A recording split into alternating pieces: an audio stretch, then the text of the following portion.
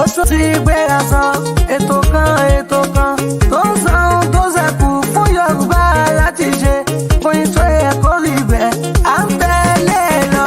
Ó tún ti gbéra sọ ètò kan tó ń san tó ṣẹ́kù fún Yorùbá láti ṣe oyin tó yẹ kó rí bẹ́ẹ̀ à ń tẹ̀lé lọ. Ó tún ti gbéra sọ ó tún ti kalẹ̀ nu ó tún ti gbéra sọ ètò kan tó ń sọ ohun tó tún kù fún Yorùbá láti ṣe oyin tó yẹ kó rí bẹ́ẹ̀ àwa ti ń bẹ́ẹ̀ lọ. Ó tún ti gbéra sọ ètò kan tó ṣẹ́kù fún Yorùbá láti ṣe oyin tó yẹ kó rí bẹ́ẹ̀ à ń tẹ̀lé lọ. Mo fẹ́ kẹ́ ní àbọ̀ kẹjọkọ́ láti gbọ́ lórí ohun tó ń ṣẹlẹ̀ láwùjọ Yorùbá oyin tó yẹ kó rí bẹ́ẹ̀ àbí ò yẹ kó ṣẹlẹ̀ lóní kí ẹ̀mí àbọ̀ ká tún gbé ìdébẹ̀ o. Ó tún ti gbéra sọ ọ̀sẹ̀ yìí ti bẹ̀rẹ̀ o. Fún Yorùbá láti ṣe oyin tó yẹ kó rí bẹ́ẹ̀ à ń tẹ̀lé lọ. Yorùbá ń sọ̀fà o. Yorùbá ń sọ̀fà o. Àfi ká ronú gidi tó yẹ ká tún máa pọ̀n lẹ́yìn àwọn amúnisìn o. Àwọn tó ń jẹ́ tiwa wọ́n máa ti ń jàgbá o. Ẹ̀tọ́ Yorùbá o wọ́n máa fi ń dùn wá. Àgbẹ̀ ò lè dóko mọ́ wọ́n ń pa wọ́n síbẹ̀ o. Wọ́n wọlé lọ́gànjọ́ wọ́n ń gbẹ̀mí Yorùbá o. Wọ́n wọlé lọ́gànjọ́ gbẹ̀mí ọmọ Yorùbá. Ojú títì márosẹ̀ wọ́n ń jí ní gbé kiri. Ẹ̀yin ẹ wá bíjọba pé kí ni wọ́n rí ṣe sí. Ẹ̀yà kan náà ni wọ́n ṣẹ̀ṣẹ̀ tẹ ẹran wọn ni. Yorùbá sọ gbọ́dọ̀ bọ̀ o ṣẹ̀gbọ́. Yorùbá sọ gbọ́dọ̀ pín ẹ jẹ́ ká mí àlọ́.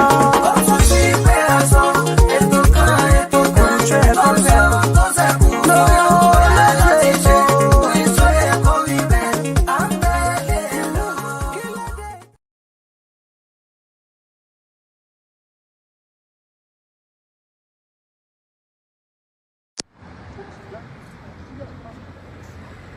Ọlọ́run dá ọ̀run òun ayé ó fi ìpìlẹ̀ rẹ̀ lélẹ̀ pẹ̀lú ọgbọ́n ńlá àti òye ńlá àti ìmọ̀ ńlá.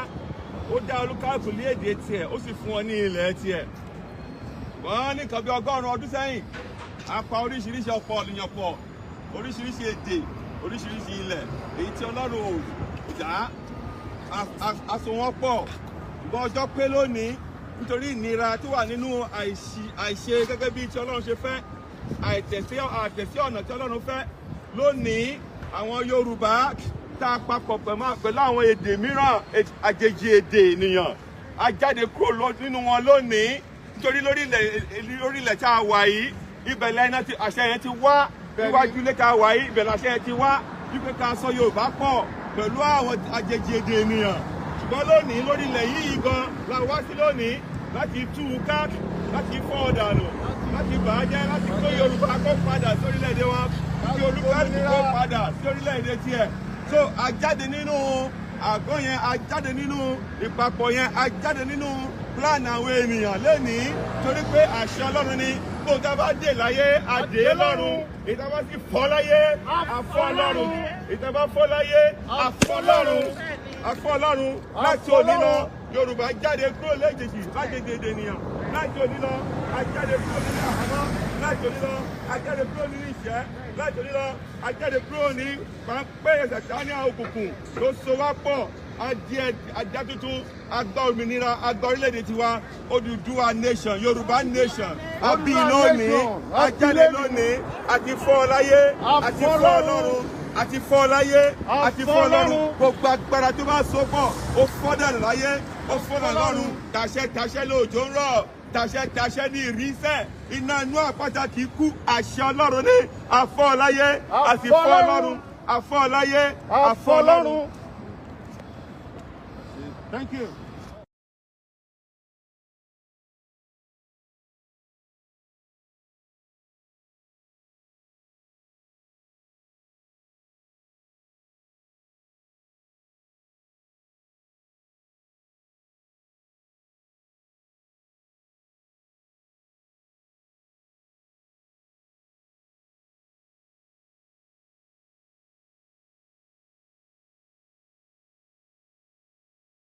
ó fẹ́ ìtọ́jú ńlá.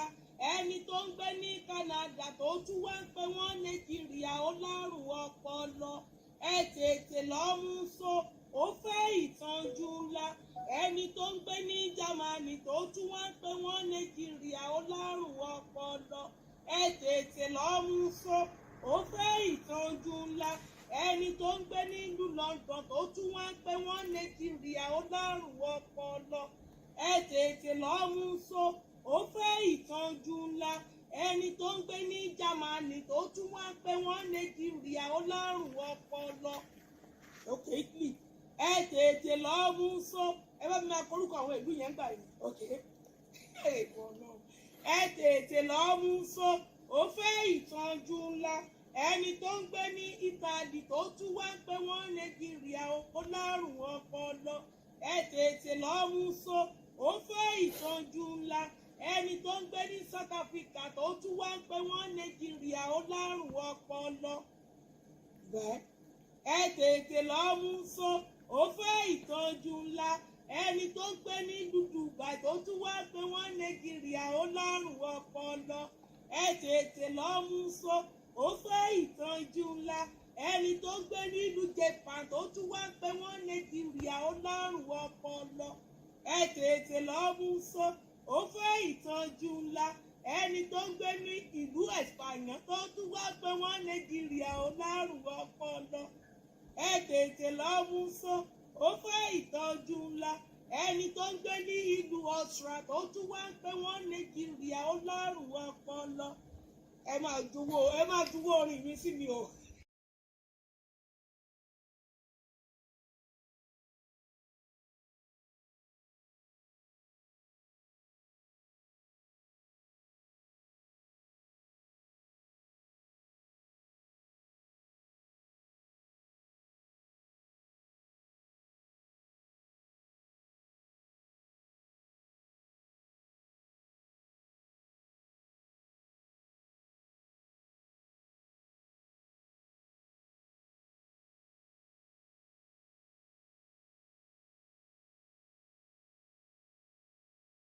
ké orílẹ̀ tàṣíwájú ń jẹ́jẹ́ lásán tí wọn ò mú un ṣẹ. Kí ni ọjọ́ ọ̀la irú ìlú bẹ́ẹ̀? Kí ni ìrètí àwọn màjèṣín tó ń bọ̀ lẹ́yìn wa? Ẹ ti ẹ̀ gbọ́ náà, ṣé kò sákọni nílẹ̀ yìí mọ́ ni? Níbo ni àwọn akọni ilẹ̀ yìí fojú pamọ́ sí? Àbí wọ́n ti kọ̀ wá sílẹ̀ náà nu? Àbí wọn ò sì lè kọ̀yà fún mẹ̀kúnnù mọ́? Bóyá wọ́n sì ti gbowó ẹ̀yìn ni a ò kúkú mọ̀. Mọ̀rèmí sáà ti ṣe tirẹ̀ kó tó lọ. Gani Fáwẹ̀hìnmí ó ṣe kísà kó tó wọ káàlẹ̀ sùn. Ta ni ó gbàgbé akitiyan Awólọ́wọ̀ nílẹ̀ yìí? Bọ́lá Ìgè ṣe gudugudu méje àti yàyà mẹ́fà.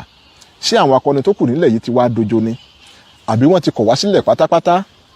Ọ̀pọ̀ tó tún yẹ kó kọ̀yà fún mẹ̀kúnnù nílẹ̀ yìí ló ti dẹni àgbégbìn. Ọ̀dá wa dági oko kò lè sóje mọ́. Ebi pàjànàkú wa ó dẹni tájá ń fà nírù. Okùn máparò ó wá dẹgbẹ́ ẹyẹkẹyẹ. Òjò pàlàpà ó dun àmúgùnfẹ́ wúrẹ́. Eré bẹ́dùn wa nílẹ̀ ó dọ̀lẹ́ po. Ṣùgbọ́n sáà ẹ wá gbọ́ o. Gbogbo ẹni tó ń pàlú yìí lẹ́kún, ọwọ́ yín ò ní pẹ́ wàkọ̀ tọmọtọmọ. Bẹ́ẹ̀ bá nígbà képe nílé yóò bẹ̀rẹ̀ sí ní kojú ìjà sí yín ni o. Bó kò ní kọ̀lá tẹ́ ó wọlé sùn, àṣírí yín ò ní bò tọmọtọmọ. Ewé ọ̀rọ̀ kó máa rọ́bi lé gbogbo yín lórí. Obì kó máa bì yín sí kòtò. Ata ló ní kẹ́ máa tara kó sínú kósí. Ẹ̀pà ló ní kẹ́ paradà sí sàárè. Ẹ̀yin ti jáwé ọlọ́yin ayé. Dandan ní kẹ́ fojú kewé ọlọ́yin ọ̀run o. Àìlòsọ yìí mà fi mí ṣe nǹkan o. Ọ̀ràn ńláńlá ní bági apá. Ọ̀ràn jọ̀wọ̀rọ̀ kì í tán lọ́rùn gẹ̀dẹ̀.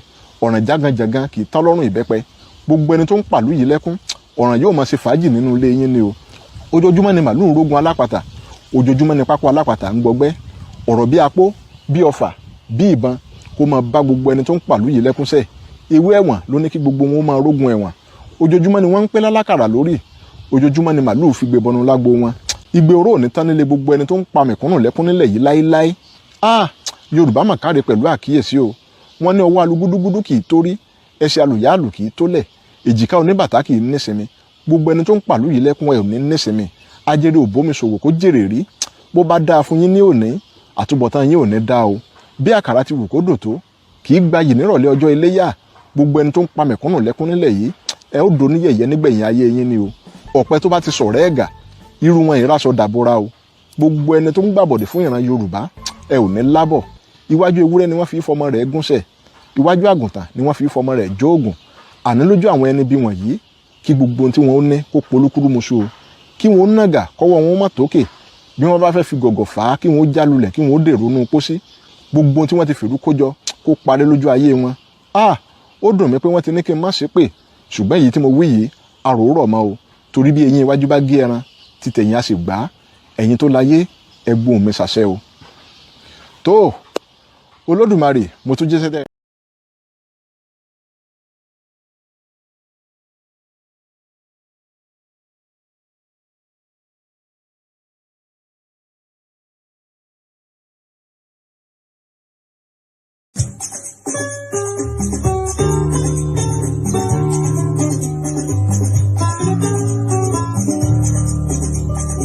Ṣé ó yẹ kó rí báyẹn o? Kò yẹ kó rí báyẹn o. Ṣé ó yẹ kó rí báyẹn o? Ṣé ìyá gbogbo bá dé?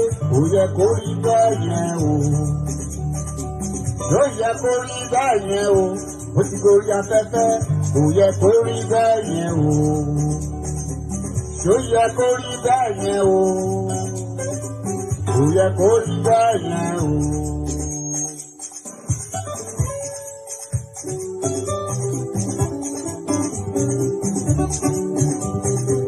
Ṣó yẹ kó rí báyẹn o?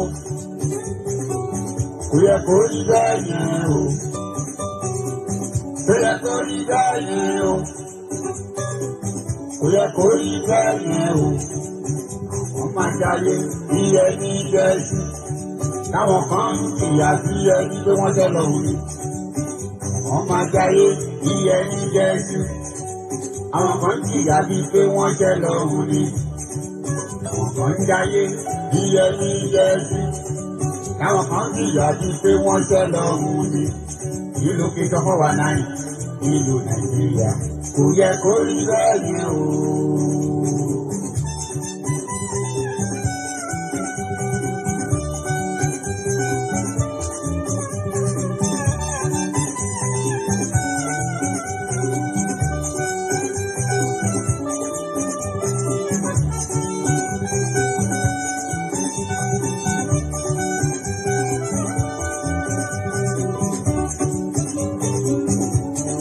Ètò tó yẹ kó yẹ ògórí afẹ́fẹ́ ẹ̀sìn ilé kan ẹ̀jẹ̀ ká ti yọ ọgbọ́. Ètò tó ń bá wọn àwọn jẹkúrú jẹrá wí nílò kí wọ́n bọ̀ wá náà ẹ̀sìn ilé kan ẹ̀jẹ̀ ká yọ ọgbọ́. Ọmọdé gbọ́ àgbà ń gbọ́ lórí ilẹ̀ yìí ní gbogbo àgbáyé pátá ni wọ́n ti gbé ń gbọ́ tó yẹ kó yẹ. Ìlú kìtọ́ fọ́ wa náà ìlú Nàìjíríà àti tó yẹ kó rí bẹ́ẹ̀. Àwọn kan máa jayé bí ẹni jẹ́sí. Àwọn kan máa jìyà, wọ́n máa ṣẹrú, kéèkì máa pa wọ́n. Tó yẹ kó rí bẹ́ẹ̀. Ilé ìwòsàn kò sí rárá. Títí wá orí jágajàga ìlú kìtọ́ fọ́ wa náà. Àwọn kámá gbogbo ètò ààbò pátá ìyẹn ti mẹ́rẹ̀ kò fiṣẹ́. Ìwà pẹ̀lúbá ó ti kárí nílòkè sanfọ́ wa náà tó yẹ kó rí bẹ́ẹ̀. Tó yẹ kó rí bẹ́ẹ̀ yẹn o. Kò yẹ kó rí bẹ́ẹ̀ o yìí.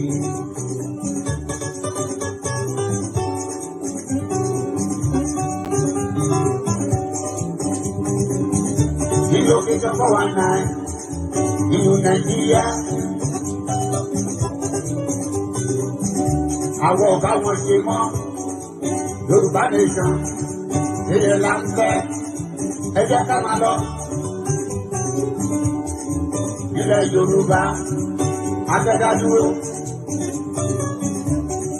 Àwọn òdìbò mọ́ no more election ilẹ̀ Yorùbá. Ìṣẹ̀tọ̀ wa jẹ́ ti fẹ́ tó, a ti lọ, tó yẹ kó rí bẹ́ẹ̀. Nígbà tó bá fẹ́ dìbò, ọmọ máa bá ojú rere wa, Mama Harai, Mama Haiwa, Agolofan, káàkiri òṣìlẹ̀ ló yẹ kó jẹ́ ẹ̀tọ́ ìjọba yìí láti ṣe títì wọ́n bá fẹ́ dìbò àwọn àmàṣẹlẹ̀ tó yẹ kó rí bẹ́ẹ̀ tó yẹ kó rí bẹ́ẹ̀ yẹn o kò yẹ kó rí bẹ́ẹ̀ o kò yẹ kó rí bẹ́ẹ̀ ó ti gorí afẹ́fẹ́ ẹ fi ìdílé ìtàn ẹ̀jẹ̀ kájọpọ̀ ẹ máa pín bẹ́ẹ̀ bá ṣe wù ú bẹ́ẹ̀ bá ṣe wọlé kíákíá tó yẹ kó rí bẹ́ẹ̀ ó ti gorí afẹ́fẹ́ tó yẹ kó rí bẹ́ẹ̀ yẹn o kò yẹ kó rí bẹ́ẹ̀ o ẹ máa pín kíákíá kíákíá kíákíá kíákíá bóyá ẹ máa pín ẹ máa pín tó yẹ kó rí bẹ́ẹ̀ ẹ máa pín bóyá kíákíá kíákíá kíákíá ó gorí afẹ́fẹ́ ẹ máa pín ẹni nílé nǹkan àjọgbọ́ tó yẹ kó rí bẹ́ẹ̀ o kò yẹ kó rí bẹ́ẹ̀ yẹn o.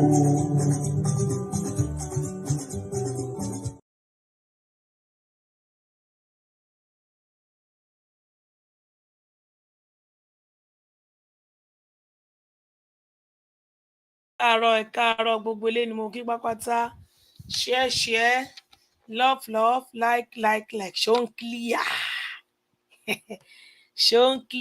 ṣó ń clear tó bá ń clear jẹ́ kí n mọ̀ pé ó ṣe kí ni ṣó ń clear bá mi tẹṣẹ́ bọ́tìn share love like tó bá ń clear jẹ́ kí n mọ̀ pé ó kí ni clear gan ni o ní gbogbo kíbi tẹ́ ti ń gbọ́ wa all over the world ẹ bá mi gbọ́ wọlé share bọ́tìn ẹ bá mi gbọ́ wọlé share button mo bẹ̀ wá mo rọ̀ wá tí ó bá ń clear jẹ́ kí n mọ̀ pé ó ń clear ní orí Facebook nǹkan ṣó ń clear ń bẹ̀ ní orí YouTube nǹkan ṣó ń clear lórí YouTube ṣó ń clear lórí YouTube ní orí Twitter nǹkan ṣó wà òkè lórí Twitter ṣó clear ń bẹ̀ ṣó clear lórí Twitter share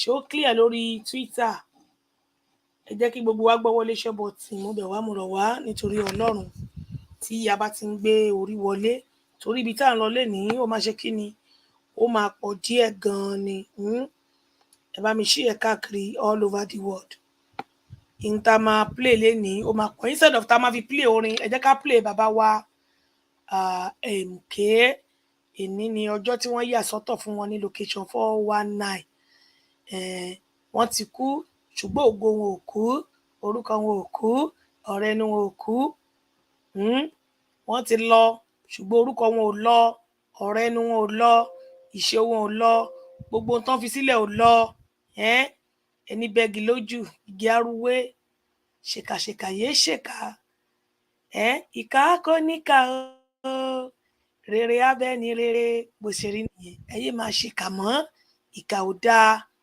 ẹ̀hún tá a bá ṣe lénìí ọ̀rọ̀ ìtàn ni ó dà lọ́la gbogbo ohun tí a bá ṣe lénìí ọ̀rọ̀ ìtàn ni ó dà lọ́la gbogbo àwọn ọmọ gbọ́dọ̀ dé nísìn ní location 9 nítorí bàbá wa MK ó ti kú o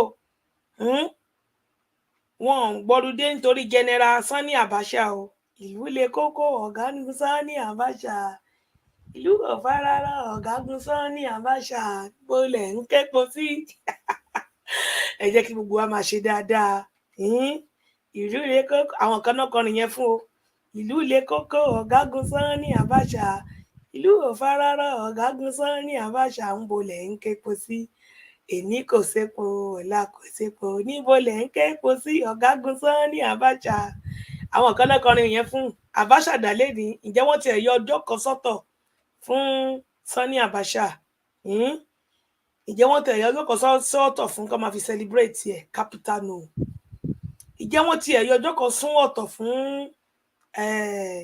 bàbá wa Awólọ́wọ̀ ẹ jẹ́ kí gbogbo wa jọ sọ.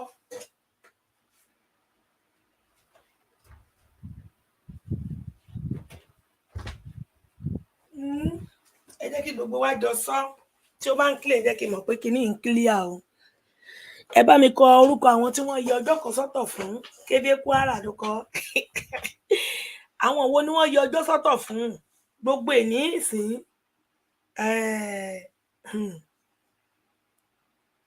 gbogbo èní nísìn location 9 ní location 9 hello gbogbo wọn wà lọ́rídé àtòṣìṣẹ́ o àtọmọ school o àtọmọṣẹ́ o àtọ̀gá o gbogbo wọn wà lẹ́yìn holiday fún tani fún bàbá wa MK ó ṣe dáadáa ni o àríkà lárí sọ torí ìrègùn lèèyàn fi ṣoore wọ́n yẹ ọjọ́ ìsọ́tọ̀ fún bàbá yìí for life bó dẹ̀ ṣe máa wà nìyẹn for life torí kí náà fi ṣe torí iṣẹ́ rere wọn ni ìtàn wọn la máa gbé wálé ní gbogbo background wọn la máa gbé wálé ní gbogbo nǹkan tó ti ṣe la máa gbé wálé ní níwọ̀nba tí a bá lè gbé wá fún gbogbo wa ní ìwọ̀nba dọ́kúmẹ́ǹtì wọn tí a ní lọ́wọ́ gbogbo ibi tí bàbá yìí ti sọ̀rọ̀ tí a bá ní lọ́wọ́ tí agbára wa bá ká àwa tí a bá dẹ̀ mọ̀ tán bàbá yìí náà a máa pè wọlé láti sọ̀rọ̀ nípa bàbá wa tí wọ́n ń ṣe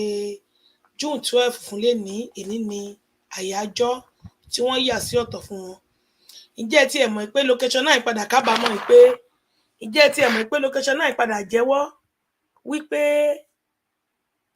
àwọn rí wípé bàbá yìí ló padà wọlé a máa play náà fún wa níbi tí Buhari ti sọ nígboro ayé tó sọ jáde wípé lóòótọ́ àti lódodo bàbá wa MK Abíọ́lá ló wọlé lóòótọ́ pé wọ́n mọ̀ọ́mọ̀ má gbé fún ni ta ni ò mọ̀ọ́mọ̀ gbé fún hello ta ni ò mọ̀ọ́mọ̀ gbé fún ta ni ó mọ̀ọ́mọ̀ sọ pé kó má gbé fún ẹ bá wa kọ kí a tó play ẹ̀ fún wa kí gbogbo wa tó gbọ́ ta ni ó mọ̀ọ́mọ̀ má ní kó má gbé fún àwọn Babangida ń kó Babangida wà láyé lẹ́ni o ó wà láyé bẹ́ẹ̀ tí ò sí láyé ògbé ò fọhùn jáde Babangida wà láyé lẹ́ni o ó wà láyé bẹ́ẹ̀ tí ò sí ǹjẹ́ ìràwọ̀ ẹ̀ padà fọhùn jáde bí òkú ọ̀run ni wọ́n celebrate ní gbogbo Nàìjíríà lẹ́ni o ìyẹn ni bàbá wa MK Abíọ́lá kí Ọlọ́run túbọ̀ bá wa tọ́ wọn sí afẹ́fẹ́ rere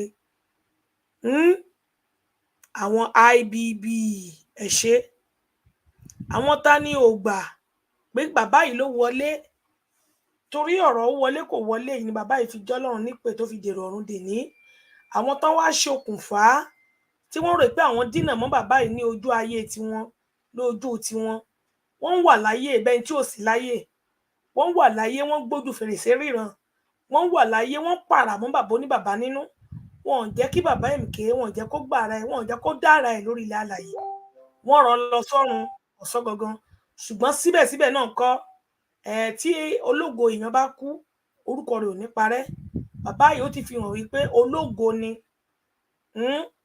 ológo tí ò kì í kú ìràwọ̀ tí ò kì í kú ni ó ti fi hàn torí pé ó ti kú ìràwọ̀ rẹ̀ ò kú ó ti kú ògo rẹ̀ ò kú ó ti kú ògo rẹ̀ sì ń fọhùn jáde bẹ́ẹ̀ ni ní gbogbo all over the world mo bẹ̀rẹ̀ ní o Yar'Adua tó kú dà àwọn ẹ bá mi kórúkọ àwọn president àwọn tó tiẹ̀ jẹ́ president president tiẹ̀ ní ṣebí ipò president ni bàbá yìí lélélélélé tí wọ́n fi gbẹ̀mí lẹ́nu wọn àwọn president wo ló ti wá lọ tí wọ́n sì rántí wọn di èní ẹ jẹ́ kí gbogbo wa kọ síta ẹ jẹ́ kí gbogbo wa kọ síta àwọn president wo ló ti lọ tí ó ti lọ tí kíni tí wọ́n ṣe celebrate ti di ọ̀la tí wọ́n fún wọn lọ́jọ́ bóyá holiday bank holiday fún wọn ẹ jẹ́ ká kọ àwọn òwò ló ti ẹ̀ ti ṣe dáadáa tí wọ́n ti ẹ̀ wá yọ ọjọ́ kan sọ́tọ̀ tó yẹ pé ọmọ tí wọ́n ti bí àti tí wọ́n ti bí ó mọ̀ pé àyájọ́ èní ní gbogbo àgbáláyé ni wọ́n ṣe kíni ni wọ́n celebrate bàbá yìí mi ì tí ì réyàn tó bá wa kọ́ o ẹ jẹ́ kí á play bàbá wa ẹ bá wa tẹṣẹ́ bọ́tìn tí ẹ bá ti ń gbé orí wọlé.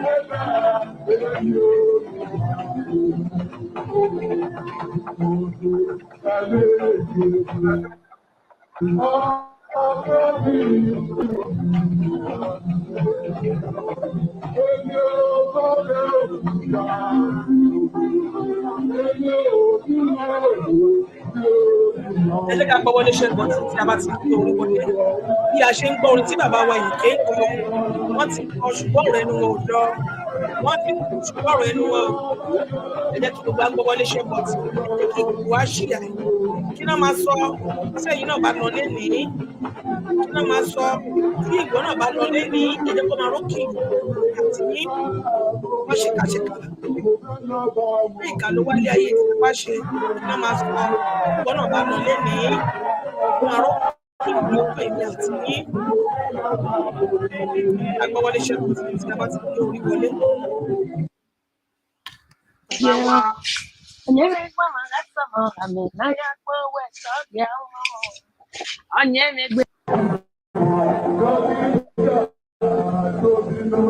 Bàbá wa ẹ̀mùké ni mo play fún wa yìí.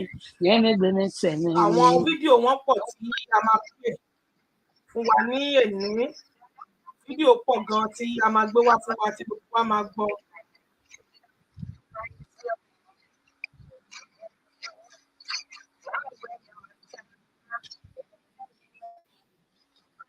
Níbo ni fídíò mi ti ṣe ń kọrin?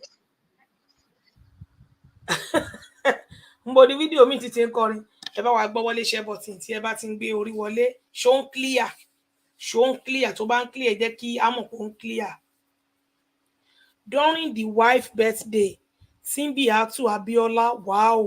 Ó ní bàbá kọrin yẹn. During the àwa tí a bá mọ ọ̀rọ̀ wọn náà a máa pè wọlé. Wọ́n ní during the wife birthday, Simbiatu Abiola, kí Ọlọ́run bá wa tẹ́ àwọn náà sí afẹ́fẹ́ rere. A máa play ọ̀rọ̀ fídíò mọ̀mọ́ wa Simbiatu náà tí gbogbo wa náà máa ṣe kí ni ká máa gbọ́. Bákan náà dẹ̀ ni àwọn tó play mọ̀mọ́ wa mua ó ti lọ a máa play tàwọn náà níbi táwọn náà ti sọ̀rọ̀ ya ẹ bá wa gbọ́ wọlé share button tí ó bá ń clear jẹ́ kí n mọ̀ pé ó ń clear o ẹ ti tẹ share button ni o ẹ ti tẹ share button ni o àwọn ìyàwó bàbá wa tí a mọ̀ dájúdájú àwọn ni ìyàwó bàbá pọ̀ ṣùgbọ́n àwọn tá a mọ̀ nìyẹn tẹ́ bá rí àwọn tí àwọn náà tí tó ń jẹ́ ìkan lára àwọn ìyàwó bàbá ẹ lè send ẹ̀ sí wa a fi ṣe partial kí a play ẹ̀ ní orí ìkànnì yìí mọ̀mọ́ wa Simbiatu a mọ̀ wọ́n fídíò wọn wà ní ọwọ́ tiwa a máa mú wa náà wá sí etí ojú máwòrán wa ní èní bákan náà dẹ̀ tún ni a tún máa ṣe kí ni a máa play ti mọ̀mọ́ wa náà mú à fún gbogbo wa tí gbogbo wa náà máa rí ní èní ẹ jẹ́ ká gbọ́ wọlé share button tí ó bá ń clear ẹ jẹ́ kí n mọ̀ pé ó ṣe kí ni ó ń clear share love like kí n tó máa bẹ̀rẹ̀ sí ń play àwọn fídíò yìí fún wa ẹ jẹ́ kí n sáré fi àsìkò yìí kí gbogbo àwọn ọmọkọ ilẹ̀ Yorùbá àkú program àná o ojú òní ti wà ní agbára Ọlọ́run kí ibẹ̀ láti ọ̀dọ̀ àwọn sọ̀rọ̀sọ̀rọ̀ àgbáyé gbogbo ṣe mo kí yín ẹ káàsán ẹ káàárọ̀ ẹ kú ìyálẹ̀ta ní gbogbo kíbi tí ẹ ti ń gbọ́ mi èmi ọmọ àbúrò yìí náà ni o Queen of Media olú ayé gbogbo sọ̀rọ̀sọ̀rọ̀ pápátá ìbẹ̀rù fáwọn jẹ̀búrẹ́ DVD pàṣẹ fáwọn ọmọ aláìgbọràn ṣé yẹ kó rí bẹ́ẹ̀ platform template fún gbogbo àwọn mídíà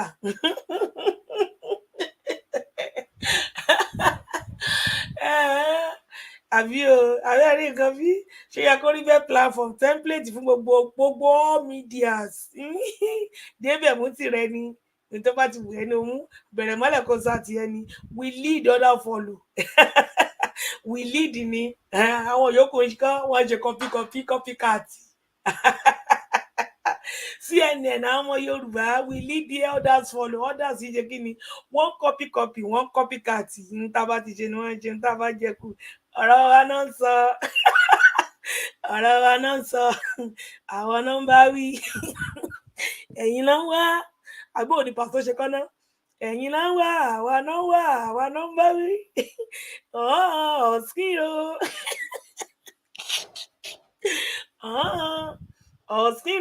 ọ̀sìkìrò blueprint fún gbogbo mídíà ẹ ṣeun. I can't love you less. Blueprint tó bàdé ẹ̀sìn burúkú blueprint fún gbogbo mídíà pápátá blueprint tó tíkì burúkú àtẹ́kọ̀ọ́ blueprint burúkú tó ṣe kí ni tó ta lẹ́nu dákúdákú template fún gbogbo mídíà all over the world home and abroad we lead other follow ni so yẹ kó rí bẹ́ẹ̀ come forward the rest ẹ máa follow àwa nọ́mbà wí àwa nọ́mbà skiro àbí ọ̀nà tí máa ń kọ mi mo rí Pàṣọ ń kọ Pàṣọ má bínú mi mo rí ẹ ń kọ àtẹ́kọ̀ lójú àwọn ọ̀tá ni ẹ bá mi tẹṣẹ́ bọ́tì blueprint media ẹ bá mi kọrúkọ mi sí níwájú dádì mi Táíwò Èjìrẹ́ ará Ìṣòkun ọba ọmọ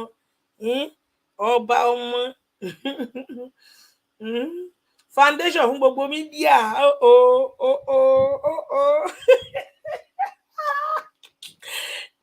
bá méjì rẹ ń bájọ bá méjì rẹ ń bayọ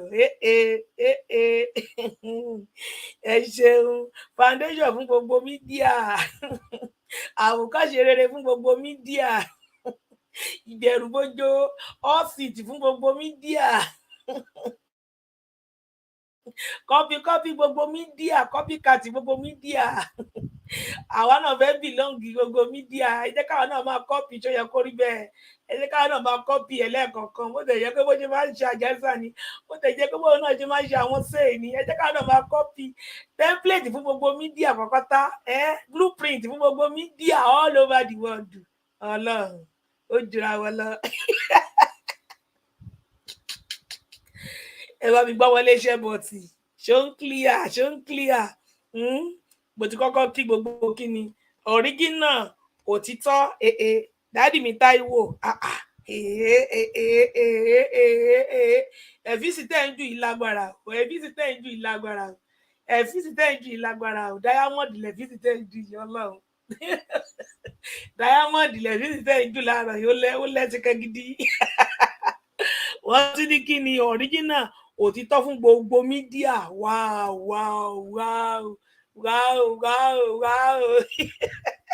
ẹ wá gbọ́ wọlé iṣẹ́ bọ̀tì tó ń clear o.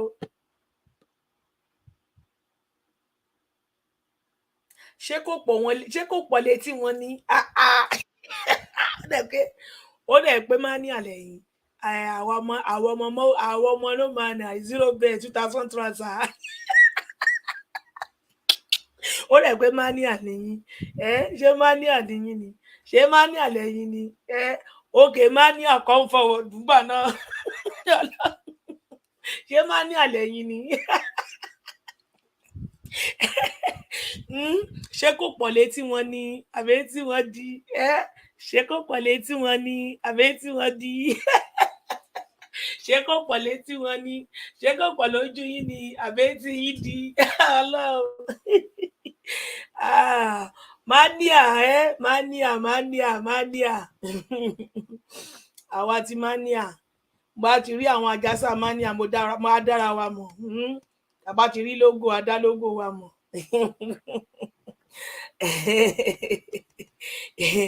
ọ̀dọ̀ mania wa mo ti rí mania come forward àwa náà wá sọ di èmi náà wá sọ di Yorùbá nation ọmọ Yorùbá nation come forward bó ṣe rí nìyẹn àwòkọ́ṣe eré ni mania jẹ́ fún queen bẹ́ẹ̀ ni àwọn olórin tí mo láìkì nù best musician mi nù mania mania èmi ò ń gbọ́ Òṣùpá mi ò ń gbọ́ Wàsó mania mo máa ń gbọ́ mania mo láìkì. ẹ bá mi gbọ́ Wọlé iṣẹ́ bọ̀tì ó pọ̀ pa Àjọkẹ́ tó ṣáìn ọmọ tó ṣáìn proper tó ta lẹ́nu yẹ́rìyẹ́rì Ọlọ́run àwọn lè ta lẹ́nu yẹ́rìyẹ́rì ó yẹ ẹ jẹ́ ká gbọ́ Wọlé iṣẹ́ bọ̀tì ni o ẹ jẹ́ kí gbogbo àwọn bàbá alálùbáríkà gbogbo àwọn ọmọ ọkọ Yorùbá ọmọ Yorùbá nation come forward rẹ́ẹ̀sì ọmọ Yorùbá nation come forward ẹ jẹ́ kí gbogbo wa pátápátá mo ti kí gbogbo sèé o gbogbo sọ̀rọ̀sọ̀rọ̀ àgbáyé dádì mi Olú Akins bàbá queen tó mú yes mi ò ní wá yín tì àáfàá queen tó mú yes mi ò ní wá yín tì mọ́mì mi daughter of Zion mi ò ní wá yín tì gbogbo sọ̀rọ̀sọ̀rọ̀ àgbáyé mi ò ní wá yín tì ẹ ṣeun dádì mi Tajudeen èmo ọkọ rí kọ́mẹ̀ntì yín dádì mi Tajudeen Yusuf ẹ káàsán ẹ bá mi gbé ọwọ́ léṣẹ́ bọ̀tìn tí ó bá ṣe kíni tí ó bá mú yes dádì mi Julius bàbá queen tó ṣe kíni tó mú yes ẹ káàsán ẹ bá mi gbọ́wọ́ léṣẹ́ bọ̀tìn tí a bá ti ń gbé orí wọlé happy new week mọ́mì mi Àjọkẹ́ happy new week dádì mi Odùa ti dé happy new week dádì mi Joy Akinlolú happy new week dádì mi Akeem happy new week dádì mi Lawan happy new week dádì mi Yusuf Tajudeen happy new àwọn Tajudeen ni yampian sí orí bí kí ló dé Tájù má pa mí nà Tájù má pa mí nà Tájù má pa mí nà ẹ bá mi gbọ́ Wọlé iṣẹ́ bọ̀tìn. Tágùdì méjì ẹ̀rù bà kan kí ló dé dádì mi Lawan Jamiu ẹ káàsán dádì mi Yinkils baby ẹ káàsán àwọ̀tá ni mi ò tí kí o àwọ̀tá mi ò tí kí happy new week ọ̀sẹ̀ dádì mi Adébáyọ̀ Akínlọ́lá Adébáyọ̀ happy new week sir ọ̀sẹ̀ yá sanwó-sanwó ìkú baálẹ̀ ọ̀rọ̀ dádì mi Andel happy new week sir dádì mi Kọ́yà Olú happy new week sir dádì mi Akeem happy new week sir Àkànní dádì mi Akeem wà Àkànní tún wà happy new week dádì mi Joy Akinlolú happy new week mọ́mì mi Esther happy new week mọ́mì mi ìyá àdúrà ìbejì happy new week àwọn ta ni mi ò tí kí ẹ jẹ́ kí gbogbo wa ká ṣe kí ni ká gbé ká comment ṣe yẹ kó rí bẹ́ẹ̀ call my name àwọn ta ni mi ò tí pé o ẹ má bínú sí mi comment yẹn ṣe kí ni dádì mi bless o happy new week I can't love you less happy new week sir.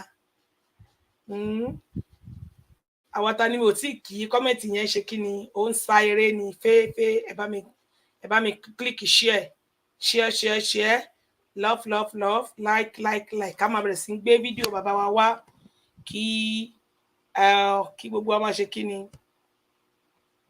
ẹ jẹ́ ká gbọ́ Wọlé iṣẹ́ bọ̀tì ṣé gbogbo wa ni mo ti kí o ṣé gbogbo wa ni mo ti kí gbogbo ibikíbi tí a wà ṣó ń clear ń bẹ o ẹ jọ̀ọ́ tó bá ń clear ń bẹ jẹ́ kí n mọ̀ pé ó ń clear o àwọn péjì wa tí a ń lò lọ́wọ́lọ́wọ́ new page ni gbogbo péjì tí a wà lọ́wọ́lọ́wọ́ báyìí new page ni gbogbo péjì tí a ń lò lọ́wọ́lọ́wọ́ báyìí gbogbo àwọn old page wa pápátá òun láti ṣe kí ni òun ni a sì tí gbé so gbogbo péjì tá à ń lò lọ́wọ́lọ́wọ́ tá à ń lò tẹ́lẹ̀tẹ́lẹ̀ gbogbo wọn la sì ṣe kí ni láti pẹ̀pìn for now àti ìgbé wọn jáde afẹ́ kan máa ṣe kí ni kan máa káwọn náà tó máa ṣe press up lọ́wọ́ iṣẹ́ tó ń ṣe fún odidi 2 years yẹn ó lẹ́tìkẹ́ ó kọjá játijàti káwọn náà tó máa ṣe kí ni káwọn náà ti lọ máa fara lélẹ̀ kan lọ máa sinmi àwọn nínú page tún ni àtúkó síta lọ́wọ́lọ́wọ́ new page tí mo kó síta lọ́wọ́lọ́wọ́ 6 ní orí Facebook new page tó wà lórí Facebook 6 destination ní new page Facebook wa míì come my name mọ́mì mi Àrínọlá mi ní wáyìntì new page ní èyí tó wà lórí Facebook tí a tún wà yìí ọdún kejì tí a ti lo gbogbo wọn lélẹ̀ gbogbo wọn náà ti wà ń bẹ̀ tí wọ́n ti dúró déédé tẹ́lẹ̀ fún odidi ọdún 2 so àtúlọ mú wọn jáde pé ó yá ètò ìsinmi tó bẹ̀rẹ̀ iṣẹ́ so àwọn wọ̀nyẹn náà tún ṣe kí ni wọ́n tún lọ ń sinmi tàbá tún lo àwọn eléyìí náà àtúmọ̀ yí sí ìyẹn náà kò sẹ́lẹ̀ tó ṣe kí ni bẹ́ẹ̀ kò sẹ́lẹ̀ tí ò ti ṣe kí ni wọ́n ti verify o mo tún fẹ́ kọ́ verify àwọn eléyìí náà ní gbogbo àwọn wọ̀nyẹn pátá máàkì ti verify gbogbo wọn pátápátá wọ́n tún bọ́wọ́ lù ú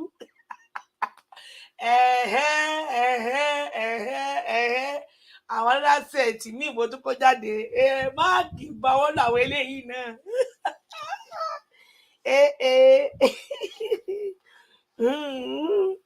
yóò lẹ́ẹ̀dì gidi yìí tó máa lọ́ọ̀tì ni yìí tó máa lọ́ọ̀tì ni ìṣóyẹ kó rí bẹ́ẹ̀ wà ń bí ọlọ́run mọ́sálásí tí ò níbi rè mọ́sálásí tí ò níbi kankan tí ó lọ tẹ bá ń gbọ́ mọ́sálásí wọ́n máa ń gbé mọ́sálásí ni queen kò níbi tí ó lọ lẹ́yìn pé kẹjẹ kí ni ẹ gbé jẹ fórí ẹ gbà fọgà yín yányán Ọlọ́run ẹ gbà fún ẹ bá fi gbọ́ wọlé iṣẹ́ bùtì ṣó ń clear àwọn wọ̀nyẹn mo ti rí pé máàkì ti bò tẹ̀lú gbàgà mo lè gbé síta kẹrí o máàkì ti bá mi fò tẹ̀lú wọn yẹn wọ́n ti fò tẹ̀lú gbàgà àwọn wọ̀nyẹn ti dúró ẹ jẹ́ ká tún ṣiṣẹ́ eléyìí náà kí máàkì náà tó bá wá fi kíni kó tó bá wá fò tẹ̀ gbágú tó ṣe rí nù so at any time làwọn yẹn máa ṣe kíni náà wọ́n tún bá bẹ̀rẹ̀ iṣẹ́ tí ó ṣe wà nìyẹn lórí ọ̀rọ̀ Yorùbá Nation iṣẹ́ ní tó máa náà tì ní mo wà ń bí Ọlọ́run mọ́sálásí lèmi mi ò níbi tí mo fẹ́ lọ o tọ́bẹ̀ nìkan bá dùpò kò pé bóyá wọ́n kàn fẹ́ lórúkọ queen jẹun ni o wọ́n fẹ́ forúkọ mi gùnkè kò ṣe nǹkan kan celebrity I'm a public figure I'm a celebrity oríṣiríṣi èèyàn ṣó yẹ kó rí bẹ́ẹ̀ queen of media fúnni ló ń jẹ máa wò bẹ̀ lèmi fúnni ló ń jẹ máa wò bẹ̀ máa jẹun lára mi kò ṣe nǹkan kan náà kò béwu dé rárá kò sí tó béwu dé ń bẹ̀ ẹ̀yin tí ẹ wà ní orí àwa tí a wà lórí ṣó yẹ kó rí bẹ́ẹ̀ kò yẹ kó rí bẹ́ẹ̀ Yorùbá yìí tí ẹ wà ní orí ṣó yẹ kó rí bẹ́ẹ̀ kò yẹ kó rí bẹ́ẹ̀ Yorùbá ní àwọn péèjì mẹ́fẹ̀ẹ̀fà tí a kó jáde eléyìí ṣó yẹ kó rí bẹ́ẹ̀ kò yẹ kó rí bẹ́ẹ̀ Yorùbá yìí star ti wà ń bẹ̀ ẹ jọ̀ọ́ ẹ bá wa fi promote péèjì yìí kí wọ́n lè rí pé àwọn tó wà ń bẹ̀ wọ́n ṣe kí ni wọ́n dúró déédéé mo dúpẹ́ lọ́wọ́ gbogbo ọmọ Yorùbá fún eléyìí tí à ń lò tẹ́lẹ̀ queen ṣó yẹ kó rí bẹ́ẹ̀ kò yẹ kó rí bẹ́ẹ̀ TV mo dúpẹ́ lọ́wọ́ yín thank you Facebook ti bá wa bu òtẹ̀lù yẹn kò sí pé wọ́n rìpọ́ọ̀tù ẹ̀ mọ́ kò sí nǹkan tẹ́fẹ́ tẹ́ bá ti mo ti sọ pé tẹ́ bá ṣe ń lo ṣó yẹ kó rí bẹ́ẹ̀ sí ìṣó yẹ kó rí bẹ́ẹ̀ ni àwọn mark lórí Facebook wọ́n fún mi ní ránkì sí tẹ́ ṣe ń lorúkọ mi sí ẹ̀ ń pò kìkì mi ni torí pé fún kí ni ariwo kan ìpọjọ́ òkìkí kan ìpòṣù bẹ́ẹ̀ ni tẹ́ ṣe ń lo ṣó yẹ kó rí bẹ́ẹ̀ sí ni máàkì yẹn recognize mi sí ni wọ́n dá mi ta ló ń jẹ́ ṣó yẹ kó rí bẹ́ẹ̀ yìí tẹ́ ṣe ń polongo mi sí ní gbogbo YouTube, Twitter, Facebook ni wọ́n recognize mi sí ẹ̀ ń promote orúkọ yẹn ni tèmi náà dẹ̀ ń rí ọwọ́ yín mo dúpẹ́ lọ́wọ́ gbogbo yín pápátá tí ẹ máa ń lo orúkọ mi ṣe program thank you mo dẹ̀ dúpẹ́ lọ́wọ́ gbogbo yín pápátá tí ẹ máa ń lo àwòrán mi fọ́tò mi gbogbo yín pápátá olólùfẹ́ mi ni gbogbo yín pápátá Ọlọ́run torí pé iṣẹ́ gidi lẹ ń ṣe fún mi mo gbọ́dọ̀ kí yín mo dẹ̀ gbọ́dọ̀ yìn yín gbogbo yín tẹ́ máa ń lo fọ́tò mi tẹ́ máa ń lo àwòrán mi mo dúpẹ́ lọ́wọ́ yín Ọlọ́run bá mi sọ yín lẹ́san rẹ̀ mo dúpẹ́ pẹ́ òkun thank you bẹ́ẹ̀ la ṣe máa rí olólùfẹ́ mi ni yín o ẹ̀yin gangan ni number 1 fans mi ẹ̀yin gangan lẹ nífẹ̀ẹ́ mi bẹ́ẹ̀ ni torí àìmọye fọ́tò tó wà lórí Facebook tẹ́ ẹ lò àìmọye èèyàn tó dáa jù mí lọ tẹ́ ẹ lò fọ́tò wọn ṣe program àìmọye ẹni tó lórúkọ jù mí lọ tẹ́ ẹ lórúkọ wọn ṣe program mo dúpẹ́ lọ́wọ́ yín mo really appreciate yín gbogbo ẹ̀ pápátá ni máàkì sọ fún mi mo dúpẹ́ lọ́wọ́ yín gbogbo ẹ̀ náà dẹ̀ mo dẹ̀ ń claim èmi náà ni mo ń jẹ́ bẹ́ẹ̀ èmi náà ni mo ní ara àwọn program mi náà ni so bó ṣe rí nìyẹn gbogbo ẹ̀ náà kọ́ wọ́n fi fún mi ní rank sí ni so ẹ ṣeun ẹ bá mi gbọ́ wọlé share button tí a bá ti ń gbé orí wọlé ẹ jẹ́ kí share button kó máa ṣe kí ni kó máa flow kí love kó máa flow kí sticker kó máa mo ní sticker kó ti mọ wá lára ẹ má bínú a sì pọ́ọ̀sì sticker for now àti ṣì sticker wa Facebook yìí nìkan torí pé ó jẹ́ new page nìkan ó ní àti ṣì ní àti ní star ní skinny wà ń bẹ lórí ẹ̀ àwọn yòókù ó dẹ̀ ṣe méjì ní mi tí ẹ mọ̀ ṣá èwo tún lélẹ̀ náà ṣe méjì ní mi tí ẹ mọ̀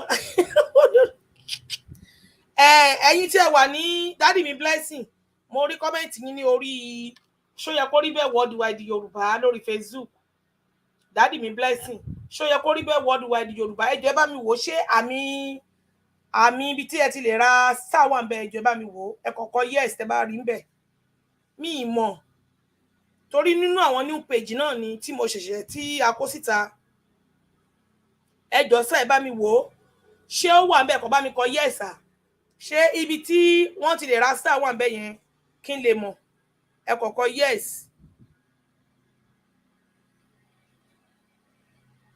ẹ kọ bá mi kọ yes tẹ bá rí ibi tí àmì àwòrán ibi tí wọ́n ya stars níbi tí ẹ ti ń comment yes ó wà ń bẹ wow mi ò mọ̀ o how many followers mo ti ní lórí ẹ̀ tán ti fún mi ná no be juju be this ni no be juju be this one ni mi ò mọ̀ mo kọ kí ni yẹn gbé wá ni mo rí ẹ ṣe mo ti rí ní orí ẹ̀ ṣó yẹ kó rí bẹ́ẹ̀ worldwide Yorùbá 1.3 like 1.3 èèyàn ló like ẹ̀ 2,000 followers lórí ẹ̀ okay ẹ ṣé mo dúpẹ́ thank you sir okay àwọn page wa tí ẹ má bínú new page ni wọ́n ẹ má bínú so mo kọ́kọ́ wọn jáde ni kí a máa run ẹ lọ kún ẹ ṣó yẹ kó rí bẹ́ẹ̀ eléyìí new page náà ni mi mọ̀ àmọ̀ṣe eléyìí ẹ má bínú o so gbogbo ẹ̀yin tí ẹ wà ní orí àwọn page yẹn tẹ́ wà ní orí old page yẹn jọ̀ọ́ ẹ jẹ́ ká move wá sí orí bí sí orí ibi tí a wà yìí lọ́wọ́lọ́wọ́ ẹ jọ̀ọ́ nítorí Ọlọ́run ẹ jẹ́ ká padà move wá sí orí bí torí pé page wọn yẹn ẹ máa rí program náà lórí wọn ṣùgbọ́n a máa share sí orí bẹ̀ yẹn ni another set ni a fẹ́ kó jáde mi ò fẹ́ kí anything kí ó máa disturb program wa ṣé ti rí pé láyé ìgbà kan tó máa ti report page wa báyìí kò ní síbi tá a máa gbà jáde àṣẹ̀ṣẹ̀ máa sá kolobá kiri èmi ò mọ̀ pé eléyìí báyìí 20,000 lélẹ̀ 20,000 follower lélẹ̀ 0 following wow ẹ má ṣeun ẹ bá mi share ẹ jọ̀ọ́ nítorí Ọlọ́run tí ó bá ń clear so torí àwọn program yẹn wọ́n máa ń report gan gidi so ìka èèyàn dẹ̀ ni wọ́n, àwọn amòòkùnṣèkà tí wọn nífẹ̀ẹ́ sí nǹkan tó dáa wọ́n lọ máa report to page. Òun ló fà á, ẹ má bínú. Àwọn ẹlẹ́tanú, àwọn kẹ́ni má ní, àwọn tí wọn kì í ṣohun rere lágboolé wọn, àwọn ni. Àwọn tí wọn kì í gbúrò ayọ̀ lágboolé wọn, àwọn ni ẹ má bínú, torí tí wọ́n ní péjì fi pọ̀ o. Àti wípé program tá máa ń ṣe lórí ìkànnì yìí gẹ́gẹ́ bí ẹ ṣe mọ̀, hot program la máa ń ṣe, hot one, torí pé hot seat ni ìjókòó wa ń bí, hot seat ni, hot seat ni gbogbo nǹkan tá à ń ṣe ń bí, hot seat ni. So òun ló fà á, tá bá dẹ̀ ti bẹ̀rẹ̀ program ara máa ń ta wọ́n gan-an. So ìdí ẹ̀ nìyẹn tí gbogbo wọn fi ń ṣe kí ni, tó máa fi ń fapá jánu tá bá ti ń ṣe program. Ẹ má bínú sí mi, mo bẹ̀ wá, mo rọ̀ wá, ẹ jẹ́ kí n play bàbá wa fún wa. Ní èní ìkan nínú ṣé ìkan nínú wọn ni kí pé president wọn, máa play ibi tí ṣé n gbọ́dọ̀ play ibi tí Buhari ti sọ̀rọ̀ yìí pé bàbá wa MK ló wọlé, ṣùgbọ́n wọn ò gbé fún wọn. Àbí kí n kọ́kọ́ play ibi tí Kẹ́jẹ́wọ́rọ́ ti sọ̀rọ̀ lénìí nítorí bàbá wa MK, kí gbogbo wa gbọ́ ohun tó sọ nípa wọn. Ọmọlẹ́yìn wọn ni. بعد أعوذ بالله من الشيطان الرجيم بسم الله الرحمن الرحيم سبحان الله والحمد لله ولا إله إلا الله الله أكبر الله أكبر ولا حول ولا قوة إلا بالله العلي العظيم. A dúpẹ́ fún Ọlọ́run, ọba tó jẹ́ pé òun ló ní kápá lórí ohun gbogbo, tó sì lè ṣe ohun gbogbo lásìkò gbogbo, láàyè gbogbo àti ní ọ̀nà gbogbo.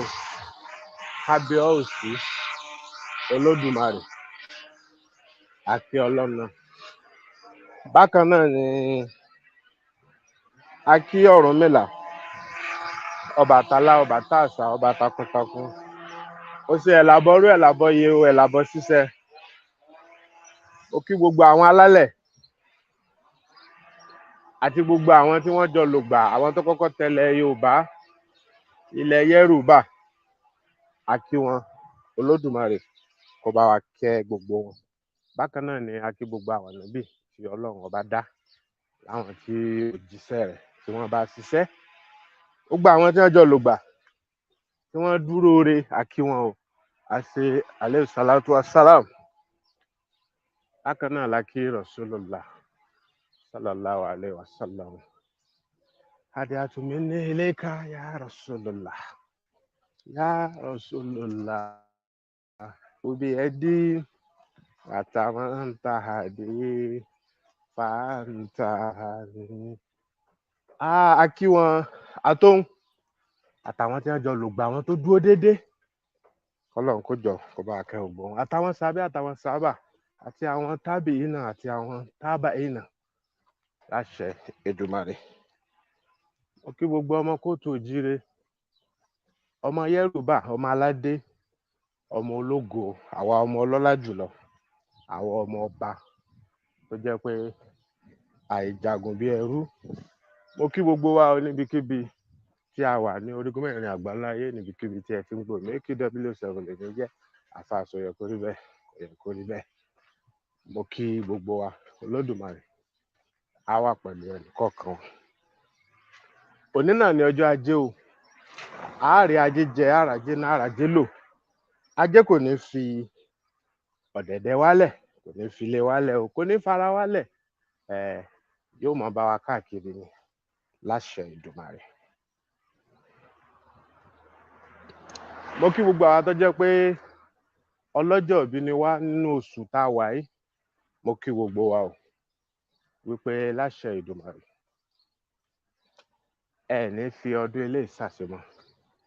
Gbogbo ẹ̀yin dial fans, ẹ̀yin tẹ́ ń gbọ́ wa, ẹ̀yin tẹ́ ń love, tẹ́ ń like, ẹ̀yin tẹ́ ń comment, ẹ̀yin tẹ́ ń share, tó jẹ́ pé ọjọ́ ìbí yín òun náà nínú oṣù táwa yìí tó jẹ́ oṣù Ṣẹ́rẹ́, oṣù kìíní ọdún nílẹ̀ Yorùbá, tó ní jẹ́ ọjọ́ kẹsàn-án ní ọdún 13,065. Àkíyín tó bọ́ sí June 12, 2023. Àkíyín o, Olódùmarè tó bá wa kí yín. Ẹ kú ọjọ́ ìbí o, ẹ nífẹ̀ẹ́ lè ṣe àṣemọ. Bákan náà ni a pè eléyìí ní story June 12, ìtàn nípa June 12, Chief MKO Abíọ́lá Ọlámbíwọn nínú Káṣímáwo Ààrẹ Ọ̀nà Kakanfò títí àná àtìlẹ́ ní tìjẹta, àti ìyàwó wọn Kudirat Abíọ́lá. Ohun tí ó ṣẹlẹ̀ ní ìgbà náà ó jẹ́ nǹkan tó lágbára o. Ìgbà náà ni àwọn ológun ẹ bá wa pín, ẹ bá wa pín, ẹ bá wa pín, ẹ pín, ẹ jẹ́ káyé ẹjọ́ kókó, ẹ pín káàkiri, ẹ share rẹ̀ lógún lọ́gbọ̀n. Ǹjẹ́ ẹ̀yin ti pín bí?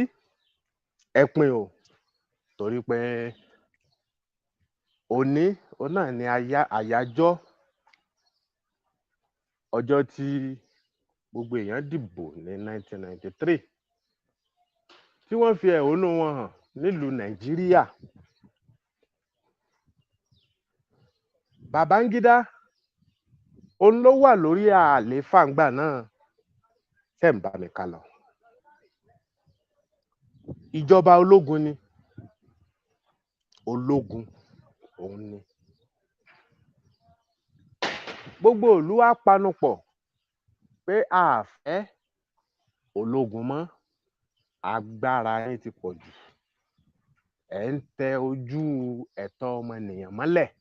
Gẹ́gẹ́ bá a ṣe mú wá fún wa wípé ẹni tó ṣe alátakò náà òun náà ni Chief Mrs. Modúpẹ́ Onítìrí àti ọ̀pọ̀lọpọ̀ àwọn ènìyàn tí wọ́n jọ ṣiṣẹ́ náà gbà náà.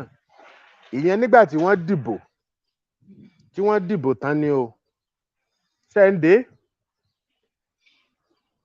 àwọn àgbààgbà gbogbo wọn náà ni wọ́n fẹnu kò pé ẹ wo ìjọba ológun yìí agídí yín ti pọ̀ jù, àfẹ́yín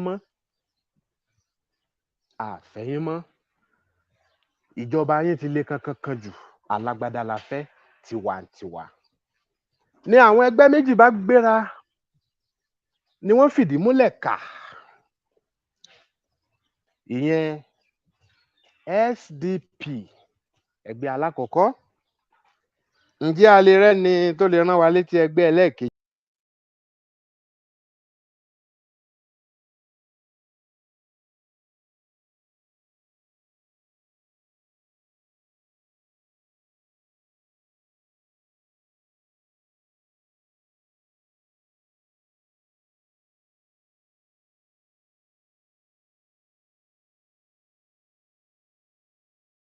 Hello bàbá. Ó dẹ̀ pé wọ́n ti flag àfà jáde. Ẹ jẹ́ kí a máa play kéje wọ̀rọ̀ lọ kí níbi tó ti sọ̀rọ̀ nípa bàbá wa MKO Abíọ́lá. Bàbá yín nìyẹn o, ẹ ti rí. Igun ni igun venture. President igun ni igun venture yín. Ìwọ Ọlọ́run ó lẹ́tìkẹ́ no be juju be this ni. President wọn bàbá wọn President igun ni igun venture. Ẹ má bínú. No be juju be this one. No be juju be this one. Ẹ jẹ́ kí gbogbo agbọ́wọlé ṣẹ́ bọ̀tì. Kí ló dé?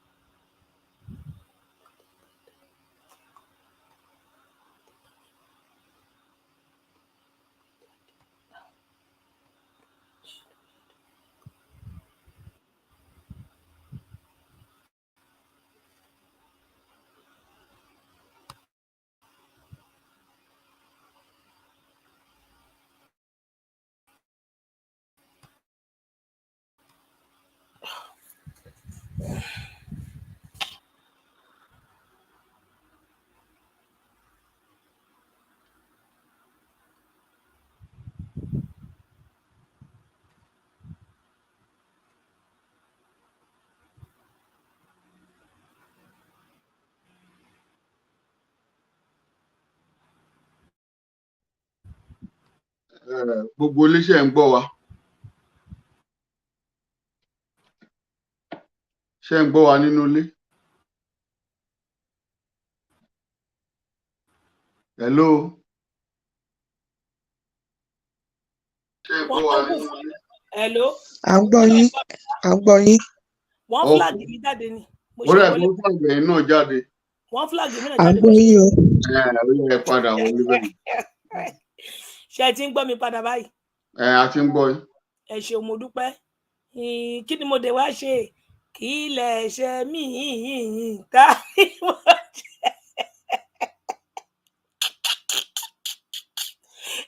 Dárí, ṣé nítorí pé mo sọ pé president igúnnigún venture ẹ̀dùn náà o, ṣé mi ò pé venture yẹn dáadáa ni? Ẹ má bínú, mi ò pé dáadáa ni? Ṣé mi ò pé venture yẹn dáadáa ni?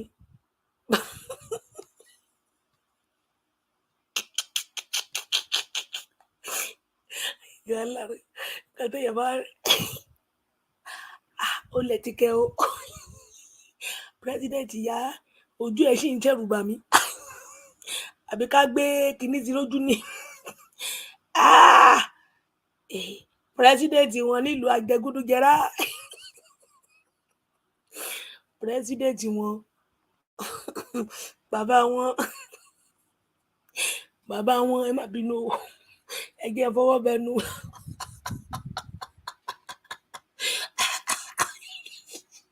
President wọn nílùú àjẹgúdújẹrá. Ẹjọ ṣé ẹ gbọ́ mi ṣá? Ṣé ẹ gbọ́ mi nínú ilé? Ṣé ẹ gbọ́ ohun tí mò ń sọ? Torí mo fọwọ́ bẹnu ni ẹ má bínú. Ṣé ẹ gbọ́ mi? Hello.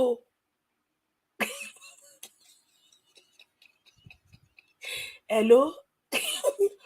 Hello. Ṣé kò sẹ́ni tó ń gbọ́ mi? Ẹjọ kọ́mẹ̀ntì tẹ́ bá ń gbọ́ mi ẹ jẹ́ kí n gbọ́. Ṣé kò sẹ́ni tó ń gbọ́ mi nínú ṣé ni?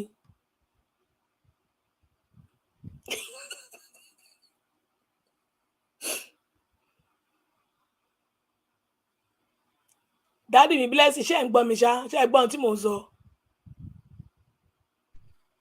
À ń gbọ́ yín o. Ẹ ń gbọ́ mi? Mo dẹ̀ fọwọ́ bẹnu ni o. Bí ṣe kọ́ mi ò kọ́ bẹnu dáadáa. Mo ní ohun tí mo sọ náà ní ẹ jẹ́ kí padà fọwọ́ bẹnu padà kí n sọ. Mo ní president wọn nínú location 9 igúnnigún venture. Ẹ dẹ̀ má bínú o. Igúnnigún venture president. Ẹ má bínú president wọn nílùú location 419. Ẹ jẹ́ ká gbọ́ ohun tó sọ nípa bàbá wa MK. Ẹ jẹ́ ká gbé wá kí gbogbo wa gbọ́.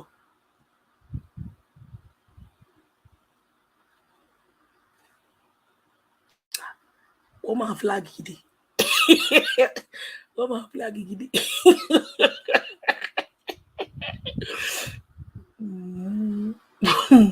Mo lè ti fọwọ́ bẹnu o. Jésù ìdùnnú Ọlọ́run nìkan ló lè gbà mí.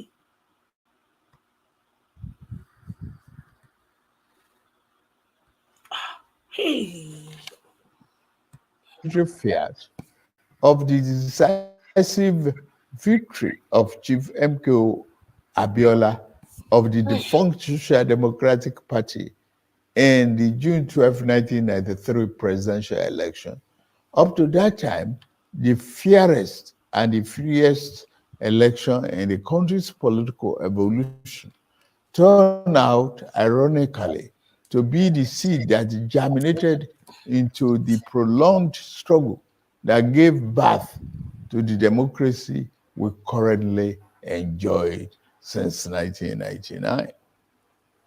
In rising to strongly oppose the arbitrary annulment of the will of the majority of Nigerians, as expressed in that historic election, the substantial number of our people who participated in the struggle to annul the election signified their fierce commitment to enthroning democracy as a form of government that best enables the liberty, the dignity of individual, and integrity, as well as the stability of the polity.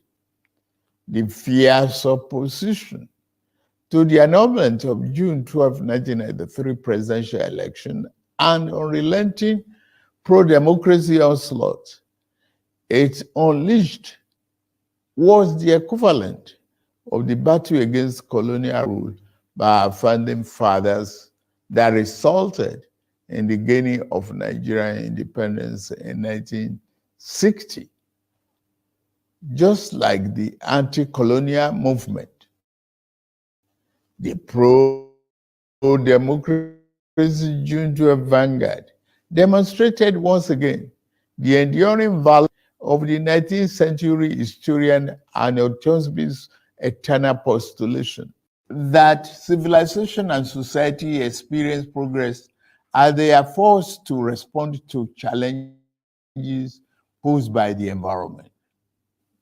The unjust annulment of a widely acknowledged free and fair election was a challenge that existed by a resurgent civil society, leading ultimately to the attainment of our second independence, as exemplified by the return of democratic governance in 1999.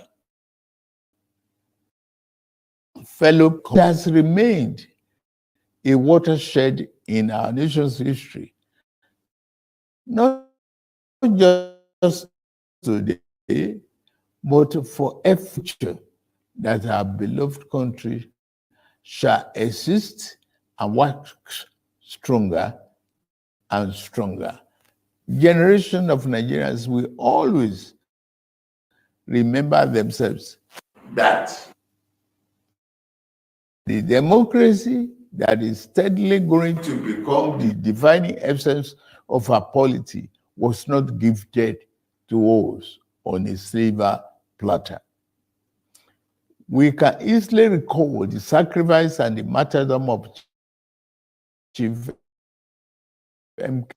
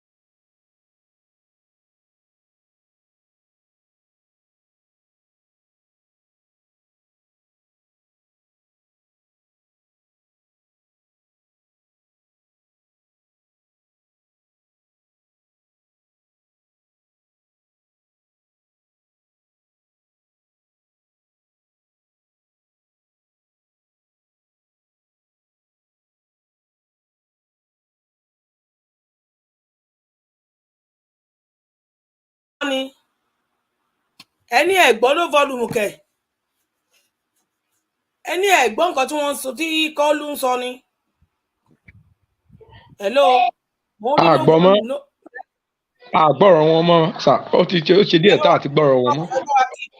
Ẹ jọ̀ọ́ nítorí Ọlọ́run ẹ bá wa click love èmi dẹ̀ ń gbọ́n bí ni mi ò fi mọ̀ o mo kàn kọ́mẹ̀ntì ni mo kàn gbójú lọ tí mo rí i pé wọ́n sọ pé àwọn ò gbọ́ ẹ gbọ́ kọ́lù dẹ̀ ti wá sọ̀rọ̀ sílẹ̀.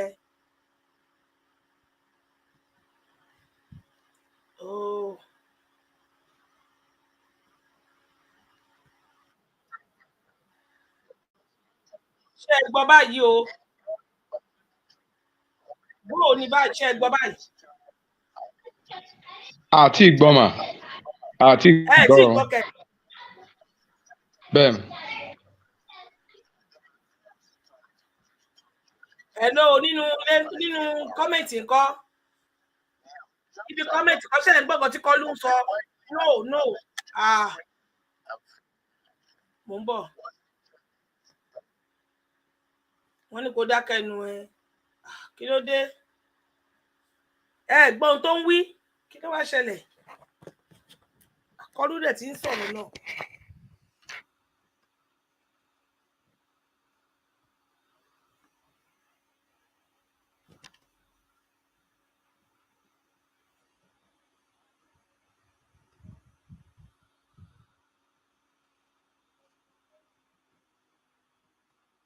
Mo ń bọ̀ wẹ́ jẹ́ kí n tún kí n padà gbé jáde padà fún wa kí gbogbo wa tún gbé jẹ́ kí n rọ́ọ̀fù yẹn kí n padà gbé mi jáde kí n padà lọ gbé wá padà kí gbogbo wa tún rí wò. Kí ló wá dé tí tá a gbọ́n tí Kọ́lú jí máa sùn. Kọ́lú ó ń ròlù lọ́wọ́. Ẹ jẹ́ kí ó ròlù tó bá ròlù tí ẹ jẹ́ bá wa kílíkì love torí wọ́n tún flag bóyá flag yẹn ló fà á tí ẹ fi gbọ́ gbogbo nǹkan tí Kọ́lú ń sọ.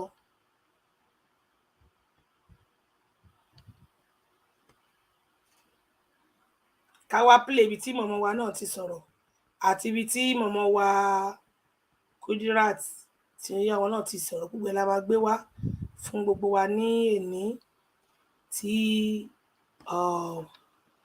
láti fi ṣèrántí àwọn olódodo.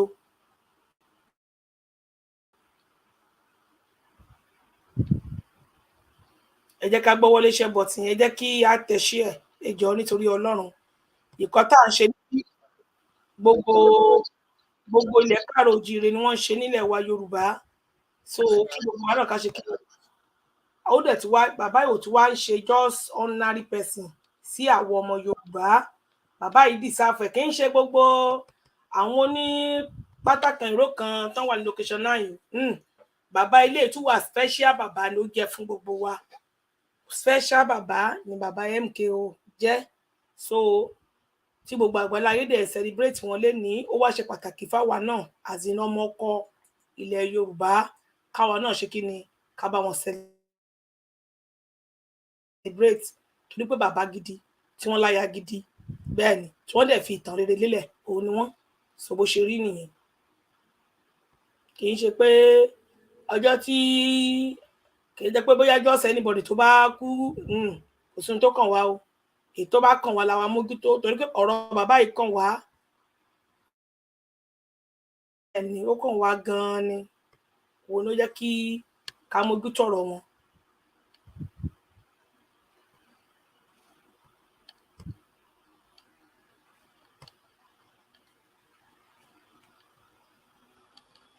In the country's political turned out, ironically, to be the seed that germinated into the prolonged and gave birth to the democracy we currently enjoyed since 1999. In rising to strongly oppose the arbitrary annulment of the will of the majority of Nigerians, as expressed in that historic election, the substantial number of our people who participated in the struggle to annul the election signified their fierce commitment to enthroning democracy as a form of government that best ennobles the liberty, the dignity of individual, and integrity, as well as the stability of the polity. The fierce opposition to the annulment of June 12, 1993 presidential election and unrelenting pro-democracy onslaught it unleashed was the equivalent of the battle against colonial rule by our founding fathers that resulted in the gaining of Nigerian independence in 1960. Just like the anti-colonial movement, the pro-democracy June 12 vanguard demonstrated once again the enduring validity of the 19th century historian Arnold Toynbee's eternal postulation that civilization and society experience progress as they are forced to respond to challenges posed by the environment.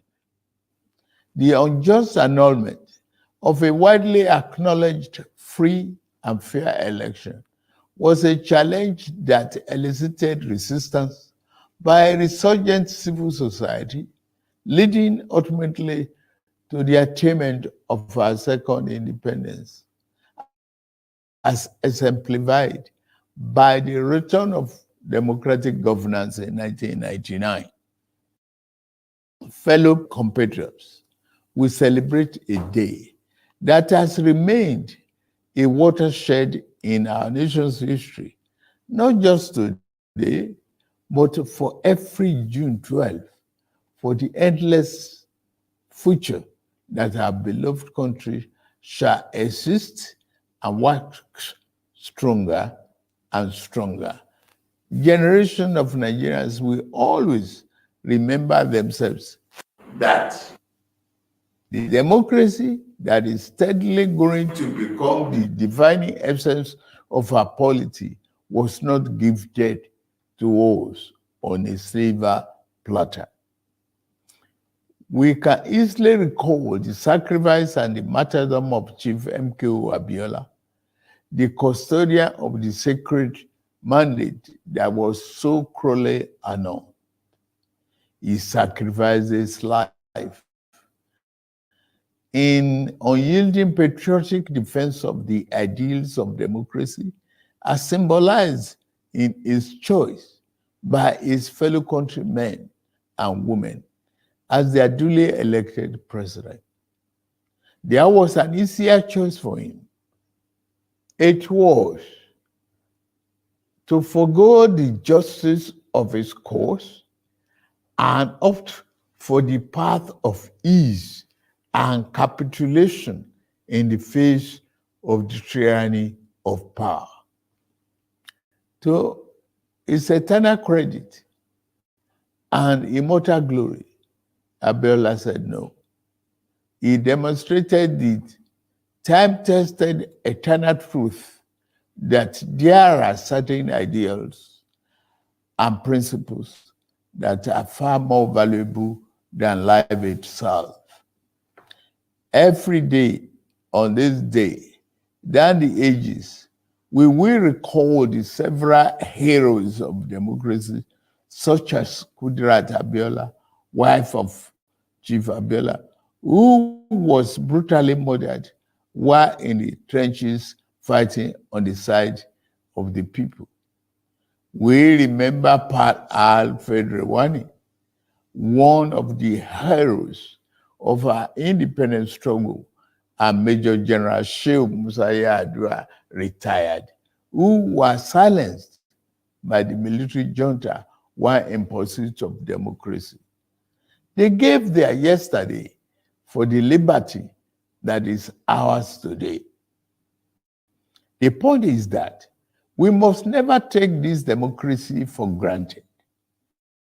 We must forever jealously guard and protect it like a precious jewel. For a people can never truly appreciate the freedom and the right democracy guarantees them until they lose it. We have transferred the dark, thorny part of dictatorship before, and those who experience it can readily testify to the unbridgeable gap between the dignity of freedom and the humiliation and degradation of tyranny.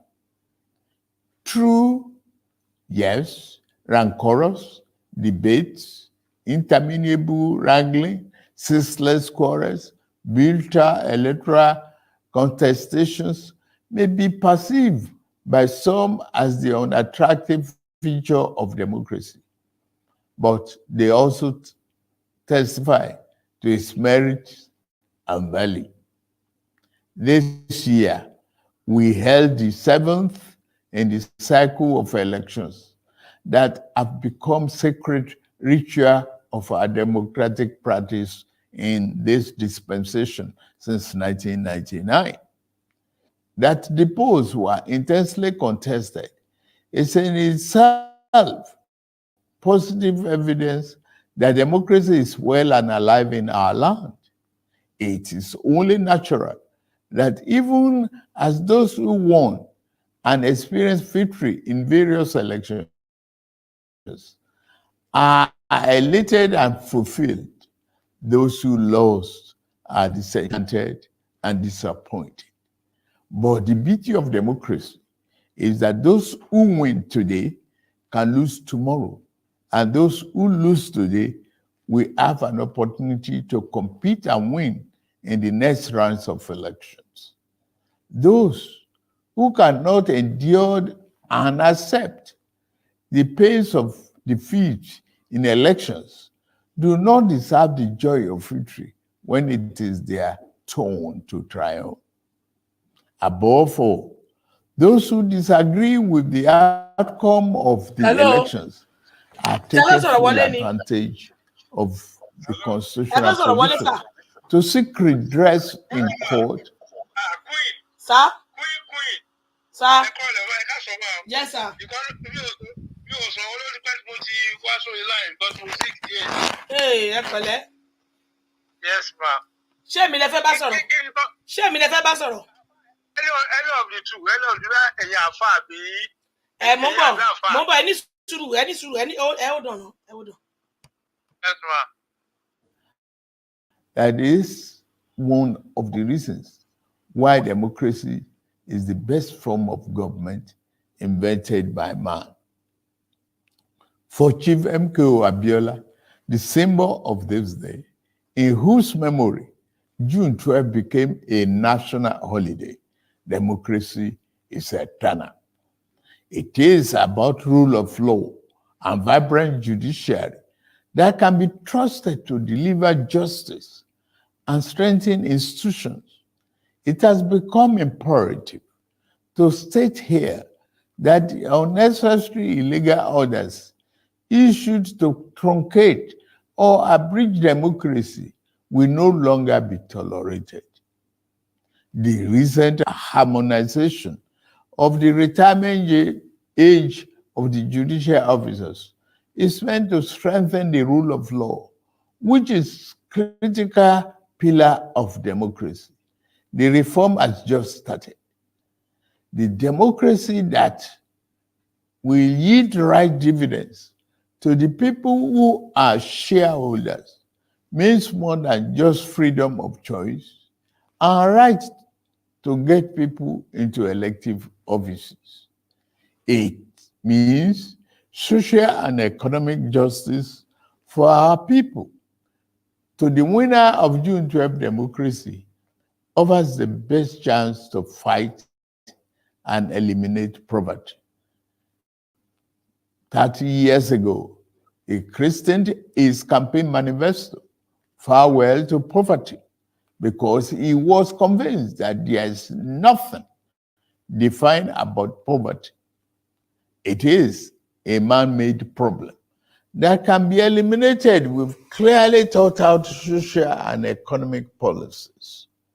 It is for this reason that in my inauguration address on May 29, I gave effect to the decision taken by my predecessor in office to remove the fuel subsidy, the albatross, and free up the collective use of much needed resources, which had hitherto been pocketed by a few rich. I admit the decision will impose extra burden on the masses of our people. I feel your pain. This is one decision We must bear to save our country from going under and take our resources away from the stranglehold of a few unpatriotic elements. Painfully, I have asked you, my competitors, to sacrifice a little more for the survival of our country.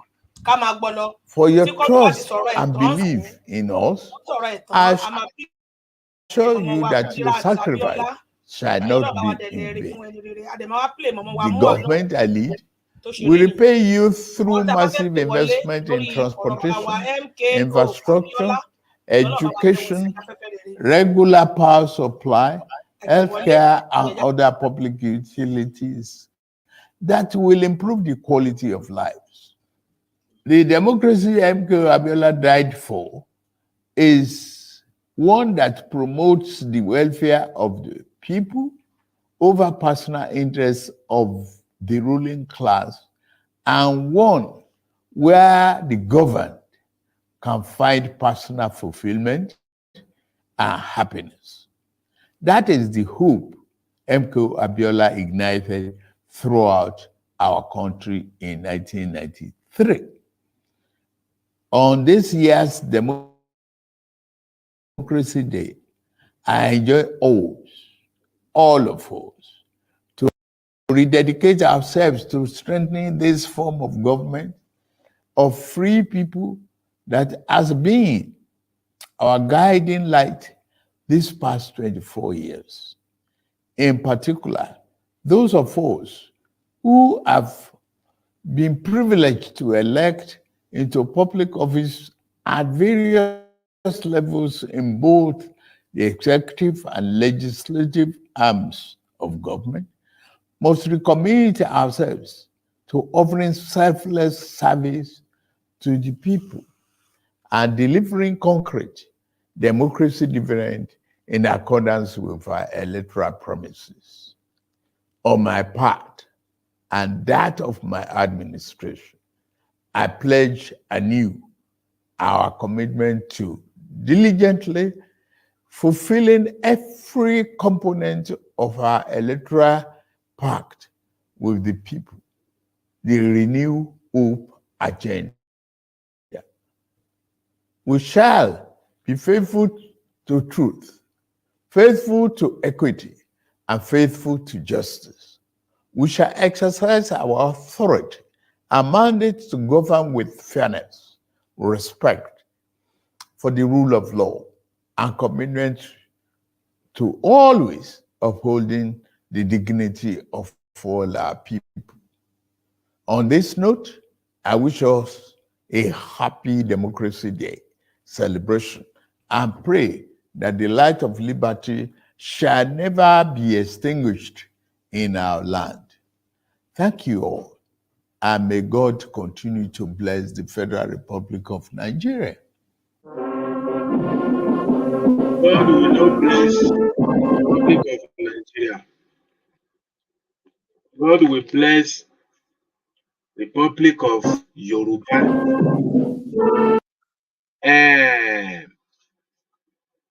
Mo kí gbogbo wa.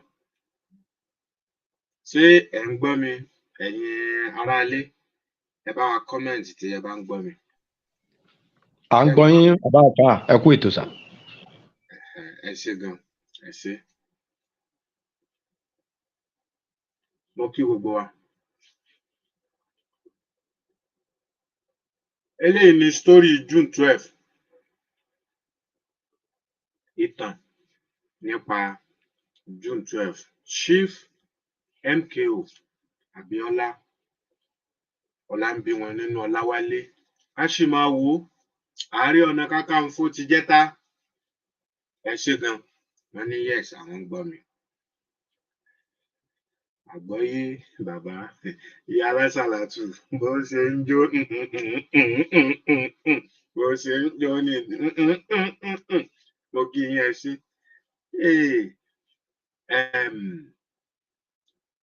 Ṣé rí kábẹ́ lọ́hùn Olódùmarè kó jọ kó dákun. Kó má jẹ́ kí ògo wa kó má bá wa nínú sàárè nígbà tí a bá ti padà. Ojú ayé wa yìí òun ni ká tẹ́wọ́ gba ògo wa, ká sì rógo wa lò láṣẹ Èdùmàrè. Mo kí gbogbo wa o, mo kí gbogbo wa. Ẹ rí bí? Ní ìgbà náà lọ́hùn tí àwọn èèyàn panu pọ̀ pé a fẹ́ ìjọba ológun. Ìjọba ológun wàhálà yín pọ̀. Wàhálà yín ó ti pọ̀ jù, kí ló dé? Gbogbo wa la rántí General Ibrahim Babangida Maradona. Maradona ni wọ́n ń pè é. Wọ́n ti tú. Mo pàlù fún yín o, mo pàlù fún yín o, Àjọkẹ́, mo pàlù fún yín. Mi ò tí ì rí ti yín rò báyìí, ẹ má wọ̀rí. Mo kí gbogbo wa bí mo ṣe ń bọ̀rọ̀ mi lọ. Gbogbo wa la rántí Ibrahim Babangida Maradona ni wọ́n ń pè é. Maradona. Ǹjẹ́ àti ẹ̀lẹ́ rẹ́ni tó lè sọ fún wa ìdí tí wọ́n fi ń pè ní Maradona? Sáà lè rẹ́ni tó lè sọ nínú stúdíò? Torí pé àbí ẹ̀yin tẹ́ bá mú ipa rẹ̀ ẹ pè wọlé. Bẹ́ẹ̀ni sà. Torí Babangida jẹ́ ẹni tó yẹ pé tí wọ́n bá sọ pé Maradona, ṣe mọ̀ pé Maradona kan wà nígbà yẹn tó ń play ball, so tó máa ń gègé.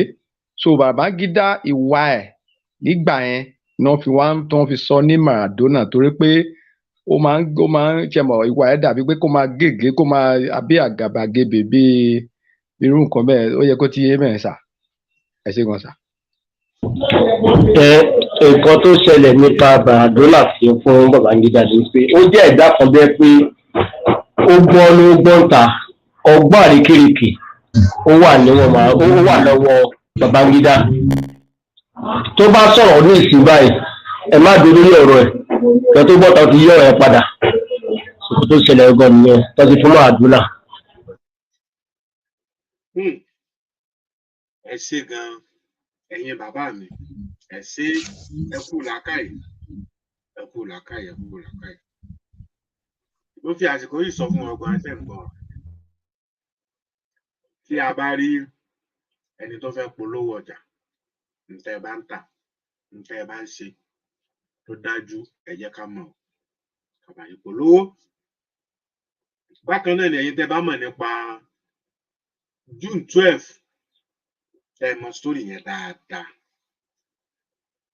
tó dá yín lójú tẹ́ ẹ wà ńbẹ̀ ńgbà náà, àbẹ́ gbọ́ lẹ́kùnrẹ́rẹ́ tí ò jẹ́ àmúlùmálà àbí àbálòbólò. Ẹ lè pè o, ẹ mọ nọ́mbà mi o, ẹ lè pè wá, ẹ wá bá wa ṣàlàyé, torí ohun tá à ń celebrate lónìí náà nìyẹn. Torí wípé ìjọba ológun ló wà ńgbà náà lọ́hùn, ìyẹn ni Babangida General Ibrahim Babangida, tí wọ́n sọ di Maradona.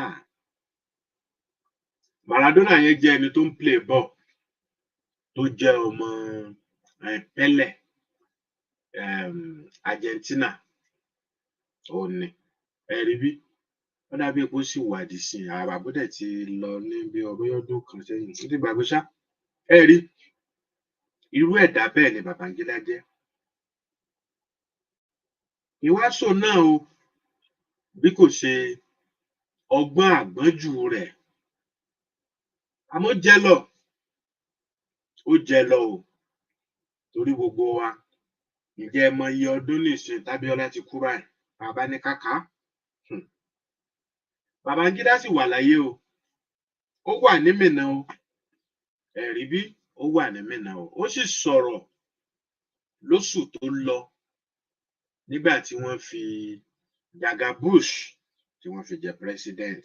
Babangida sọ̀rọ̀ o, ọ̀rọ̀ tó sọ Babangida náà a tún lè padà gbé wá fún yín kẹ́ ẹ wá gbọ́, kẹ́ ẹ rí, kẹ́ ẹ lè mọ̀ pé àwa Yorùbá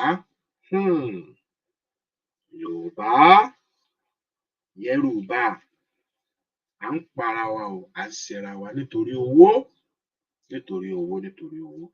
Babangida wà láyé tó ń sayé ẹ̀ báyìí o, tí nǹkan kan kò ṣe é, bó tiẹ̀ jẹ́ pé ó wà lórí wíṣà, ó sá wà láyé, ó ń gbápá, ó ń gbẹ́sẹ̀, ó sì tún ń jẹ médèmédè, ó sì tún ń ṣe tibítibí.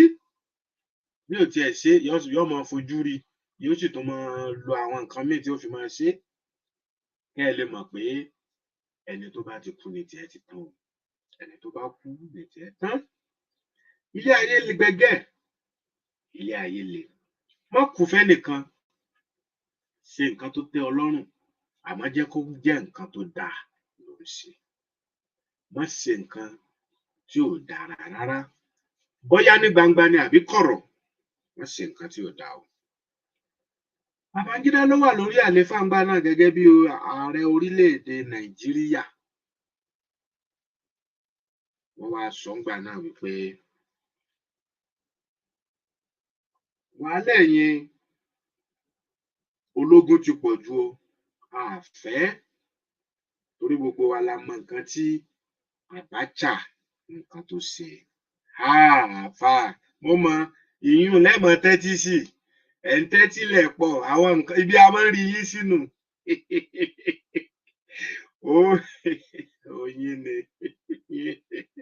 ibi a máa ń rí yín sínú, àwọn pọ́ìntì tẹ́ mọ̀ yọnu kí ẹ tó sojú dúdú ń bẹ̀. Olódùmarè, ẹ rí bí a ní pé a fẹ́ mọ́, wípé a ṣe mọ́, wípé ń t'Abacha fojú wa rí, nǹkan tó mà lágbára mà ni, kì í ṣe nǹkan kékeré, òun ló fi ojú wa rí o, nǹkan tó lágbára ni.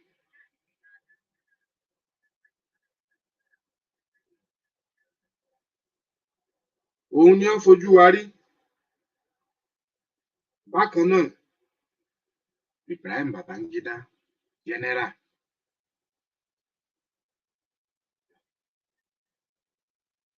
òun náà ṣe kí ni, ó fi ojú wa hàn. Òun ni wọ́n fi pè é, tí wọ́n fi sọ́ di Maradona o, torí wípé ọgbọ́n ó pọ̀, ó dẹ̀ ń lò wá gan-an, ó mórí eléyìí, ó ń dàpọ̀ mélé, ó ń ṣe tó wù ú, ó sì ti mọ̀ wípé àwọn àgbààgbà wa ńlẹ̀ Yorùbá, ohun tí wọ́n mọ̀, òun náà ni owó yìí náà ni, owó àti ipò, òun ni wọ́n mọ̀, ó dẹ̀ ń fún wọn, tó bá ti fún wọn báyìí, ó ti tán nù. Tó bá ti fún wọn, ó ti tán. Ní wọ́n bá ní ń dáa náà o, a fẹ́ ìjọba ológun o mọ́, ẹ jẹ́ ká ṣèjọba alágbádá, ìjọba àwa ara wa. Òun ló fà á tí ẹgbẹ́ méjì tó fi jáde nígbà náà o. Ǹjẹ́ a rántí ta ló lè sọ ẹgbẹ́ méjèèjì tó jáde nígbà náà, tí wọ́n jáde fún election tí wọ́n ìkan SDP ti baba MKO Abiola, Social Democratic Party, then NRC ti Tofa, National Republic Convention Party. So yẹn ni méjì tó wà ńgbà yẹn nìyẹn. Ẹ ṣé gan, àgbà ò lè tán lórílẹ̀ o, láṣẹ Èdùmàrè. Ẹ ṣé púpọ̀. Ẹ rí bí ẹgbẹ́ méjì tó jáde ńgbà náà nù o, tí gbogbo ọmọ Nàìjíríà fọwọ́ sí wípé ó yá, ẹ jẹ́ á dìbò. SDP, NRC, Tofa ó jáde ní NRC, Abiola òun ló jáde ní SDP. Ẹgbẹ́ méjèèjì tó wà nù wọn kò pé mẹ́ta, bẹ́ẹ̀ ni ò pé mẹ́rin, bẹ́ẹ̀ ni ò pé márùn-ún, kò pé mẹ́fà o, méjì ni. àwọn èèyàn tí wọ́n sì fà kalẹ̀ náà nìyẹn, Tófà àti Chief MKO Abíọ́lá, wípé ó yá ẹ bọ́ sórí ọ̀gbagadàgbè. Nígbà tí wọ́n bọ́ síbẹ̀, wọ́n ń ka ìbò yẹn lọ, wọ́n ń ka èsì ìbò yẹn lọ. Ẹ rí bí? Wọn ò tí ì dé ìlàjì o. Wọ́n rí wípé MKO ló ń kó gbogbo ẹ̀. Òun ló ń kó gbogbo ẹ̀. Òun ní ìbò rẹ̀ ti ṣe kíni o. Òun ló ti ń gbégbá orókè. A dẹ̀ ti sọ fún wa pé tó ń ṣe nǹkan tí a tún àtúnsọ. Wípé àwọn Fúlàní bòróòrò, Fúlàní, àwọn ni wọ́n ń rúùlù Nàìjíríà. Kò kì í ṣe Yorùbá àbí Ìgbò àbí àwọn ẹ̀yà tó kù tá a mọ̀ sí Middle Belt, gbogbo ẹ̀ mọ́ra wọn. Àwọn kọ́ o, àwọn kọ́ rárá. Ẹ ń bá láwọn ni kò mọ ohun tó ń ṣe. A ti fi ẹ̀rí múlẹ̀ tá a sì ti ṣàlàyé lóríṣiríṣi wípé àwọn kọ́. Wọ́n ti rí pé kinní yìí ò lè fẹ́ fún àwọn, torí pé Abíọ́lá sọ àwọn ọ̀rọ̀ kan nígbà tó ń campaign, láwọn ọ̀rọ̀ tó lágbára. Òun náà la fi ń sọ pé àwọn ọ̀rọ̀ tó sọ yẹn, òun ni wọ́n mú dání pé tẹ́lẹ̀ bá débẹ̀, yóò fi ojú wa hàn mọ́ bò. Ó lóun ó ṣe lé, òun ó ṣe lé. Babangida dẹ̀ ní pírẹ́sídẹ̀ǹtì, ẹ dẹ̀ mọ́ gbàgbé ológun ni. Bí Babangida ṣe give order nìyẹn o. Wípé kí wọ́n stop ohun tí wọ́n ń kà yẹn. Kí wọ́n má ka ìbò yẹn mọ́ rárá. Ó give order wípé kí wọ́n má kà á, kí wọ́n stop ẹ̀. Ẹ rí bí? Àáfà èwo lẹ kọ́kọ́ fẹ́ play torí táìmù wa. Èwo ni ká kọ́kọ́ play, ṣé kí n kẹ elé àbí ibi tí bàbá wa Abíọ́lá ti sọ̀rọ̀ yẹn? Bí mo ṣe ń mú wá, Àyè tún máa play mọ̀mọ́ wa Kúdírát náà pẹ̀lú mọ̀mọ́ wa mọ̀mọ́ Mua. So torí time àti kọ́. Ẹ jẹ́ kí n gbélé ìwọlé. Èyí tí ibi tí mo sọ̀rọ̀ dé. Ẹ fílẹ̀ sínú stúdíò síbẹ̀. Ẹ fílẹ̀ sínú stúdíò. Ibi tí mo sọ̀rọ̀ dé ìsìn. Eléyìí òun ló bàkẹ́. Ó yá ẹgbẹ́ yẹn wọlé gbà náà. Babangida, ibi tó ti sọ̀rọ̀ òun lélẹ̀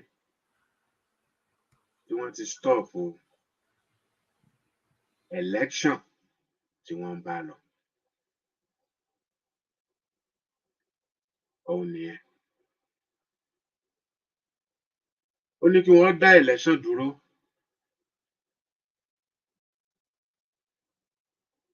Nítorí wípé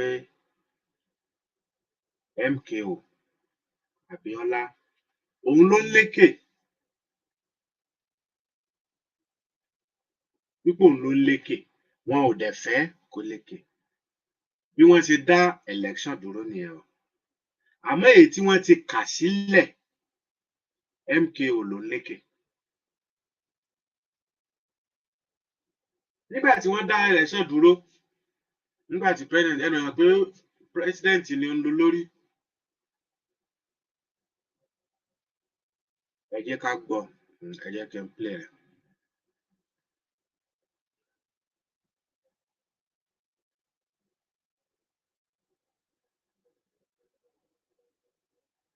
And we want MKO. Who's MKO? Abíọ́lá. The June 12, 1993 presidential election should have ended with Nigerians celebrating the end of another military dictatorship. Instead, the citizens were faced with a new and more dangerous phase of military rule as Nigerian head of state General Ibrahim Babangida and his cronies, in a flimsy attempt to disguise the continuation of their regime, annulled the elections, implemented a so-called interim national government, and postponed the military's exit from politics. Babangida's maneuverings did not only betray the Nigerian voters who in the June 12 elections had overcome ethnic, religious, and regional rivalries in an effort to rid themselves of military rule, but tragically brought such rivalries back to the political foreground.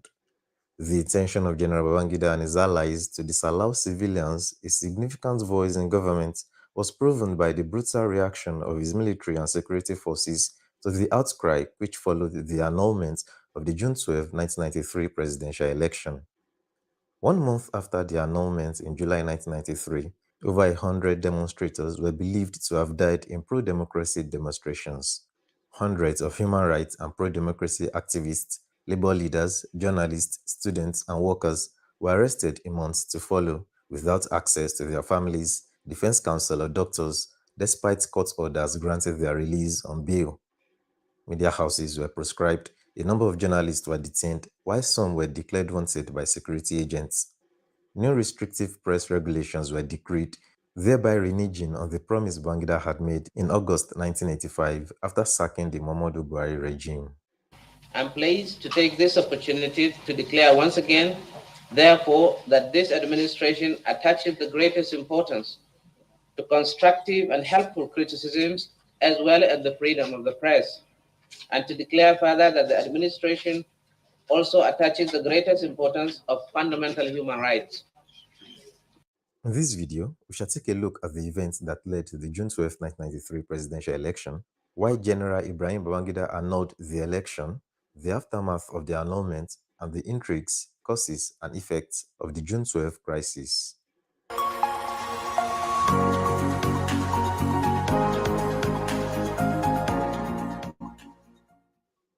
Nigeria is made up of more than 250 ethnic groups, the three largest of which are the Hausa Fulani, who make up the bulk of the population in the northern region, the Yoruba, who form the majority in the southwest, and the Igbo, who are the largest group in the east.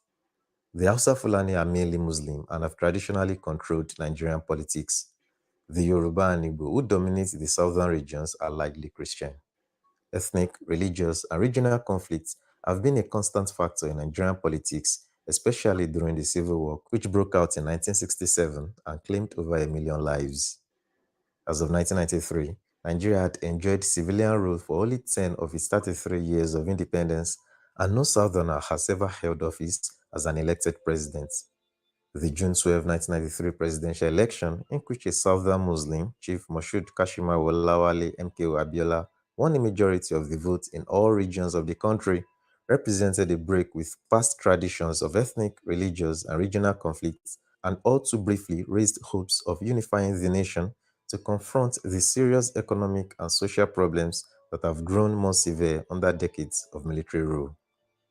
After he seized power in a palace school on August 27, 1985, General Babangida, through the combined efforts of a barrage of military decrees, the brutal behavior of security forces, a disregard for the rule of law, and repeated attacks on civil institutions, brought Nigeria to the brink of ruin. In the period Mo kí gbogbo wa. Mo rò pé à ń gbádùn rẹ lọ.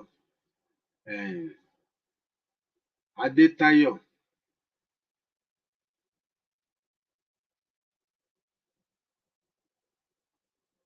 ohun tí ẹ kọ yìí a máa delete ẹ̀.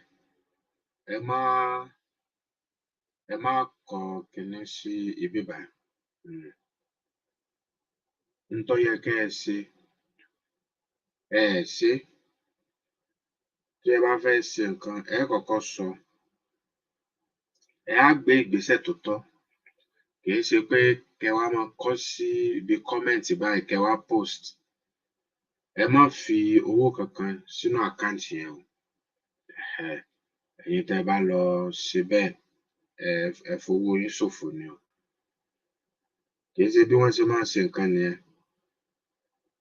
tó bá jẹ́ pé lótìítọ́ ni o kì í ṣe bí wọ́n ṣe ń ṣe nǹkan ó ní kí ni o ò lẹ́sẹ̀ yẹn àti wípé àwọn gbájúẹ̀ wọ́n pọ̀ tí mo wọ́n ti delete àfà mo ti delete ẹ má wulẹ̀ sọ̀rọ̀ lọ́bẹ̀ mo delete a sì ń bí fún ká máa fún yàn lówó lórí Facebook à ń ṣe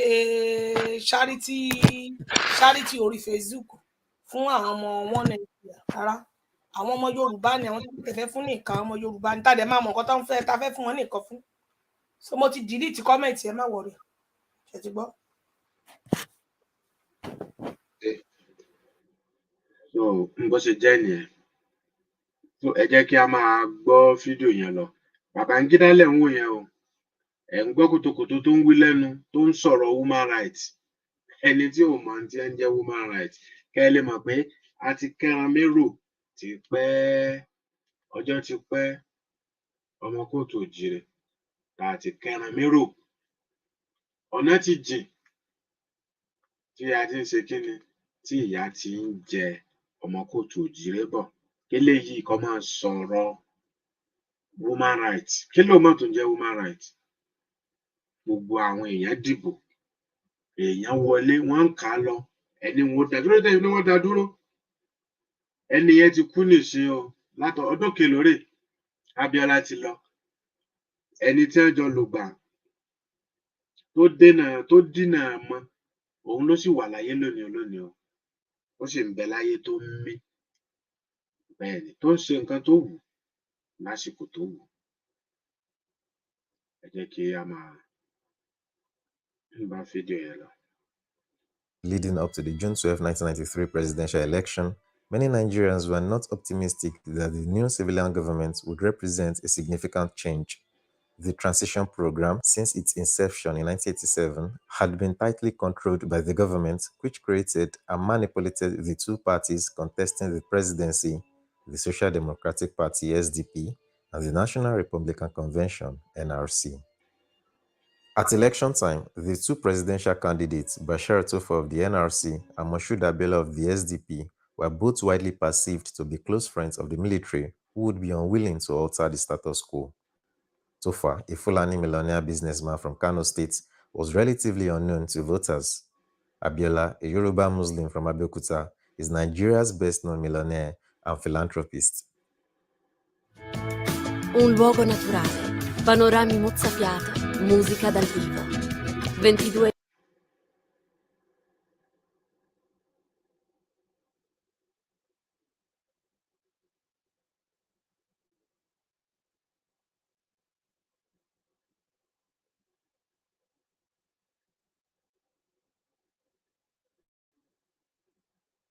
Abiola had sought to distance himself from the military's unpopular policies. Despite the general lack of faith in the new civilian government, the elections were believed to represent a crucial step in the nation's moves toward democracy. In the months leading up to the elections, many Nigerians believed that the military would find another excuse to cling to power because the government chose the symbols of these parties, wrote their platforms, and banned candidates it found unfit. Another reason for their skepticism was a campaign by the Association for a Better Nigeria (ABN), a shadowy group headed by Arthur Nzeribe, calling on General Ibrahim Babangida to remain in office. Although the government denied links with the ABN, many remained convinced of the connection, which was later proven. Doubts about the election increased dramatically just 2 days prior to the election. On June 10, the High Court in the capital of Abuja stunned the nation by its ruling in a case brought by the ABN, which argued for the cancellation of the election on allegations of corruption. Justice Basi Beme ordered the government not to conduct the elections until the charges had been investigated.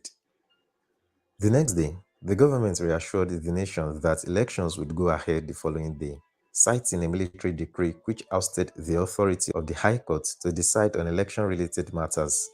Indeed, according to Decree 13 of 1993, no court ruling could affect the date or time of the holding of an election. Lawyers of the National Electoral Commission (NEC) said they would appeal the court's ruling. On election day, more than 30% of registered voters went to the polls. a significant turnout in a country where many potential voters had become disillusioned by years of the government's discouragement of popular participation and incessant manipulation of the transition. With minor exceptions, election monitors reported that the voting went fairly and smoothly. The Nigerian Election Monitoring Group (NEMG) issued a release commending Nigerians for the visible high degree of political maturity and patience in the conduct of the presidential election. The victor was required to gain one-third of the vote in at least 20 of the 30 states. On June 14, on the billboard outside its headquarters in Abuja, NEC published results from 15 states, showing Abiola well ahead in all regions of the country, including in Tofa's home state of Kano. Regionalism appeared to have been, at least temporarily, an irrelevant factor in Nigerian politics. After the initial posting on June 14, no additional election results ever appeared on the NEC board. On June 16, Radio Nigeria announced that NEC was suspending the announcement of election results because of developments and actions pending in courts. It cited a restraining order granted the day before by Justice M.D. Saleh, the Chief Judge of Abuja, which prohibited NEC from publishing the results. The order had been issued in response to a motion filed by Abimbola Davis of the ABN, who charged that the elections had been plagued by corruption. Judge Saleh ruled that he would consider ordering the elections annulled, pending further investigation of the charges by ABN. Nigerians and foreigners were stunned by the announcement, particularly since NEC had ignored the High Court's order of less than a week earlier. A flurry of additional suits brought before the High Court in Benin City, Lagos, Ibadan, Jos, and Awka, Anambra states contradicted the Abuja Court's decision and resulted in orders for NEC to release the election results.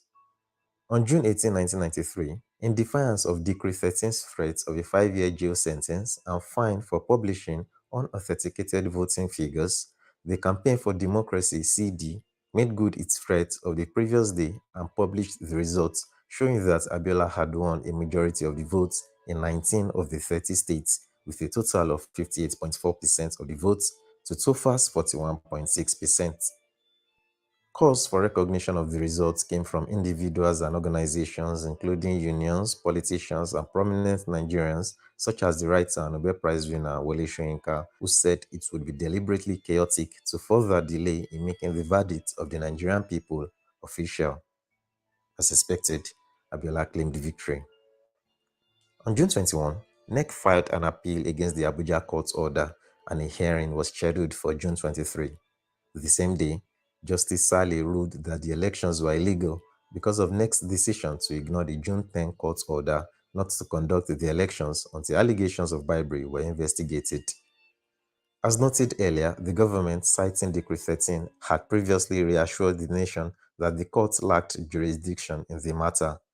On June 23, the government made the announcement that the nation had feared. The election was annulled. In addition, NEC was dissolved and Decrees 13 of 1993 and 52 of 1992 were abrogated. The same day, the government said it would not hesitate to declare an emergency in any state where disturbances occurred. It stated that such a drastic step was necessary in order to remove the confusion created by the conflicting rulings from the various courts. According to Babangida's statement, the election was annulled to save the judiciary from being ridiculed and politicized locally and internationally. Interestingly, the military head of state could not have chosen a more incredible excuse. Beyond the obvious contradiction posed by the recent swearing-in of an election tribunal to handle election-related controversies, the Decree 13 granted NEC wide-ranging powers to oversee elections. Decree 52 outlined the transition timetable, including the swearing-in of an elected president on August 27, 1993.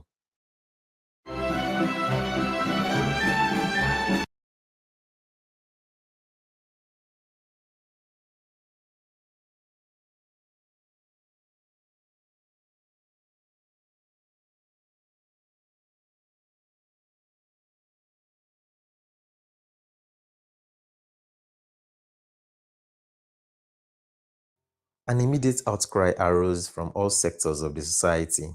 Demonstrations were held in cities including Ibadan, Lagos, Ile-Ife, Modakeke, and Osogbo. At least one protester was killed in Ibadan and others were seriously injured. Individuals and organizations announced protests. The Lagos State branch of the Nigerian Bar Association (NBA), which accounts for 60% of the nation's lawyers, called a boycott of the courts to begin on June 30, 1993. International organizations, labor unions, religious organizations, and politicians all made statements calling for the recognition of the election. Members of the military also protested. Many middle-ranking members of the army were not happy with the military's continued involvement in politics. The CD called for 1 week of nationwide protests to begin on July 5. At a June 30 news conference announcing the protest, the CD chairman, Dr. Beko Ransom Kuti, urged workers to stay at home, traders and market women to close stores, and cars to stay off roads. Students and youths were urged to organize themselves into civil defense groups and to form and man barricades and make bonfires.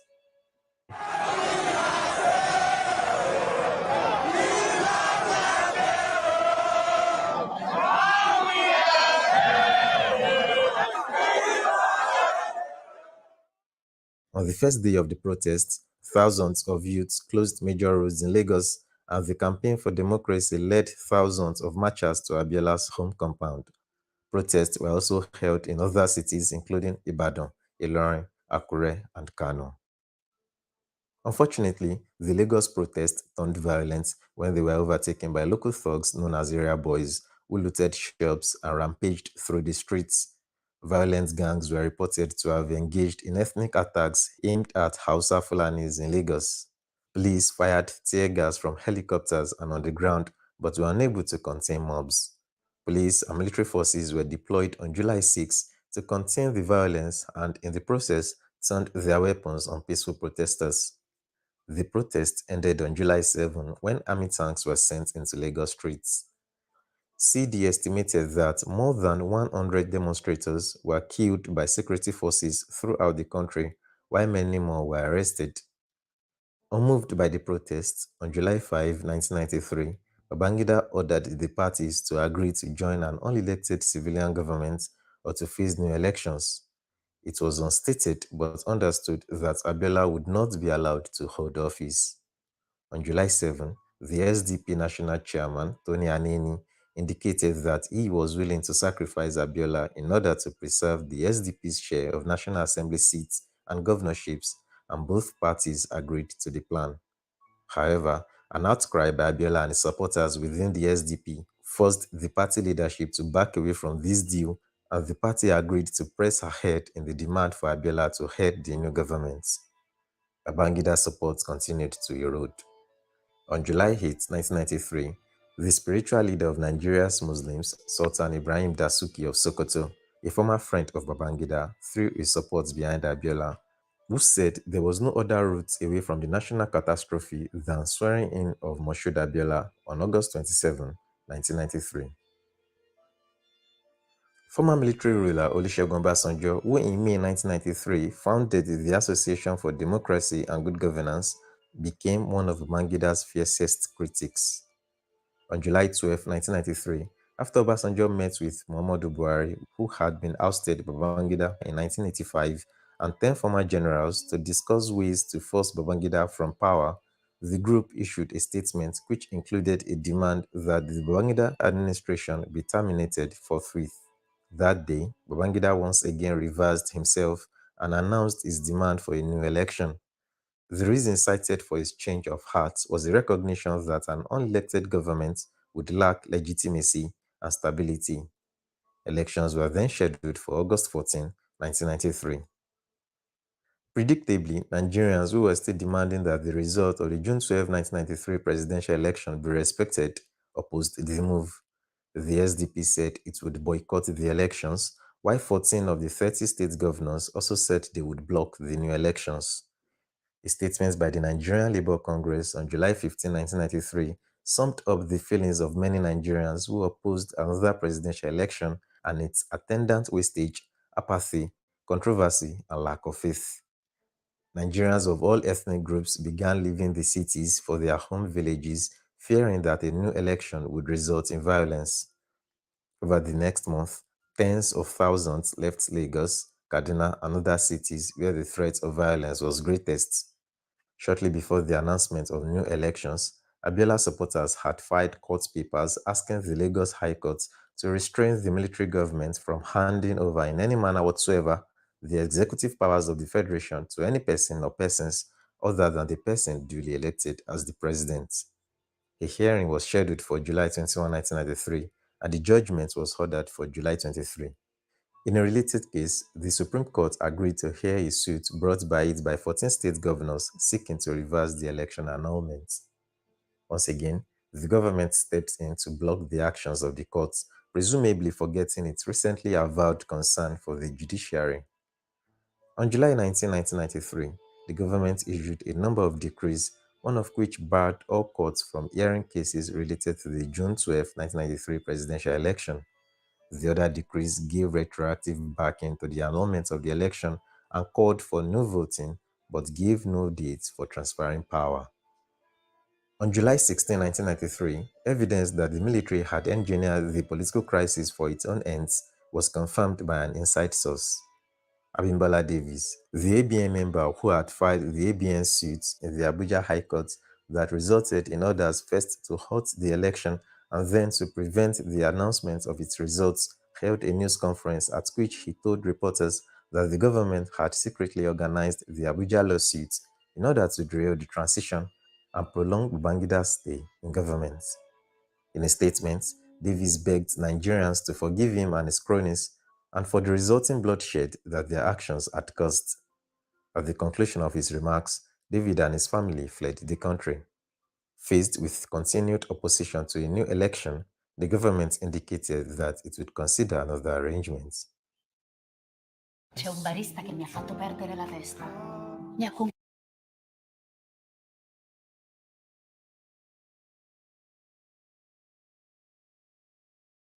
On July 27, Anini announced that he was again ready to sacrifice Abiola and make a deal with the NRC and the military to form a new government. A few days later, General Babangida announced his agreement with the interim government plan. He said that the interim administration would specifically oversee local council elections scheduled for December 1993 and at some unnamed future date, a new presidential election. Details of the plan were to be worked out by a committee headed by Babangida's deputy, Augustus Aikomu. In a statement, Babangida continued to portray his erratic moves as reasonable steps in the transition process, citing the same reasons the government had used earlier in disapproving the idea of an unelected civilian government. Abiola quickly responded that the new plan was unworkable because of its inherent lack of legitimacy. Popular reaction to the plan was again quick and vocal. A group of 30 senators signed a joint motion asking the government to declare the winner of the June 12 election. All but 6 of 30 SDP state chairmen indicated they supported Abiola and rejected the interim government's proposal. Nigerians continued to leave the cities, and the government continued to insist there was no danger. On August 2, 1993, the CD said it would press on with civil disobedience campaign. It called for renewed nationwide protests on 12th to 14th of August to oppose Umangida's latest manipulation to prolong military rule. It said the Abiola government should be defended by the Nigerian people and take office on August 27. This time, the CD stressed the need for non-violence and urged protesters to stay close to home to avoid bloodshed. The Committee on the Interim National Government submitted its report on August 5, 1993. The Interim National Government was to then organize a new presidential election and hand over authority to an elected civilian president by March 31, 1994. On August 4, 1993, Abiola left Nigeria unannounced in his private plane and flew to London and Washington to drum up international support for his cause. After his departure, the government made a number of unsubstantiated allegations against him, including that he was involved in a plot to bomb various strategic locations, a charge that Abiola termed ridiculous. In mid-August, Abiola reported that he planned to return to Nigeria before the end of the month. Various industrial unions, including the powerful Oil Workers Union and textile and banking unions, announced plans to embark on strikes if the military did not step down on August 27. Obasanjo's group, Association for Democracy and Good Governance in Nigeria, said on August 9, 1993, that the national interim government schemes were no solution to the current political impasse facing the nation.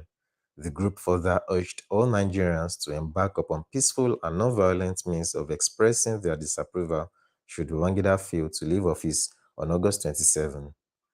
As the stalemate continued, opposition to the military started weakening in some quarters, allegedly due to bribes paid to former critics, including politicians, unions, and other organizations. Human rights activists reported that individuals of the organization had been offered bribes at various times. In mid-August, a majority of the Senate voted its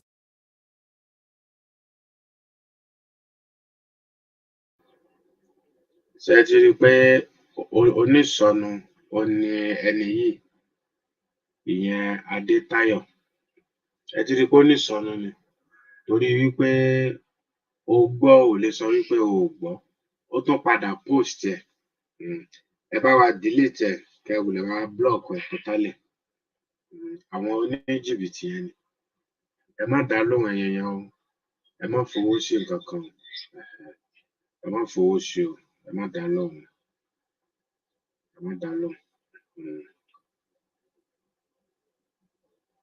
ẹ bá wa delete ẹ̀ kẹ́ ẹ dẹ̀ bá wa ẹ ṣé ẹ bá wa bẹ́ẹ̀ ṣe bá wa block ẹ̀ yẹn ló dáa ẹ mọ̀ pé àì block èèyàn níbí báyìí àmọ́ pẹ̀lú ohun tóun ṣe yìí ó mọ̀ọ́mọ̀ ni ó mọ ohun tó ń ṣe so bó ṣe dáa náà ni kí wọ́n rọra block ẹ̀ jẹ́jẹ́ kó máa bá tiẹ̀ lọ so ẹ jẹ́ kí a máa mo rò pé à ń fi ara balẹ̀ ṣé à ń gbọ́ gbogbo bí fídíò yẹn ṣe ń lọ ṣé ká tẹ̀síwájú àbí báwo mò ń retí àwa tá a máa kọ́mẹ̀ntì sọ̀rọ̀ ṣé ẹ̀ ń gbádùn story yẹn lọ.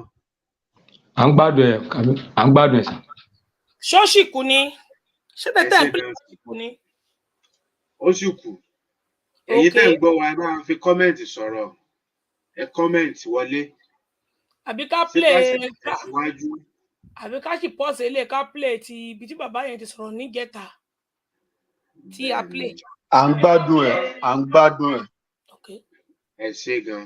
ṣé ká tẹ̀síwájú níbi comment section kọ́. bẹ́ẹ̀ ni wọ́n ní kọ́mẹ̀ntì yín o. wọ́n ní ká tẹ̀síwájú ẹ jẹ́ kọ́mẹ̀ntì yẹn pọ̀ dáadáa àwọn mélòó kan ti sọ pé bẹ́ẹ̀ ni ká tẹ̀síwájú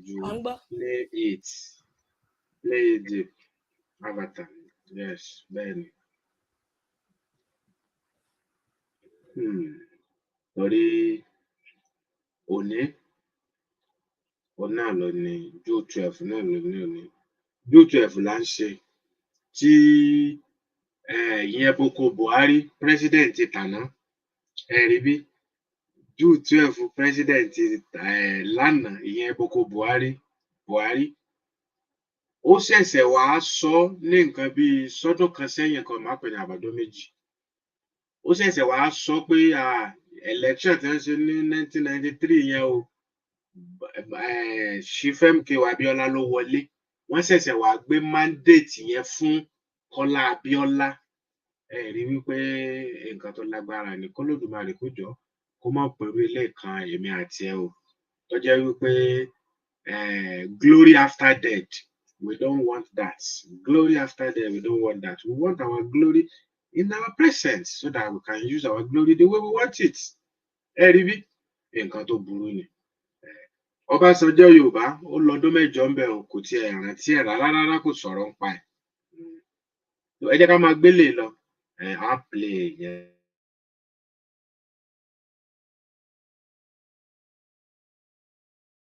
approval for the interim government plan. On August 10, 1993, confronted with the upcoming strike by the CD, the government threatened to impose a state of emergency. Government employees were threatened with dismissal. Soldiers were posted on highway overpasses and bridges which had been seized by rock throwers during previous riots. Merchants began shutting down shops. On August 12, the strike shut down businesses in Lagos, Ibadan, and other southwestern cities as Nigerian workers stayed at home. The following 2 days were also largely quiet in the southwest, but in the north, business reportedly took place as usual. However, the government's response to the peaceful strike was brutal.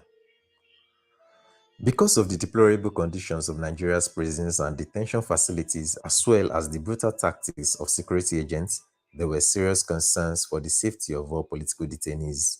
In addition to the detentions, security agents raided the headquarters of human rights organizations on several occasions, destroyed equipment, and removed materials, including membership lists. Three leaders of the pro-democracy movement, Dr. Beko Ransome Kuti, CD chairman and president of the Committee for the Defense of Human Rights, Chief Gani Fawayemi, a well-known human rights lawyer, and Femi Falana, president of the National Association of Democratic Lawyers, were arrested and detained at Kuje Prison in Abuja on July 10, 1993. On July 15, the three detainees were charged before a magistrate court with sedition and conspiracy to incite violence. The court refused them bail and ordered that they be detained until September 30. The next day, they were informed that in addition to the criminal charges, they were also subject to detention under Decree 2, Nigeria's infamous administrative detention decree, according to which any person who posed a security risk may be detained for indefinitely renewable 6-week periods. Despite serious medical concerns about both Dr. Ransome Kuti and Chief Fawayemi, the three detainees were denied access to their lawyers, families, and doctors. Porta con te tutta la vita che vuoi e inizia la vacanza già dal viaggio su navi comode e accoglienti. Vai su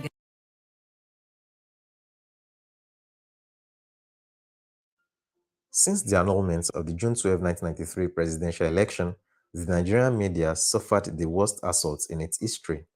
5 media houses were shut down in July. 4 of them were proscribed in August. Many journalists were arrested and detained. Babangida promulgated a new decree which stipulated a 10-year jail term for publishing false information, a signal of a further erosion of press freedom. Attacks on the press began to intensify in the pre-election period. At the time of the elections, The Reporter, a daily based in Kaduna, had been proscribed. The News, a weekly based in Lagos, had been shut down and its editorial staff declared wanted. In July, The News changed its name to Tempo and continued to publish underground. Tel, another Lagos weekly which started publishing in February 1993, was repeatedly harassed by security agents and had numerous issues confiscated. It went underground as well. In the aftermath of the election's annulment, the outspoken press became more vocal and the government stepped up its attacks. On June 29, 1993, the wife and 3-month-old child of Dapo Olorunyomi, the News deputy editor-in-chief, were detained for 24 hours.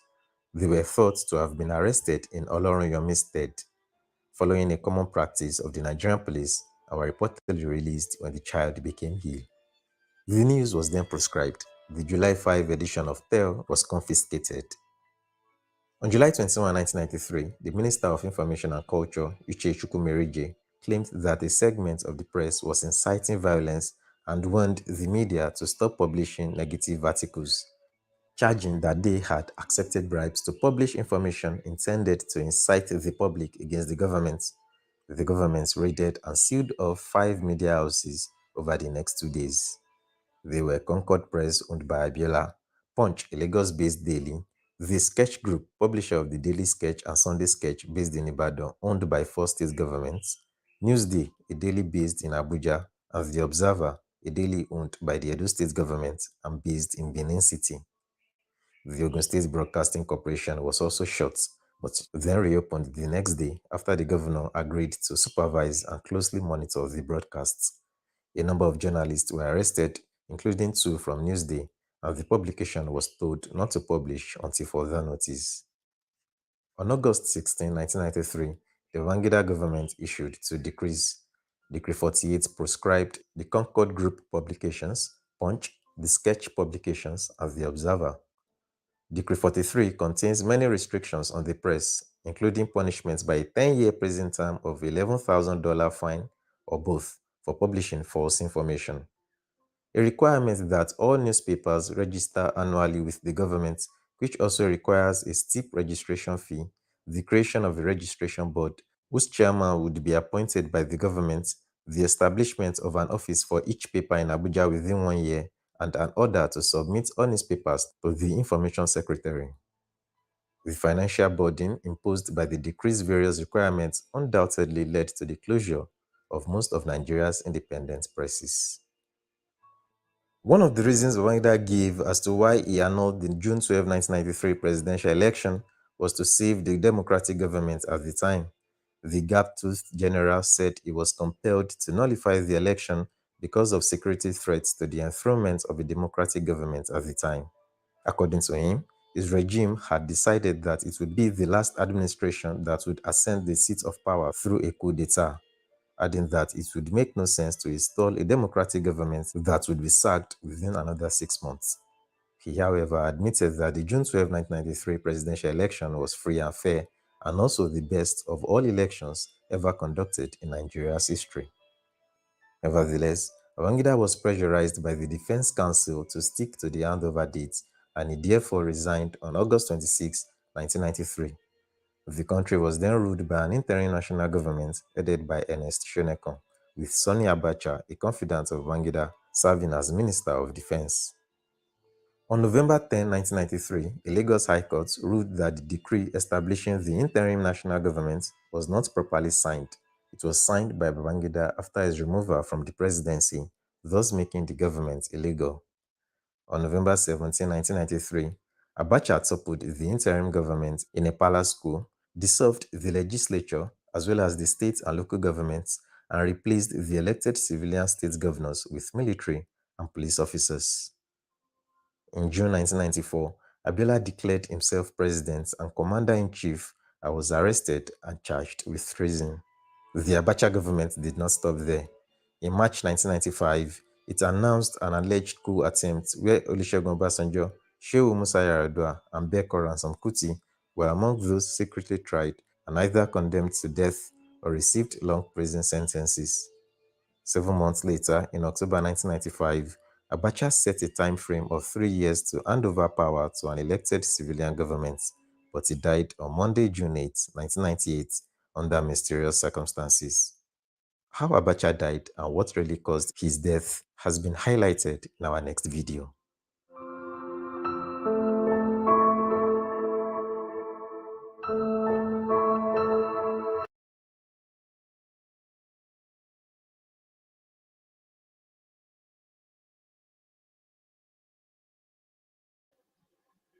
Mo kí wa wípé a káàbọ̀. Sẹ́yìn náà ti rí, ṣé ẹ gbọ́ gbogbo aburú eléyìí tí Babangida dánwò, IBB, Ibrahim Babangida, Maradona. Ṣé ẹ rí àwọn aburú tó dánwò? Òun náà lẹ́yìn náà gbọ́ yẹn o. Ní ìgbà náà, wọ́n ní wọ́n dá dúró kí wọ́n má ka ìbò mọ́ torí pé wọ́n ti rí i pé Abiola ló mókè. Gbogbo ọ̀rọ̀ náà lọ bó ṣe lọ. Àwọn kan ńlẹ̀ Yorùbá, àwọn àgbààgbà kan àti ní gbogbo Nàìjíríà, wọ́n ní kí Abiola ó má gbà o, k'Abiola ó jáde. Kó sọ pé òun lòún win ní, kó declare ara ẹ̀. Ó ṣe o, wọ́n gbé Abiola. Wọ́n gbé, wọ́n tì mọ́lé. Gbogbo àwọn tí wọ́n sọ tí wọ́n láwọn wà lẹ́yìn rẹ̀ kò rí ẹnì kankan mọ́ o, kò rẹ́nì kankan mọ́. Ọ̀rẹ́ dẹ̀ lòun àti Ibrahim Babangida Maradona. Ọ̀rẹ́ lòun àti ẹ̀ o, ọ̀rẹ́ tímọ́tímọ́, ọ̀rẹ́ kòríkòsùn ni wọ́n o. Tó jẹ́ pé wọ́n jọ ń sọ̀rọ̀ dáadáa tí wọ́n dẹ̀ mọ́ra wọn. Tó sì jẹ́ pé òun náà ló tì lẹ́yìn pé àní ọmọ wọ̀rí lọ gbégbá ààbò, gbé kinní kan kí ó ṣe gbá. Wọn ò gbé f'Abiola o. Wọ́n tì mọ́lé, oríṣiríṣi nǹkan ló ṣẹlẹ̀. Àṣẹ̀yìnwá àṣẹ̀yìnbọ̀, Abiola ò rí ipò kankan. Ikú òun ló rí ńbẹ̀. Ní nǹkan bí ọdún mélòó kan sẹ́yìn, ìyẹn pírẹ́sídẹ̀ǹtì Buhari, òun ló ṣẹ̀ṣẹ̀ wá wò sùnsùn òun náà lélẹ́yìí ẹ jẹ́ ká gbé wọlé. Òun ló ṣẹ̀ṣẹ̀ wá declare Abíọ́lá ní winner fún June 12. Òun ló ṣẹ̀ṣẹ̀ declare Abíọ́lá o. Ẹ bá gbé wọlé. Òun ló ṣẹ̀ṣẹ̀ declare Abíọ́lá wípé tọ̀ Abíọ́lá o, òun ló win ní ìbò eléyìí tí wọ́n dì ní 1993 fún Nàìjíríà. Wọ́n lòun ló win ni o. Wọ́n ṣẹ̀ṣẹ̀ wá gbé mandate, wọ́n ṣẹ̀ṣẹ̀ wá gbé fún ọmọ rẹ̀ ló gbà á, ìyẹn kí lorúkọ rẹ̀, ọmọ Abíọ́lá yìí, òun ló gbà á, ìyẹn Kọ́lá Abíọ́lá, òun ló gbà á o. Ẹ rí wípé nǹkan bẹ̀. Republic of Nigeria, President Muhammadu Buhari, GCFR, the Vice President of the Federal Republic of Nigeria, Professor Yemi Osinbajo, GCON. If you wouldn't mind if I do not use protocol, I would like to mention my governor, Senator Ibukule Amosun, CON, FCA, and I would also like to mention my king, Alake of Egbaland, Obagbadebo. And I want to thank Brother Kola for giving me this opportunity.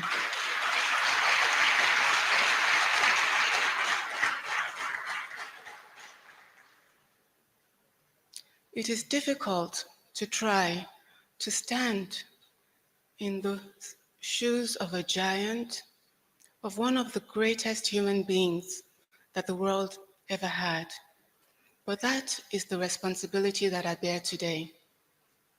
And indeed, even for MKO Abiola, it was difficult to imagine how he would speak to Nigeria in his inauguration speech. My mom told me how he would stand in front of the mirror. He was preparing the speech because the results were coming in and he thought he was going. Ọmọ Yorùbá ẹ gbọ́ àárín yìí ni. Ojú mi jojú ẹkún n ò gbọ́dọ̀ sùn. Ọmọ MKO Abíọ́lá ló ń sọ̀rọ̀ yìí o. Ọmọ Abíọ́lá ló ń sọ̀rọ̀ yìí. Ẹ̀gbọ́n tó wí ni. Ó ní pé ní ọjọ́ náà, ó ní wípé bàbá àwọn ti ṣe kí ni òye Chief MKO Abíọ́lá ká sì máa wò ó. Ó ní wọ́n ti ń múra kalẹ̀ sẹ́mọ̀ pé èmi náà ti di president, èmi ni mo wọlé. Ó ní wọ́n dúró síwájú mirror, iwájú gíláàsì díngí. Wọ́n wá ń sọ fún ìyàwó wọn, ìyẹn Chief Mrs. Kudirat Abíọ́lá, the late, k'Olódùmarè kó bá tẹ ògbón sáfẹ́fẹ́ rí. Ẹ rí bí? Wọ́n wá ń sọ fún un pé ìyàwó mi, bóò ni, ṣé mo dúró rẹ báyìí? Ṣé bí mo ṣe gẹ̀yẹ̀ tó wọlé bẹ́ẹ̀? Ìyàwó wa ní ọkọ mi ó dáa bẹ́ẹ̀. Ó ní bí màá ṣe ń jọ́nà lélẹ̀ tí màá dúró níwájú gbogbo àwọn èèyàn báyìí tí màá máa ṣe kinní. Ẹ rí bí? Nǹkan ń bẹ o, k'Olódùmarè kó jọ̀ọ́ kó má jẹ́ kí wọ́n gba ògo wa lọ́wọ́ wa o. Kó má jẹ́ kí ògo wa bú jáde lẹ́yìn ìgbà tá a bá kú tán. Lójú ayé wa ni ká ti lo ògo wa láṣẹ Olódùmarè.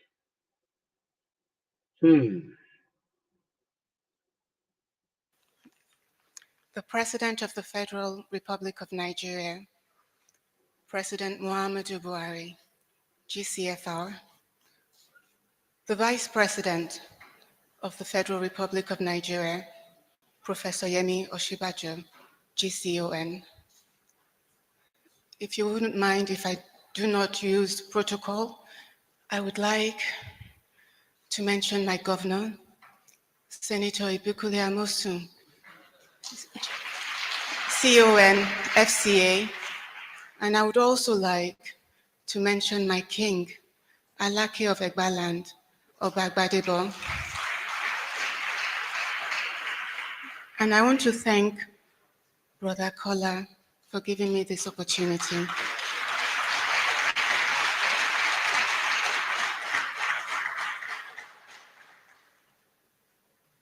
It is difficult to try to stand in the shoes of a giant, of one of the greatest human beings that the world ever had. But that is the responsibility that I bear today. And indeed, even for MKO Abiola, it was difficult to imagine how he would speak to Nigeria in his inauguration speech.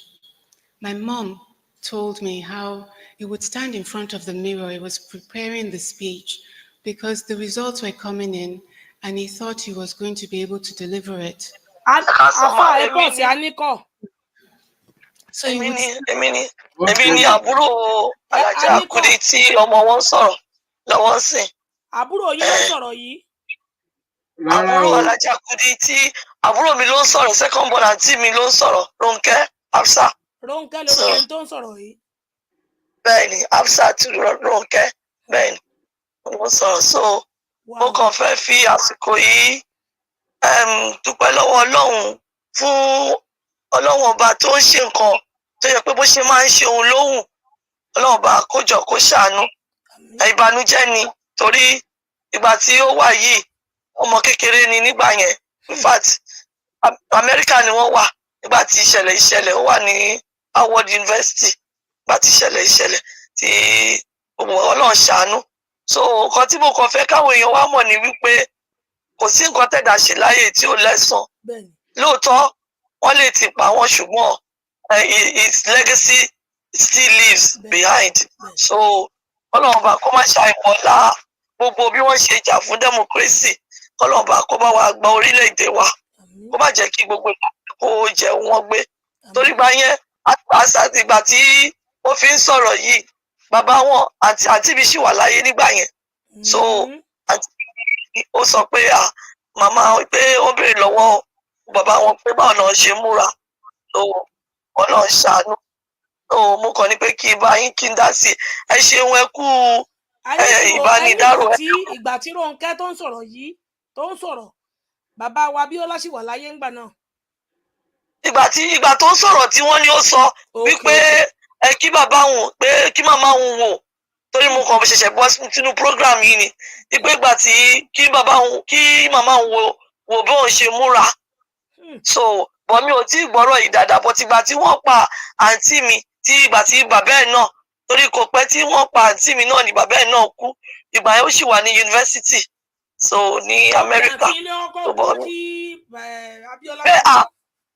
Àǹtí mi ni àǹtí mi náà kọ́kọ́ kú àǹtí mi náà kọ́kọ́ pa kọ́kọ́ wọn tó kú so àǹtí mi náà kọ́kọ́ pa so ọpẹ́ tí wọ́n pa àǹtí mi náà ni ọkọ wọn kú sọ ọmọ yẹn wọ́n di aláìní bàbá in years àsìkò náà ò pẹ́ ọ kí la fẹ́ sọ gbogbo ẹ̀yọ́ lọ́hùn so ẹ ṣeun ẹ kú ètò ìní so ẹ máa fi tó lọ ẹ ṣeun gan.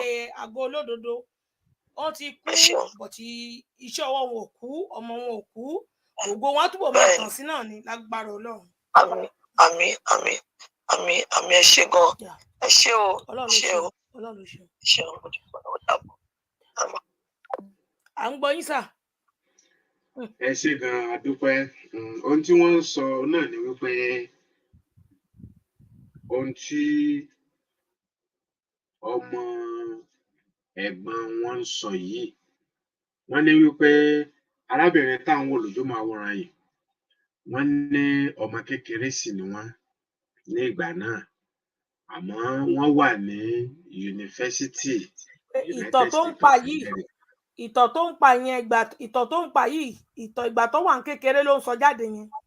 bẹ́ẹ̀ ni ìgbà tí ọ náà ló ti sọ ń bì báyìí ó ní my mom told me mami mi sọ fún mi ìyẹn late Kudirat Abiola ọlọmọ àtàwọn sáfẹ́fẹ́ rẹ̀ tí àbúrò wọn pè sí so àbúrò wọn tí wọ́n pè sí làwọn wá ń jẹ́rìí sí wípé lóòótọ́ ni tí ọmọ yìí ń sọ wípé ìgbà náà ó kéré ó wá rí pé màmá rẹ̀ ni wọ́n sọ̀tàn yẹn fún un wípé dádì ẹ̀ gan-an nígbà náà tí wọ́n ń ka ìbò tí dádì ẹ̀ ti rí i pé èmi ni mò ń wọlé èmi ni pé bàbá rẹ̀ inú rẹ̀ ti dùn pé èmi náà ti dolórí orílẹ̀-èdè wípé bàbá rẹ̀ wá dúró sí iwájú standing mirror wọ́n wá wọ aṣọ wọ́n wá múra wọ́n wá ń sọ pé ìyàwó mi wò mí ṣé mo dùn ìyàwó wa ní ó dùn ọkọ mi ó ní tó bá ti di ọjọ́ inauguration ọjọ́ tí wọ́n máa hand over agbára Nàìjíríà lé mi lọ́wọ́ ṣé kí n múra báyà bí màá wá gbèwé síwájú báyìí màá wá máa sọ̀rọ̀ báyìí pé I greet you all so wọ́n ní wọ́n ṣáà ń ṣe preparation yẹn wípé ìyàwó wa ń sọ fún wọn pé ẹ ṣe báyìí wọ́n ń rí àzà wọ́n ti ń rí àzà rẹ̀ kalẹ̀ ká sọ pé yé ra wa báwọn òṣèré ṣe máa ń ṣe wọ́n ní wọ́n ń rí àzà kalẹ̀ so ìtàn òun ni sísítà wa tí à ń wò yìí òun ló ń sọ fún wa wípé màmá mi sọ fún mi nígbà náà pé báwo ni ò bá ṣe dùn tó kí bàbá mi ó sì wà láyé báyìí kó jẹ́ pé àwọn ni wọ́n máa àdírẹ́sì Nigerians báyìí báwo ni ó bá ṣe dùn tó pé ó mà ṣe o ikú Bọ́lá jẹ́ ó ní àbúrò mọ́mì rẹ̀ òun làwọn fi wá pè wọlé wípé káwọn jẹ́rìí sí ọ̀rọ̀ tí ó ń sọ tí à ń play lọ́wọ́lọ́wọ́ tá a bá ń sọ obìnrin takuntakun ni àwọn obìnrin tá a lè gbàgbé nílẹ̀ Yorùbá òun ni Alhaja Kudirat jẹ́ aya Abiola MKO obìnrin tí ò sì bẹ̀rù ṣé a lè rírò àwọn obìnrin báyẹn mọ́ ṣá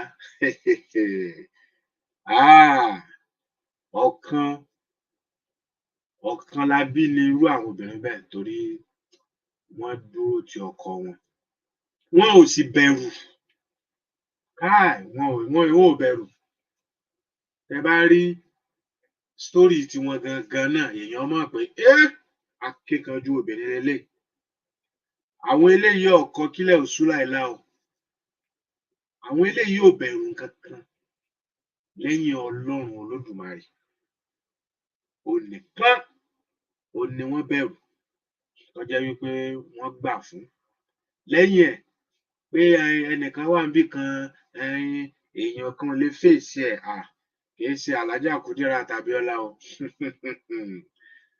wọ́n máa fèsì ẹ̀ lórí ọ̀rọ̀ òtítọ́ ni o kìí ṣe lórí nǹkan jákujàku o kò tí ẹ̀ ṣẹlẹ̀ rí gan àti ẹ̀gbọ́n rí nù tán pé bóyá àwọn àtẹnìkan jọ jà àbí wọ́n jọ fa nǹkan kan kí ló fẹ́ fà wọn papọ̀ kí ni wọ́n fẹ́ dà papọ̀ tí ó fi di nfànfà láàrin ẹnìkan àbí kinní kan níbo ni wọ́n ti ń pín ẹran ẹlẹ́dẹ̀ ní tó ń kan lèmọ́mù bẹ́ẹ̀ ni wọ́n jẹ́ obìnrin takuntakun ni wọ́n obìnrin takuntakun ni wọ́n nílẹ̀ Yorùbá tó jẹ́ pé gbogbo Nàìjíríà sì mọ̀ kìí ṣe Yorùbá nìkan gan ló mọ̀ wọ́n bí ìyá Fẹlá Aníkúlápó bí wọ́n ṣe mọ̀ káàkiri bẹ́ẹ̀ náà ni wọ́n ṣe mọ̀ Alhaja Kudirat Abiola bẹ́ẹ̀ ni wọ́n ṣe mọ̀ àwọn náà káàkiri torí wípé wọ́n jẹ́ ẹni tí ó dúró ti ẹ̀tọ́ ọmọnìyàn ẹni tí kìí fẹ́ kí wọ́n tẹ ẹ̀tọ́ ọmọnìyàn mọ́lẹ̀ ẹni tí ò fẹ́ yẹn jẹ tàbí ìrẹ́jẹ rírí ò ní arábìnrin náà jẹ́ ìyẹn ọmọ wa tí wọ́n ti papòdà ọmọ wọn náà ni à ń wò yìí àbúrò wọn náà ni wọ́n pè wọlé tí gbogbo wa gbọ́ wọn k'Olódùmarè kó jọ kó bá wa tẹ̀ wọ́n sí afẹ́fẹ́ rẹ̀ gbogbo àwọn ọmọ wọn náà tí wọ́n sì fi sílẹ̀ kí Olódùmarè kó jẹ́ kí ẹ̀mí wọn ó gùn kó má gùngùn ìyà àtàwọn náà tá à ń sọ̀rọ̀ àti ẹ̀yin náà tí ẹ̀ ń gbọ́ wa láṣẹ Èdùmàrè ẹ jẹ́ ká tẹ̀síwájú. Bàbá sì rẹ ni tó mọ àwọn story náà ẹ lè pè wọlé ẹ lè pè kún àbí kẹ́ ẹ pè mí ẹ bá mọ story nípa Chief Mrs. Kudirat Abiola ẹ lè wá bá wa sọ tàbí Chief MKO Abiola ọ̀la ń bí wọn nínú. Kola, for giving me this opportunity.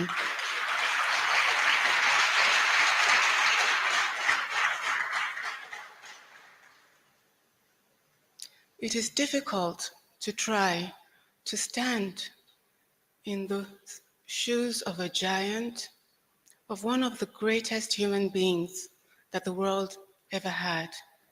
But that is the responsibility that I bear today.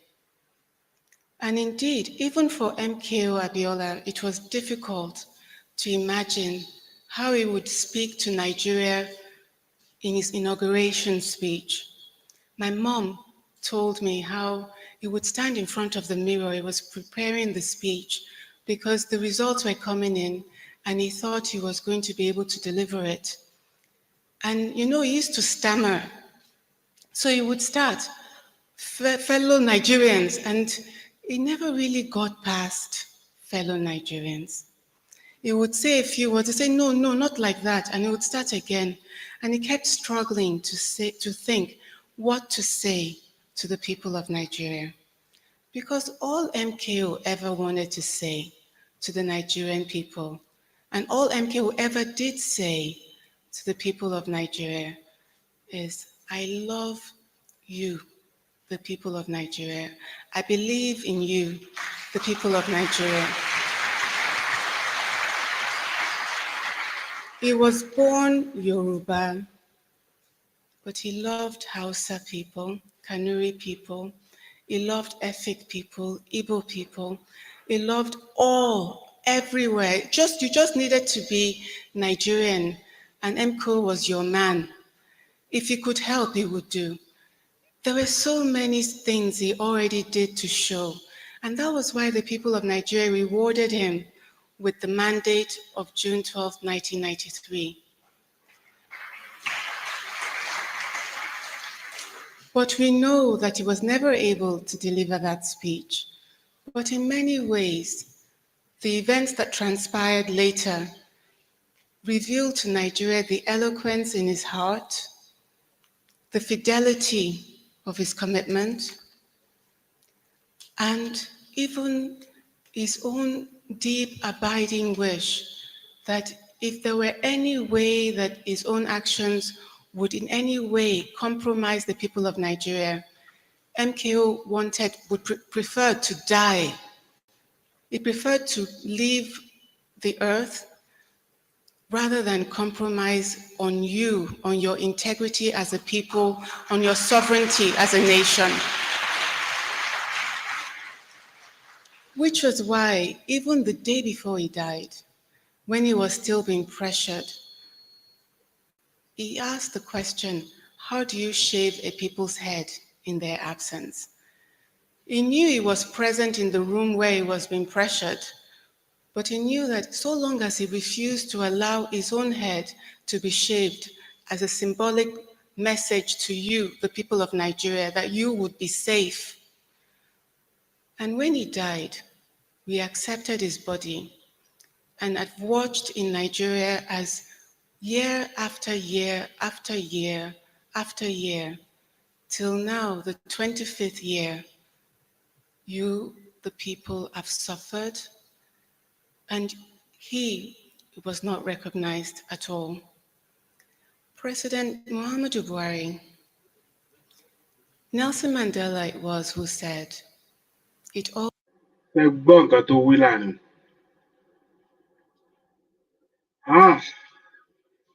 Ṣé ẹ gbọ́ nǹkan tí ọmọ MKO Abiola wí? Ìyẹn ọmọ Chief Mrs. Alhaja Kudirat Abiola. Ìyálóde bó tiẹ̀ ni wọ́n jẹ náà o. Mo ti gbàgbé o. Ìyálóde gbogbo Ẹ̀gbá. Ìyálóde gbogbo Ẹ̀gbá. Ìyálóde gbogbo Ẹ̀gbá bó ń lọ lóde kò kára ilé. ilé ayé yìí kò tó nǹkan ọ̀rọ̀ ilé ayé yìí ilé kò ayé já. yìí kò tó nǹkan kan bẹ́ẹ̀ ni bẹ́ẹ̀ ni bẹ́ẹ̀ ni. ẹ rí bí ọmọ wọn náà lẹ ń wò yìí o tó ń sọ̀rọ̀. àbúrò wọn fẹ́ bá yín sọ̀rọ̀ sá ó fẹ́ bá gbogbo àbúrò wọn fẹ́ bá gbogbo. èèyàn ló pa wọn o kò kì í sọ Ọlọ́run o. èèyàn ló pa wọn o. èèyàn ni o kò kì í sọ Ọlọ́run o. àwọn tó pa wọn sì wà láyé lónìí tí wọ́n ń fi ta ewúrẹ́ jiyàn o tí wọ́n fi ta màálù. ṣé kò ń ṣe símbíàtù ìníyálòdì Ẹ̀gbá ni símbíàtù. ẹ rí bí èèyàn ló pa àwọn wọn. ọba wa àtàwọn ọ̀jẹ̀lú àwọn ló pa Abíọ́lá. àwọn àgbààgbà ẹ kó pọ̀ báwọn àwọn àgbààgbà wa àtọba àtìjòyè àgbààgbà lọ́kùnrin lóbìnrin. a ní kọ́. àwọn ni wọ́n pa ọkọ tọkọtaya o kì í ṣàbíọ́lá nìkan o. torí sítórì yẹn ókè wọ́n ní wọ́n ti wà lórí láì ẹ jẹ́ kí wọ́n bá wa fọ́ gbogbo èèyàn gà kí wọ́n gbé láti bẹ̀rẹ̀ dópin. wà á ń gbọ́ yín. ẹ ṣeun gan fún àsìkò tẹ́ fún mi ẹ jọ̀ọ́ mo kàn fẹ́ ṣe àkíyèsí kan àǹtí mi ni ìyá àdínní of Ìjẹ̀bú-land alájà síbì ní ti Abẹ́òkúta ní ìyálóde fún tàbẹ́òkúta bọ́ ìyá àdínní ní àǹtí mi jẹ́ on the whole Ìjẹ̀bú-land alájà Kúdí Abíọ́lá mo kàn fẹ́ sọ díẹ̀ nínú ìtàn ọkọ wọn ni ọkọ wọn jẹ́ ẹni tó ní àánú in fact olówó tó ń fowó ṣàánú ni Ọlọ́run ọba irú èèyàn wà pẹ̀lú Ọlọ́run ní òsì but experience tèmi ní gẹ́gẹ́ bí ọkọ ẹ̀gbọ́n mi ẹni tí Ọlọ́run fi ṣe àánú ni kò sẹ́ni tó máa bá mi ojú délé wọn ní Abiola Christian tí wọn ò ní bá ìrìn jáde pàápàá jùlọ nǹkan tí ọ̀pọ̀lọpọ̀ àwọn èèyàn wa mọ̀ ni pé most of àwọn èèyàn tí wọ́n jẹ́ olówó lénìí most of them wọn ọlá Ọlọ́run ọlá ọkọ àǹtí mi ni Ọlọ́run fi gbé wọn dìde gbogbo nílé ayé wọn ni wípé ìran wọn jọ wọn lójú torí pé ní ọjọ́ kan tí èmi àti ẹ̀gbọ́n mi tí wọ́n bá wa sọ̀rọ̀ nílùú yìí nílé wọn nílùú òyìnbó gbogbo nǹkan tí wọ́n sọ ni pé bó ṣe máa rọ ìran àwọn àti gbogbo ìlú bó ṣe máa rọ̀ wọ́n lọ́rùn wípé ṣé a mọ̀ pé ìrọ̀rùn igi ni ìrọ̀rùn ẹyẹ àti pé ṣé a bá wọn lọ́wọ́ sí nǹkan tí àwọn fẹ́ ṣe yìí mo fẹ́ sọ fún ilé ní wípé ní tí wọ́n ṣe ọ̀rọ̀ òṣèlú ìyá tèmi tó jẹ́ àná wọn nínú wọn ò dùn torí wọ́n mọ̀ pé iṣẹ́ òṣèlú nǹkan ó máa it can play dirty ṣùgbọ́n nítorí pé nǹkan tó jẹ́ wípé àwọn aráàlú Ọ̀yá wọ́n ti fi dá wọn lójú pàápàá jùlọ Babangida fi àlùkùránì búra fún wọn wípé tí wọ́n bá ti win òun àgbéjọba lẹ̀ gẹ́gẹ́ bí mùsùlùmí òdodo wọ́n dẹ̀ gbà sí lẹ́nu pé ókè o àwọn wọn fẹ́ fi dá yín lójú lẹ́nìí ṣe rí Ọlọ́run bá kó jọ kó dákun kó ṣàánú fún wa Ọlọ́run kó gbà wá lọ́wọ́ àwọn ọ̀tá tó ń ṣọ́ni táwọn mọ̀ tí wọ́n bá ń ṣe nǹkan nílé wọn ní Abiola Christian èrò tí mo máa ń rí lẹ́yìn wọn àwọn ará òkè Ọya wọ́n máa ń pọ̀ ju àwọn èèyàn wa lọ ṣùgbọ́n Ọlọ́run bá tó rí núròde olùmọ̀ràn ọkọ̀ tó rí mọ̀ pé kó lè dá gbogbo nǹkan tí wọ́n fẹ́ ṣe àmọ́ tí àwọn èèyàn tí wọ́n jẹ́ kán débẹ̀ mo mọ̀ pé lágbára Ọlọ́run gbogbo nǹkan tó ní kálukú bá ṣe Ọlọ́run á fún ní kálukú lẹ́san gẹ́gẹ́ bí mo ṣe ń sọ̀rọ̀ lọ ọkọ àti mi jẹ́ nìkan tó ṣe wípé Ọlọ́run dá lọ́lá adẹ́m kì í ṣe wípé Ọlọ́run dá ọlọ́lá nìkan kan ṣoṣo ni ẹni tó ṣe wípé wọ́n mọ ìyà tí èèyàn máa ń jẹ kí wọ́n tó rí owó bẹ́ẹ̀ ni mo sọ ní ọjọ́ tí wọ́n wá kí èmi àti ẹ̀gbọ́n mi nílùú yìí because bí wọ́n ṣe wà yẹn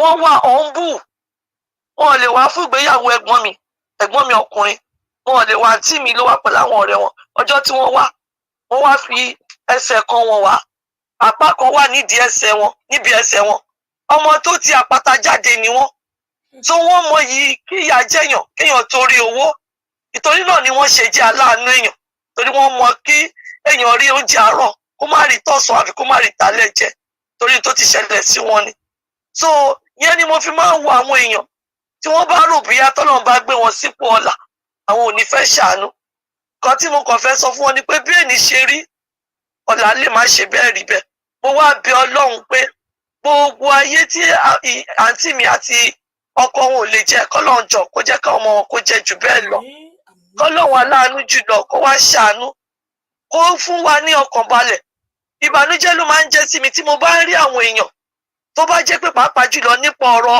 ìjàngbara tá à ń jà yìí kíní ti wà nílé ọjọ́ ti pẹ́ lóòótọ́ ìgbà yẹn wọ́n Nàìjíríà ní ọkọ àti mi ṣe ṣùgbọ́n wọ́n Nàìjíríà tó ń ṣe náà ìyẹn ò sọ pé kí ìfẹ́ ìran wọn kó má wà lọ́kàn wọn ìtorí náà ni wọ́n ṣe ń sapá pé táwọn bá ní ìrẹ́pọ̀ torí ẹ jẹ́ kí n sọ fún yín kò ìrẹ́pọ̀ tó wà nígbà yẹn kò lè wà nísìnyí mọ́ kì í ṣèpè nínú ìlú yẹn torí gbogbo ìlú pátápátá orígun mẹ́rẹ̀ẹ̀rin ibẹ̀ yẹn ni wọ́n vóòtì fún wọn tí wọ́n dẹ̀ wọlé láti ọjọ́ tí wọ́n dẹ̀ ti ṣerú ìdìbò yẹn ò tún wáyé mọ́ dì sín kí gbogbo ìlú àti Ìgbò àti Yorùbá gbogbo àti elédè kí wọ́n vóòtì kéèyàn wọlé kò lè wáyé ṣùgbọ́n ìbànújẹ́ ni wípé wọn ò jẹ́ kó débẹ̀ gbogbo nǹkan tí wọ́n wá fi polongo nígbà yẹn èwo ni wọ́n wà ní dìsín èwo náà ti ṣe láti 30 ọdún sẹ́yìn kò sí kankan kódà ó tún bàjẹ́ sí ni torí náà ló ṣe máa ń pa mí lẹ́kún pé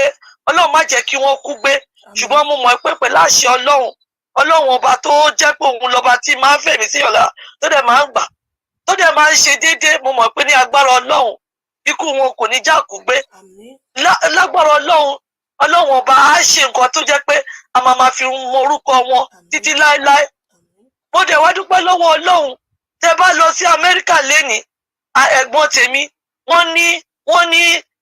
wọ́n ti fún wọn ní street níbẹ̀ bẹ́ẹ̀ ni mo sọ alájà kúndínlá tàbí ọ̀dà bẹ́ẹ̀ ni wọ́n ti ní níbẹ̀ bẹ́ẹ̀ ni màá dárúkọ ẹ̀ fún yín níbi tí Ọlọ́run ọba tó ṣàánú àǹtí mi délé ni tú àwọn ọmọ wọn náà ni especially Rónkẹ́ tó ń sọ̀rọ̀ yìí mo dúpẹ́ lọ́wọ́ Ọlọ́run fún wọn.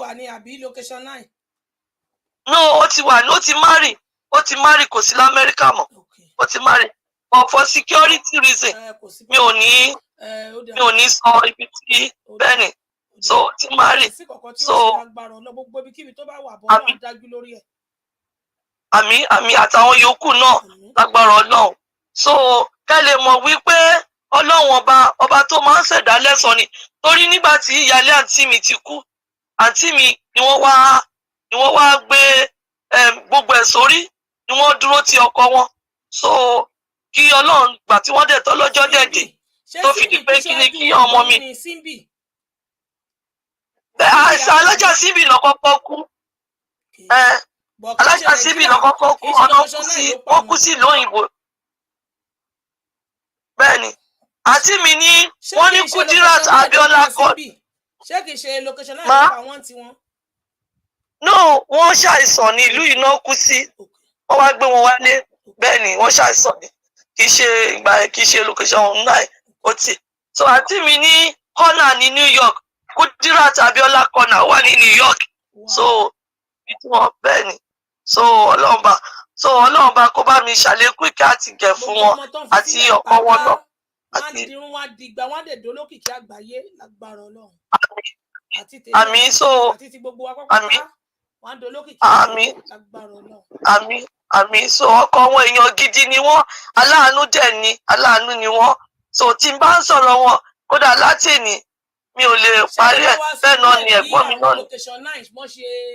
Bí wọ́n ṣe àǹtí yín lè ṣe tí wọ́n fi dọ́lọ́run ní pẹ̀ṣẹ́ lè bá wa sọ díẹ̀ ń bẹ̀.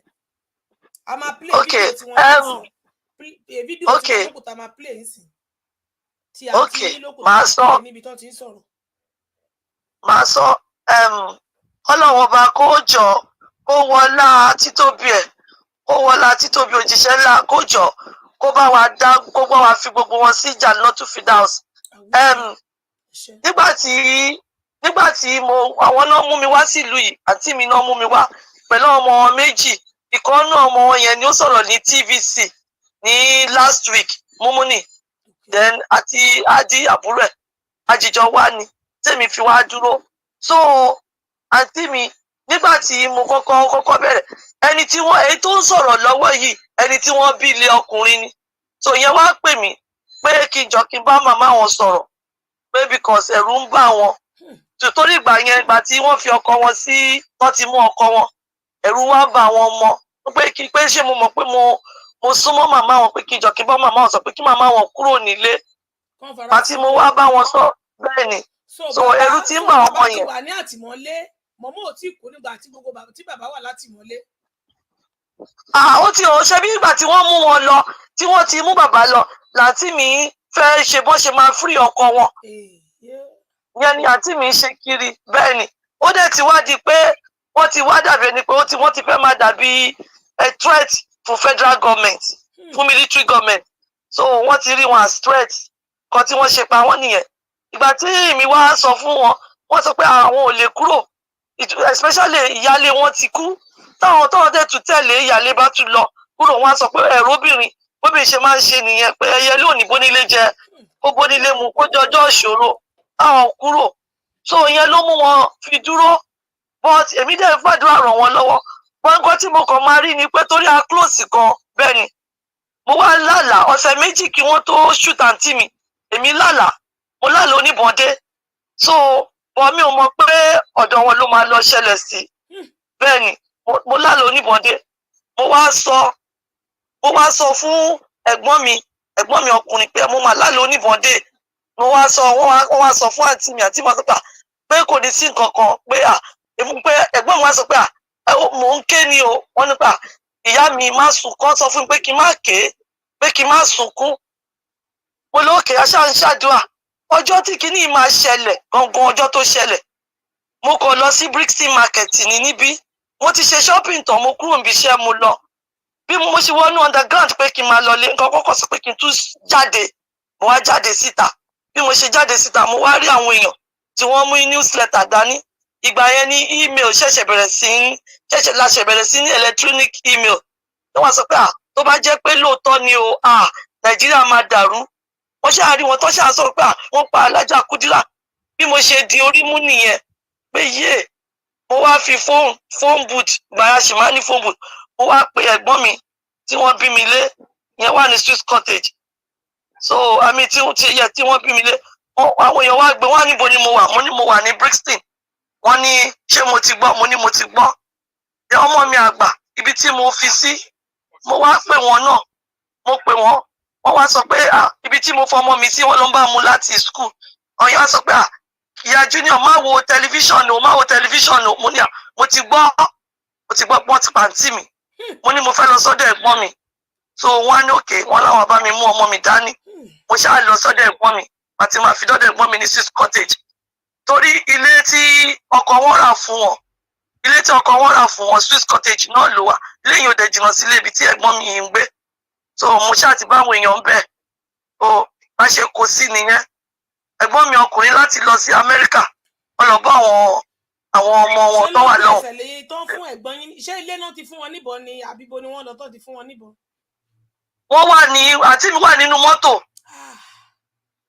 wọ́n wà nínú mọ́tò bẹ́ẹ̀ ni wọ́n wà nínú mọ́tò wọn ò fẹ́ kó survive wọ́n wà nínú mọ́tò àǹtí mi wà nínú mọ́tò driver àwọn náà wà ń bẹ̀ so bẹ́ẹ̀ náà ti fún wọn níbọn lórí so wọ́n ní wọ́n sì gbé wọn dé hospital pé but tọ́lọ́jọ́ fi dé so èmi ṣèjọ́ mẹ́jọ wọn níbí ẹ̀gbọ́n mi ọkùnrin lọ sí Amẹ́ríkà wọ́n lọ bá àwọn àbúrò wa tó wà níbẹ̀ torí gbogbo ọmọ wọn ló wà ní Amẹ́ríkà yàtọ̀ sáwọn méjì àbí gbẹ̀yìn wọn yẹn ọ̀yàn kéékèèké ọ̀yàn ló wà ń bẹ̀ gbà tí wọ́n pa wọ́n so ó ṣe rí nìyẹn lọ́n bá mi tẹ̀wọ̀n sáfẹ́fẹ́ rere so tó ṣẹlẹ̀ ní.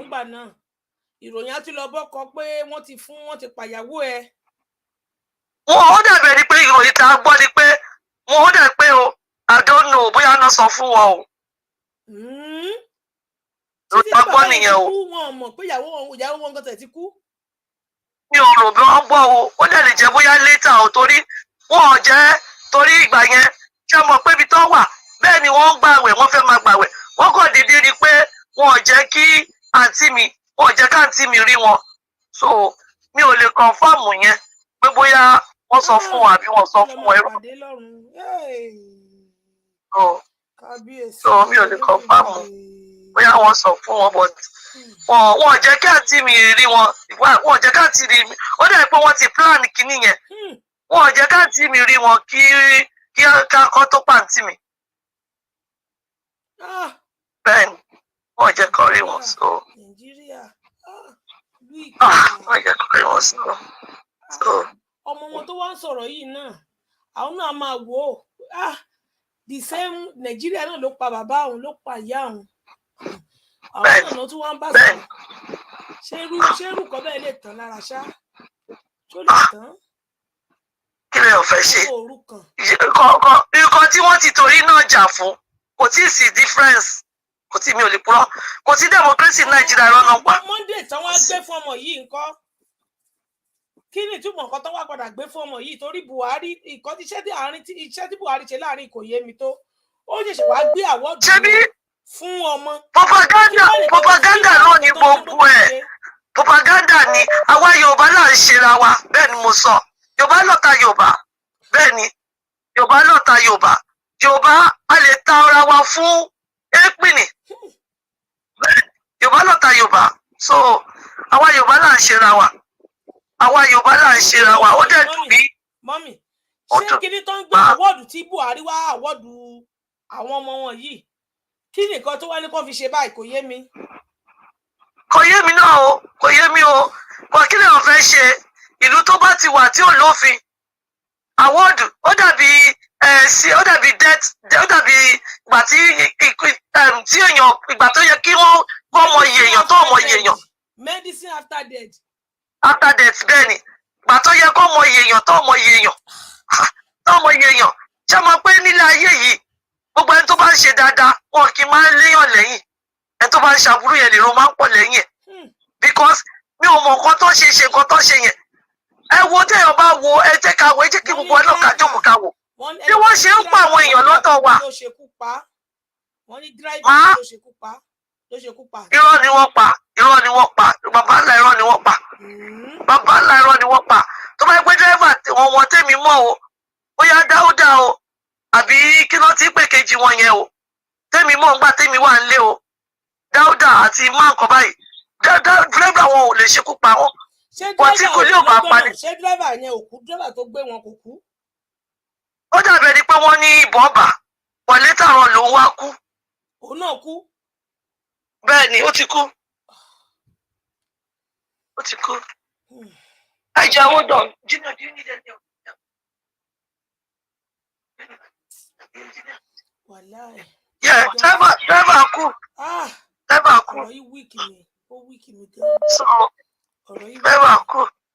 so èmi ò rò bóyá dírẹ́bà wọn lè ṣe wọ́n mú mọ́ pé inside story ni ẹnìkan ló mọ ibi tí àǹtí mi máa gbà lọ́jọ́ yẹn láàárọ̀ tó ń lọ yẹn. so. wọ́n ní haúsá ni dírẹ́bà wọn ó dẹ̀ pé àwọn tó mọ̀ wọn dáadáa náà ló ń kọ́mẹ̀ntì wọ́n ní haúsá ni ẹni tó wà wọn. haúsá kọ́ àwọn ọmọ ìlú òkè ni o Mr. Dáúdà Dáúdà àti ẹnìkan àwọn méjì Mr. Lamidi àti Mr. Dáúdà Mr. Dáúdà àti Mr. Lamidi bẹ́ẹ̀ ni iṣẹ́ haúsá o haúsá kọ́ o kódà dírẹ́ ìkọ́ tí mò ń sọ ni wọ́n kọlà o bí ará òkè bí ará ọmọ ìlú òkè ni o no Mr. Lamidi àti Mr. Dáúdà bẹ́ẹ̀ ni àwọn tí mo mọ̀ mọ́ wọn nìyẹn kémi tó kúrò nílé o. a máa play fídíò tiwọn náà a máa play fídíò wọn náà sìn tá a bá ti play lè tán fídíò wọn ló next ká tó wá play ti òbúrú mà ẹ ṣé ẹ ṣeun kò tọ́pẹ́ ẹ ṣeun o yes ma ẹ ṣe mà.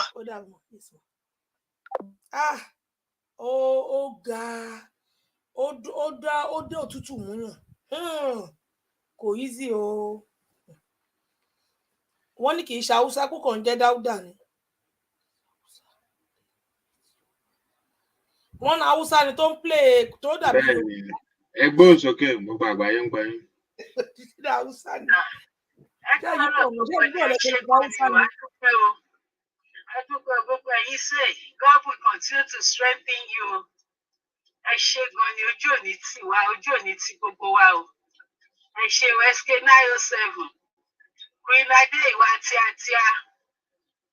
Ẹ ṣé mo dúpẹ́ o. Ẹ ṣé o Olúwa túbọ̀ máa fún yín. A máa fún yín ní strength and more grace lórúkọ Jésù o and more wisdom. kò ní rẹ̀ yín o, kò ní rẹ̀ gbogbo yín, kò ní rẹ̀ gbogbo wa o. Olúwa wà pẹ̀lú wa, bàbá wa rájẹ ẹ ṣé o, ẹ ṣé o, ẹ ṣé adúpẹ́ gbogbo lé o. Ẹ ǹlẹ́ o. Mo kàn ní kí n sọ̀rọ̀ díẹ̀ ni. Àwọn èèyàn mi pè mí lé gan, ṣe rí ṣó tí àfà ṣe, ó ní agbára gan, èmi gan ọ̀rọ̀ ńlá ni. Torí mo rò ó bẹ́ẹ̀ náà, ṣùgbọ́n ọkàn mi mo tún mú ọkàn kúrò bẹ́ẹ̀. Torí àkíyèsí ńlá. Àkíyèsí. Ẹ má bínú, ẹ jẹ́ ń sọ, mo fi ṣe mọ̀ pé bàtẹ́ máa ṣe irú àgàgà Sunday yẹn. Èmi ò lè wò létà tí bá lọ bí iṣẹ́ lálẹ́ ni máa gbọ́ títí bí around 3 AM yẹn kí n tó máa ṣe kínní. Ẹ má bínú àfà, ẹ má bínú gbogbo ilé. Àwọn èèyàn tí ọba tí wá jẹ́ kí àwọn èèyàn mi tó pè mí ilé náà ni mi ní sọ, mi lè má sọ. Àwọn èèyàn mi pè mí, mo ní kán pè mí wọ́n dákẹ́. Ṣé ní kánmọ́ ń kóbó? Torí ọ̀rọ̀ June 12 là ń sọ báyìí, Abíọ́lá àti. Mo sì máa sọ sọ́rọ̀ June 12 náà, máa sáré sọ̀rọ̀. Anyway, nǹkan tí mo ṣe àbáwọ̀ èèyàn mi Sunday ni pé nǹkan tó dání ná, nǹkan gidi tiẹ̀ ni. Ṣùgbọ́n ìgbà míì ìmọ̀ràn míì wà tá lè rò bá fún màmá ẹ̀ tó jẹ́ pé lọ́dọ̀ tí àwọn náà mọ̀ nǹkan tó jẹ́ pé wọ́n lè ṣe. Àwọn náà rò pé mọ̀ràn ni, ṣùgbọ́n ó lè jẹ́ nǹkan tó máa kó ọlọ́mọ ẹ̀ tó jẹ́ nǹkan tó máa da ìrìn àjò rú. Àwọn náà wọ́n bẹ̀rù pé àbí ìwé yẹn àbí ìwé yẹn lóòótọ́ ni, ṣebí màmá yẹn sọ pé wọn ò ní mú wọn ò ní ṣe nǹkan kan fún wọn. Mo ní pé wọ́n sọ pé ṣùgbọ́n màmá tó sọ pé ká tún máa expect ẹ̀ pé ó lè ṣẹlẹ̀. Pé àti pé tí wọ́n bá jẹ́ pé dọ́kúmẹ̀ntì burúkú àti pé fèkì irú ìlú ìwádìí.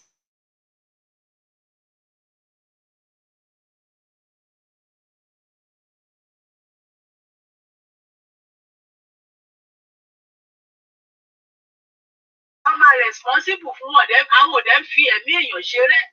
Pé sòkè mú ọkàn yín kúrò. Nǹkan tó bá ní ká ṣe abọ́ta náà ní ká sọ ẹ lọ máa túbọ̀ máa sọ fáwọn èèyàn. Ẹ máa gbogbo nǹkan tá a bá ń sẹ́ǹdì sí, ẹ máa ṣíà, ẹ máa jẹ́ káwọn èèyàn mọ tó ń ṣẹlẹ̀ pé Yorùbá nation ò tíì kú. Ìmọ̀ràn jẹ́ encouragement ní kẹ́ máa sọ tẹ́ bá lórí ọ̀fẹ́, ẹ ṣe voice note, ẹ fún ìyálẹ̀ encouragement nìyá yẹn ní ìdàtí ọ̀pọ̀lọpọ̀ wa. Anyway, nǹkan tí mo fẹ́ sọ lórí ìyẹn nìyẹn. Bẹ́ẹ̀ ẹ̀yin ẹ̀wọ̀n ọ̀rọ̀ June 12 yìí, àwọn ìgbà tí àwọn èèyàn wẹ́wọ́ tó ti ń go through, àwọn èèyàn ti ń go through nǹkan ju eléyìí lọ. Láti kó tó di June 12 ọgbọ́n nǹkan ìyá yìí kò tí ì tí ì kọ́ stage tó dé rárá. Tí bàbá ń pe òyìn tó ti bẹ̀rẹ̀ sí ní jà yìí tó bàbá yìí ṣe nǹkan tó sọ nǹkan tó fẹ́ ṣe láti gba àwọn èèyàn wálẹ̀. Ẹ̀wọ̀n ṣé tí Babangida ṣe, àwọn iye ẹ̀mí tí Babangida pa lórí pé ó fẹ́ ṣàdúró síbẹ̀ yẹn pé kó ṣe máa àgbọ̀gbọ̀ àwọn tó bá ti kojú ẹ̀ báyìí. Tó bá ti kojú ẹ̀ pé nǹkan tó ń ṣe òdà bá ó máa ní kó lọ mú wọn kúrò ní. Wọ́n lọ pé wọ́n kéré gbọ́ngbẹ̀ ni ọ, ṣùgbọ́n mo mọ nǹkan tí dádì mi máa ń sọ àtàwọn ẹ̀gbọ́n mi, àwọn ọ̀nkùn mi, àwọn bírọ́dà mi gbogbo máa ń sọ lórí ọ̀rọ̀ bàbá ẹ̀. Ìgbà tí délé kí wọ́n ẹ lọ́gbà kúta jù. Kí ni wọ́n yẹn ṣe tó wọ́n tún àṣírí ẹ̀ Glory Okon yẹn wíìgò ni ọlọ́mọ ìyàwó ẹ̀ Mariam, ìyàwó Babangida wọ́n gbé ìyàwó bàbá ìgbìkan náà wọ́n jẹ́ ti Mariam Babangida ni. Tó bá bá gbé àtíkè lọ sí ìlú òyìnbó lọ́tà kó fi lọ́tà, mi ìfẹ́ dárúkọ àtíkè ti gbogbo àti mọ̀rú àtíkè yẹn tó máa ń fi símú. So wọ́n lè tí wọ́n ṣe òfin ní Nàìjíríà, wọ́n ló ṣe òfin pé ẹni tó bá rí tó gbé tó káàkiri yẹn mọ́ lọ́wọ́ pé pípa ni. So bí wọ́n ṣe mú lédi yẹn nìyẹn, làṣírí wá tú wọ́n mọ̀ pé Mariam ìyàwó Babangida ló rán ní kinní yẹn. Ṣó yẹ yín? Ọ̀nà tí wọ́n wá láti bàtẹ́ gbọ́njẹ́ àtàwọn ni wọ́n ti pa ọmọ Glory Okon yẹn. Lọ́kìlọ̀ yìí pé Glory Okon wọ́n ti sponsor ẹ̀, ó ti lọ sí UK, ó ti lọ sí Britain. So gẹ́gẹ́ yìí ìyẹn wá lọ sí UK lọ́wọ́ rí Glory Okon. Lọ́wọ́ rí ibi tó ti ṣe pàdé nìyẹn ṣá. Wọ́n á jẹ́ ìjọ sọ̀rọ̀ ṣàmọ́jọ ṣe fún sórí nǹkan tó ṣẹlẹ̀ pátá ní Glory Okon. Ló wá sọ fún Délé Gíwá. Bí Délé ìwé ṣe wà pé kí ló ń gbé magazine news watch ní lórúkọ magazine ẹ̀bẹ̀ ló ti máa ló máa ti ló ń ṣe journalist bó ṣe fẹ́ kí lẹ. Mo ní bẹ́ẹ̀ ni tó ti máa ń broadcast tiẹ̀. Bẹ́ẹ̀ ni bí ó ti wá lọ ìyàwó ìpè bàbá ní délégí wáyé ó fẹ́ tú àṣírí yẹn sí gbogbo sínú magazine yẹn bí Babangida ṣe ní kó lọ fún ní lẹ́tà bọ̀m̀bù tó fi àwọn èèyàn nìyẹn ó lè sọ fún gbadé àṣegbọ́ níbẹ̀ yẹn dè ní yìí àwọn tó bá wọ̀ sí sítórì yẹn dè ní àwọn èèyàn ọmọ sọ pé ẹjọ́ fún gẹ̀tìmánù délégí wọ́n sọ pé money is from Mr. President ló sọ fún gẹ̀tìmán ìyẹn ìgbà tí ẹ̀jẹ̀ fẹ́ jì nígbà lẹ́tà náà àwọn ẹjọ́ wà ń bẹ̀ ìyàwó ẹ̀ bí nǹkan tó lù àbí ó gbọ́ tó fún bàbá sọ fún àtọ̀dọ̀ president ní lẹ́tà bọ́ọ̀bù yẹn ti wá wọ́n ṣe bí bàbá ìṣe fẹ́ já kíní yẹn báyìí àṣẹ lẹ́tà bọ́ọ̀bù á fi fọ́ à. Ọlọ́run ló ní kí àwọn ọmọ ẹ̀ má sí bẹ̀ ẹ̀rù nǹkan tí àwọn pípọ̀ ti sọ ní ayé dà ẹ̀ wò àbí ẹ̀ sọ pé kí ẹ̀ gbà ní wá àwọn kan yarí wọ́n ní dandan ẹ̀yìn ọmọ wọn ni kò ṣe ẹ̀rí wò ṣé àwọn bandits àbí kí ló ń pè wọ́n àwọn terrorist kan pé wọ́n ti kó wọ̀lú àwọn Fúlàní wọ́n ní kí wọ́n pè wọ́n ní terrorist ló máa ń pẹ̀lú wọn yẹn wọ́n sọ pé bandit Fúlàní abáfẹ́sà ní Fúlàní àwọn tó yẹ pé terrorist náà pípò yẹn àwọn tó yẹ pé ó ní nǹkan tó yẹ pé tí plane bá ń fly báyìí wọ́n lè yìnbọn wọ́n máa mú plane yẹn wálẹ̀ ni wọ́n ṣe é fún Buhari náà ṣe ní kí ṣe ọ̀rọ̀ tó wà ń bẹ̀ yẹ́rì ṣe ń ṣe bí ẹni pé kò nothing happen pé nothing is gonna happen ó dẹ̀ tún wọ́n ṣe bí ẹni pé òun smart àwọn pípò yẹn tó máa fi ojú bàbá yìí rí lójú máa fi rí ẹ̀wọ̀ òun ló ń lọ lọ́wọ́lọ́wọ́ yìí ọlọ́run kò ṣàánú wa ni ẹ̀wọ̀n nísìnyí àsìkò tó tó fẹ́ gbàdúrà ṣé nípa àwọn èèyàn wá jáde nínú àwọn ti bàbá wa MPO yìí àwọn èèyàn wọ́n lè protest wọ́n lè ṣe gbogbo èyí ò lè tí kò tí ì bàjẹ́ tó rárá ń gbà yẹn o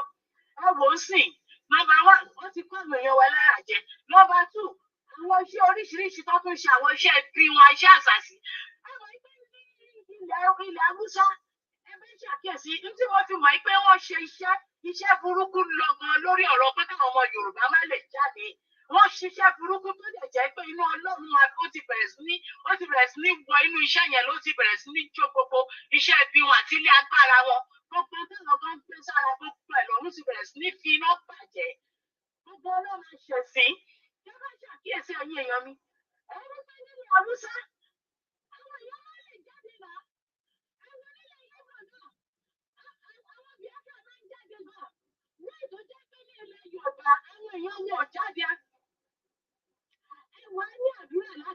àfa mọ́mí wa tó ń sọ̀rọ̀ yìí ó 6 voice 1 6 sà. àfa mọ́mí wa tó ń sọ̀rọ̀ yìí àgbọ́ ọ̀rọ̀ wọn o. hello bàbá. hello àfa. hello.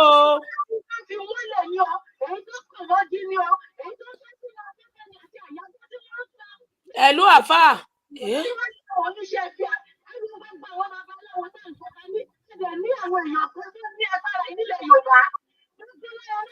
àgbọ̀ ohun tó ń sọ.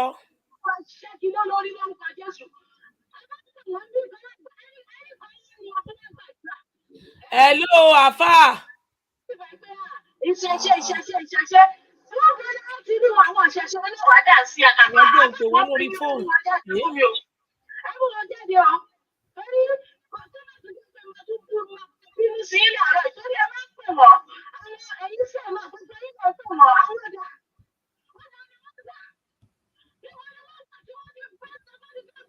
Yorùbá tó tó gba ayé àwọn èèyàn wọn jẹ́ tó fẹ́ kó àwọn èèyàn wọn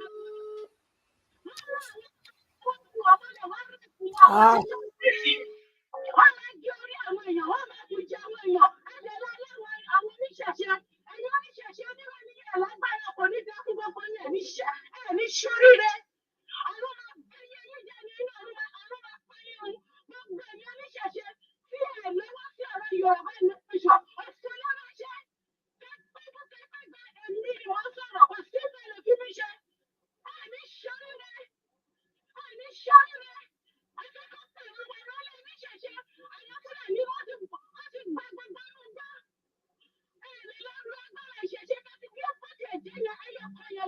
ṣe nílẹ̀ Yorùbá.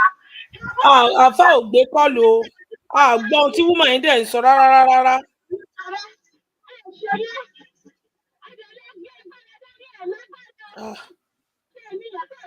Àwọn yín sílẹ̀ kí ẹ̀dá fi dá sọ́rọ̀ òmìnira Yorùbá. Kò sẹ́ni tó gbọ́ ohun tó ń sọ. Àyàfi èyí tó bá fi ọ̀rọ̀ Yorùbá nation ṣe. Àyàfi èyí tó bá mo dẹ̀ ń pè wọ́n gan wọn. Mo náà gbọ́ wà ní báwọn. Gbọ́ ohun tẹ́ ń sọ, mo ti pè yín mo tún ti kọ́ yín gan ẹ̀ píìkì kọ́. Gbọ́ kẹ̀. Kò sẹ́ni tó gbọ́ ohun tó ń sọ. Ṣé tí wọ́n ń gbọ́ mi báyìí? Ohun ẹ̀kọ́. Mò ń bọ̀ náà ẹ̀ ń dàn. Wọ́n ń sọ ẹgbẹ́ bá wa kọ́mẹ́ntì. Ohun ẹ̀kọ́ àgbọ́ rárá gbọ́ gbogbo tó ń wí. Ẹ bá wa fi kọ́mẹ́ntì. Mo ti kọ́ ní gan ẹgbẹ́ fọ́ọ̀hún náà. Ẹ̀kọ́ wà ń bẹ̀, kò sẹ́ni tó gbọ́. Ẹ̀kọ́ wà ń bẹ̀. Ẹ lọ pẹ̀lú ọlọ́ọ̀kùn. Ẹnìkan wọ́n wà ní orí fóònù. Àtìgbà tó ti ń sọ̀rọ̀ ẹ̀kọ́ wà ń bẹ̀, àfà.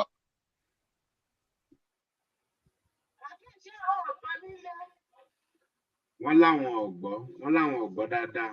Wọ́n lọ wọn ẹ̀kọ́. Ó sì rí ẹ̀kọ́ náà báyìí. Ohun ẹ̀kọ́ àgbọ̀ yín mọ́mì wa. Ẹ lọ pè sọ́dọ̀ ọkọ yìí, wọ́n lọ wọn ẹ̀kọ́. Ohun ẹ̀kọ́ ni mọ́mì. Gbogbo ọ̀rọ̀ tẹ́ ẹ sọ yẹn ló dẹ̀ ṣe kinní kò sẹ́ni tó gbọ́. Bí ọ̀rọ̀ ìyá wa Alhaja Kudirat Abiola ṣe jẹ́, àwọn gangan ni wọ́n jà fún Chief MKO Abiola. Simbiatu ó rẹ àwọn, wọ́n wá lọ sí òkè òkun, ibẹ̀ ò ní wọ́n dákẹ́ sí, wọ́n wá gbé wọn wálé. Àmọ́ tẹ́ bá níta ló dúró ti ọkọ ẹ̀ tó gbogbo Nàìjíríà jìgìjìgìjìgì, Kudirat Abiola ni. Kudirat Abiola ni. Dírẹ́fà wọn kì í ṣe Yíbò, kì í ṣe Haúsá o. Báwo lè yóò ṣe jẹ́ Yorùbá tí yóò wá lọ gba Haúsá àbí Fúlàní ní dírẹ́fà tí ó máa wà káàkiri? Àwọn tó ń ṣèyún àwọn ọmọ ìsìn ni, àwọn èèyàn ìsìn tí wọn ò dá nǹkan kan mọ̀. Àwọn eléyìí ti mọ nǹkan gan. Torí tó dẹ̀ ṣẹlẹ̀, oríṣiríṣi ìtàn òun náà ni a gbọ́, oríṣiríṣi story òun la gbọ́ lórí ẹ̀, wípé àmọ́ gbogbo ẹ̀ náà wọ́n sọ wọn ni, torí wípé àwọn èèyàn náà lọ máa sọ ibi tí wọ́n ń gbà. Kì í ṣe ọjọ́ yẹn nìkan òun ni wọ́n ti ń àtáàkì wọn. Wọ́n ti máa ń gbìyànjú ẹ̀ tẹ́lẹ̀ dáadáa, tó jẹ́ wípé orí máa ń yọ wọ́n nígbà tí àkókò ò tíì tó. Ṣé ẹ̀ ń gbọ́ mi àbí ó tún ẹ̀kọ́? No, ẹ̀rọ inú yín ṣe yẹ́kẹ́yẹ́kẹ́ sà. À ń gbọ́ ẹ̀yin dáadáa. Mọ́mì wa yẹn ni àgbọ̀ ẹ̀kọ́. Bí ẹlẹ́gbẹ́ pé wọ́n wà lórí fóònù. Àwọn gangan ìyá wa Kudirat Abiola, ìyẹn tí wọ́n fi wọ́n jẹ ìyá àdínì gbogbo Ìjẹ̀bú, rí bí àwọn gangan ni wọ́n dúró déédéé, tí wọ́n wà lẹ́yìn ọkọ. Mo rò bó ti yé yín báyìí. Tí wọ́n wà lẹ́yìn ọkọ wọn, tí wọ́n dúró gidigba, tí gbogbo àgbáyé sì mọ̀ wọ́n pé ẹni yìí ó ń jà fún ọkọ ẹ̀, ẹni yìí ń jà fún mandate, pé ọkọ mi ló wọlé. Báwo lẹ́sẹ̀ ní wípé kí wọ́n stop èyí tí wọ́n ń kà, ìyẹn vote? Báwo lẹ tún ṣe máa wá gbé ọkọ mi mọ́lé, ẹ máa tì mọ́lé? Kò yẹ kó rí bẹ́ẹ̀ o. So àwọn ni wọ́n ń tú gbogbo àwọn àṣírí yẹn síta tí gbogbo àwọn journalist ń gbé. Ẹ rí wípé inú ìta ọkọ̀ bẹ̀rẹ̀ lákọ̀ọ́kọ́, journalist tí wọ́n tì mọ́lé, tí wọ́n kó, wọ́n pọ̀ gan-an tí èsè kékeré.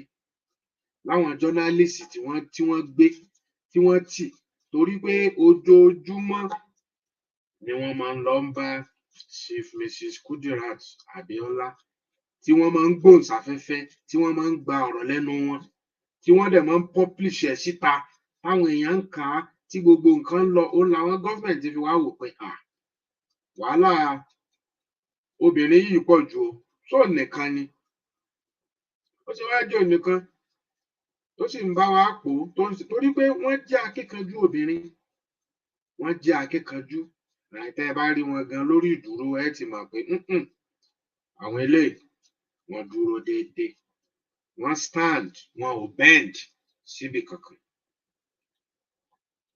lẹ́ni tó sì jẹ́ wípé a ní kọlù ṣé ká gbà pé wọlé. bẹ́ẹ̀ni. hello gbogbo wa ń gbọ́ yín sà. hello èmi. yes sà bẹ́ẹ̀ni gbogbo wa ń gbọ́ yín báyìí. ẹ ṣé gan ni ẹ kú ètò náà. yes sà.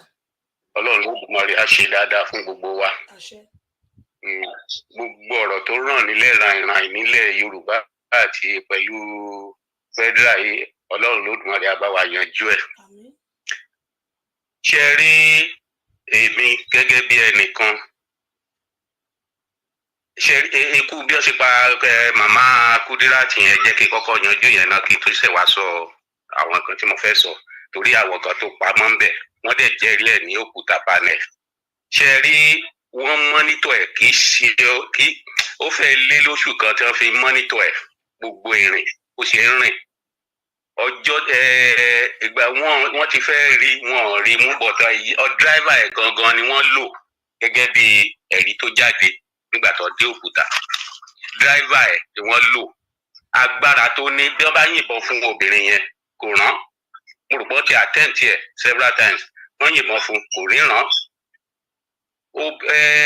Obìnrin yẹn ní agbára kan wọ́n ní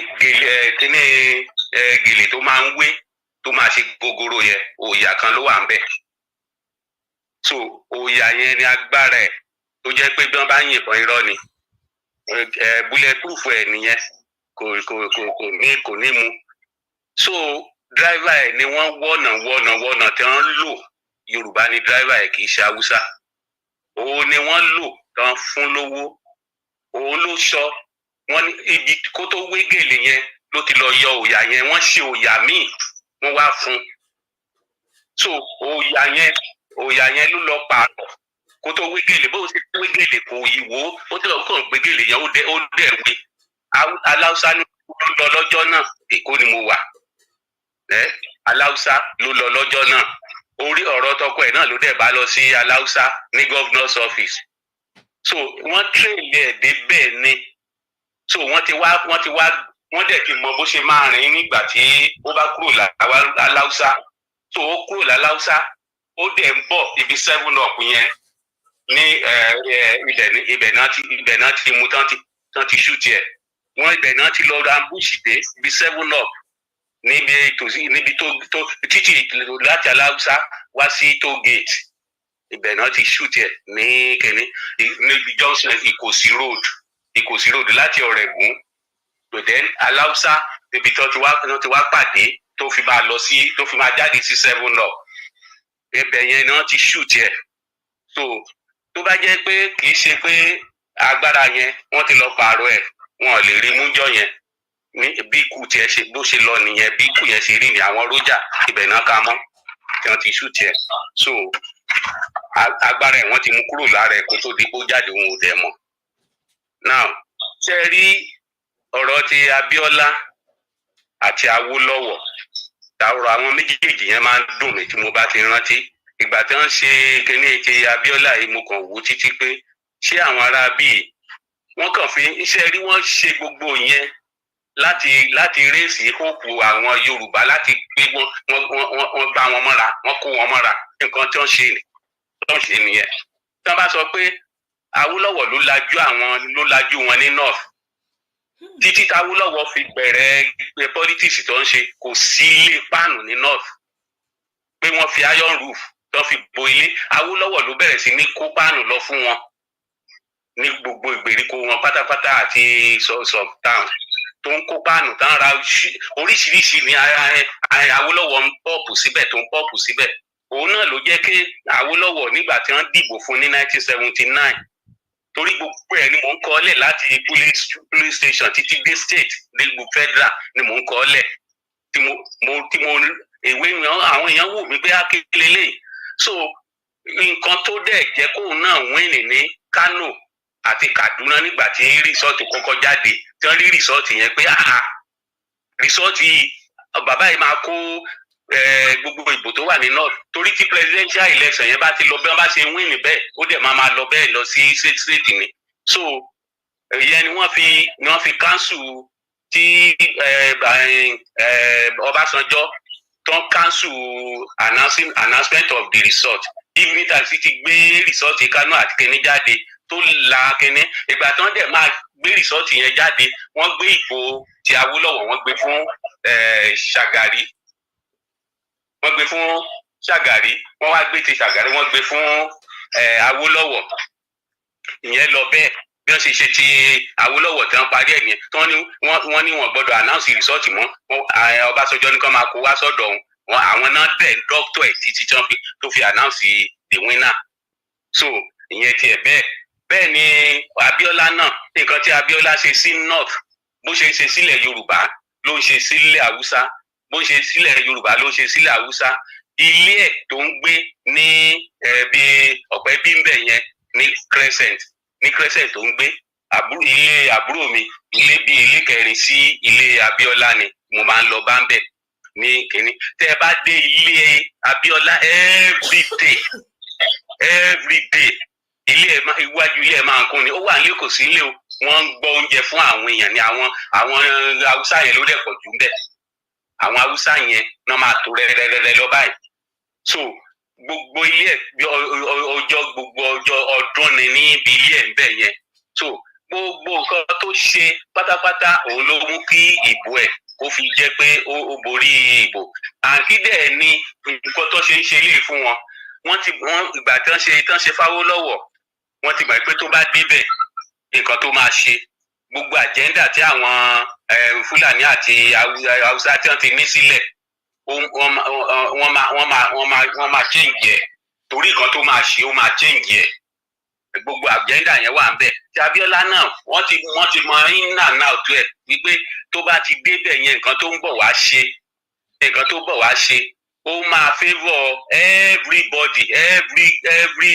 region nígbà yẹn ló máa favour so gbogbo àjẹ́dà yẹn gan tó dẹ̀ máa ṣe ó máa da gbogbo nǹkan tí ẹyẹ táwọn ní ó máa dànù nǹkan tí ó ṣẹlẹ̀ gangan nìyẹn so gbogbo eléyìí tí wọ́n ń ṣe tí wọ́n ń ṣe kínní medicine after the death ni medicine after the death ni gbogbo ẹ̀ síbẹ̀síbẹ̀ eléyìí tó dẹ̀ ló ń lọ bẹ́ẹ̀ náà ìgbà tó Ọbásanjọ́ máa débẹ̀ àwọn nàdẹ́kò ni wọ́n fún wọn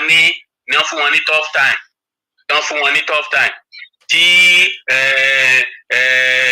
ìyá wa Modúpẹ́ tó líìdì wọn tó wà náà àwọn tó ń líìdì àwọn ìgbà yẹn Fálànà Gani Fáwẹ́hìn ni gbogbo wọn yẹn àwọn nàdẹ́kò yẹn tí wọ́n ṣe wàhálà òun ni wọ́n ṣe lọ mú ìgbà yẹn wọ́n ní àwọn náà máa mú Fálànà ní Yorùbá gbélẹ̀ wọ́n ní àwọn làwọn gbà tó wò kan tó máa ṣe tí nàdẹ́kò fún wọn ní oríṣiríṣi pressure táwọn kan ti lọ tán ti sá lọ tí Ọbásanjọ́ Ẹ̀náhòrò àti Ajásin tó sọ fún àwọn young boys yẹn gbogbo àwọn Bọ́lá Tinubu àti àwọn yòókù tó sọ pé ẹ̀yẹ ẹ̀dán pápá bora wọ́n bá fẹ́ pa àwọn kan pa àwọn sí bíbá yìí ṣùgbọ́n ẹ̀yin tó wà lẹ́yìn yìí ẹ̀yin lè máa wá ṣe ẹ̀yìn wa ẹ̀yin lè máa wá ṣe ẹ̀yìn ya nǹkan tí Ajásin àti Ẹ̀náhòrò ṣe nígbà yẹn òun làwọn àgbààgbà sí yóò lè ṣe wọn ò lè ṣe wọn fẹ́ dúró síbẹ̀ kán kú síbẹ̀ wọn lè fi ẹ̀yìn lẹ̀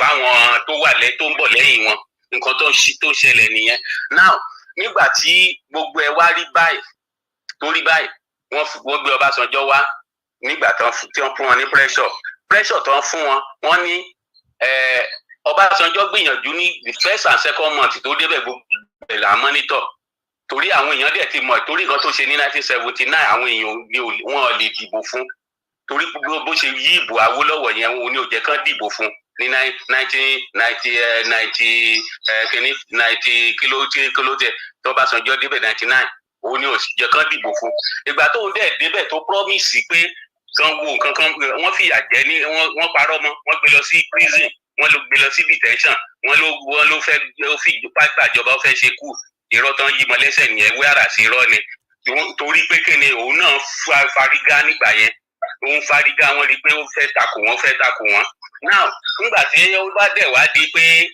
nàdẹ́kò fárígá pátápátá tí wọ́n wá sọ pé òkè o tán rí ọ̀rọ̀ náà gbà mọ́ wọ́n ti fún wọn pa nàdẹ́kò ti fún wọn pa wọ́n wá ní òkè àwọn làwọn ó chúùsì pírẹsidẹ́ǹtì fún wa láàrin àwọn èèyàn wa ìgbà tán máa ṣe náà bá ní wọ́n wá lọ mú Ọbásanjọ́ jáde ní ibi tán fi sí ní àhámọ́ so Ọbásanjọ́ fẹ́ gbìyànjú nǹkan tèmi sì ń sọ bí gbogbo àwọn èèyàn wa tán sọ pé wọ́n fẹ́ ṣe dandan Ọbásanjọ́ fẹ́ gbìyànjú torí òun náà fẹ́ retaliate Ọbásanjọ́ ó fẹ́ retaliate ìyàtọ̀ fi jẹ́ ó ṣí àpá ẹ̀yìn ẹ̀ ní Abẹ́òkúta àpá mẹ́ta ló wà lẹ́yìn ẹ̀ tó bó fẹ́lẹ́fẹ́lẹ́ tó jẹ́ pé ó ní wọ́n náà ó dẹ̀ débẹ̀ gbogbo àwọn tó ń gbé agbádá kiri ó ní this time is not kíní pépà kíní pépà tán máa gbé máa lọ tà fáwọn èèyàn wa wọ́n á gba order wọ́n á gba contract wọ́n á gbà pé wọ́n wá tà wọ́n á ti gbowó àwọn oníṣe kankan wọ́n á tà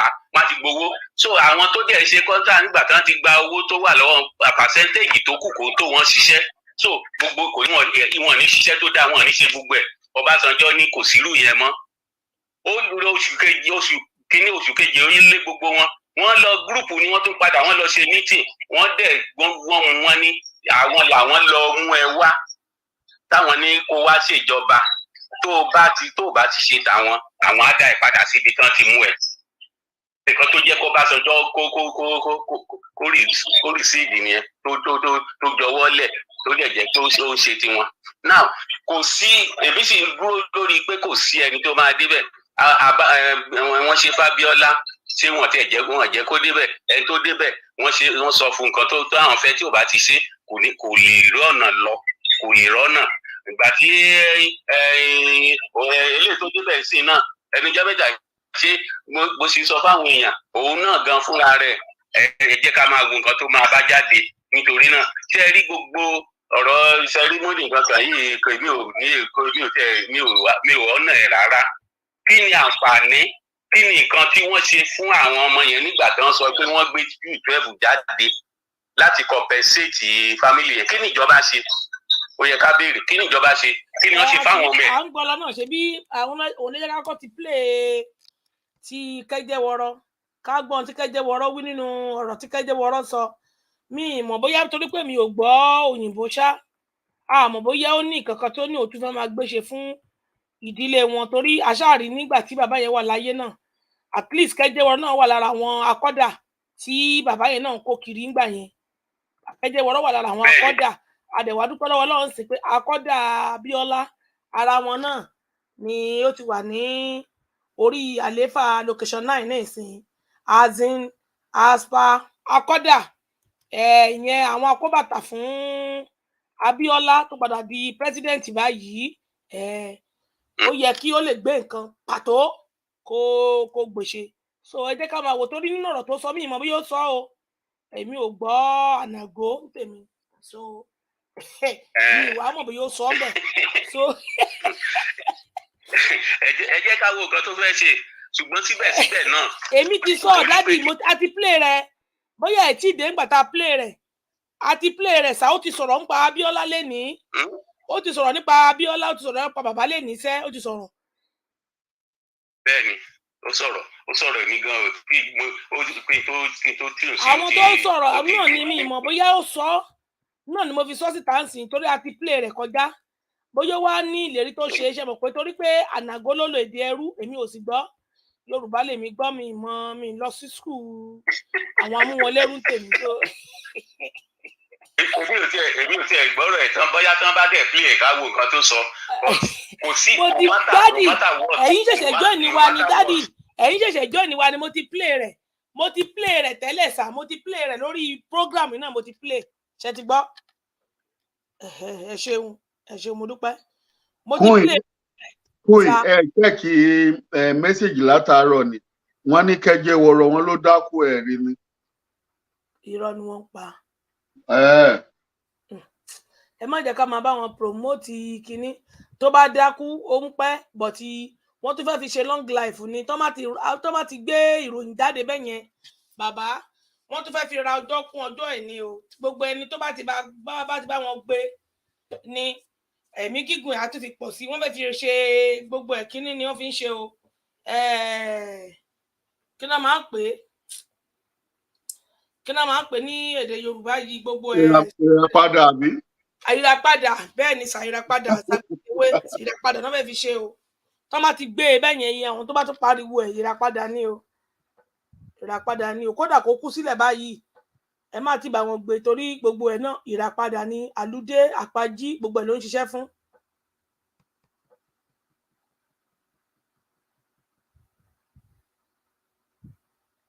àlùdé àpájí gbogbo ẹ̀ ló ń ṣiṣẹ́ fún tó má ṣe gbé sí ìdímọ̀ tó má ṣe gbé sí ni lọ́jọ́ orí àtúntì gùn sí so òwúrò àwọn èèyàn bẹ́ẹ̀ yẹn tó bá kú èèyàn kì í sọ pé wọ́n ti kú wọ́n ti dákú náà wọ́n á tún fi ní long life sí ni.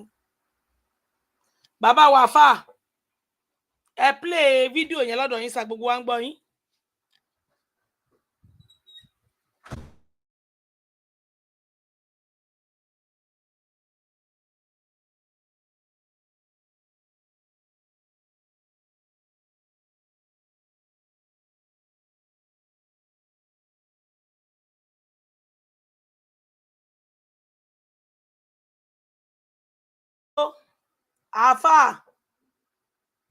àáfà jí má sùn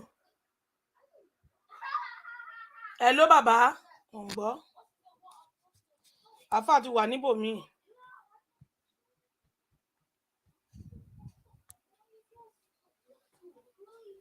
ẹ jẹ́ kí n gbé fídíò bàbá wa ẹ̀mùkélé wọ́n bá padà wọnú fídíò padà wọ́n máa play lè fún wa lọ ibi tí ọmọ wọn ti sọ̀rọ̀ yìí.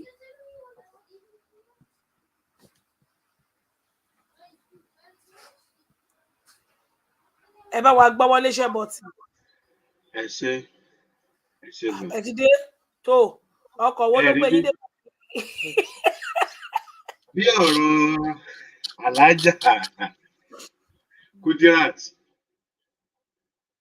Abíọ́lá ìyá àdínní gbogbo Ìjẹ̀bú bó ṣe jẹ́ nìyẹn akíkanjú ni wọ́n dẹ̀ dúró ti ọkọ wọn kí gbogbo àgbáyé dẹ̀ mọ̀ wọ́n pé eléyìí wọ́n jẹ́ freedom fighter pèsè ọkọ mi ni ìtàn olóògbé wa bí Kọ́lá ṣe sọ ọ̀pọ̀lọpọ̀ náà ló gbọ́ bẹ́ẹ̀ pé agbọkọ̀ wa wọn ẹni tó ń wà wọ́n olùgbàbọ̀dé àmọ́ Ọlọ́run ni gbogbo ẹ̀ yé àmọ́ àkókò ti tó náà ni torí wípé a lè fìdí ẹ̀ múlẹ̀ agbọ́ náà ni wọ́n pé ó ní kì í ṣe pé ojú wa ló ṣe àbí arí àrídájú bí wọ́n ṣe wí ọ náà ni a ṣe sọ wọ́n ní pò ní torí wípé Alájà Kudirat Abíọ́lá jẹ́ ẹnìkan tó jẹ́ akíkanjú obìnrin tí wọ́n dẹ̀ dúró déédéé ẹ rí i pé mo ti sọ síwájú àìmọye ìgbà ni wọ́n gbìyànjú láti dojúkọ wọn àmọ́ tó jẹ́ pé òfo ni wọ́n ń bá bọ̀ àìmọye ìbọn ni wọ́n ti yìn mọ́ wọn tí ò wọlé àìmọye nǹkan ni wọ́n ti ṣe lóríṣiríṣi tó pọ̀ gẹ́gẹ́ bí a ṣe gbọ́ tó wà nùtàn àmọ́ tí Chief Mrs. Kudirat Abíọ́lá tí wọ́n ń borí wọn tí Olódùmarè ń kó wọn yọ torí ẹ̀ la fi ń sọ pé ewé ń jẹ́ o egbò ń jẹ́ nílẹ̀ Yorùbá o nǹkan wà o ò tí ì kan olóòótọ́ ni bẹ́ẹ̀ ni ó wà níbi tó wà torí pé àìmọye ìgbà ni wọ́n dojúkọ Chief Mrs. Kudirat Abíọ́lá àmọ́ wọ́n ń ṣe kí ni wọ́n ní rí nǹkan gidi píìnì abẹ́yìn kan ni tí wọ́n ń ṣe kí ni tí wọ́n ń dojúkọ wọn àmọ́ tọ́lọ́run ò fún wọn ṣe tí Ọlọ́run kò fún wọn ṣe ó jẹ́ pé Chief Mrs. Kudirat Abíọ́lá ìyá àdínì gbogbo Ẹ̀gbá ó ń borí wọn àkókò yẹn Ọlọ́run sọ pé kó tó àmọ́ tá a kàn mọ̀ ní wípé Yorùbá lọ̀tá Yorùbá ìyẹn dájú Yorùbá ló ń gbàbọ̀dè torí pé Fúlàní ò lè wá láti ọ̀nà lọ́hùn kí wọ́n dẹ̀ máa sọ fèèyàn kí wọ́n máa sọ ẹ rí wípé àbúrò wọn náà sọ wọ́n ti ń carry plan yẹn láti execute wọn pé a fẹ́ pa níṣẹ́ ok ẹ má jẹ́ kó rí ọkọ rẹ̀ mọ́ o tó bá ti wá pò ń fẹ́ rí ẹ má gbà kó rí ẹ kàn máa wá nǹkan míì sọ bóyá ọkọ rẹ̀ ṣe kinní kan àbí nǹkan kan àbí gbá àbáwo títí ìyẹn náà ni àwọn náà wá tó ń gbé ìgbésẹ̀ mi lé lórí pé kí ló ń ṣẹlẹ̀ báwo lẹ́sìn máa ní pé kí n má rọ́kọ mi ìgbàsàwò àmọ́ wọn ò fẹ́ wọ́n fẹ́ ṣiṣẹ́ yẹn bí ọpọlọ wọn ṣe gbé kalẹ̀ fún wọn láti ṣe kó má bàa mú fura dání àmọ́ tó wá jà wá lẹ́nu ni pé nígbà tí a sáà wá padà wá ṣe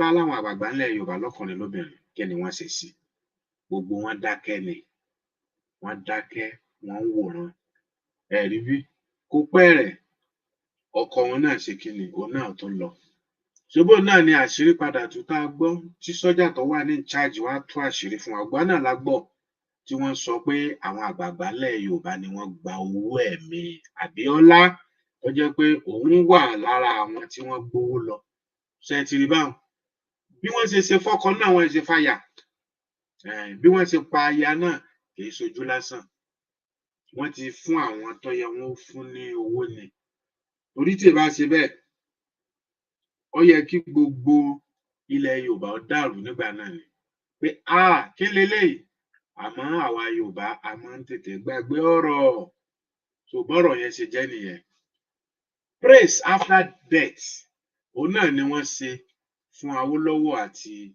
Abíọ́lá gẹ́gẹ́ bí eléyìí tẹ́ ń wò lọ́wọ́lọ́wọ́ yìí ọmọ wa Yorùbá àmọ́ nísìnyí ẹ̀yin náà ti mọ̀ pé kì í ṣe Yorùbá nígbà náà a sọ fún yín pé Ọbásanjọ́ yìí ṣe Yorùbá gbàgbọ́ àmọ́ nísìnyí wọ́n ti yà sọ́tọ̀ báyìí pé ṣe Yorùbá ó wà ń bẹ̀ fún dídí ọdún 8 kò rí nǹkan kan ṣe o Buhari ló wọlé tó náà tó wá rò pé nánà ẹ̀já ṣe àmọ́ tí wọ́n ṣe yìí gbogbo wọn lẹ́ ń wò yẹn o lọ́dún náà lọ́hùn bóyá bí ọdún 2 sẹ́yìn ni màá pè ní àbí 3 mo ti gbàgbé ọdún yẹn ṣá wọ́n gbé fún àwọn fámílì Abíọ́lá àwọn ọmọ Abíọ́lá ìyẹn Kọ́lá Abíọ́lá àti àwọn àbúrò ẹ̀ wípé bàbá yín ló wìn ní 1993 general election presidential wọ́n gbé fún wọn àmọ́ wọn ò jẹ́ kí wọ́n jókòó sórí àga yẹn so bàbá ń wò kò ní fáídà náà ní èdè àràbù kò nítumọ̀ torí pé kí wọ́n wulẹ̀ wá mọ́ sọ gan ó pè torí kí láǹfààní pé wọ́n sọ wọ́n gbé fún wọn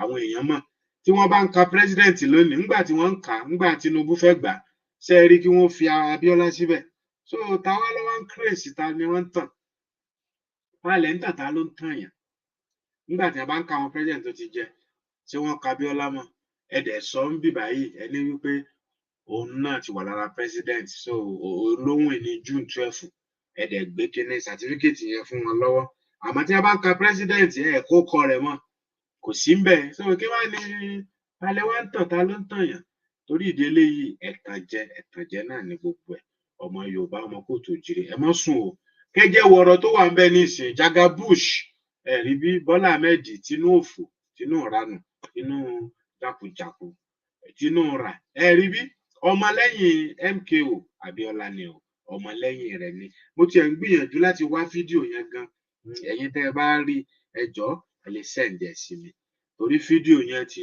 lò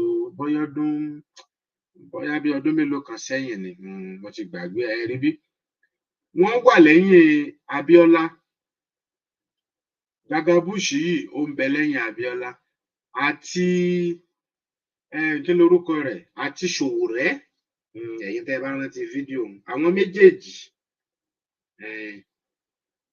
tinú òfò àwọn méjèèjì yẹn wọ́n ń bẹ lẹ́yìn MKO Abíọ́lá ẹ̀yin tẹ́ ẹ bá wo fídíò yẹn ni mo ń wá látẹ̀kan báyìí mi ò tí ì rí o mi ò rí o àmẹ́yìn tẹ́ ẹ bá rí ẹ jọ̀ọ́ ẹ lè send ẹ̀ sí wa ká play yẹn náà fún gbogbo wa pátákárì ká play rẹ̀ tinú òfò tẹ́ ń pè ní Tinubu ó wà lẹ́yìn MKO Abiola àti Sowore àwọn méjèèjì etí báyìí ó lẹ́ẹ̀fì mọ̀ pé Tinubu ni etí ló dá fìlà rẹ̀ dúró nígbà náà lọ́hùn àbí kò tiẹ̀ dé fìlà ló ti gbàgbé ó dà pé kò dé fìlà bí ó sáà rí ṣákélé báyìí ó rí cháncálá tí ẹ̀ dẹ̀ fi gbá wa nìyẹn mo ti sọ àti sọ mẹ́tò pé ẹ má jẹ́ wọ́n máa fowókọ èèyàn gbá wa orúkọ Abíọ́lá ni wọ́n fi gbá wa o òun la fi gbé Buhari wọlé o òun náà la fi gbé Tinubu wọlé agbárí orúkọ Abíọ́lá ni wọ́n fi gbá wa láti 1999 ní Tinubu ti ń fowókọ Abíọ́lá gbá wa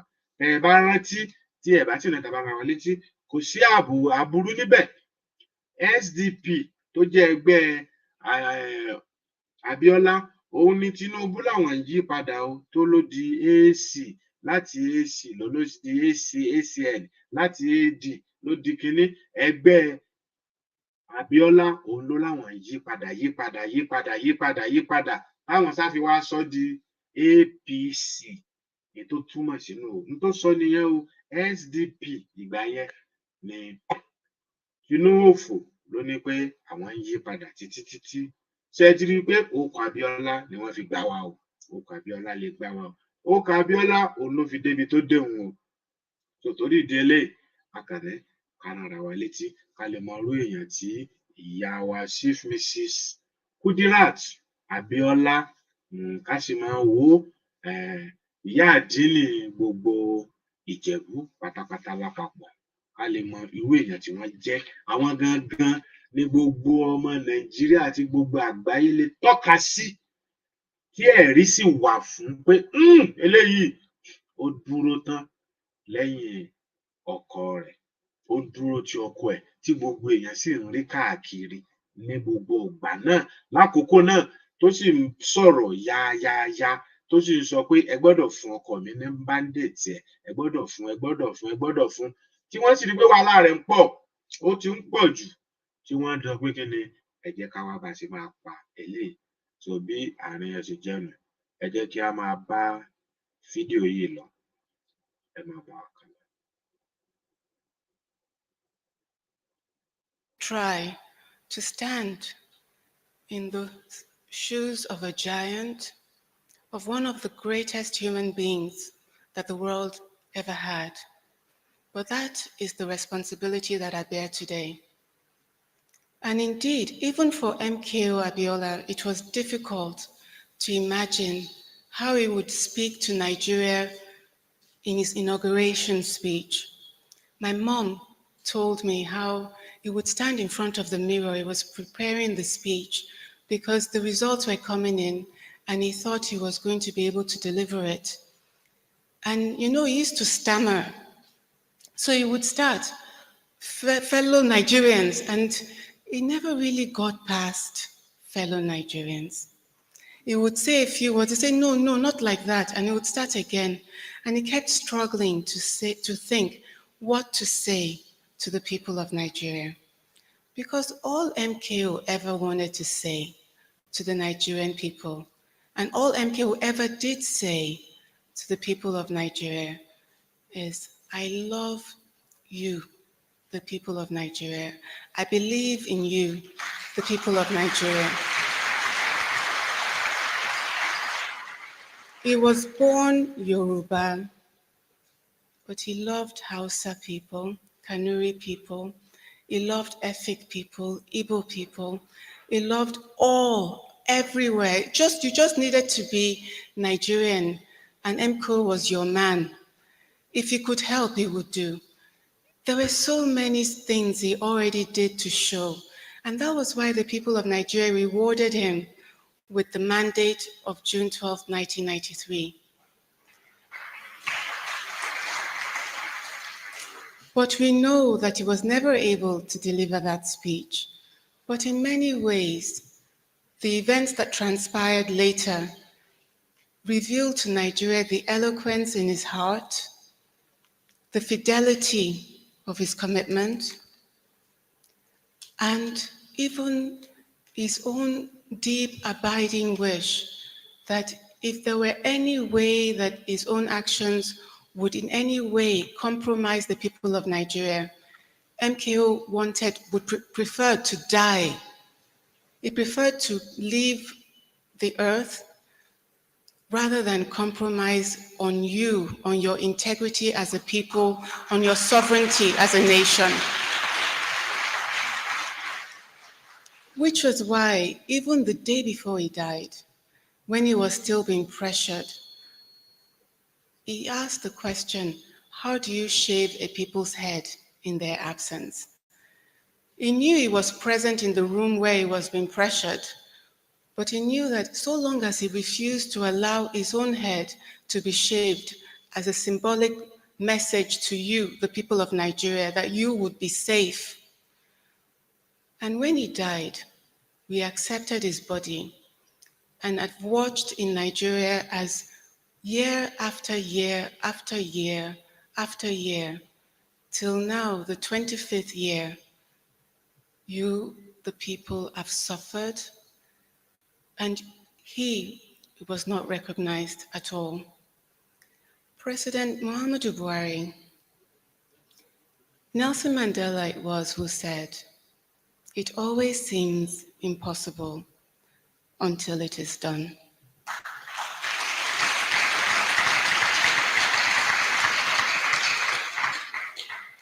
Who would have ever believed, given the relationship that you had with Chief MK Abiola, that you would be the instrument God would use to honor this man and to bring reconciliation and healing to the country? You apologized to my family, and it touched my heart. You know that I lost also my mother in this struggle, so that apology meant so much. Let me use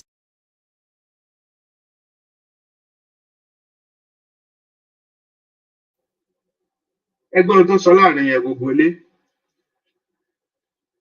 ó ní wípé Boko Buhari òun ló recognize bàbá àwọn, àmọ́ ṣé ẹ mọ̀ pé màmá mi náà lọ sí o, mi ò rò pé a gbọ́ àárín dáadáa.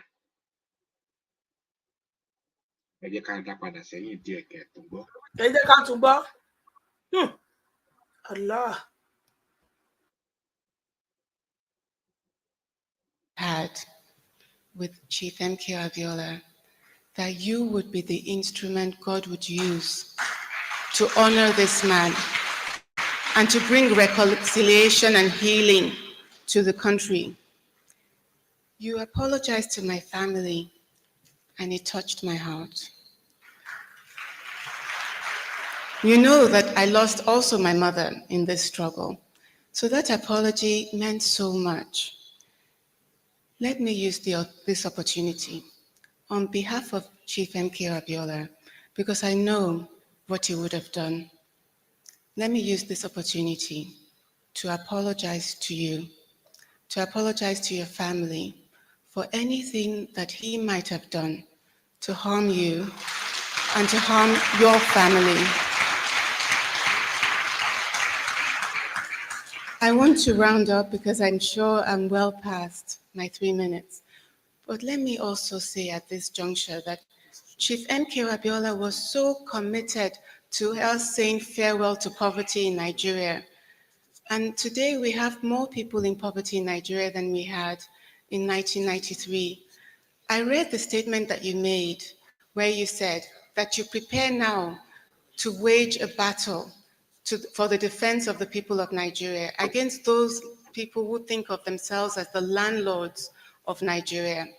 Let me say to you that by recognizing June 12th, you are waking so many heroes of Nigeria's struggle and heroines who have shown, because they stood firm on June 12th, that money cannot buy them.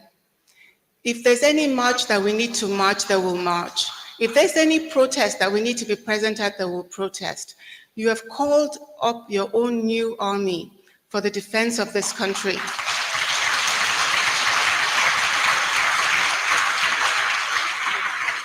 And Wow, Buhari gan President Muhammadu pàtẹ́wọ́ fún Buhari, ọmọ yìí o. this Buhari gan pàtẹ́wọ́. Wow, ọmọ dáadáa. Buhari èho president gan pàtẹ́wọ́ fún. Wow, wow, ẹ wo bó ṣe rárá ń sọ̀rọ̀ ọ̀rọ̀ ẹ̀ dẹ̀ ń sẹ́. Ọ̀rọ̀ ẹ̀ ń sẹ́. No. Ẹ bá play ẹ lọ bàbá mi.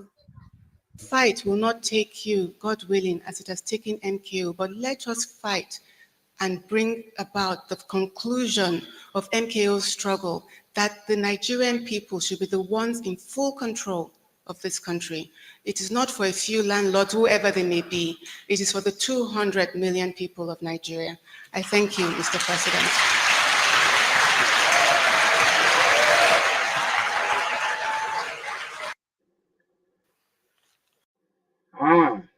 Ẹ rí bí ẹ rí pé gbogbo wọn dìde fún ọmọ náà pẹ̀lú àwọn ọ̀rọ̀ ńlá.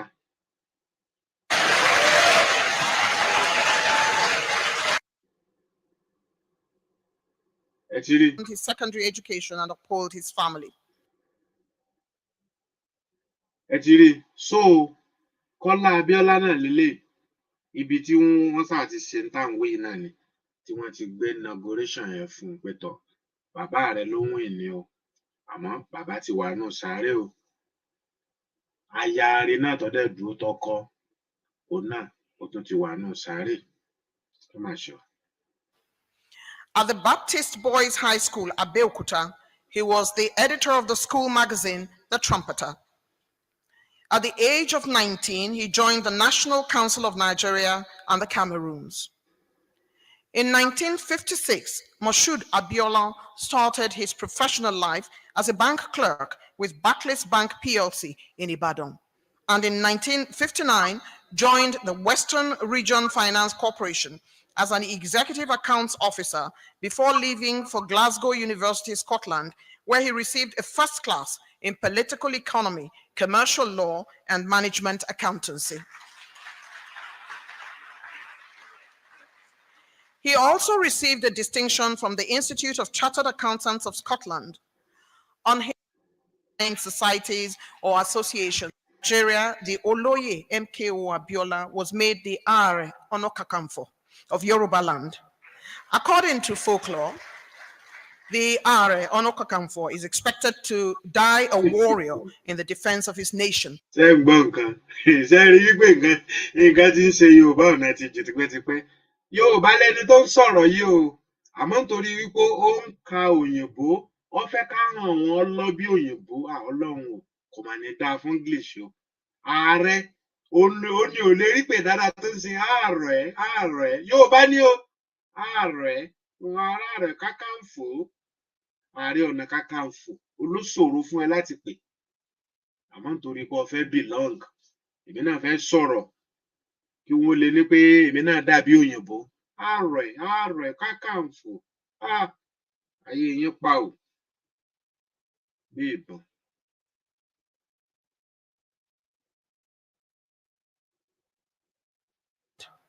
According to folklore, the Are Onokakamfo is expected to die a warrior in the defense of his nation in order to prove himself in the eyes of both the divine and the mortal as having been worthy of his title. A knight of repute and a philanthropist par excellence is today honored with the award of Grand Commander of the Federal Republic, GCFR. Your Excellency, I present Basharun Moshood Kashimawo Olawale Abiola for the conferment of the posthumous award of the Grand Commander of the Federal Republic, GCFR.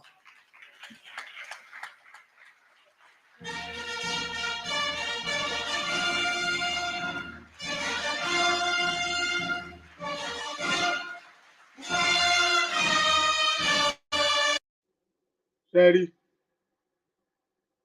ohun tá à ń sọ nù o? Ṣé rí bó ṣe gbé fún Grace after death ni wọ́n pe léyìí? Ẹ rí bí?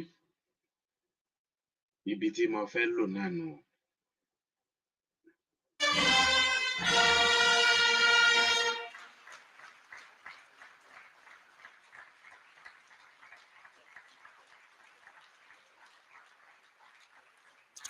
Can we once more put our hands together for the successful presentations of these awards? Thank you. Your Excellencies, distinguished guests, ladies and gentlemen, permit me to now invite His Excellency Muhammad Buhari, President, Federal Republic of Nigeria, to deliver his keynote address. Mr. President, sir.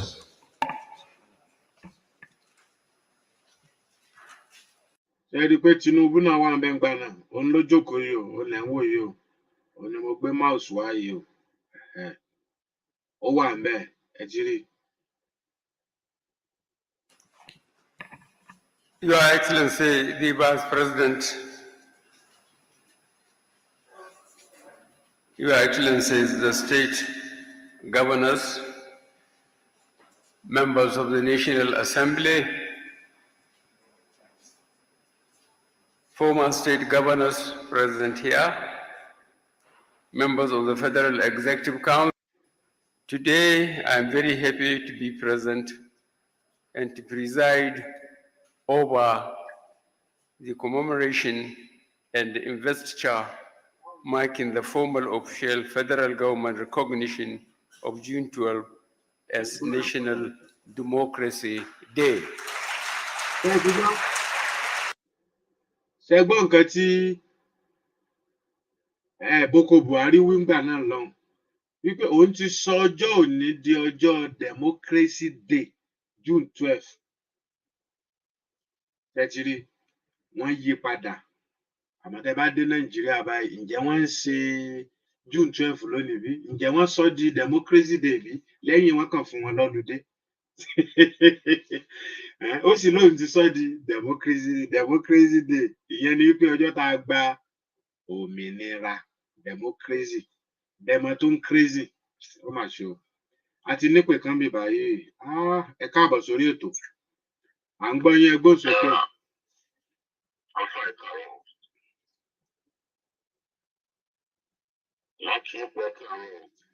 Gbogbo àgbáyé ń gbọ́ yín ẹgbẹ́ òsókè o à ń gbọ́ yín èmi nìkan kọ́ mò ń gbọ́ yín. Tí kò bá tí ìlú ti jù mo fẹ́ ní contribution sí ọ̀rọ̀ tí wọ́n sọ nípa ẹ̀gbọ́n wọn. Ok ẹ̀yin tẹ́ wà lé ṣé ẹ̀ ń gbọ́ wọn dáadáa so clear ṣé kí wọ́n tẹ̀síwájú so clear.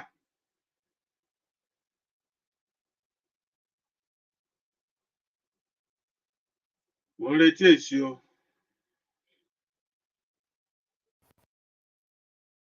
Ẹni kan sọ̀rọ̀ ọ̀nà ká gbọ́. Kọ́là dáadáa so clear. Ẹni kan sọ̀rọ̀ ọ̀nà ká gbọ́. Wọ́n ní yes wọ́n ló ń clear no wọ́n ti ń sọ̀rọ̀ lọ tẹ́lẹ̀ èmi náà lọ mú wọn dà ó yá ẹgbẹ́ òsókè. Ó clear dáadáa ń gbọ́. Jẹ́ nǹkan tó yà mí lẹ́nu náà pé ohun tó ní sítórì gangan ọ̀rọ̀ sítórì ni ò yí àwọn alára. Fẹ́ríkù Raja Kudrat wípé wọ́n ṣe dráìvà wọn. Ẹ kàn sọ ẹ má bínú sá ẹ sọ ti yín ni ẹ má sọ̀rọ̀ lórí táwọn sọ torí wọ́n ti là á wọ́n láwọn ò sí lé àwọn wà l'Amẹ́ríkà gbà yẹn o wọ́n ti là á o. Tuntun sórí Alájà Kudrat yìí ìjọ sórí ẹnìkan tó ń pè ní Ṣófọlá hàn ìjọ tí ẹ bá jáde. Nítorí ẹ̀yin ò wá jáde nǹkan tá a gbọ́ ní ìtàn ni wípé gẹ́gẹ́ bí ọ̀rọ̀ ìlú Nàìjíríà ṣe rí gbogbo nǹkan ìlú Nàìjíríà ó ti gba ìfọwọ́sí ìyẹn ló fà á nígbà tí arábìnrin yẹn jà fitafita fún ìṣẹ́gun lórí ọ̀rọ̀ ọkọ ẹ̀. Obìnrin yóò kì í ẹ dúró ná kọ́là àwọn èèyàn ń kọ síbì wọ́n ní kò clear dáadáa mò ń bọ̀ náà ẹ jẹ́ kí n ṣe báyìí mò ń bọ̀ ẹ má bínú sá ẹ jẹun. ẹ jẹ́ kí n login pẹ̀lú eléyìí engineer ẹ jẹ́ ká lo eléyìí so that ọ̀rọ̀ yẹn ò fi jáde dáradára mò ń bọ̀ o.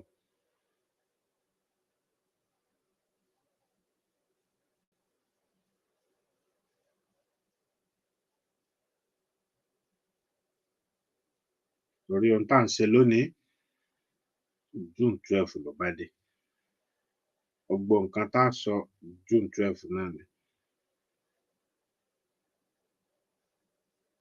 torí pé òun náà là ń ṣe lónìí a lè sọ lónìí ká tún sọ lọ́la ó tó bẹ́ẹ̀ ó jù bẹ́ẹ̀ lọ so ẹ jẹ́ ká lo eléyìí máa jáde dáadáa eléyìí máa jáde dáadáa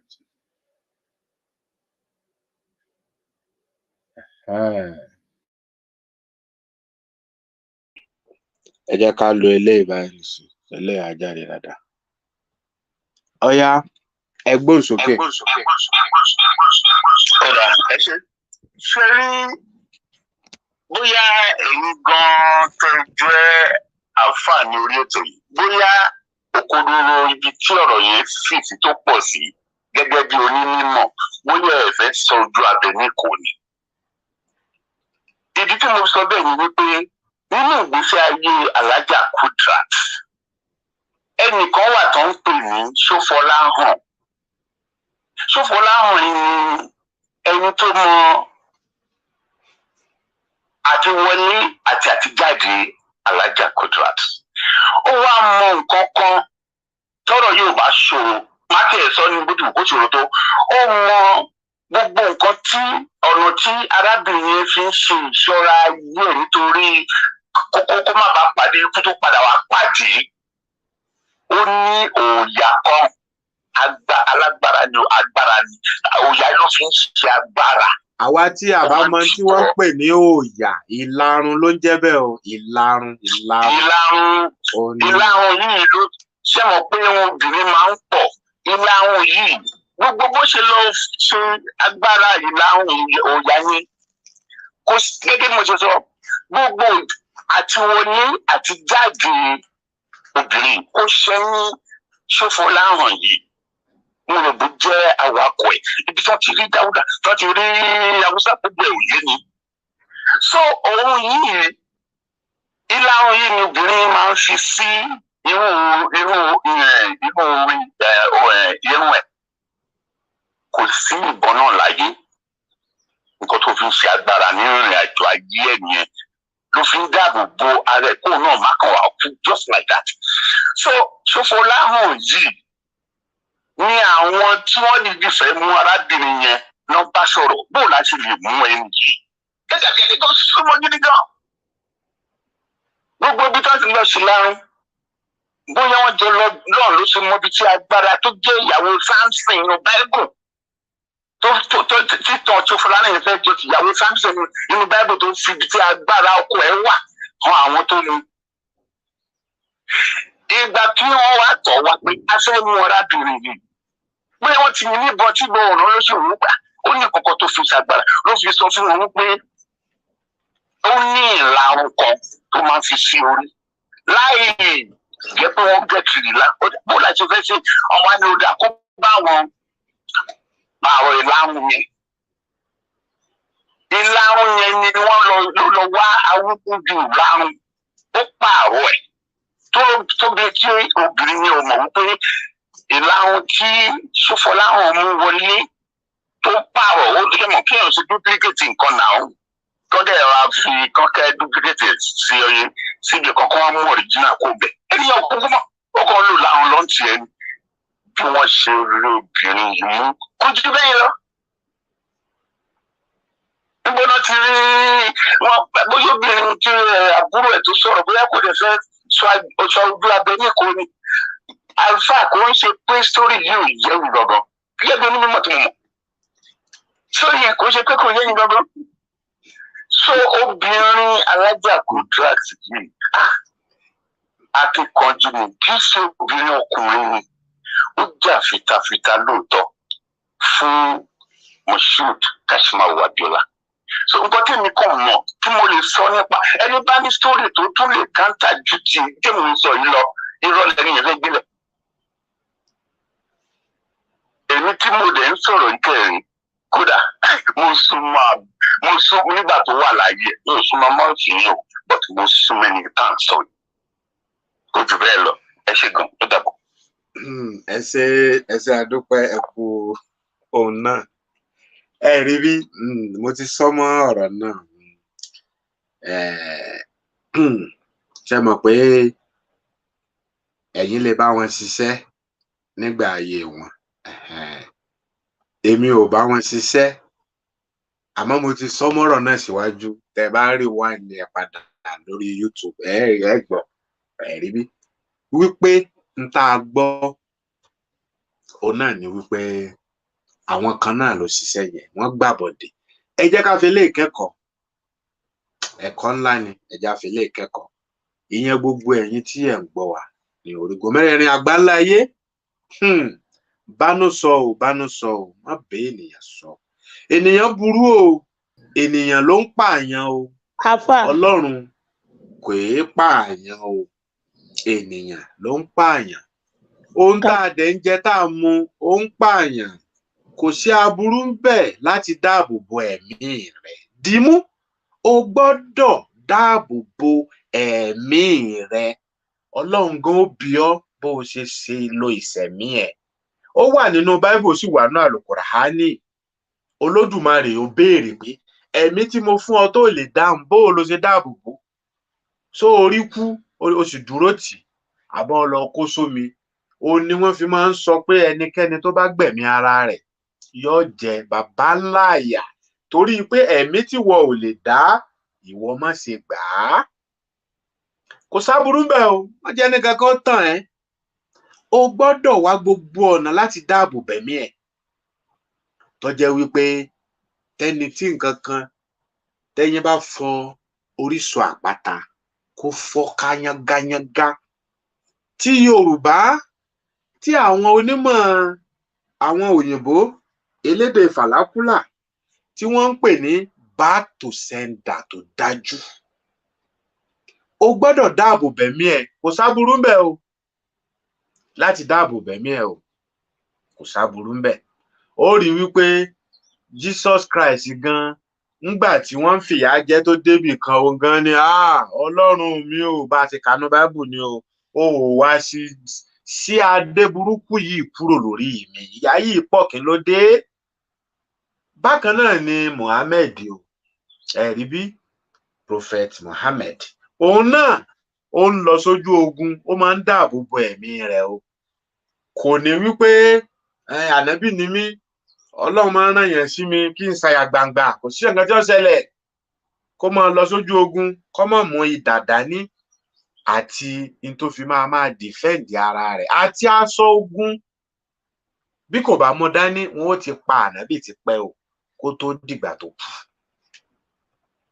ẹ gbọ́dọ̀ mílé ìdání má jẹ́ kẹ́nìkan ó tàn ọ́ bóyá nílànà kìrìsìtẹ́nì ni àbí ìlànà mùsùlùmí ni pé kò sí nǹkan kan àfọlọ́run ọmọ ìyá mi ó ti kú ti pẹ́ o lóòótọ́ Ọlọ́run ni o ẹ má sì mí gbọ́ Ọlọ́run ni àmọ́ o gbọ́dọ̀ dáàbò bo ẹ̀mí ẹ̀ etí Ọlọ́run ṣe ó ti ṣe gbogbo ẹ̀ létò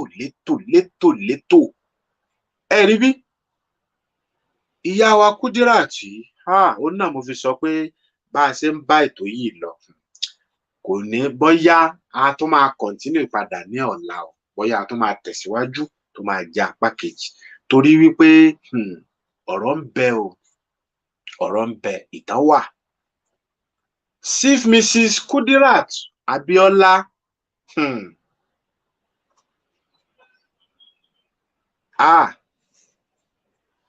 arábìnrin yìí jẹ́ ẹnìkan tó dúró déédéé nípa tìbílẹ̀ nípa tiwantiwa tí kì í bá ṣe tiwantiwa tí wọ́n fi kún tí wọ́n fi dúró déédéé wọn ò bá ti jẹlẹ̀ tipẹ́tipẹ́ o kó tó wá dìgbà tí wọ́n ṣẹ̀ṣẹ̀ wá ṣe àrùmọ̀jẹ̀ fún wọn wọn ò bá ti dẹni àná wọn ò bá ti dẹni ìgbàgbé tipẹ́tipẹ́ ẹ̀rí bí ẹ̀yin ọmọ ìyá mi nǹkan bẹ́lẹ̀ Yorùbá o ò tí ì kan lóòótọ́ ni nǹkan wà o nǹkan wà tó sì jẹ́ wípé o gbọ́dọ̀ fi ṣọ́ra ẹ̀ o gbọ́dọ̀ ṣọ́ra rẹ gidigidi tí èsì wọn ni wọ́n pé o gbọ́dọ̀ ṣọ́ra rẹ kó o dira rẹ ní àmùrè gbàgbé ntẹ́nì kankan sọ o gbàgbé tí wọ́n ń sọ ẹni tó ń sọ fún ọ ṣé wọ́n mọ nǹkan tó ń lò kò ní sọ fún ẹ kò ní sọ fún ọ yọkàn mọ sọ fún ọ náà ni pé Ọlọ́run náà ni ìwọ náà dẹ̀jì ó yẹ pé Ọlọ́run náà ni ṣe bọ́ Ọlọ́run ló déwé àtegbò Ọlọ́run ló ṣe kí ni o òun ló dá ìwé àtegbò kìí sí èèyàn akànlájú la bá ní òun ló sì pọ̀ jù ní gbogbo àgbáyé bẹ́ẹ̀ ni igi ẹyọ kan ta ló lè ka iye ewé tó ń bẹ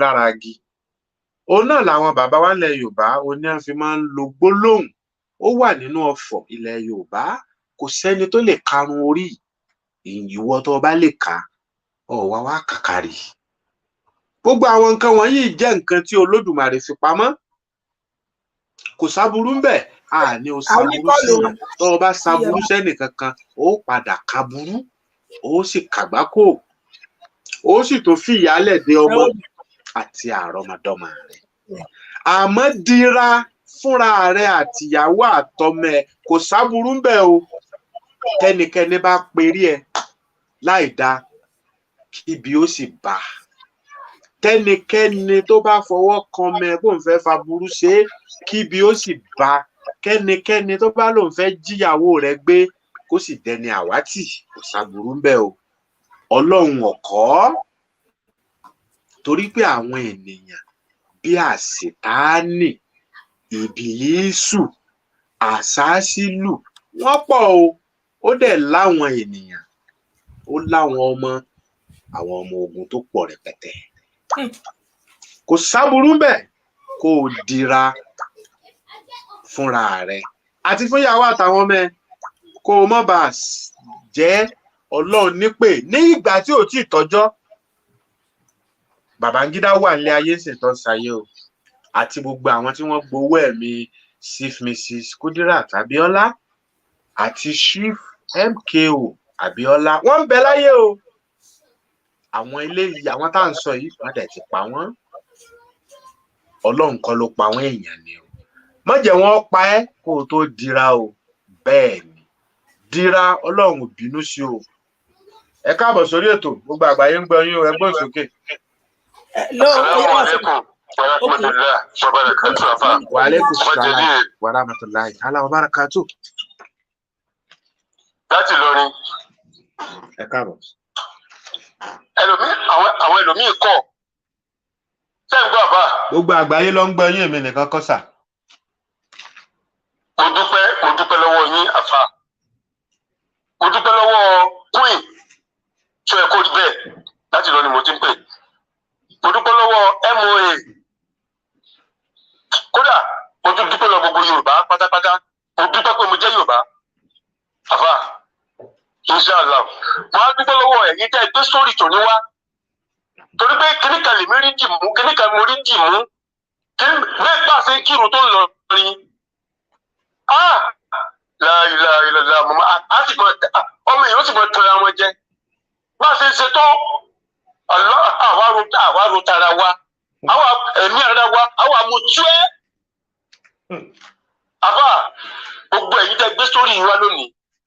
Lágbára Ọlọ́run ayé ò ní mú yín kì í ṣẹ̀yin nìkan gbogbo ẹ̀yin tẹ́ gbé sórí yìí wá lè mí sọ o nǹkan tẹ́mi rí dì mú nìyẹn o pé gbogbo nǹkan tá a gbé lọ́wọ́ yìí lágbára Ọlọ́run wọn ò ní dúró dì wá èyí tá a gbé lọ́wọ́ tá a ti tẹ́yìn náà gbé lọ́wọ́ yìí tẹ́ gbé sórí pẹ̀lú kòsó ẹ̀kọ́ níbẹ̀ pẹ̀lú MOA pẹ̀lú gbogbo Yorùbá tó jọmọ ọkọ ni o tí ó tó gbé sórí tí tẹ́gbẹ́ tẹ́bá láti Nàìjíríà lẹ́nìí ẹni tí wọ́n máa lé wà ń bẹ̀ o lágbọ́rọ̀ náà àfà àti ẹ̀yin tẹ́ jọ gbé sórí àtẹ̀mí náà tí mo sọ̀rọ̀ yìí náà lágbọ́rọ̀ Ọlọ́run ìsọ Ọlọ́run pàtàkì ìsọ Ọlọ́run tòótọ́ tó lè jẹ́ wúrí lọ àti kẹta sí ilé ayé yìí lẹ́yìn tá a bá sí lọ́hùn tán táyé òfin ní rí wa mú.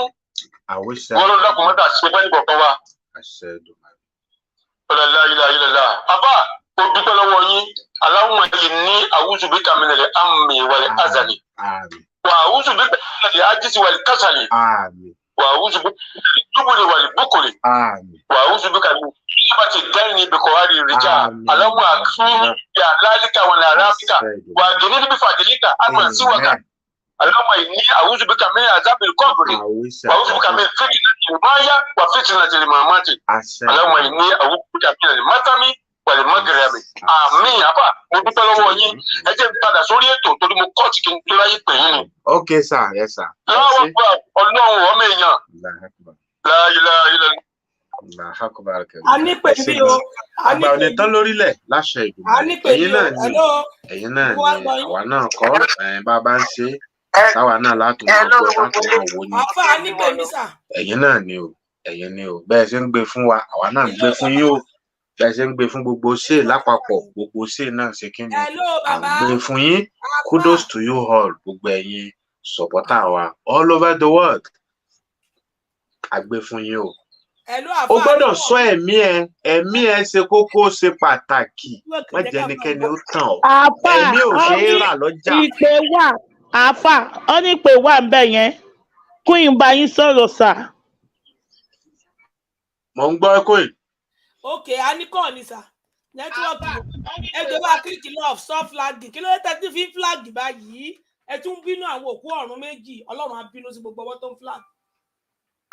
Gbogbo ẹ̀yin tẹ́ ń flag tá a ṣe ń sọ̀rọ̀ àwọn ẹni re tí wọ́n lọ. Ọlọ́run á bínú sí yín o. Mọ́mì mi ẹ máa sọ̀rọ̀ yín lọ gbogbo à ń gbọ́ yín. Ẹ ṣe gan-an, ẹ káàsán gbogbo lé, mo kí everyone o, gbogbo ṣe àti àáfà network àáfà àríbá kan bákan lẹ́yìn. Mo gbàdúrà pé Ọlọ́run á bá mi tó ṣe tó máa ṣe ẹ̀kọ́. God bless you. Ṣé ẹ kó rí bẹ́ẹ̀? Mo kí yín o, mo kí gbogbo àwọn ọmọ yín àti family yín. Ẹ ṣe gan-an, àmọ́ àkáwọn kan. Kẹ́rí mo ti give testimony lórí platform kan. Jẹ́ àwọn tó jọ gbé Yorùbá gidi dání. Then I will give that testimony here again. Bíbí báyìí náà bí èmi sí. We are twins. Ẹ gbóhùn sókè díẹ̀ mọ́mì mi. Ẹ gbóhùn sókè díẹ̀. Ẹ bá mi tilẹ̀kùn yẹn. Okay. Ẹ gbóhùn sókè. Wọ́n kó wa lọ sílé ní age of 4 years old. So mo dàgbà sí ilé dáadáa but mi dàgbà sí àárín ìgboro òkú náà kó wa lọ.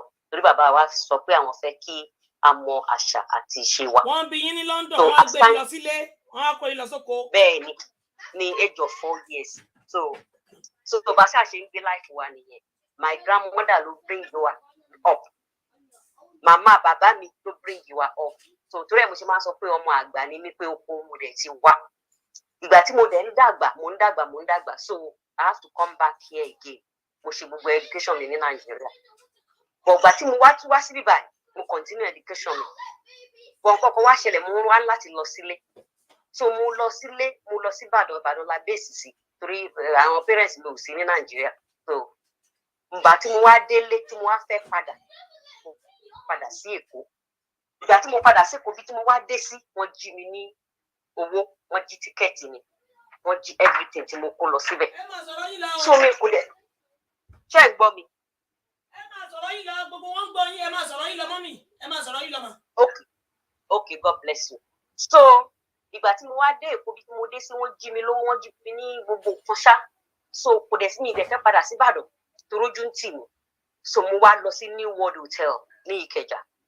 Mo lọ wáṣẹ́, mo sọ fún àǹtí mi dẹ̀ mọyàn kan bẹ̀ tó ń jẹ́ Dúpẹ́ Àjàyí, ìyàwó jẹ́ǹbẹ̀ wọn ni. So ìyàwó tó fẹ́ sọ́nà ń gbà yẹn ni. So mo ṣáà lọ ṣiṣẹ́ ní New World Hotel yẹn. Mo wà ń bẹ̀ for few days, bóyá bíi few months, bóyá kí n lè fi kówó jọ kí n lè ra ticket padà. So ibi tí mo gbé ti ń ṣiṣẹ́ lọ. So ni woman yìí kàn wọlé, very slim woman, very slim, but French ló ń sọ. So mo ṣáà bá ṣe irun ẹ̀. So ìgbà tí wọ́n á bá ṣe irun ẹ̀ ló wá ní wípé you are not Nigerian. Mo ní of course I'm a Nigerian. Ó ní bọ̀kùn ṣe bíbá yẹn mo ti train. Mo ní yes bíbá yẹn mo ti train. Yíwà ni mo ti ṣe tán. Bọ̀kùn tó wá padà sí UK, mo ṣe hairdressing.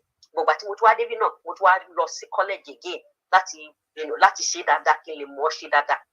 So no, no, the way you are doing things is different. Mo wá sọ fún mo láti wá sọ story with mo wálé. Pé ìgbà tí mo wálé wọ́n jí passport wọn ò jí passport wọ́n jí tíkẹ́ẹ̀tì mi àti owó wípé so mo dẹ̀ fẹ́ padà wípé so mi ìdẹ̀ lówó lọ́wọ́ wípé torí ẹ̀ mo ṣe wá ṣiṣẹ́ ní World Hotel ní saloon yẹn saloon Dúpẹ́ Àjàyí ni ìyẹn ìyàwó jẹ́ǹbẹ̀ wọn ó ń fẹsẹ̀ náà ń gbà yẹn kò tí ì fẹ́ délé.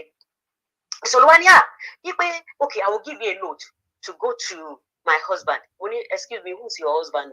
Nobody MKO. Money, I'm not going, Only MKO. Money, I'm not going. Only no. What is a very good money? Moment bon come. If we put new law, only more anybody to what don't woman bestselling. Nobody know. King law chat me note. Mushallo. So Mushwa then get Jackie Wally. So Aboaba and cotton fang by Aboaba who paranda. So bó ṣe rí mi nìyẹn no wà ní ló wá ní kí ló dé mọ́ ní pé àwọn chief ni mo wá rí so ló bá mú mi wọ sitting room so ní sitting room mo ti débẹ̀ báyìí ní MKO bá ṣe àwọn dáàbì bá ṣe pé very pretty girl very pretty girl mo ní nǹkan tí mo sọ lélẹ́yìí o pé mi ìfẹ́ wà o nǹkan ọ̀pọ̀ ló bá ní kíni wọ́n ní my dear kíni problem wọ́n á sọ fún ọ pé yóò pè ní mo wà pé mo wá sígbà ìwọ̀n jí tíkẹ́ẹ̀tì mi wípé so mo wá lọ ṣiṣẹ́ ní World Hotel. So bí tí mo ti dé mo wá rí ìyàwó yẹn kan French woman ni náà wá ní yes so náà wá ní kí ni mo need mo ní mo kàn fún owó tíkẹ́ẹ̀tì láti padà ní pé nǹkan tí mo fẹ́ nìyẹn MKO nǹkan tí mi fi kún nígbà tí mo ṣe kíní yẹn ní orí another kíní pé MKO wọ́n á challenge bí mi léèrè pé irú airline wo ni mo fẹ́ wọ́n ní ṣé mo fẹ́ ìgbà yẹn láyé Pan Am àti British Caledonia kẹlẹ̀ mọ̀ kó ti pẹ́ British Caledonia máa wá sí Nàìjíríà gbà yẹn wọ́n ní èwo ni mo fẹ́ mo ní Pan Am wọ́n ṣe fún mi lówó tíkẹ́ẹ̀tì ni wọ́n tún fún mi ní extra wọ́n ní àwọn máa fún mi ládírẹ́sì tí àwọn wà mo nínú ẹ̀ṣẹ̀ ohun kan tí mo fẹ́ nìyẹn mo ní kí n máa dé sí mo kàn wá stock ni so ṣe rí MKO Abíọ́lá kò sí ẹni tí wọn ò lè ṣàánú fún wọn ò ní ìdí láti mọ̀ yìí kan tó ṣàánú fún yín ẹ kò dọ́dọ̀ wọn ní ìmọ̀ wọn rìn náà mo kàn máa ń gbórúkọ wọn ní mi ìgbéko Ìbàdàn làwa bẹ̀sì sí tó mi ìtẹ̀lé padà sílé tó rójú ń tì mí pé kí n lọ padà sílé kí n lọ sọ fún wọn pé wọ́n jí mi ní tíkẹ́ẹ̀tì níbi tí mo wà so òun ló fi jẹ́ kí n ní kí n kún fìtì dùn mára pé òkè máa lọ ṣiṣẹ́ máa kówó yẹn jọ kí wọ́n kú lé mi bíbá mo dẹ̀ lè wọlé at any time ṣe understand but MKO tí ò mọ̀ mí rí láti anywhere wọ́n fún mi ní owó ticket wọ́n tún fún mi ní extra ṣé mo pé nígbà tí mo dé ìlú yìí MKO ń wá mi first ilé tí mo ní àwọn wọ́n fún mi ní part of owó tí mo fi get ilé yẹn ní Starmore àwọn gbọ́dọ̀ no don't stay in this area go to Starmore ni first ilé tí mo ní àwọn fún mi lówó ẹ̀ láti fi kún this is the person that I did not know mo mọ̀ pé àwọn wọ́n lè sọ pé èyí ò lè rìn kórí mami àwọn èèyàn máa lè sọ pé wọ́n ní lọ́wọ́ ní pọ̀tọ́ wọ́n ṣàánú pẹ̀lú owó wọn ewu gba àwọn ta ní tó lówó sí Nàìjíríà sí tó lówó sílẹ̀ Yorùbá ẹjọ́ àánú mélòó náà ń ṣe chifa MKO mọ̀ mí bọ̀ wọ́n gbà mí tọwọ́ tẹsẹ̀ ṣé rí gbà tí mo gbọ́ nígbà tó kú báyìí in fact mo fẹ́ dákú torí mi wà níbí báyìí gbà yẹn mo sun bàbá lẹ́kún wípé wow báwo ló ṣe máa parí èèyàn báyìí torí gbogbo election gbogbo apáta ta máa ń jó ta máa ń kọrin ta máa ń ṣe gbogbo ta máa ń gbàdúrà wípé lágbára Ọlọ́run wá wọlé wọ́n ti wá da gbogbo ẹ̀rù mọ nǹkan tí mi wá fẹ́ sọ ni pé ṣe rí àwọn tó pa wọn àwọn sì wà láyé wọn tó máa jìyà wọn ó máa jìyà wọn àti àwọn Yorùbá náà tó ń wo okú Abíọ́lá gbogbo wọn náà máa jìyà tó bá lè jẹ àwọn ọmọ wọn wá jìyà. tẹ ẹ sọ ní ìgbà tẹ ẹ sọ pé wọn after tó gbé yín dé oko máa padà lọ gbọ́ after program ẹ máa sọ̀rọ̀ yín lọ. honestly so gbogbo àwọn tó fi kú tó ṣe ikú pa wọn àti ìyàwó wọn káwọn náà má kú mọ́ kán jẹ́ agbélé ayé má kú wọ́n jọ bàbá wọn tí ò kú wọ́n jọ grandfather wọn tí ò kú gbogbo wọn náà máa lọ gbogbo wọn ni wọ́n máa ṣíwé ìrántí kan gbogbo wọn pátá nǹkan tó wá ń dùn mí jù ni pé ṣe wá rí nǹkan tó dùn mí ṣe rí chief MKO Abíọ́lá ló jẹ́ kí n mọ díkò òun ló jẹ́ kí n mọ ṣọ́nẹ́kàn òun ló jẹ́ kí n mọ gbogbo àwọn èèyàn pàtàkì tó wà ní embassy ìgbà àwọn ló jẹ́ kí n mọ wọn àwọn náà jẹ́ kí n mọ gbogbo wọn tó bá pè mí jẹ́ ọmọ tó wà wíwọ́ tó jẹ́ oṣù níṣekúṣe ni màá fẹ́ kan lára àwọn ọ̀rẹ́ wọn but wọn ò kọ́ èmi bẹ́yẹn àgbà ló kọ́ èmi ilé muslim mo dẹ̀ ti jáde ṣe understand so anybody tó bá fẹ́ sọ̀rọ̀ MKO Abíọ́lá láì dá ní wákàtí yìí kó rántí pé aláàánú kò sẹ́ni tó kì í ṣe oore fún kò sí àwọn náà jẹ́ kí n padà dé ìlú yìí ọdún ìbí iná bí mi sí fẹ́ yẹn so mo lè wá at any time but at that particular time tí mo need help wọ́n dìde fún ọ̀lọ́wọ́ mi wọ́n dẹ̀ fún mi ní enough mi wọ bọ́ọ̀lù kájà play ẹ lọ bèrè ní Panam àti British Caledonia is one of the top airline ní Nàìjíríà ń gbà yẹn. tó wọ́n dẹ̀ ràn mí lọ́wọ́. so nǹkan tó wá ń dùn mí ju gbogbo ẹ̀yin tẹ̀ ń gbọ́ mi sí ni pé ìgbà tí wọ́n pa MKO Abiola wọ́n pa wọ́n ní o kì í ṣe pípọ̀ Ọlọ́run àtìyàwó wọn àti Alhaja Kudirat wọ́n pa wọ́n ní kì í ṣe pípọ̀ Ọlọ́run. ìgbà tó ń pa wọ́n ṣó lẹ́kàn in fact mo láti pe èyàn àbúrò Ṣónẹ́kàn nígbà yẹn ni pé ikọ́ máa jẹ nǹkan tó máa há wọn lọ́rùn. tó bá jẹ́ pé ọmọ Yorùbá gidi ni kò yẹ kó gba ipò yẹn àtọ̀ kò yẹ kó gba ipò yẹn no ọmọ yín ọ̀rẹ́ yín Yorùbá kan náà fẹ́ fi jẹ́ wọ́n gbà lọ́wọ́ ẹ̀ wọ́n wá fẹ́ gbé fún ọ ó yẹ ká protest ní ká dé protest yẹn délé ìgbà yẹn ló yẹ kó ti gba Yorùbá tó bá yẹ pé àwọn ọba wa àwọn oníjẹkújẹ àwọn tó ti gba owó ẹ̀mí Abíọ́lá àwọn tó ti gba owó ẹ̀mí ìyàwó wọn tó bá jẹ́ pé wọn ò ṣe gbogbo yẹn ni ìgbà yẹn làbá ti gba gbogbo nǹkan tá a fẹ́ torí nǹkan tí kì í fa Abíọ́lá ń jà fún nìyẹn.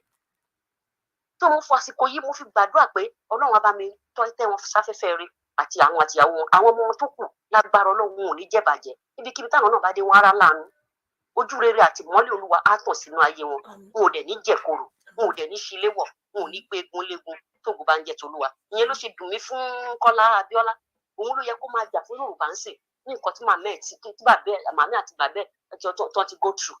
ṣé màmá ẹ̀ náà ní Kúdírát Abíọ́lá ni. mi ìwà mọ̀ bóyá màmá náà máa pè wọ́n mi ìmọ̀ bóyá màmá wọn ni. màmá ẹ̀ ní Simbiat bóyá alájà Simbiat ni màmá tí wọ́n mi mọ̀. bọ̀tí ọmọ tó sọ̀rọ̀ yẹn ọmọ mọ̀mọ́ yẹn tó kù ni mọ̀mọ́. ó lè jẹ́ first wife wọn ló bí Kọ́lá. first wife Abíọ́lá ló bí Kọ́lá second wife wọn ló bí tó sọ̀rọ̀ yẹn òun làbúrò wọn pè yẹn.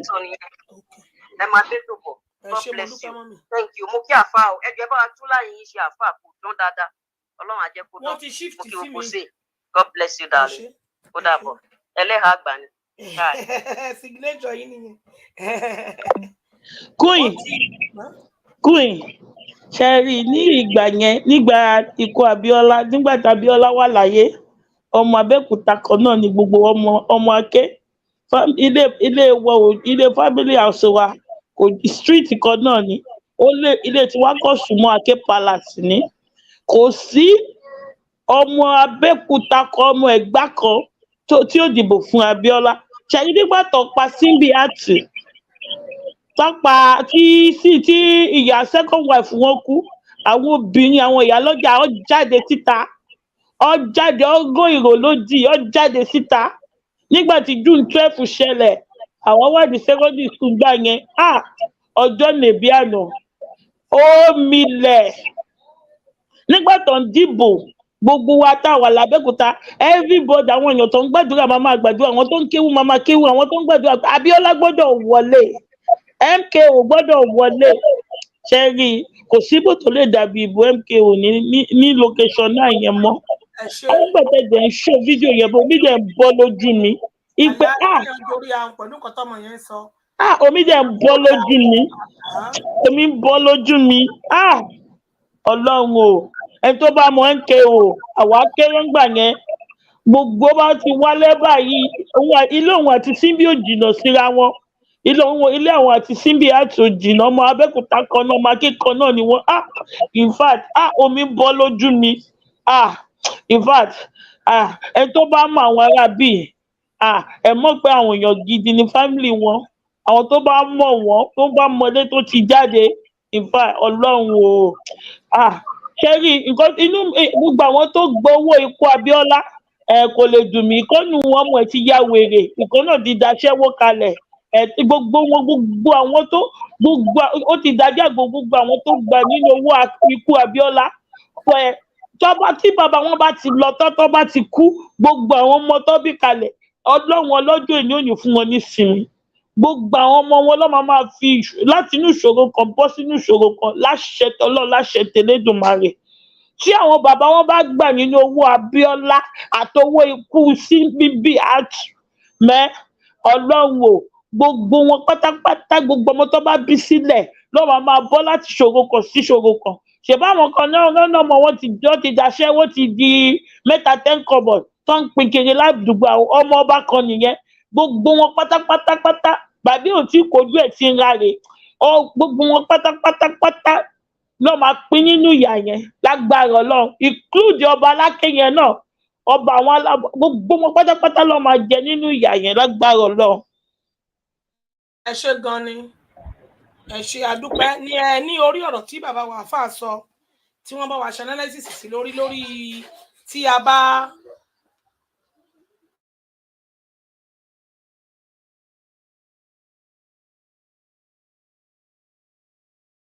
ní orí ọ̀rọ̀ tí bàbá wa àfáà sọ ní orí mọ̀mọ́ wa Kudirat tí wọ́n kú pé dírẹ́fà ló pa wọ́n, dírẹ́fà ló sọ àṣírí wọn, dírẹ́fà ló sọ àṣírí wọn, àbí òun ló lọ mú òòyà, ìyẹn ni agbára tí mọ̀mọ́ yẹn fi ń ṣe agbára. Òótọ́ ni pé kí kálukú wa ojúlalákọ̀ fi ń ṣọ́rí, bẹ́ẹ̀ ni kí kálukú wa kàn ṣe kí ni bí ìmọ̀ràn tí wọ́n fún wa, ẹ̀wọ̀n tó bá fẹ́ gbìyànjú ẹ ṣáà lọ sọ́dọ̀ àwọn tí wọ́n ní gba yín, tí wọ́n ní sọ di ATM, tí wọ́n dẹ̀ ní jẹ́ ọ̀dọ̀ àwọn tí tó jẹ́ pé ìyẹn náà tó máa ń sọ àṣírí wọn fọ́rẹ̀ tó máa ní pé táwọn ò bá dá. ẹ bá mi mú tí ó ń wọ ẹ̀kọ́ mọ́ mi wá, ẹ bá mi mú tí ó ń wọ ẹ̀kọ́, tẹ bá téèyàn méjì bá ti ń sọ̀rọ̀ the same time wọ́n máa wọ ẹ̀kọ́. Ẹ mọ̀ lọ sọ́dọ̀ àwọn tí wọ́n á tún gba yín, tá tún gbé nǹkan tí èṣe titi yín lé yín lọ́wọ́. Ẹ̀yin tẹ bá mọ Ọlọ́run pè, ẹ pè é, Ọlọ́run súnmọ́ wa bí iṣan ọrùn, ẹ pè é níbi tó ti dáa. Ẹ̀yin tó bá dẹ̀ pé tẹ̀sívíù náà ni yálà tí fún yálà, ẹ pè é níbi tó ti dáa. Ẹ̀yin tẹ bá dẹ̀ pé ẹsẹ̀ ìṣẹ̀ṣe náà ni, ẹ gbìyànjú sí ara yín. So ìyẹn jẹ́ ìmọ̀ràn tí bàbá wa fà fún wa. Kí ni máa fẹ́ fàyọ ni pé nípa ti ẹni tó lọ change, ó lọ pààrọ̀ òòyà tí mọ̀mọ́ yẹn fi jí agbára, tó máa ń fi sí irun ẹ̀, tá a kìbọ̀ irun ìlàrí, tí tó bá fẹ́ jáde táwa wé skáàfù sí lórí, ó lọ pààrọ̀, ó lọ fi ètí òsì kankan bẹ́ẹ̀, ó lọ rà míì, ó lọ change ẹ̀, ó fi míì síbẹ̀. Ẹ̀kọ́ ńlá ló kọ́ wa. Kò sí béèyàn ṣe súnmọ́yàn tó, wọ́n lè yàn kí ìjà wà ìjà ò sí, always guiding, kí èèyàn dẹ̀ máa ṣe kí ni, kéèyàn máa fojú ṣọ́ra. Bí èrò mi bí mo ṣe máa ń sọ, màá ní tó bá close mọ́ mi jù ni mo máa ń ṣọ́ra fún jù, torí pé ẹni tí ò close mọ́ mi kò ń ṣe pé ó fẹ́ mọ̀ mí, ṣùgbọ́n tó bá close mọ́ ẹ, kọ́lọ̀ má jẹ́ ká close mọ́ ẹni tó jẹ́ ìkà. Èèyàn lè close mọ́ ẹlòmíì náà tó jẹ́ èèyàn gidi, but èèyàn gidi, èèyàn burúkú ti bèèyàn rere jẹ́. Báwo la ṣe fẹ́ mọ ìkà èèyàn, báwo la ṣe fẹ́ mọ èèyàn gidi èèyàn? Ojúlalákọ̀ fi ń ṣọ́rí. Gbogbo nǹkan tá a bá mọ̀ pé ó jẹ́ nǹkan agbára wa, kò sí bẹ́ẹ̀ ṣe close mọ́yàn tó, ẹ jẹ́ kó jẹ́ pé nǹkan agbára yín lélẹ̀. Kò sí bẹ́ẹ̀ nìyẹn ṣe close mọ́ yín pẹ́kípẹ́kí tó, ẹlòmíì á lẹ̀ máa yé yín láti fi bì yín wó. Ẹlòmíì á clinch, àgàgà yín tó bá ti ń clinching, ẹ mọ àwọn clinching, ẹ tó bá ti ń clinch mọ́yàn, tó ń clinch mọ́yàn, ó mọ̀ rí o. Ìgbà wo ló sì mọ̀? Kò tí pọ̀ṣù mẹ́ta, kò tí pọ̀ṣù kan, kò tí pọ̀dún kan tó ṣà ń clinch, tó ṣà ń lẹ̀ mọ́ ẹ, tó ṣà ń ṣe gbogbo ẹ̀. Ẹ fúnra, ó fẹ́ mọ ibi tó wíìkì sí, ó fẹ́ mọ ibi tó wúwo sí, ó fẹ́ mọ ibi tó ti bẹ̀rẹ̀, kó lè mọ ibi tó ti máa bẹ̀rẹ̀ fún ẹni. So ẹ jọ̀ọ́ nítorí Ọlọ́run, ẹ̀kọ́ ńlá ni ó jẹ́ fún gbogbo wa pápátá.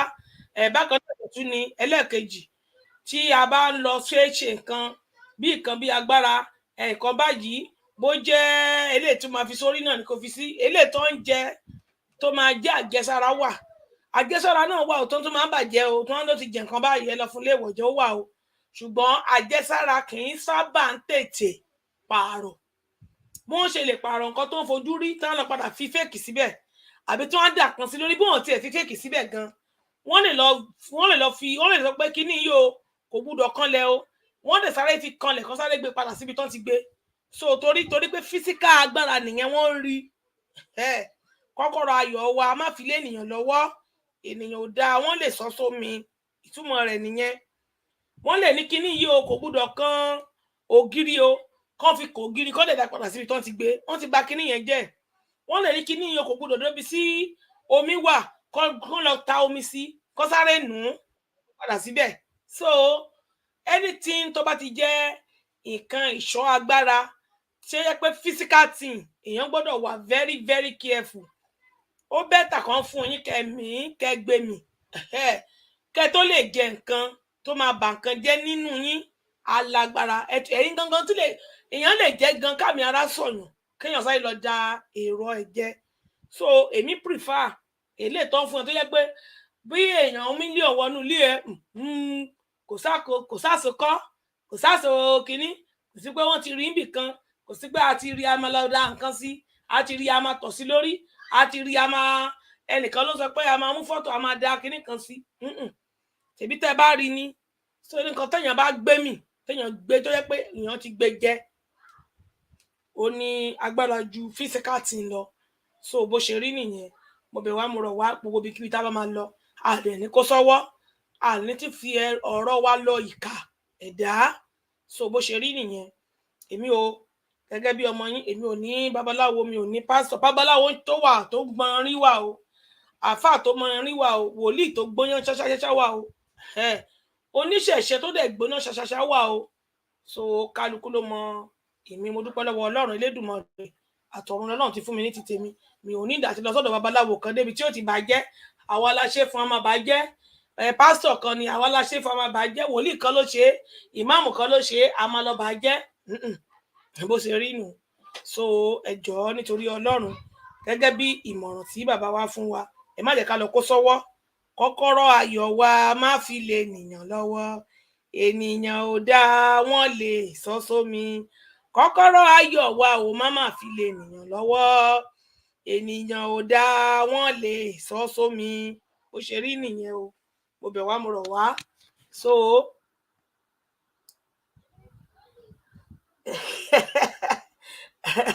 dáàdì wa mí kí wọ́n ní ẹ lọ di ara ẹ lọ jẹ̀fẹ́ ẹ lọ jàmàlà tó ṣe rí nìyẹn kẹṣà wojú ẹ̀fọ́ tẹ máa jẹ kó má délé tó má délé tẹ máa jẹ tó tún máa ba nǹkan jẹ́ mọ́ yín lára bàbá wa fàṣẹ wà ń bẹ̀ sà ṣé wà ń bẹ̀ o.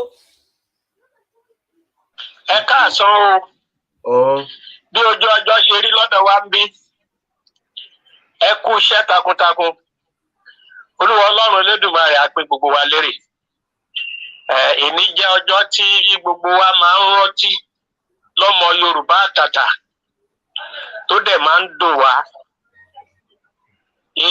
ẹnìkan bí èmi irú ọjọ́ ìní mi ò ń jáde torí n tó ṣẹlẹ̀ lọ́dún náà lọ́hùn Hope 93 ó jẹ́ nǹkan tí àwa kan ò lè gbàgbé nítorí ìgbà tí bàbá wa olóyè MK Abíọ́lá iṣẹ́ tó yẹ kí bàbá Awólọ́wọ̀ ṣe tí wọn ò rí ṣe ìgbà tí wọn ò bá ṣe é nìyẹn ṣùgbọ́n àwọn ọlọ̀tẹ̀ àwọn oníjẹkújẹ àwọn tí ò fẹ́ kí àwọn ọmọ Yorùbá kúrò lóko ẹrú àwọn náà pò birikoto tí wọ́n rí wípé ìjọba ò dọ́wọ́ bàbá wa yìí.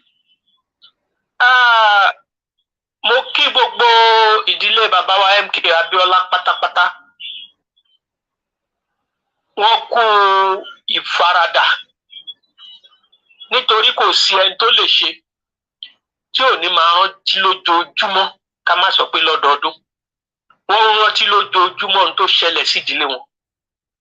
Ẹ wò gbà tí màmá wa mú à ń sọ̀rọ̀ lọ́ǹdí fọ́ wọ́n ń sunkún bọ́n ṣe ń sunkún ọ̀pọ̀lọpọ̀ wa là ń sunkún níbi tá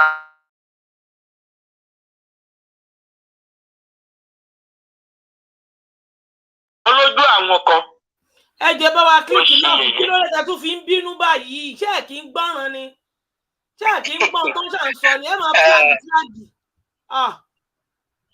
ọpẹ́ lójú àwọn kan wọ́n ń ṣe yẹ̀yẹ́ torí wípé wọn ò mọ ìtumọ̀ nǹkan tó ṣẹlẹ̀. Amúbálé ilé lọ amúyálé ilé lọ lórí ọ̀rọ̀ kan náà táwọn kan tẹ̀ wá dìde pé orí ọ̀rọ̀ yẹn làwọn ti máa jẹ torí gbogbo àwọn tó gbowó tí wọn fi jẹ́ kí bàbá wa MK ò débẹ̀ àṣírí wọn tún kọ̀ọ̀kan bí wọn ò tiẹ̀ tí ì dárúkọ wọn tán àtọba àtìjòyè àti sẹ́nétọ̀ àti mẹ́mbà House of Rep tí gbogbo wọn tán pa lẹ́nu mọ́ pẹ̀lú owó ṣùgbọ́n bọ́lọ́run ti ń bẹ lókè òtítọ́ máa ń lékè ní gbogbo wọn lájì ẹsẹ̀ wọn ò lè lọ lásán. Ọlọ́run tí wàá wò ó wò pé òun fẹ́ràn àwọn ènìyàn wọ̀nyí, àwọn Yorùbá èèyàn gidi ni wọ́n gbọ́dọ̀ dá dúró. Ó tún gbé ìyàwó Amúàdìdé. Wọn ò wá bojú ẹ̀yìn pé nǹkan báyìí ló máa ti ṣèdílé àwọn lórí ọ̀rọ̀ báyìí. Táwọn náà bá tún bẹ̀rẹ̀ ṣé ibo làwọn fẹ́ já sí. Wọn ò rò rárá. Ó lè dá fọ́mọ Yorùbá ni wọ́n ń rò lójoojúmọ́. Kí àwọn ọ̀dọ́ Yorùbá lè wúlò ni wọ́n ń rò lójoojúmọ́. Kí ohun àlùmọ́ọ́nì ilẹ̀ Yorùbá lè wúlò fún gbogbo wa lápapọ̀ ni wọ́n ń rò lójoojúmọ́. Wọ́n dẹ̀ ń ṣiṣẹ́ náà takuntakun. Ṣé bíbẹ̀ náà láti tún rí àwọn tó dìde ní àgbàlagbà Yorùbá ń sí tó jẹ́ pé kán ṣàbàṣẹ́ náà jẹ́ kán wá tó kọ́kọ́ fà á já látòkè lulẹ̀, òun ni wọ́n ṣe. Ṣùgbọ́n a nílò láti bá àwọn yẹn sọ̀rọ̀ mọ́ nítorí kíni Ọlọ́run ti fi wọ́n sáyé wọn. Ayé ọ̀dàlẹ̀, ayé abàlújẹ́, ayé oníjẹkújẹ, ayé alọ́nilọ́wọ́gbà. Ọlọ́run ti fi wọ́n síbẹ̀. Ó sì ti fi hàn fún gbogbo ayé nǹkan tí wọ́n jẹ́. Tí ìdílé èèyàn bá ń lé dìde tán sọ pé èèyàn burúkú lẹ́ni yìí tí mo fẹ́ yìí lé lọ́kọ, ti mọ̀ pé àṣírí ẹ ti tú sáyé. Òun dáadáa dẹ̀ ti padà nú ayé ẹ̀. So a nílò láti máa wo tiwọn mọ́. Mo kí gbogbo ìdílé MK o. Olúwa Ọlọ́run alágbára. Ọba tó ń ró ìdílé ní agbára. Á ró ìdílé náà ní agbára. Bó ṣe dìde tó gbé màmá wa mú àdìde ní àkókò yìí, iṣẹ́ náà ò ní tọwọ́ wọn bàjẹ́.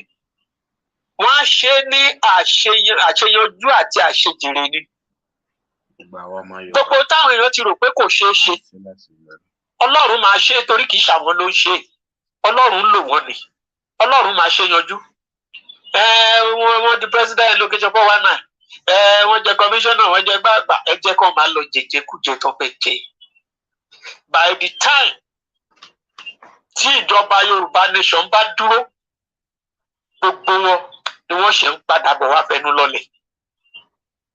Bó ti wù kó rí, kò sí bí orílẹ̀-èdè kan ṣe lè lóun fẹ́ dá dúró bí Yorùbá nation pẹ̀sẹ̀ ti fẹ́ dúró yìí, tí ò ní sí kọ́nú ńkọ́họ, tí ò ní sí pé à ń fà á lọ́tún, à ń fà á lósì.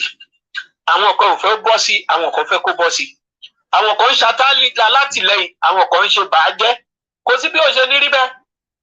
Torí wípé ọ̀pọ̀lọpọ̀ tí Yorùbá nation bá ti dúró, gbogbo ìjẹkújẹ tó ń jẹ ó dópin. Wọn ò ní rí jẹ mọ́. Nígbà tí ò bá sí ìjọba alọ́nilọ́wọ́gbà, àtijọba atannijẹ, àtijọba àfiniṣẹrú mọ́, kò sí nǹkan tí wọ́n fẹ́ ṣe. Òun ni wọ́n ṣe ń sáré pé káwọn lè dínà. Ṣùgbọ́n wọ́n ń sáré tiwọn ni. Ọ̀nà tí Ọlọ́run ti là sílẹ̀ kò sẹ́ni tó lè dí. Ìyẹn ni kò yé gbogbo wọn. Ṣùgbọ́n ní agbára Ọlọ́run, ohun tí Olúwa ṣe fún Yorùbá nation, àwọn èèyàn ò tí ì mọ̀ nítorí wípé ìbẹ̀rù òun ló ń dà wọ́n láàmú. Bí bẹ́ẹ̀ kọ́, níbi tí àjàjàgbara ìdè yìí, ó yẹ kí ọ̀pọ̀lọpọ̀ ti dìde. Ṣùgbọ́n in tó ń tẹ̀ wọ́n mọ́lẹ̀ ní ìjáyà. Wọn ò wọ̀ bá dédé jáyà. Ó nídìí torí Olúwa fi àṣírí ẹ̀ hàn. Wọ́n ti ṣe oríṣiríṣi nǹkan bí sílẹ̀ Yorùbá ní ohun ẹbọ tí wọ́n rì mọ́lẹ̀. Yàtọ̀ sí ìtí ẹgbẹ́ àṣírí tú ní tí bàbá Akútọ́dún ṣe o. Wọ́n ti ṣe oríṣiríṣi nǹkan láti fi bu ọmọ Yorùbá lójú pé ká má ríran pé oko ẹrú la wà. Wọ́n ti ṣe oríṣiríṣi nǹkan láti fi ra wá níyè. Gbogbo ẹran tó ń rù wá màálù tá ń jẹ, gbogbo àlùbọ́sà, gbogbo ata, gbogbo iṣu ni wọ́n ń ṣe nǹkan lé lórí pé kí iyì ọmọ Yorùbá lè ra. Torí wọ́n mọ̀ pé ní Nàìjíríà yìí o, àwa la abẹnugan tá ń jàjàgbara, adẹ̀ ń jà pẹ̀lú ọgbọ́n àti òye ni. Wọ́n ṣe é débi pé wọ́n ṣe àwọn nǹkan kan tí wọ́n lọ dà sínú omi odò gbogbo Yorùbá nation. Ṣebí àwọn tí ò lómi ẹ̀rọ nínú wa nílé tí ò sì gbẹ́kànga tí ò ní bọ́wọ́, ṣe bá omi odò là ń mu? Báwo odò dẹ̀ ń ṣàn kanra wọn ni? Nítorí náà ẹ jẹ́ ká múra ká kọjú síṣẹ́ yìí taratara pẹ̀lú àdúrà. Àdúrà nìkan ló lè mú wa débùté ògo yẹn bí màmá ṣe ń darí wa pẹ̀lú àdúrà. Ká máa gbóhùn sókè nígbà gbogbo pé gbogbo ohun tó ń ṣe sórílẹ̀-èdè Yorùbá pé kí Yorùbá má gbèrí kọ́lọ́run bà á jẹ́. Gbogbo ohun tó ń ṣe sínú oúnjẹ tó ń kó wá fún wa tá à ń jẹ kọ́lọ́run sọ daṣọ kó fi ẹ̀jẹ̀ Jésù kó fi wẹ gbogbo wa mọ́ kó fọnú wa kíyè wa yí. Gbogbo ìbojú tí wọ́n fi ṣiṣẹ́ ibi tí wọ́n fi ń bo ọmọ Yorùbá lójú kí ọ̀run kadànù kó fi jóná. Gbogbo ẹ̀wọ̀n tí wọ́n fi dè ọmọ Yorùbá lẹ́sẹ̀ pé wọn ò ní lọ kọ́lọ́run tú kó já sọnù. Àdúrà tí ó yẹ kí ọ̀pọ̀lọpọ̀ wa máa gbà ń sìn nìyẹn títí tá a fi dé èbúté ògo. Láti ìgbà náà tí wọ́n ti hùwà tí wọ́n hù tí wọn ò jẹ́ kí bàbá wa MKO débẹ̀. Gbogbo wọn tó ń wá síbẹ̀ ta ló ṣe nǹkan tó yanjú nínú wọn nu gbogbo wọn. Bẹ̀rẹ̀ látòrí Ọbásanjọ́ tó ń gbé síbẹ̀ nígbà tí wọ́n gbé fún bàbá wa. Ta nínú wọn tó ṣe tó yanjú tó di aráàlú lọ́rùn tá a lè rí tọ́ka sí wípé lọ́tẹ̀ lágbájá òun ni nǹkan rẹ báyìí ṣẹlẹ̀ tọmọ Yorùbá ò jìyà mọ́ tàbí tí gbogbo orílẹ̀-èdè location 419 ò jìyà mọ́. Kò sí ohun tá a lè rí tọ́ka sí. Àwọn gan mọ̀ pé omi ti tán lẹ́yìn ẹja wọn. Omi ti tán lẹ́yìn ẹja. Torí gbogbo documents tán ti rí gbà yẹn ó ti fi hàn wọ́n wípé kò sí ohun táwọn lè ṣe sí. Ṣùgbọ́n wọ́n á jà fitafita láti rí pé àwọn dẹ́rù bà wá. Ẹ̀rù yẹn ni ká wá mú kúrò. Ká jáde bí akíkanjú ọmọ bí ọmọ ológun. Ìyẹn ló ń dùn mí fún gbogbo ọmọ Yorùbá.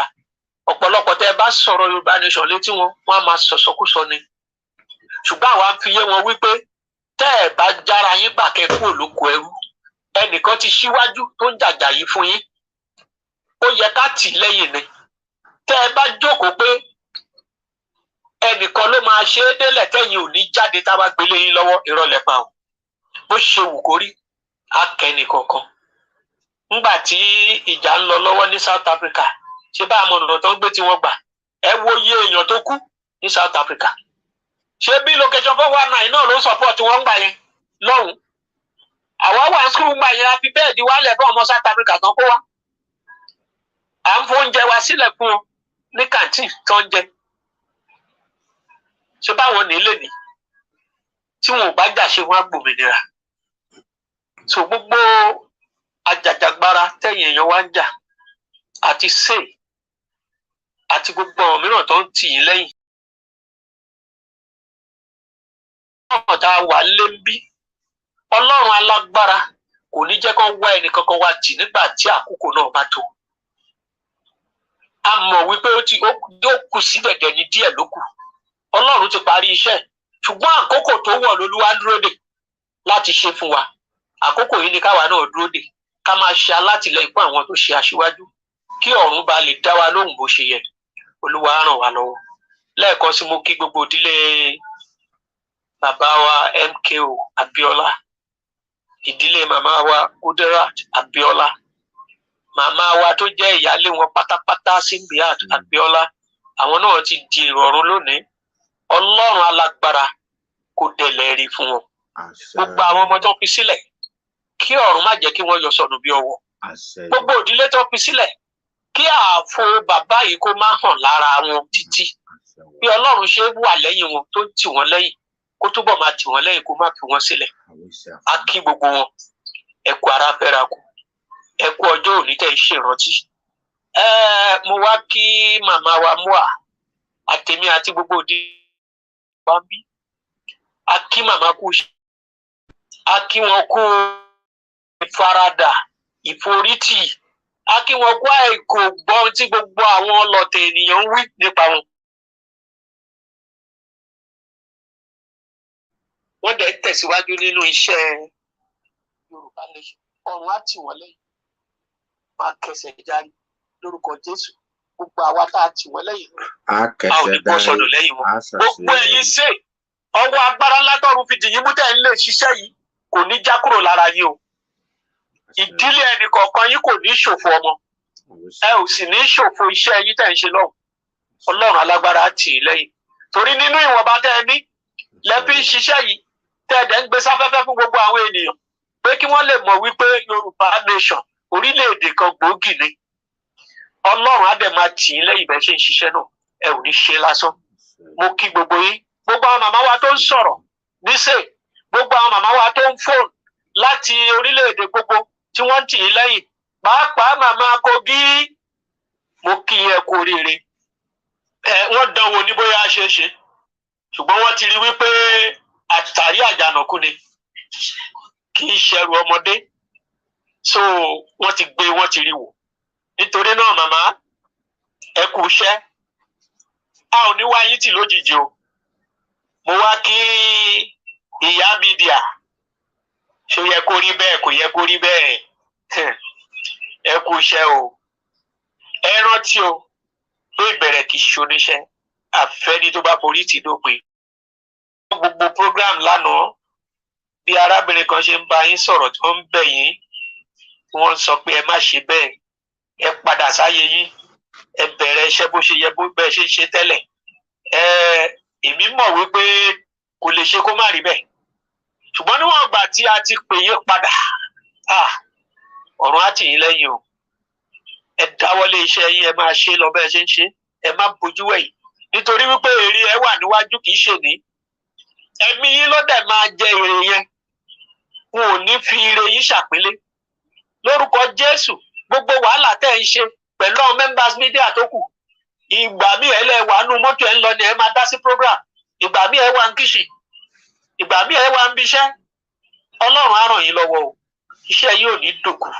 Ohun gbogbo tẹ́ ń ṣe Ọlọ́run á tì yín lẹ́yìn. Gbogbo ẹ̀yin ṣe pátápátá ọ̀run á ró yín ní agbára. Ẹ ṣé púpọ̀, mo dúpẹ́. Ó dàbọ̀ náà. Ó dàbọ̀, ẹ ṣé àdúpẹ́, ẹ kú òun náà, ẹ ṣé gan. Ẹ ṣé gan ni bàbá wa, thank you tí ẹ bá wa pè wọlé, àjíǹde ara máa jẹ́ fún yín lágbára Ọlọ́run. Bàbá wa àfàṣẹ máa bá wa play fídíò ilé torí a ṣe bí àròpá lè parí ẹ̀ lénìí mọ́ tí màmá wa sí ìlú abẹ. Ó náà mo fi sọ apá kìíní lélẹ́yìí, ó sì ń lọ náà ni tó bá dọ̀la tó máa tẹ̀síwájú, á tẹ̀síwájú láti ibi báyìí. Tí ìyá Kogi tí wọ́n sọ yẹn ló jẹ́ kí n rántí o. Ẹ mọ́ gbàgbé pé ìyá Kogi bèèlì ara wọn ni o. Ẹ rí i pé wọ́n ti sọ nínú ọ̀rọ̀ ní ìjẹta ńgbà tí wọ́n pè wọlé, ẹ gbọ́, wọ́n sì tún ní ó ní àwọn owó táwọn fẹ́ san. So ẹni tí ò bá gbọ́ ẹ lè lọ gbọ́ ṣó yẹn kẹ́ ẹ di àárín yẹn mú ìyá Kogi ní ọ̀fẹ́nu ara wọn sọ. So ẹ̀yin tẹ́ bá fẹ́ fún ìyá Kogi, tẹ́ fẹ́ sọ́pọ́ọ̀tì ìyá Kogi, so ẹ kàn sí coin tàbí èmi kí a sì kàn sí ìyá Kogi. Bí àárín ẹ ṣe jẹ́ nìyẹn o. Ìyẹn àwa tó bá wù ni o, tó bá wù wá. Àfà ẹ ṣe tí ẹ ṣẹ̀ṣẹ̀ sọ̀rọ̀ mọ̀mọ́ wa kan náà fún wọn ní 10,000. Wọ́n fún wọn ní 10,000. Mo dúpẹ́ lọ́wọ́ yín mà. Wọ́n sẹ́ndì their receipt sí mi pé kí n bá wọn fún ìyá Kogi. So òun náà ni gbogbo wa ti gbọ́ yẹn o. A ti rí ẹnìkan tí wọ́n ní ká fún ìyá Kogi ní 10,000. So ntí ẹ̀yin náà bá ní tó bá wù yín, kìí ṣe dandan o, tó bá wù yín tó wá láti inú ọkàn yín, ẹ̀yin náà lè ṣe bẹ́ẹ̀ fún ìyá Kogi torí wọ́n bèèlì ara wọn ni. Ẹ sì lè lọ gbọ́ nínú ètò àṣìǹjẹta nígbà tí ìyá Kogi pè wọlé, ẹ gbọ́ bí wọ́n ṣe sọ̀rọ̀ yẹn pé ó sì ní àwọn tí àwọn fẹ́ ṣẹ́tù. So bí ó ṣe jẹ́ nìyẹn. Ẹ jẹ́ má bínú, ẹ̀yin tí ẹ bá fẹ́ fún wọn ní nǹkan irú mọ́mì wa yẹn ń sìn torí pé àkáǹtì ti wà lọ́wọ́ wọn tẹ́lẹ̀, wọ́n ṣe send receipt, wọ́n kò kọ síbẹ̀ pé fún ìyá Kogi kíjọ kí bá wọn fún wọn, ẹ jọ̀ọ́ ẹ kọ kíní ẹ̀ sí torí ìjẹ́ráyé nìjẹ́rìí ọ̀run, ẹ jọ̀ọ́ nítorí Ọlọ́run. Gbogbo ẹ̀yin tẹ́ bá fẹ́ fi anything ṣọwọ́ sí anybody, ẹ kọ sísàlẹ̀ pé fún ìyá Kogi ó tán. So bóyá fún ṣe mọ̀ pé a sì ti àwọn tí wọ́n kúrò ní Ìbàdàn náà tí à ń sọ̀rọ̀ nípa wọn, ó sì wà lẹ́ owó wọn wà lẹ́ o. Tó bá jẹ́ pé àwọn náà ni ẹ kọ síbẹ̀, ẹ jọ̀ọ́ nítorí Ọlọ́run, ẹ máa jẹ́ ká máa kọ àkọlé sí lórí, ẹ jọ̀ọ́. Ẹ ṣé mo dúpẹ́ àfà. Bẹ́ẹ̀ ni bó ṣe jẹ́ náà nìyẹn. Ẹ̀yin tẹ́ bá dẹ̀ fẹ́ dá sí àwọn 11 tí wọ́n jáde ní àhámọ́ Ìbàdàn, táwọn tí wọ́n jáde ó ti yé wa. Èyí tẹ́ bá fẹ́ dá sí ti tiwọn náà, tẹ́ bá ti fi owó sí tàbí kẹ́ bẹ̀rẹ̀ account, receipt ẹ wá send ẹ wá kọ síbẹ̀, fún àwọn 11 tí wọ́n jáde ní àhámọ́ tàbí fún ìyá Kogi. So bí a ṣe máa ṣe nù. Ẹ ṣé.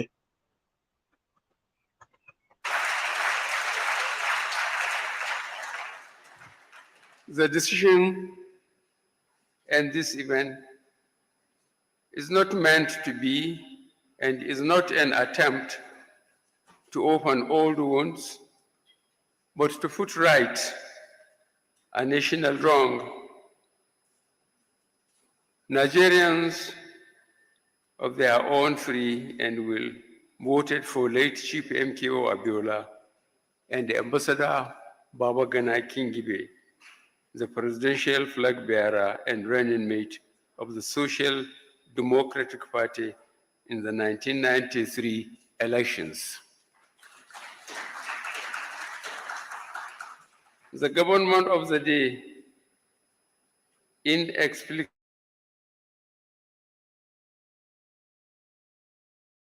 who was winning that a wrong has and recompense all our national divide and agony. Our various divide and the June 12 that produce unity and national cohesion. This is the June 12 we are celebrating today, and we will nurture it to our next generations.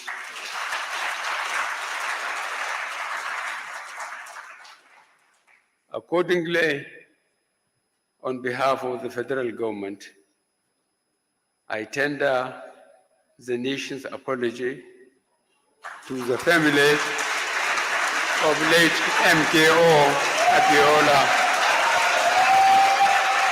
who got the highest votes, and to those that lost their loved ones in the cause of June 12 struggle. At this juncture, ladies and gentlemen, I would like everybody present to stand and observe a minute's silence in honor of the memory of Chief MKO Abiola and Chief Femi, and indeed all those who lost their lives in the struggle of June 12, 1993.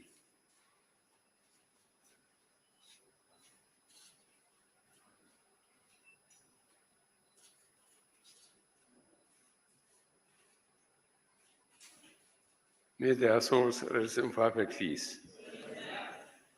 Thank you all, and God bless the Federal Republic of Nigeria.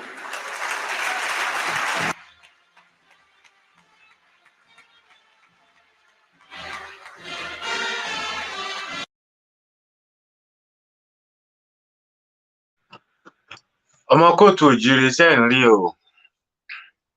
Àtẹ́wọ́ àti ìdákẹ́jẹ́jẹ́ fún ìṣẹ́jú kan, òun ló máa gbé Chief Mrs.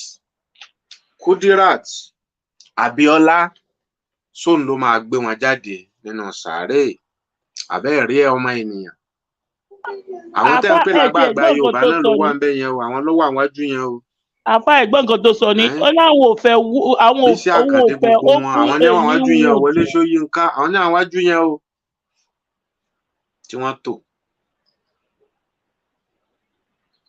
Ṣé àtẹ́wọ́ àti ìdákẹ́jẹ́jẹ́ fún ìṣẹ́jú kan, sóun ni ó máa gbé Chief MKO Abiola Kashimawo Mashood Ọláwálé Ọlámbíwọn nínú Ààrẹ Ọ̀nà Kakanfò tìjẹta, sóun ló máa gbé wọn jáde nínú sàárè? Ṣé ẹ ti rí wípé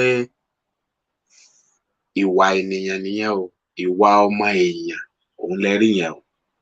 tí wọ́n bá ṣaburú tán wọ́n á tún máa fi ní ṣe yẹ̀yẹ́. Ìwà wọn nù. So ohun tí wọ́n ṣe náà leléyìí wípé àwọn honor, àwọn dẹ̀ tọrọ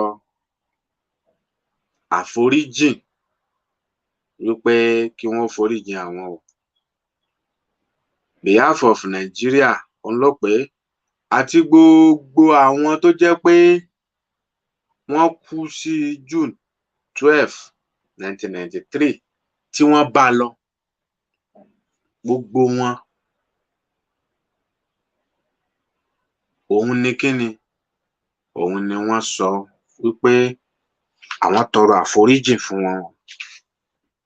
Àìmọye ọmọ ọlọ́mọ tó kú tó bá lọ o, àìmọye aya aláya, àìmọye ọkọ ọlọ́kọ o, àìmọye fámílì òun ló bá lọ. Ìyẹn June 12. Àtẹ́wọ́ àti ìdákẹ́jẹ́jẹ́ ìṣẹ́jú kan àti certificate ìwé tí wọ́n fún Kọ́lá Abíọ́lá òun ló máa jí Abíọ́lá nù sàárè padà. Àbóun ló máa jí Chief Mrs. Kudirat Abíọ́lá nù sàárè. Àbóun ló máa jí gbogbo àwọn tí wọ́n pàdánù fámílì wọn, ọkọ, aya, ọmọ. Sóun ló máa jí. Ẹ jẹ́ á fi eléyìí kọ́gbọ́n, ẹ jẹ́ á fi eléyìí kọ́gbọ́n.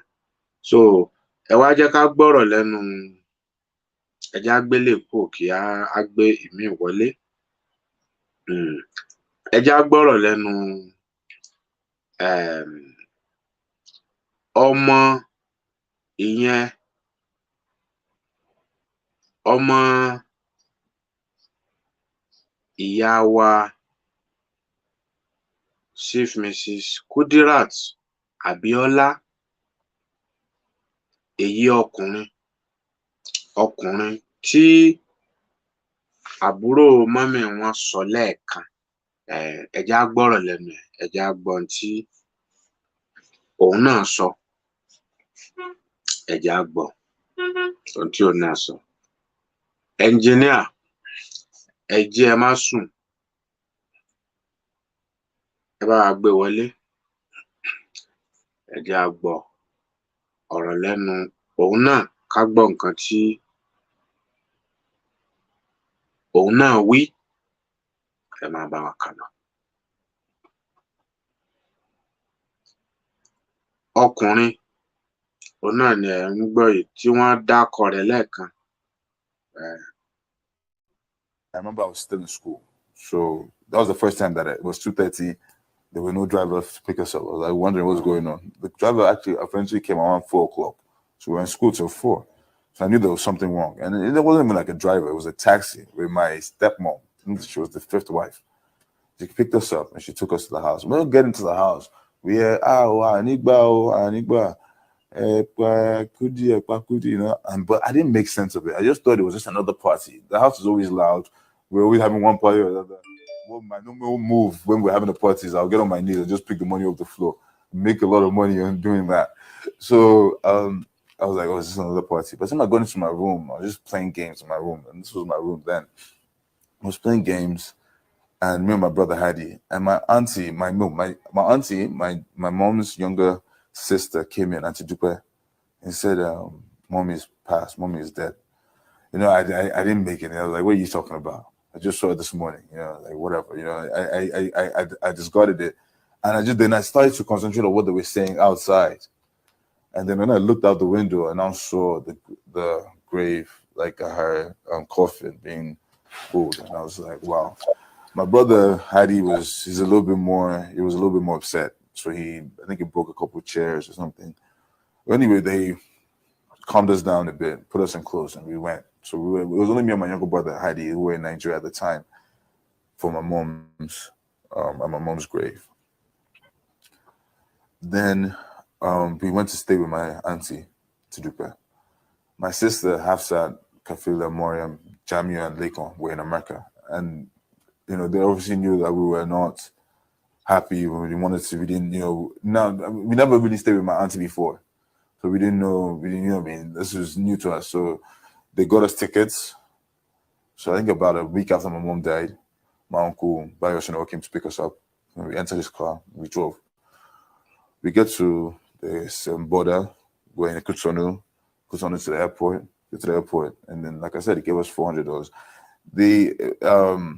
The trip was, like every kid wants to go to America, but not under those circumstances. It was a disaster. So we want to get to America. My sisters were there. Obviously, my half Kafila is now. She's the ultimate cry in the family.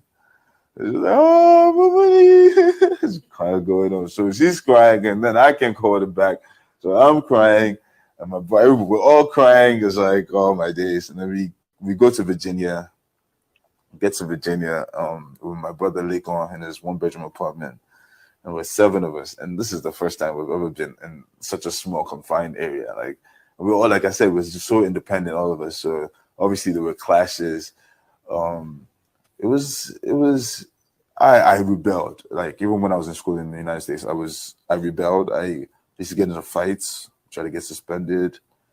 I was something else. So this is 96.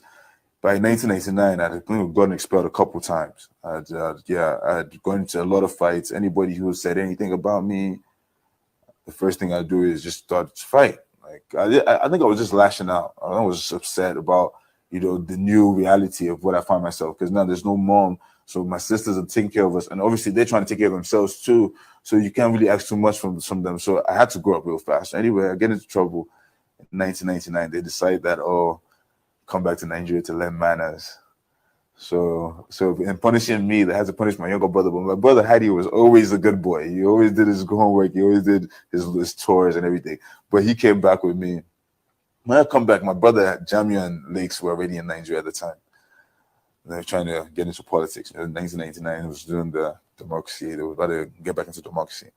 So when we met my brother, they were like, oh, we're still young. So they wanted to send us to school. We had to go to boarding school. So they sent us to Ashiri. Now, I was in America for about 4 years. And then I'm back in Africa.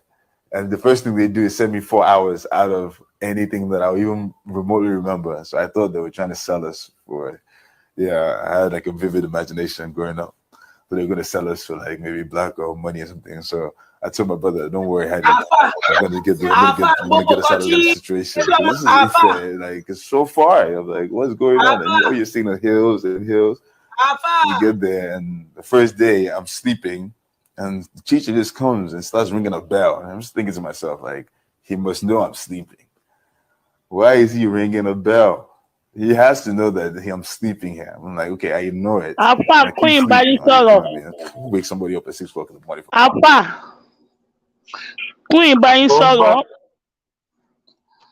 Wọ́n mọ̀ tún mi gbọ́.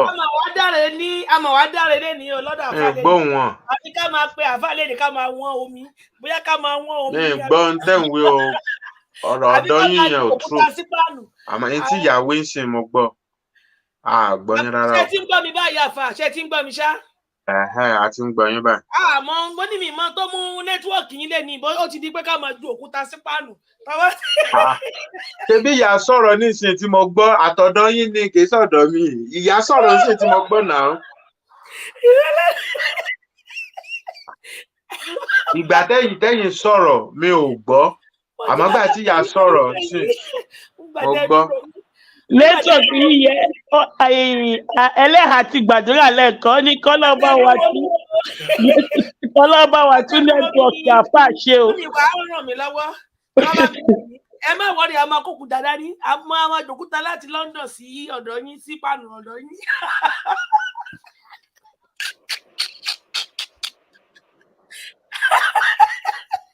Ìyàlá nẹ́tíwọ̀kì ni.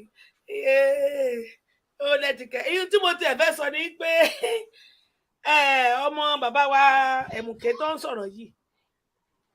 Èmi ò gbọ́ èsíngú kínní nínú tó ń sọ àmọ́ ẹni tó bá wa ṣàké sí kò yé tó. Amẹ́ríkà ló ń sọ ẹ̀rí tó ṣe ń sọ kò dàbí British ọ̀dọ́ kò dàbí British fìtìkò Amẹ́ríkà ló ń sọ. tó èmi ò tiẹ̀ wá gbọ́ wá kí n pa ẹnu gbogbo tó ń wí báyìí ní ìsìn bí ó ká ní wọn bá wá ju àké àfáà tí wọn bá wá ju àké sí àbí jígà. Ó ń ṣàlàyé àwọn nǹkan tó ṣẹlẹ̀ ni wọ́n bí léèrè. Màmá rẹ̀ náà lẹ̀ ń wò yẹn, màmá rẹ̀ náà lẹ̀ ń wò yẹn àti bàbá ẹ̀, àwọn nìyẹn. Ìyẹn Chief Mrs. Kudirat Abiola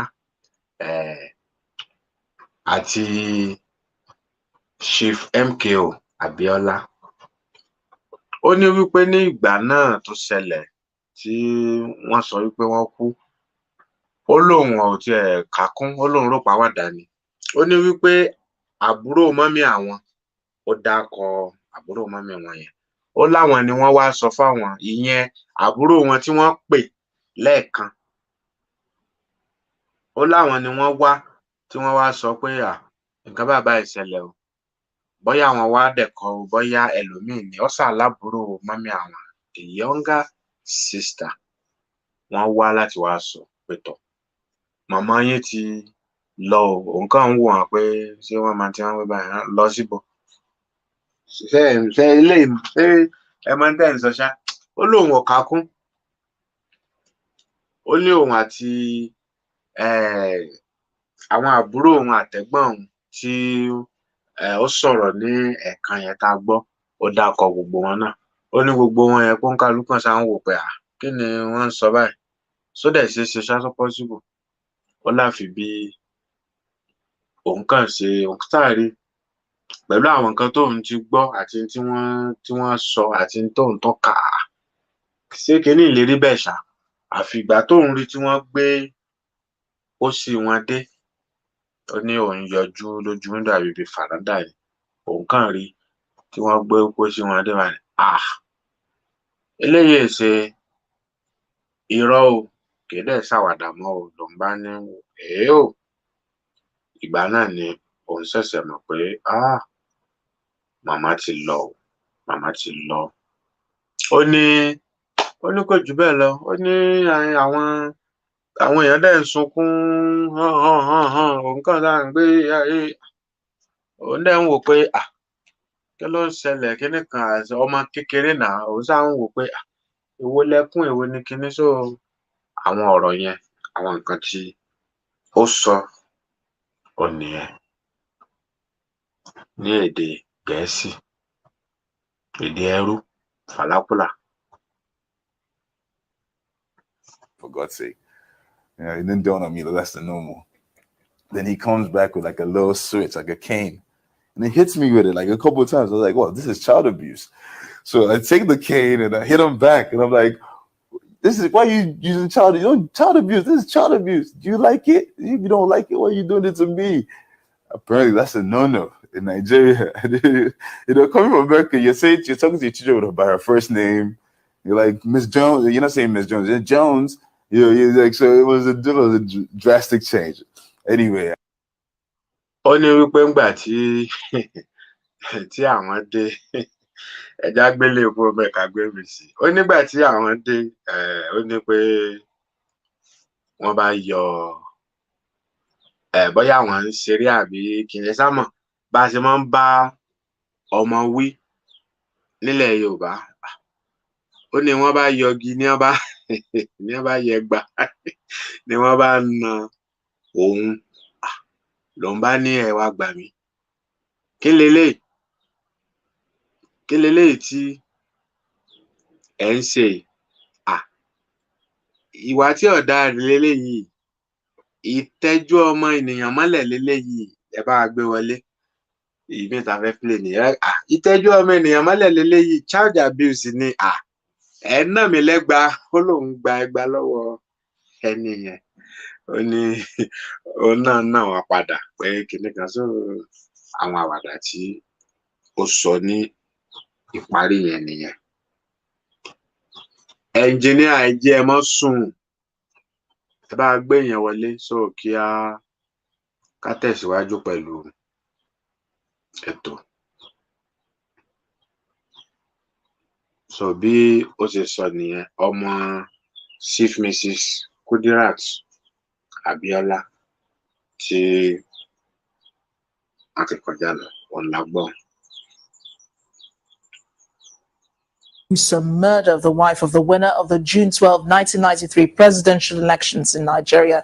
Chief of the protracted legal battle surrounding the gruesome murder of the wife of the winner of the June 12, 1993 presidential elections in Nigeria. Chief Moshood Abiola has been laid to rest today as the former Chief Security Officer to late General Sani Abacha, Major Hamza Al-Mustafa, and the former Protocol Officer to Kudirat Abiola, Latif Shofalaun, have been sentenced to death by hanging by a Lagos High Court. And in this next report, our correspondent, Deji Bademosi, takes a look at the life and times of Alhaja Kudirat Abiola, a woman who stood solidly behind her husband in the struggle for the revalidation of the June 12 presidential elections mandate. Kudirat Abiola, wife of the adjudged winner of the 1993 presidential elections in Nigeria, late Moshood Kashimawo Olawale Abiola, was born in 1951 in the northern Nigerian city of Zaria, present-day Kaduna State. She attended Muslim Girls High School Ijebu-Ode in Ogun State, southwest Nigeria, where she demonstrated the qualities of hard work and diligence, becoming the head prefect in her final year.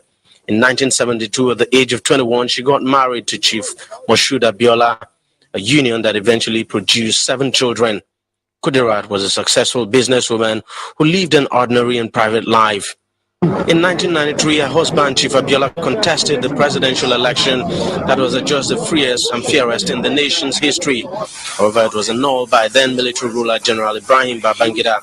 The Chief Abiola continued to seek the restoration of his mandate. In 1994, he was arrested in controversial circumstances by the late General Sani Abacha's government and put in jail without trial. The concern of those world leaders and act of treason is as serious as it is grievous. It is an assault on one's country and a deadly affront of one's fellow citizens. Those who describe Chief Abiola as a political prisoner seek to trivialize the grave offense for which he is charged. Chief M.K. Abiola cannot be in any doubt whatsoever that the election which he claimed to have won was an inconclusive exercise which had been declared illegal by a competent court of law. From the time of Chief Abiola's arrest, Kudirat courageously called for her husband's release. Despite constant and vindictive harassment of her family and supporters by the military government's agents, Kudirat Abiola granted interviews on several occasions to the foreign and Nigerian press in which she called for her husband's release. She was later arrested by the Abacha's government on trumped-up charges of making false statements, but the Lagos State High Court acquitted her of those charges. Despite the harassment and intimidation, Kudirat persisted in her outspoken campaign on behalf of her husband. Her participation in the democracy movement inspired new levels of activism in Nigeria. In 1994, she was actively involved in moving and sustaining the oil workers' 12-week strike against the military. On June 4, 1996, a few days to the anniversary of the June 12 commemorative date of the elections, Kudirat, a persistent and courageous critic, was brutally assassinated. She and her driver were shot at a close range by unknown assailants near her home in Ikeja, Lagos State. Kudirat Abiola died later in the hospital. The driver was seriously wounded. Mo rò pé a gbọ́ dáadáa, ẹ wá jẹ́ ká tún play káwa mọ̀ tú lẹ́yọ kọ̀ọ̀kan. Ohun tá à ń sọ nìyẹn, tọ́jú ẹ̀mí ẹ nítorí Ọlọ́run. Ọlọ́run ó bi ọ́ léèrè bó bá ṣe lẹ̀mí ẹ o. Tọ́jú ẹ̀mí ẹ, má dẹ̀ sọ fún ẹnì kankan. Ó ṣe kókó, ṣe pàtàkì, èèyàn ló ń pààyàn o. Ọlọ́run kò kí ń pààyàn, bí mo ṣe máa ń sọ. Èèyàn ló ń pààyàn, ní tá à ń jẹ, tá à ń mu, ó dẹ̀ ń pààyàn. Kódà tá a fi ń jókòó, ó ń pààyàn. O gbọ́dọ̀ ṣe kíni, tọ́jú ara rẹ̀. Ẹ rí bí? Chief Mrs. Kudirat Abiola, àwọn là ń wò yẹn o, arẹwà obìnrin. Àwọn àti ọkọ wọn, ká má fa ọ̀rọ̀ gùn, àti ìyáálé wọn Simbiatu Abiola. Tá a bá ní ká kà á, 1, 2, 3, 4, 5, 6, 7, 8, 9, 10, 11, 12, wọ́n mọ̀ ti pé 30 years báyìí tí wọ́n mọ̀ ti kú. Kábíyèsí Olódùmarè. Àbí mo parọ́, ẹ̀yin tẹ́ ń gbọ́ wa, ẹ bá wa sí ẹ bá wa kà á. Ọdún mélòó rèé tí wọ́n ti wọ ilẹ̀ Ọlọ́run, tí wọ́n ti wọlẹ̀ sùn? Mò ń retí o pẹ̀lú comment. Ọdún mélòó rèé? Simbiatu Abiola, Kudirat Abiola, MKO Abiola. Ọdún mélòó rèé ló dì báyìí tí wọ́n ti lọ? Tí wọ́n ti lọ 27 years kẹ̀. Ṣé ẹ sí dáadáa? Ẹ káre, wọ́n ní 30 years. Ṣé ẹ sí dáadáa? 30 years ago. Mò ń retí o, mò ń retí o, mò ń retí o, mò ń retí o. Ẹ bá wa kọ ọdún mélòó rèé tí wọ́n ti lọ. Gbogbo ẹ̀yin tẹ́ ń gbọ́ wa, ẹ bá wa kọ. À ń retí o, à ń retí. Mò ń rí bẹ́ẹ̀ ṣe ń kọ, ẹ máa kọ lọ. 1992. Kudirat Abiola àti MKO Abiola. Ọdún mélòó rèé tí wọ́n ti lọ? Ọdún mélòó rèé? Ẹ bá wa kọ, ẹ bá wa kọ, ẹ bá wa kọ. Ẹ bá wa kọ. Ẹ type. Ẹ type. Ẹ jẹ́ kí type yẹn máa kọlura wọn. Bákan náà ni ẹ bá wa pín, ẹ bá wa share rẹ̀ káàkiri. Ẹ jẹ́ kí wọ́n mọ̀ tá à ń ṣe lónìí. Ọ̀la náà a tún tẹ̀síwájú láṣẹ Èdùmàrè. Àjọkẹ́ Adé ní 31. Mò ń retí o, mò ń kà o, mò ń kà o. Ẹ bá wa kà o, ẹ bá wa kà. Ẹ̀yin tẹ́ ẹ bá sì mọ̀, ẹ tún lè pè wọlé. Ọdún mélòó rèé tí wọ́n ti lọ? Kudirat Abiola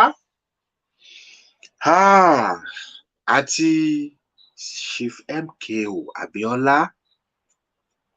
Ọdún kelòó rèé tí wọ́n ti lọ? Tí wọ́n ti kú? Ọdún kelòó rèé? 25 years. 27 years. 25. Ẹ rí bí? 31 years. Wow. À ń retí.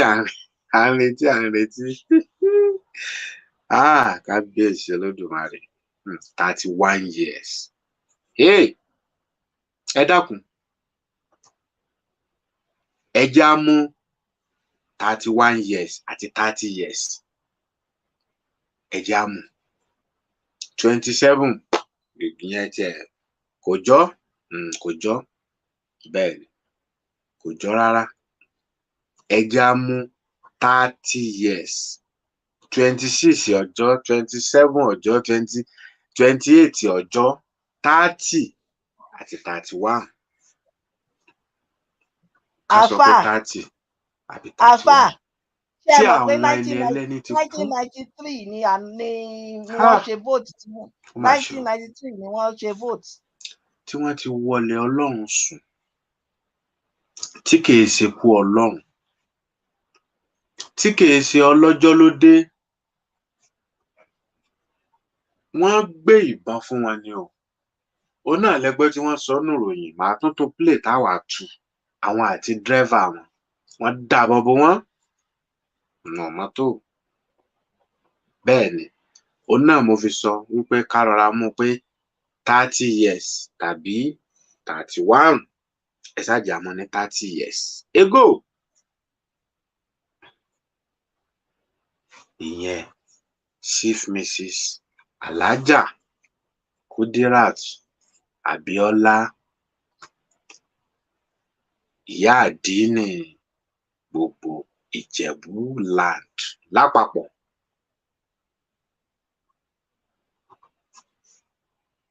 Ẹ máa bá wa kà lọ.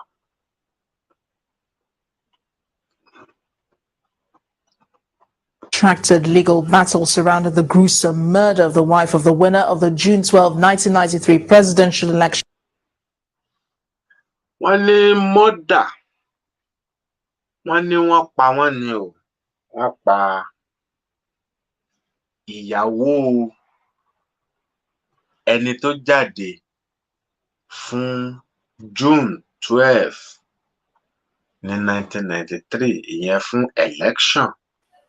Wọ́n ní The wọ́n winner. pa The ìyàwó winner. ẹ̀. The winner of June 12. Wọ́n ní the winner of June 12. À ń gbọ́ yìí, ẹ máa. Ó dẹ̀ pé wọ́n sọ pé the winner. Pé mọ̀ kan tí mo sọ. Ẹ bá wa gbé padà sẹ́yìn díẹ̀, ó dẹ̀ pé the winner ni. Dàsúmì pé àwọn eléyìí náà mọ̀ pé wọ́n win, pé bàbá yẹn win. Gbogbo Nàìjíríà ló mọ̀, kò sẹ́ni tí ò mọ̀. No, mo dá lé fún pé kẹ́ ẹ sọ̀rọ̀ ní nígbà tẹ́ mo rí pé sọ̀rọ̀. Rárá o, nǹkan tí mo fẹ́ sọ ni pé àwọn tó CNN náà mọ̀ pé. Protracted legal battle surrounded the gruesome murder of the wife of the winner of the June 12, 1993 presidential elections in Nigeria. Chief Moshood Abiola has been laid to rest today as the former chief security officer to late General Sani Abacha, Major Hamza Al-Mustafa, and the former protocol officer to Kudirat Abiola, Latif Shafalaun, have been sentenced to death by hanging by a Lagos High Court. Wọ́n ní àwọn tí wọ́n dẹ̀ mú fún wọ́n ní Lagos High Court wípé wọ́n dájọ́ fún wọn by hanging.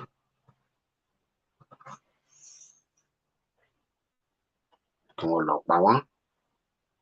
In this next report, our correspondent, Deji Bademosi, takes a look at the life and times of Alhaja Kudirat Abiola, a woman who stood solidly behind her husband in the struggle for the revalidation. Wọ́n ní ìyẹn Chief Mrs. Alhaja Kudirat Abiola, wọ́n ní oníṣòwò pàtàkì ni wọ́n, ẹni tó sì dúró ti ọkọ rẹ̀ gidi. Ó ní wọ́n tó dúró ti ọkọ rẹ̀ gbágbáágbá.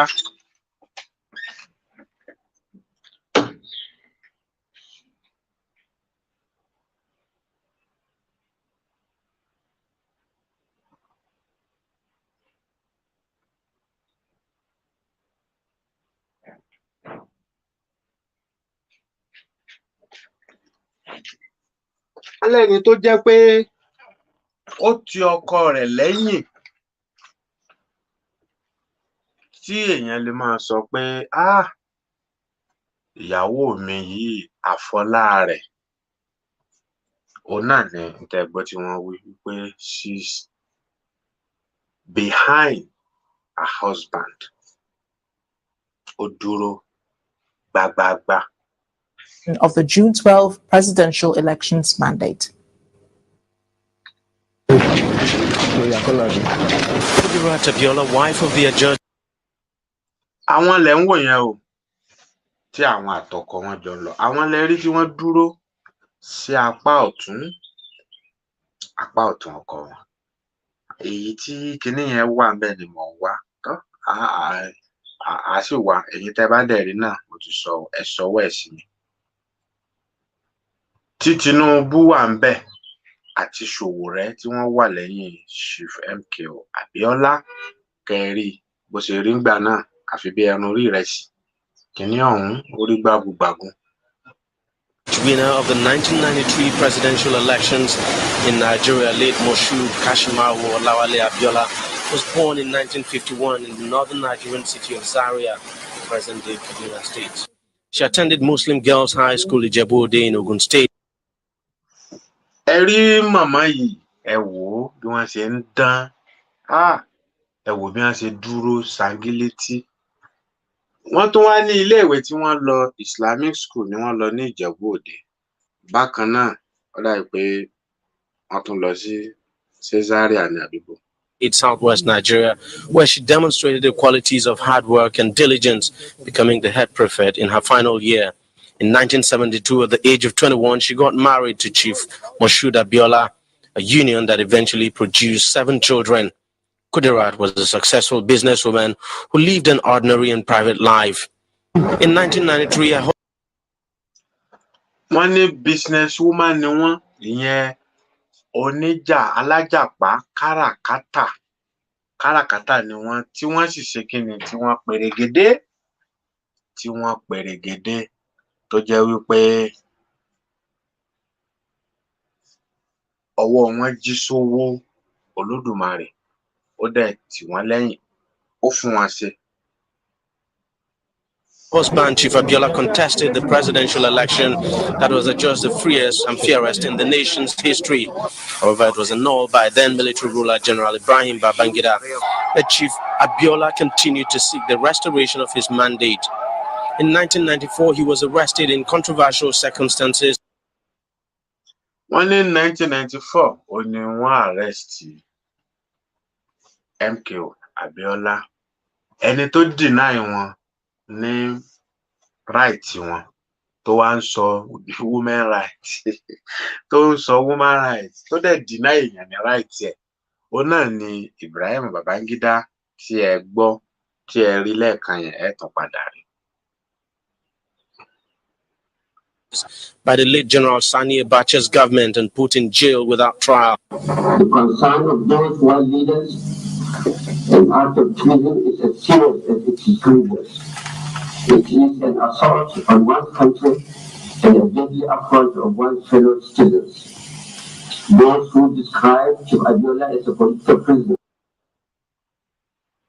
Ẹ wo ya wa yìí, ẹ wo ya wa Alhaja Kudirat, ẹ wo ya yìí bó ṣe ń dán torí Ọlọ́run. Ẹ wo àwọn lẹ ń wò yìí o, àwọn ọmọ wọn lẹ rí síwájú yẹn lára àwọn ọmọ wọn. Ẹ̀yin náà wá wò wọ́n.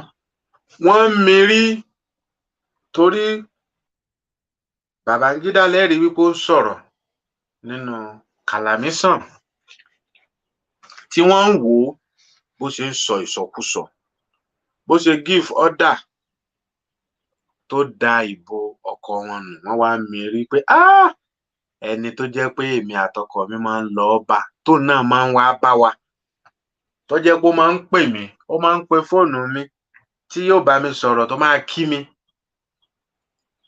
Ta ni ọkọ ẹ ń kọ́ ọkọ mi wà níbí gbé fóònù fún ẹni tí mo mọ̀ dáadáa. Ṣé pé bí ipò ọlá ṣe rí rèé? Abẹ́ẹ̀rí tó ń sọ ni. Ohun tí wọ́n mérí fún pọ̀ gan. Ohun tí wọ́n mé orí fún ó pọ̀ yanturu tó ń wá sí ọkàn wọn. Nígbà náà kẹ́ lè mọ̀ pé èèyàn ló le o, èèyàn ló le.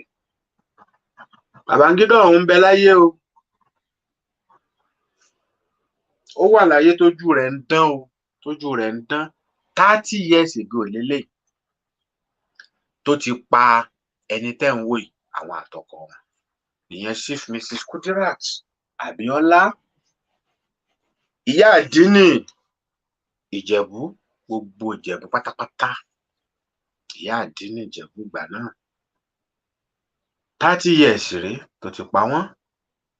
Ikú Ọlọ́run kọ́ o, àìsàn kọ́ o, èèyàn ló pa wọ́n. General Ibrahim Babangida Maradona òun ló pa wọ́n. K'Olódùmarè kó bá tẹ́ wọn sáfẹ́fẹ́ rẹ̀. Bákan náà ni ọkọ wọn Ibrahim Babangida òun náà ló pa wọ́n o, torí òun ló give order tí wọ́n arrest tó ti gbàgbé ilẹ̀ ọ̀rẹ́. Tá a bá wá ń sọ ẹ wá máa sọ pé kíní tá a fi máa ń sọ nu. Ẹbí á ní alájọbí ọ̀pá iye kan ẹni tó bá dání ọ̀rẹ́ mọ̀ dà mí o. Ẹ má dá àwọn olórin yẹn lóhùn ìsọkúsọ àtàwọn tí wọ́n máa ń pòwe òfò. Babangida ló mọ̀ wà láyé 30 years mọ̀rẹ́. Ilẹ̀ ò ṣe dá, ilẹ̀ ọ̀rẹ́ tóun àti MKO Abiola, Chief MKO Abiola, ọlá ń bí wọn nínú Ọláwálé ká sì máa wò ọ̀rẹ́ ni wọ́n. Ilẹ̀ ọ̀rẹ́ ọmọ tí mú Babangida kò tí ì mọ̀ dì sí. Ọmọ ìyá mi jára ẹ má bínú pé mò ń dásà, jára rẹ. Èèyàn ló ń pààyàn, Ọlọ́run kọ́ o. N tó ń jẹ n tó ń mu ni o. Èèyàn ni o, èèyàn ló le o. Ilẹ̀ kò mú Babangida o. Babangida wà láyé sí o. 30 years ago rèé tó ti pa ìyáàfin Kudirat Abiola, olóyè ìyá àdínì gbogbo Ẹ̀gbá, gbogbo Ìjẹ̀bú, ìyá àdínì Ìjẹ̀bú Òde, Símbíàtù ni ìyálóde Ẹ̀gbá. Ẹ rí bí àwọn ilẹ̀ ń wò lójúmọ́ àwòrán yín wọn nígbà tí wọ́n wà ní láyé, ọ̀rẹ́ ọkọ wọn tó pa wọ́n ó sì wà láyé lónìí o, kèékú o. Tá a bá sọ̀rọ̀ lọ, tá a bá sọ̀rọ̀ bọ̀, ẹ máa ní ọ̀rẹ́ máa dà mí o, ilẹ̀ á mú ẹni tó bá da ni, ọ̀rẹ́ máa dà mí o. Tá ń sọ fún ọ bẹ́ẹ̀, ọ̀rẹ́ ó dà ọ, ilẹ̀ ò ní mú un, yóò máa ṣayé ẹ̀. Ilẹ̀ ò ní mú un. Kábíyèsí Olódùmarè, mi mọ̀ bóyá tí mò ń sọ bóyá ó ń yé àbí òye, so ń yé àbí òye. Àfà go deeper, à ń gbọ́ ó ń yé yékéyéké. Ẹni ilẹ̀ ó mọ̀ rẹ̀, wàhálà ọ̀rẹ́ ó mọ̀ lọ yóò mọ̀ bọ̀, tí kẹ́kẹ́ kan ò ní dún lẹ́nu ilẹ̀ gan, tí ilẹ̀ gan á tún smell, ilẹ̀ gan tún pẹ̀pìn. Ilẹ̀ gan tún pẹ̀pìn. Ilẹ̀ gan á ka mọ́ra. Ọ̀rẹ́ yín yé wa yékéyéké, ẹ go deeper sà. Àbí kódà yóò tún gbá ìyàwó rẹ̀, á tún ṣe kí ni, má tún ṣe ilé ìmọ̀jẹ́rìí, wọn ó tún gbọ́ ẹ sáàjì apẹ́ sọ, orí kò sí bá a ṣe lò ó ti yé wọn, torí wọ́n mọ̀ ń pa rẹ̀ gan-an, wọ́n sì nífẹ̀ẹ́ sí ẹ rí bí. Yóò tún gbá ìyàwó ẹ̀, á tún bá ìyàwó ẹ̀ ṣe yòkínyòkín. Ilẹ̀ wo ni mú?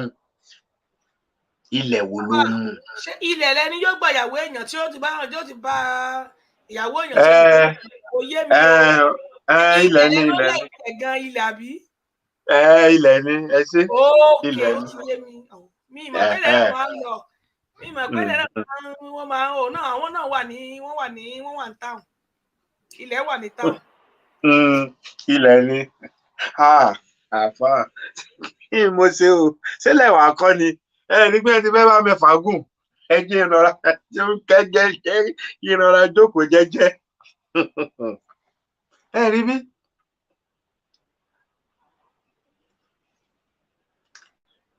Má jẹ́ kí ẹnìkan fàbúrú sí ọ, ọ̀rẹ́ rẹ ṣẹ́ yóò tún gba gbogbo nǹkan ẹ̀, á tún gbà ọ́ láyà, ìwọ sì wà nù ilẹ̀ ò ní mú. Ó ti kọ́ wa lẹ́kọ̀ọ́ báyìí àti rí. Babangida ń sayé, ṣe bọ́ọ̀rẹ́ jọ ni wọ́n, láwọn tí wọ́n mọ̀ wọ́n tí wọ́n sọ, ọ̀rẹ́ ni wọ́n. A ní kọ́lù àfà, àwọn wọn fẹ́ dá sí bí ilẹ̀ ṣe fẹ́ gba ìyàwó tí ló torí kò tiẹ̀ kó fi gbogbo ó dẹ̀ pa àfà mu tagútagú díẹ̀ lẹ́yìn.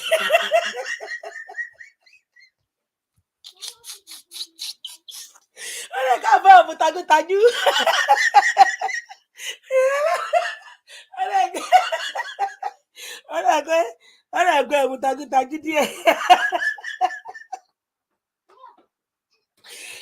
Ní parí wà lẹ́yìn. Ó lẹ́tìkẹ́. Hello, gbogbo wa gbọ́ yín, ẹ má bínú o.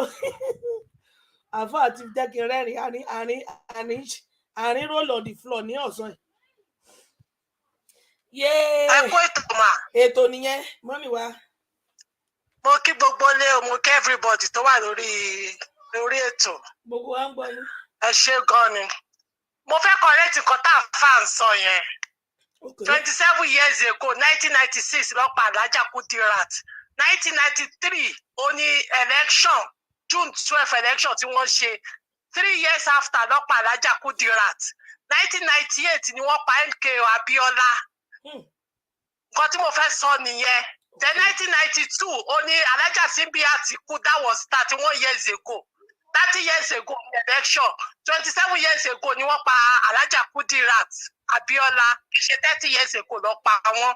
torí gbogbo èèyàn ló ń wò wá so ká lè máa give wọn ní full correct information ó ní mo sọ pé dẹ́ ṣe Babangida ló pa àwọn méjèèjì Abacha ló pa wọ́n torí July 1993 ó ní bàbá ní August 1993 ní kíní gbé ìjọba lẹ̀ Babangida gbé ìjọba lẹ̀ tó gbé fún Ṣónẹ́kọ̀ Ìfìdíhẹ́ October 1993 òun ní Abacha overthrown Ṣónẹ́kọ̀ kó tó di pé ó wá bẹ̀rẹ̀ sí arrest wọn ní 1994 tó arrest Abiola ní 1994 nígbà yẹn so Abacha òun ló organize bó ṣe pa Alhaja Kudirat Abiola òun náà dẹ̀ ló Abdulsalami òun ló mọ bó ṣe pa Abiola so kì í ṣe Babangida nìkan nǹkan tí Babangida ṣe ni pé ó àná June 12 ó dẹ̀ ṣe tán ó gbéjọba lẹ̀ iṣẹ́ tí yẹn ṣe lórí oyè nìyẹn bẹ́ẹ̀ bó ṣe pa Alhaja Kudirat Abacha ni wọ́n dẹ̀ ṣe àrẹ́sì Abiola Abacha ni wọ́n dẹ̀ ṣe wá pa Abiola Abdulsalami ló mọ̀ yẹn nǹkan tí mo fẹ́ correct nìyẹn. ẹ ṣé mọ́mì ẹ ṣé gan ni thank you ma. bó ṣe jẹ́ gan nìyẹn ẹ ṣé gan ni. ẹ ṣé púpọ̀ ẹni tí gbogbo àgbáyé lè tọ́ka sí kó ṣe tí ẹ̀rí sì wà fún tó jẹ́ wípé ó sọ jáde lẹ́nu ara rẹ̀ tó sì wà lórí àlééfà òun lèèyàn máa ń sọ torí wípé tí wọ́n bá ní níbo ni Abacha ti ṣe níbo ló ti sọ nǹkan kan ó máa fa ọ̀rọ̀ gúngùn wá àmọ́ ẹni tí gbogbo èèyàn tí wọ́n máa tọ́ka sí tó sì sọ jáde tí gbogbo ènìyàn gbọ́ òun ni Babangida Ibrahim Babangida torí wípé òun ló gbà á nígbà náà so tá a bá wá ń sọ wípé MKO òun ló ní June 12 tá à ń ṣe lónìí ẹ sí láti ìgbà tí wọ́n ti pa ọdún mélòó ló dì ní 2023 tá a wà yìí.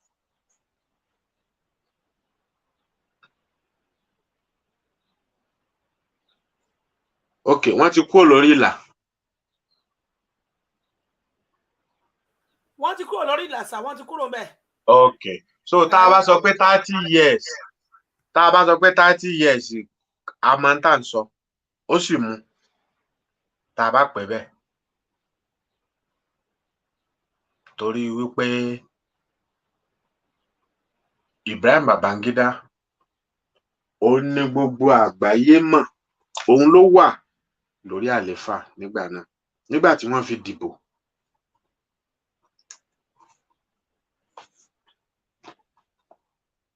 ẹ rí bí so ibi tí mo ti lọ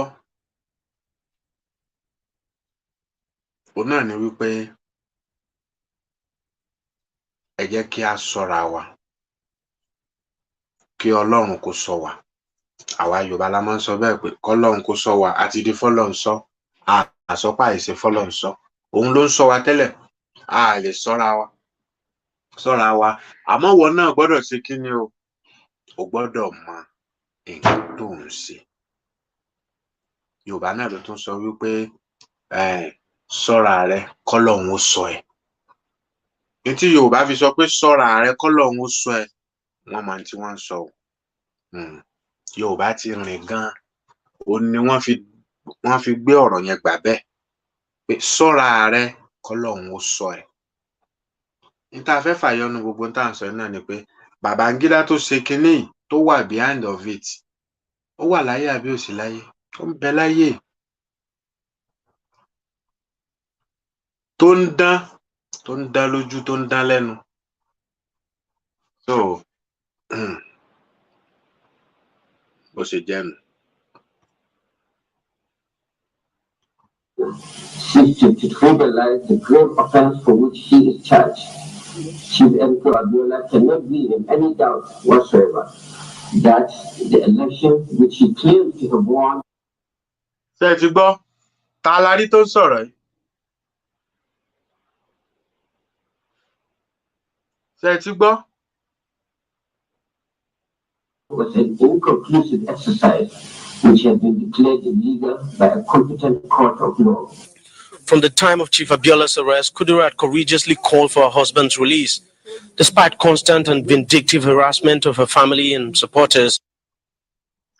Wọ́n ní ìyá wa Chief Mrs. Alhaja Kudirat Abiola ìyáàfin. Wọ́n gbé ìgbésẹ̀, wọ́n dẹ̀ sọ̀rọ̀ jáde pé ẹ gbọ́dọ̀ fọkọ mi lẹ̀, ẹ fi ọkọ mi sílẹ̀ o. By the military government's agents. Kudirat Abiola granted interviews on several occasions to the foreign and Nigerian press in which she called for her husband's release. She was later arrested by the Abacha's government on trumped-up charges of making false statements. But the Lagos State High Court acquitted her of those charges. Despite the harassment and intimidation, Kudirat persisted in her outspoken campaign on behalf of her husband. Her participation in the democracy movement inspired new levels of activism.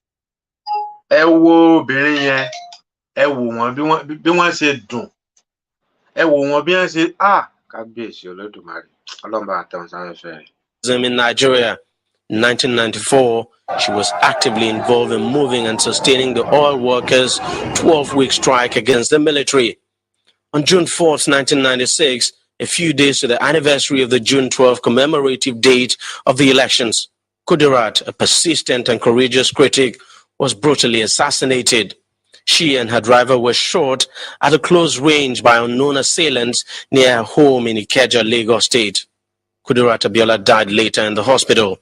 The driver was seriously wounded. Yoruba àti Igbo kan. Abiola. They follow you, they talk, they go anywhere, they smoke, you go come and sit down here. What's the word?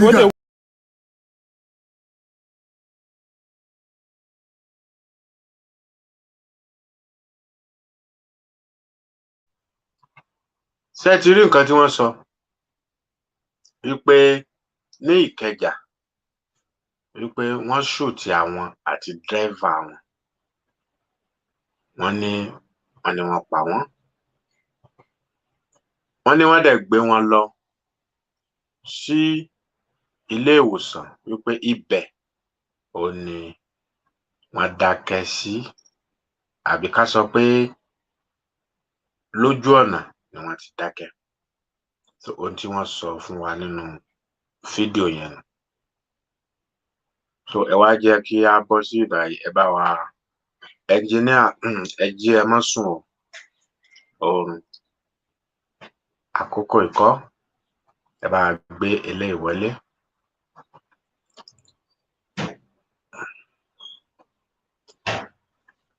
Bàbá wa MK Abiola, àwọn náà ni à ń wò yẹn.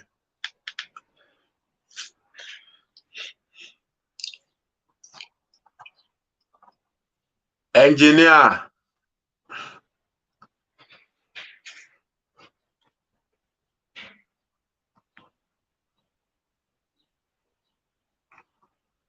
ẹ ń sùn ni.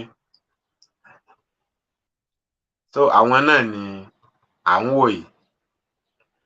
Ẹ jẹ́ kí a gbọ́ ohun tí àwọn náà sọ. Orin ni wọ́n kọ níbí báyìí kẹ́ ẹ lè mọ̀ pé tálẹ̀ǹtì wà. Ọlọ́run kẹ́ Yorùbá gan lọ́pọ̀.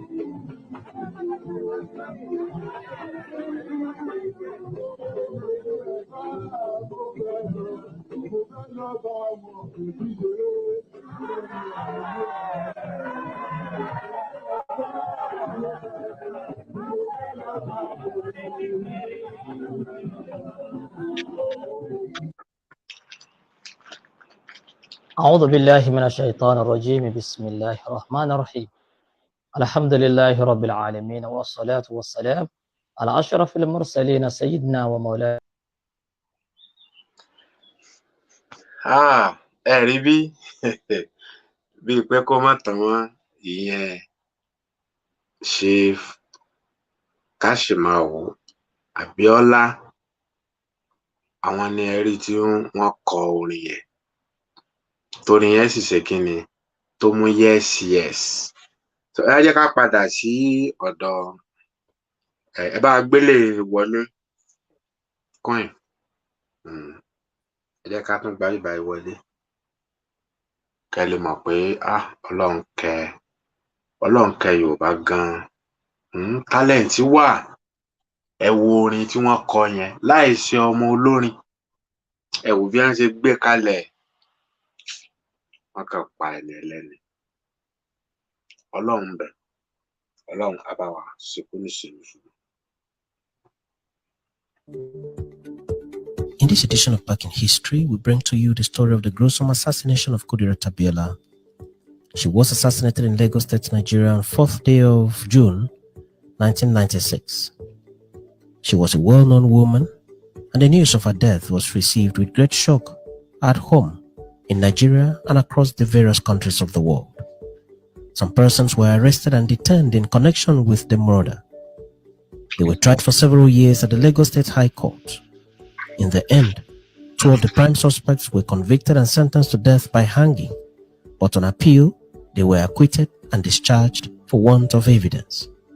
The memory of Kudirat Abiola still remains fresh in the hearts of many persons across Nigeria and around the world till today. Welcome to this edition of Back in History. Kudirat Abiola was the wife of Chief Emeka Abiola. Abiola was a popular Nigerian politician, industrialist, and philanthropist. He was a registered member of the Social Democratic Party, SDP, and was the presidential candidate of the party in the build-up to the June 12, 1993 general election. At that time, Nigerians were hungry for a quick return to civilian administration after several years of military rule and dictatorship. There was thus a wave of popular participation in the electoral process, and the choice of Emeka Abiola as the candidate of one of the 2 leading political parties in the country was greeted with wide acceptability, which was reflected in the voting pattern across the country. On the day of the election, millions of Nigerians lined up in front of the SDP logo to cast their votes in favor of MKO Abiola. At the close of ballots, MKO Abiola won in about 98% of the total votes cast across the country, with results from only 2 states left to be declared.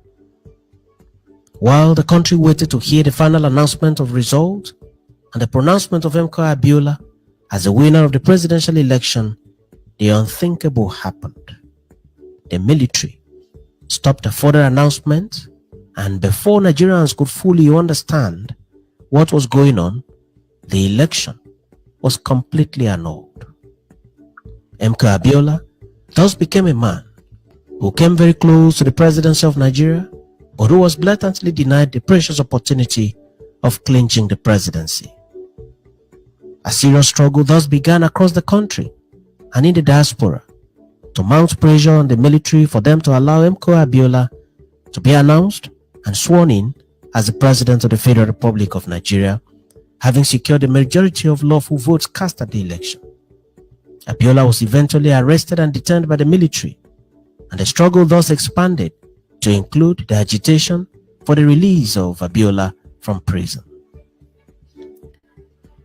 One of the prominent persons who spearheaded the struggle for the actualization of the mandate of MKO Abiola was Kudirat Abiola. At that time, the military had once again taken over the reins of power in the country, with Sani Abacha as the head of state, with little or no tolerance to criticism and opposition. The presence of the military in power did not, however, discourage Kudirat from her determined struggle for the actualization of the mandate of her husband and the release of the husband from unlawful detention. It, however, appears that some persons within the country were not comfortable with her activities or sustained struggle for the actualization of a mandate that was annulled and considered forgotten by the military. Kudirat started receiving threats to her life from unknown persons until she was finally brought down by the assassin's bullets in broad daylight on the streets of Lagos State, Nigeria. On the ill-fated day, Kudirat Abiola dressed up at home and stepped out for the day's activities. She was driven by her personal driver in a white-colored Mercedes-Benz car. In the city of Lagos, there are several traffic points, causing vehicles to slow down at intervals in the course of her journey. Kudirat's car was approaching the popular 7-Up depot bus stop in Ikeja, and her vehicle began to slow down as there was a traffic point in front. Unknown to Kudirat and her driver, their vehicle was closely followed by an unmarked vehicle. In the said unmarked vehicle, there were 6 heavily armed men whose mission was to shoot and kill Kudirat at all costs. The assassins shot into Kudirat's vehicle. The driver was hit and the vehicle came to a halt, giving the assassins more shooting advantage. Kudirat was shot in the forehead and the bullet smashed her brain, leaving her unconscious. Following the rain of bullets on Kudirat and the escape of the assassins, Kudirat was rushed to a hospital by public-spirited individuals. She was taken into the intensive care unit, and the medical personnel on duty battled assiduously to save her life, to no avail. Kudirat died, and the news of her death was received with shock across the country. Kudirat was only 44 years old at the time of her death. Also at the time of her death, her husband was in detention at the behest of the military. In other words, the news of the death of Kudirat Abiola was relayed to the husband in his prison cell. Kudirat's driver did not also survive the attack. He was shot at close range by the assassins, and his chances of survival was extremely slim. In a single day and in very few minutes, humanity lost 2 human persons, Kudirat Abiola and her personal driver, to the assassin's bullets. The military government at the time, which was headed by General Sani Abacha, frowned seriously at the assassination of Kudirat and her driver, and immediately pledged a bounty of $45,000 as reward for anyone who would provide information that can lead to the arrest of the killers. General Abacha immediately blamed terrorism and the increasing wealth of crime in the country for the assassination. He promised that his government will fish out the persons who shot and killed Kudirat in such a callous, horrific, and inhuman manner. The military government later sent a high-powered delegation to the Abiola family to commiserate with them over the assassination of their matriarch. It is important to note that several Nigerian citizens received the condemnation by the military with mixed feelings. Citizens also viewed the condolence visit with mixed feelings. Inside the same car with Kudirat was her personal assistant Lateef Shofolohan. Interestingly, Lateef was not shot by the assassins. His life was spared. Before her eventual assassination, Kudirat had complained of threats to her life by unknown persons. She complained that her vehicles were usually trailed by vehicles whose number plates were concealed. 1 month before the assassination, precisely in May 1996, she was arrested by agents of the state for, quote, possessing publications that were deemed to be critical of the Abacha military government. Her assassination was officially announced to the world by MK Abiola's brother, Mudashiru Abiola. As noted earlier, the assassination of Kudirat Abiola was widely condemned at home and abroad. South Africa condemned the attack in a press release by its Foreign Affairs Minister Alfred Nzo, who called the attack, quote, a horrific event. He added, unquote, that it is all the more regrettable that such tragedy occurred while her husband remains detained in custody. On his part, the spokesperson for the British Foreign Office described the attack as, quote, a tragic news. Other countries also condemned the attack. Civil liberty organizations and human rights groups also condemned the attack. There were protests in the country with persons carrying placards amidst fear of arrest and detention by the military and security agents. It is important to note that although Kudirat was killed in 1996 during the military regime of Sani Abacha, no serious investigation was done to unravel the assassination. Despite the promises of the military junta, not much was done by the military to match its words with action. Serious efforts to unravel the mystery behind the killing was launched during the tenure of President Olusegun Obasanjo, who took over the reins of power in 1999. The Lagos state government at the time played a major role in the prosecution of the arrested persons. A number of persons who served in Abacha's administration were arrested and detained on charges of murder of Kudirat and the driver. Some of the persons arrested were Major Hamza Al-Mustafa, who was Abacha's chief security officer, Lieutenant General Ishaya Bameyi, who was Abacha's chief of army staff, Sergeant Rogers, who was a member of the Special Strike Force unit of the military at the time, Muhammad Abacha, son of General Sani Abacha, was also arrested and detained. Others were also arrested in connection with the murder.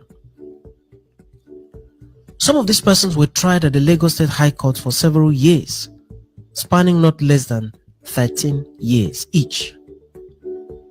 Several revelations were made at the trial, especially from the testimony of Sergeant Rogers, who was the singing bird of the trial. He admitted that Kudirat Abiola was assassinated by his squad, but added that they were only obeying orders from their superior, Major Al-Mustafa. He mentioned names and locations and also mentioned the type of ammunition that was used in the assassination of Kudirat. He stated that one of Kudirat Abiola's aides, Lateef Shofolohan, was very helpful to his squad, that Lateef provided relevant information about Kudirat's itinerary. At the end of trial, lawyers on both sides addressed the court and judgment was reserved. In his final address filed on behalf of the state, Lawal Pedro now a senior advocate of Nigeria, addressed the court as counsel for Lagos State, while Olalekan Ojo addressed the court as counsel for the accused persons. In the judgment delivered on 30th June 2012, Al-Mustafa and Latif Shefolahan were found guilty, convicted, and sentenced to death by hanging. The convictions were challenged to the Court of Appeal, and in the judgment of the appellate court, the convictions were set aside for reason that at the trial court there was no evidence beyond reasonable doubt to have warranted the conviction of the persons in issue. Under the Nigerian legal system, the prosecution is expected to prove the allegation of commission of crime against an accused person beyond reasonable doubt. The judgment will further appealed to the Supreme Court by the government of Lagos State, but the Supreme Court also acquitted and discharged the duo in its judgment. It is worthy of note that the murder of Kudirat Abiola also featured prominently at the Truth and Reconciliation Panel, otherwise known as Oputa Panel, which was set up by the administration of Olusegun Obasanjo with Justice Chukwudufo Oputa as the chairman of the commission. At the Oputa Panel, Al-Mustafa, for instance, narrated that he knew nothing about the assassination of Kudirat Abiola and that he did not at any time authorize Sergeant Rogers or anyone else to shoot and kill Kudirat Abiola. He pleaded his innocence and added that his trial was malicious and made on pure suspicion and nothing else. To date, no one can be said to have been found guilty of the assassination of Kudirat Abiola. Her assassination remains unraveled till date, just like the assassination of the likes of Marshal Harry, Bola Ige, Senior Advocate of Nigeria, Pa Alfred Riwane, Delegiwa, and many others. Before her death, some pro-democracy activists such as Wole Soyinka, Bola Ahmed Tinubu, Professor Shola Adeyeye, Fayemi Kayode, Olalemi, Dapo Oloroyemi, and many others had organized themselves into a strong opposition voice to the military. They advocated through several mediums for the actualization of the electoral mandate of MK Abiola and the return of democracy to Nigeria. They also advocated for his release from unlawful custody. They formed a radio station and initially named it Radio Freedom and later changed the name to Radio Democracy. The radio station was based in Norway, beyond the reach of the Nigerian military junta. Following the assassination of Kudirat, the name of the radio station was changed from Radio Democracy to Radio Kudirat. In 1998, a street corner in New York was renamed Kudirat Abiola Corner. Kudirat has been immortalized in many other ways since her death. For the actualization of the electoral mandate of MK Abiola,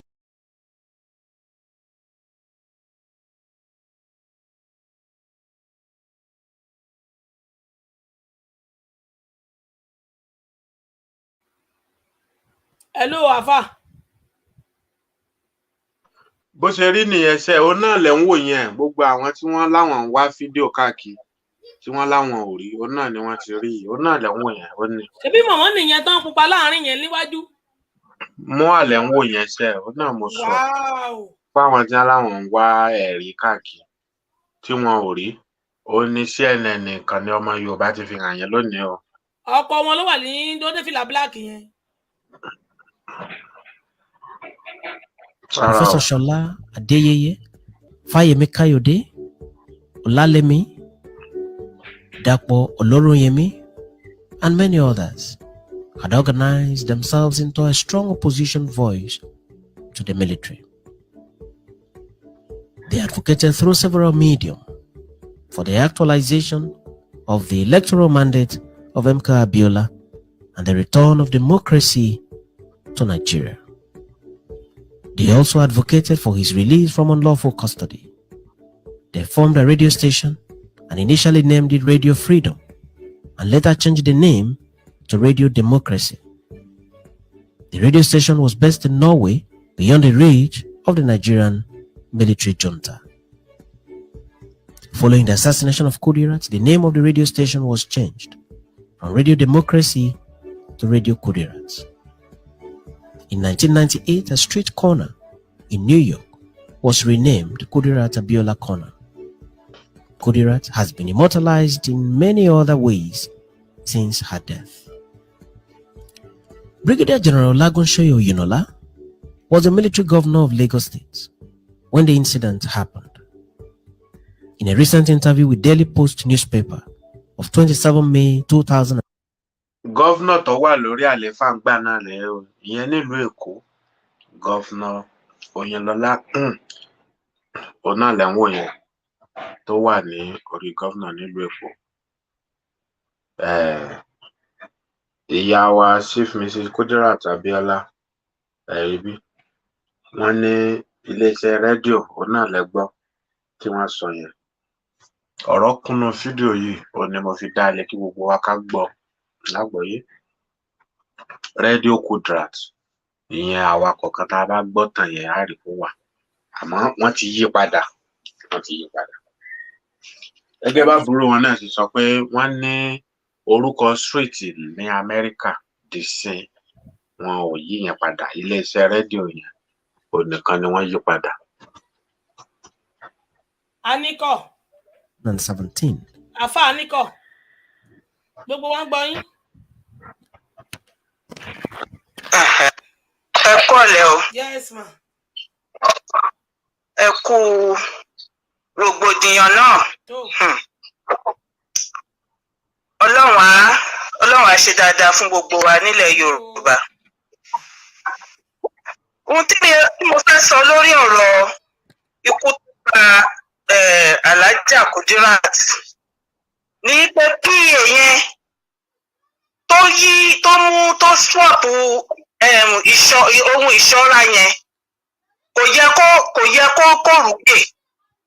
Ó yẹ kí wọ́n pa spiritually ni àwọn ẹbí Alhaja Kudirat, ó yẹ kó pa spiritually ni. Torí tí bí ṣe ń gbọ́ lọ ó dàbí pé wọ́n charge ẹ̀, wọ́n dájọ́ kú fún, wọ́n tún wá ní ó appeal, bóyá wọ́n wá filẹ̀ àárín yẹn ò yé mi. Ó dàbí wọ́n ní wọ́n gẹ̀ ẹ́. Tó bá yẹ pé wọ́n pa á fine, iṣẹ́ ọwọ́ ẹ̀ ló jèrè.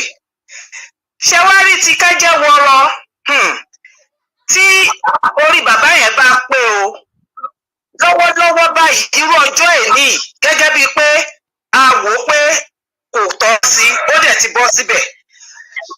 Irú ọjọ́ èní irú airport wa yẹn ó yẹ kó change ẹ̀ kó sọ di Moshood Abiola Airport lẹ́ni kó jẹ́ kó gbé ṣọ́kà yẹn fún àwọn ọmọ àlè Fúlàní yẹn. Ìyẹn bẹ́ẹ̀. Ẹlẹ́ẹ̀kẹta ni pé ká máa gbàdúrà fún one way or the other, even though pé à support ẹ̀ o, torí I've been following you since 2021. I'm just one of the silent watcher. Ní pé ká máa gbàdúrà fún pé kí nǹkan kan má ṣe, nítorí tí nǹkan bá ṣe pẹ́rẹ́ tó bá sick, idiot tó jẹ́ deputy yẹn òun ló máa take over o. From there wọ́n á dẹ̀ yànkì ẹ̀. Bàbá dẹ̀ ti yànkì ẹ̀ á padà sí square one nìyẹn. Gẹ́gẹ́ bí àríran kan ọdún gbogbo àwọn tó ń ríran lẹ́nujọ́ mẹ́ta yìí onírọ́ ti pọ̀ jù nínú wọn. Bọ̀ bàbá kan ní Àràbà, lórí Àràbà yẹn gbọ́ mo ti bú ní àìmọye ìgbà pé alábòsí ni ẹ́. Nígbà tí wọ́n mú àwọn tí wọ́n mú nìbàdàn tó ti sáré fò bọ́ta, wọ́n ti máa wọn kan o lára sí kinní kan. Mo ní you shut up, you shut up. Are you not a Yorùbá man? Ṣé àwọn tí wọ́n lọ sí radio station tí wọ́n gbẹ̀bọ̀ lọ ni? Tí wọ́n lọ pààyàn bẹ̀ ni? Ṣebí nítorí àǹfààní pé àwọn èèyàn tí wọn ò ní opportunity, àwọn ìyá wa tó ń tajà tí wọn ò ní access to the social media ni àwọn pípù yìí ṣe lọ. Ṣé wọ́n pààyàn ni? You better shut up, kó dákẹ́ inú ẹ. The same thing pẹ̀lú Koiki náà, mo send nasty message sí nígbà tóun náà tó comment lórí kíní torí mo save nọ́mbà ẹ̀ mo ní ó yẹ kójú ti gbogbo yín àìmọye àwọn èèyàn tí mo máa ń fún jẹ lórí social media tó bá ti comment wèrè lórí gbogbo ìgbésẹ̀ tí ìyá wa Onítìrí Abíọ́lá ń gbé. Now àdúrà tèmi wá ń gbà ní pé gẹ́gẹ́ bí kí padà sórí nǹkan tí àríwọ̀n yẹn sọ ní pé bàbá yẹn náà ó ń ṣiṣẹ́ nǹkan tó ṣẹlẹ̀ ní pé ó máa ṣe iṣẹ́ lórí Yorùbá nation. Spiritually èmi máa ń fòye gbé nǹkan kò sígbà tí mo support ẹ̀ láti bí ìsọ̀run yẹn because ọmọ Èkó ni èmi ọkọ mi náà ọmọ Èkó ọmọ ọba Èkó ni ọkọ mi so kò sígbà kan gbogbo history Tinubu ni ó mọ̀ ló ti ṣe audio in the past gẹ́gẹ́ bó ṣe jẹ́ pé wọ́n adopt ẹ̀ ni ibẹ̀ yẹn kọ́ là ń lọ lẹ́nìí. Now ní tí mo wá fẹ́ fàyọ pé gẹ́gẹ́ bí bàbá ríro yẹn ṣe ń sọ wípé tó bá dé stage kan àwọn people yìí wọ́n máa gbé ogun yẹn dẹ̀ ni ló máa gbé ìgbésẹ̀ tó máa fi di pé gbogbo ẹ̀ ló máa scatter. Ogun tó máa gbé ní pé gbogbo bó ṣe ń ṣe òun náà gbọ́ bó ṣe sọ wípé is a very clever politician. Yes, mo yẹ̀ṣẹ̀ gbà nísìnyí ni. Ẹ wo gbogbo ìgbà tó ń sọ pé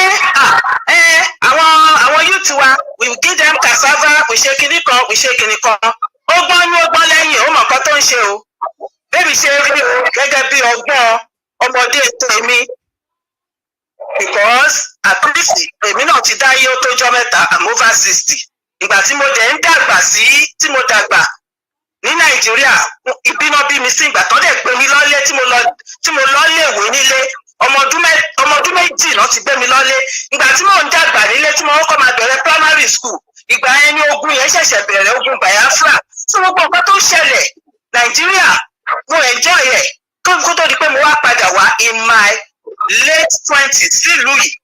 Now nǹkan tí mo wá fẹ́ fàyọ má ta gbogbo àsìkò ní pé bàbá yẹn ń sọ̀rọ̀ bàbá ríran yẹn lórí àdàbà ni mo ti gbọ́ wípé tó bá yá gbogbo nǹkan tó tí Tinubu bá ń ṣe wọn ò ní láìpẹ́ wọ́n á máa wá gbèrè ọ̀tẹ̀ lábẹ́lẹ̀ wọ́n á máa gbèrè ọ̀tẹ̀ wọ́n á máa pé nísìnyí gan wọ́n bá fẹ́ eyín tó ń bá fẹ́ kò dénú wọn because nǹkan tí wọn expect ló máa ṣe òun náà tẹ̀lá tí ń rí díẹ̀díẹ̀ yìí pé tó bá wá yá wá come out tó bá wá come out yẹn wọ́n á ti máa fi náà mọ̀ òun á máa fẹ́ fi mọ́ra tó bá wá come out yẹn á kàn di pé òun náà kò ní lè gbà mọ́ òun náà kàn clear up ni pé kí ló dé gan ìgbádà ìgbòdò èmi náà ṣe ń fi òye gbé spiritually nǹkan tí èmi fẹ́ sọ nìyẹn ní àfikún ṣé wá rí àwọn èèyàn wa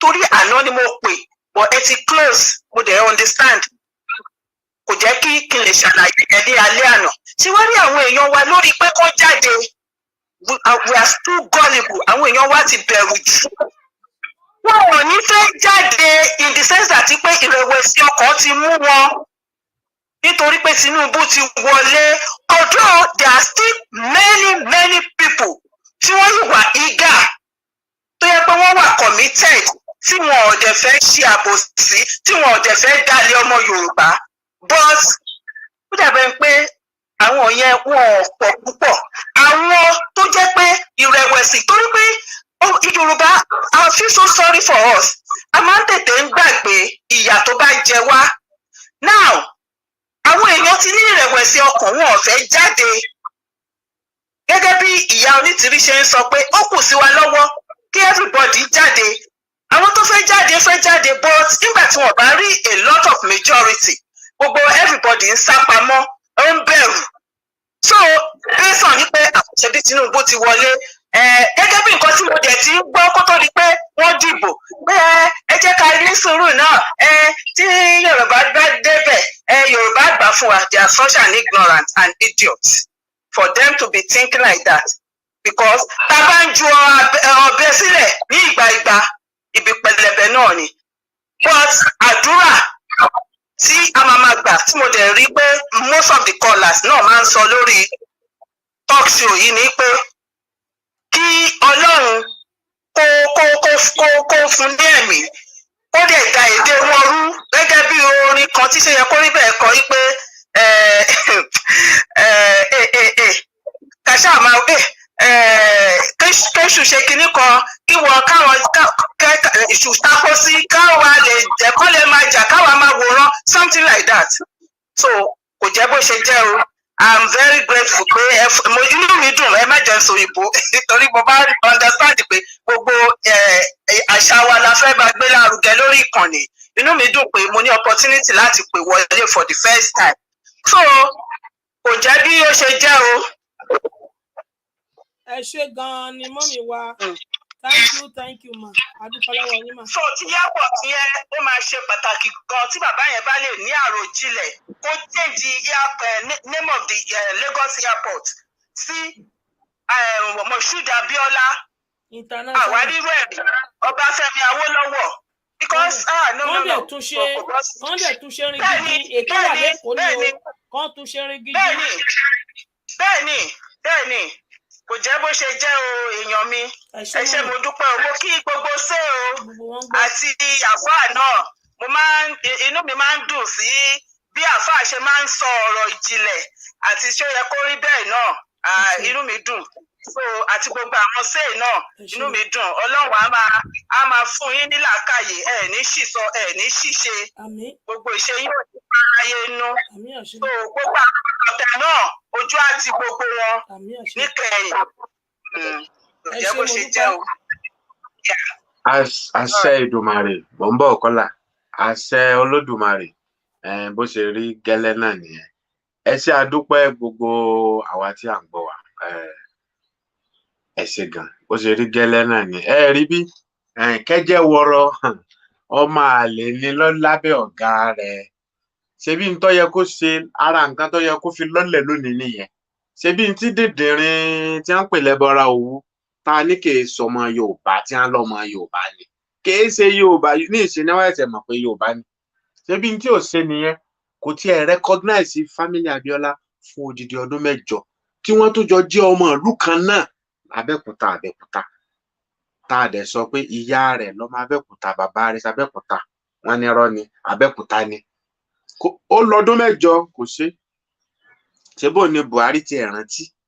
So òun náà ṣebí n tó yẹ kó fi lọ́lẹ̀ nìyẹn sìn tó bá jẹ́ kórí ẹ̀ pé tó sì ní àwọn good adviser gidi lẹ́gbẹ̀ẹ́ tó dẹ̀ mọ̀ pé ọ̀gá mi tó mú mi wọnú òṣèlú tí mo tẹ̀lé òun lẹni yìí n tó yẹ kó ṣe lónìí nìyẹn. So bí àárín yẹn ṣe jẹ́ nù kí Olódùmarè kó ṣàánú wa. Ìgbà tí wọ́n dìbò ìyẹn June 12, 1993 òun ni a sí tá a fi sọ wípé 30 years ní ọdún tá a wà yìí òun la sí o tó tá a fi ń pè ní 30 years. Bákan náà ìgbà tí wọ́n pa ìyáàfin Kúdírátù Abíọ́lá tá a sọ ẹni tó jẹ́ gọ́vnọ̀ lẹ́kọ̀ọ́ òun náà lẹ̀ ń wò yìí tí ìyáàfin fẹ́ lọ bá tí wọ́n lọ bá láláúsá níbi tí gbogbo wa mọ̀ lónìí tó jẹ́ governor office tí wọ́n ń bọ̀ òun náà ni wọ́n fi ṣe wọ́n bí wọ́n ṣe ṣe wọ́n. Àwọn a lè sọ wípé 27 years ló jẹ́ báyìí tá a bá ní wípé kàkà sẹ́ǹdé. Bákan náà ìgbà tí wọ́n pa MKO Abíọ́lá tá a bá ní kàkà yẹn náà 25 years. So kò jẹ́ bí ó ṣe jẹ́. A ní kọ́là mi báyìí ẹgbọ́n sókè o gbàgbà yín gbọ́ yín. Ẹ ṣé gan ni mo dúpẹ́ lọ́wọ́ kọ́là tó pè kẹ́yìn ṣe rí èyí tó dùn èmi tó sì dùn èmi tó jẹ́ pé ó fún mi ní sleepless night ni pé irú àwọn àgbààgbà wo la ní nílẹ̀ Yorùbá irú àwọn ọba wo la ní nílẹ̀ Yorùbá tó jẹ́ pé wọn ò lè jókòó kán pera wọn jọ kán ṣe ìpàdé pé bí nǹkan ṣe rí àwa yìí náà nǹkan tá à ń rí tá a rí pé kinní yìí kò sí nǹkan kan tó lè mú jáde lóòótọ́ nítorí àwọn àgbà gan tẹ́mi pẹ̀lú wọn sọ̀rọ̀ àwọn wọn kó tó di pé wọ́n dìbò yẹn wọ́n ní tí tó bá débẹ̀ ọlọ́gbọ́n ẹ̀wẹ́ ni ó máa darí gbogbo mọ́ bẹ̀ takú mọ́ wọn lọ́wọ́ pé ìrọ̀lẹ́ pa. ṣé ẹ rí mo mọ̀ pé lọ́gbọ́n ẹ̀wẹ́ ó dẹ̀ ní kinní òkè báwo ló ṣe fẹ́ òun nìkan ṣe fẹ́ rìn láàárín àwọn gbogbo ọmọ yẹn. ìkíní òfin tí gbogbo àwọn àgbààgbà yìí náà sọ pé kò dáa àwọn ò fẹ́ kán fi dìbò mọ́ ni wọ́n tó padà sórí ẹ̀ tó fi yẹn wọ́n dẹ̀ tún ba òfin yìí jẹ́ wọ́n tó kó gbogbo nǹkan tó wá kó sí tó wá burú ju tàtẹ̀yìn wá. ṣé òun nǹkan lè dá òfin yẹn yí padà? kò lè dá òfin yẹn yí padà torí gbogbo nǹkan tí wọ́n ti gbẹ́sẹ̀ lé ṣé dìkírì ló fẹ́ lò ní nígbà tí kì í ṣe ológun la ṣe ìṣèjọba ológun ṣé dìkírì ló fẹ́ lò tó fẹ́ fi yí gbogbo ẹ̀ padà? kò yé mi. bó bá dẹ̀ jẹ́ pé ó gbé lọ sí house tó ní kí wọ́n wá dìbò fún ibo òyìnbó ṣe fẹ́ lọ.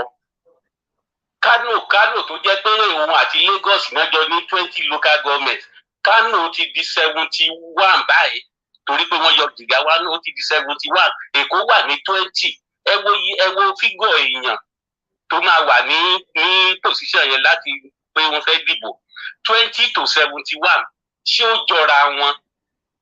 gbogbo nǹkan tó dẹ̀ ń ṣẹlẹ̀ pátápátá gbogbo ẹ̀ là ń rí tí ò dẹ̀ tí ó yẹ kó rí bẹ́ẹ̀ àdẹ́ tó bá dẹ̀ káàtì ẹ̀ pé ó wá rí nǹkan kan ṣe.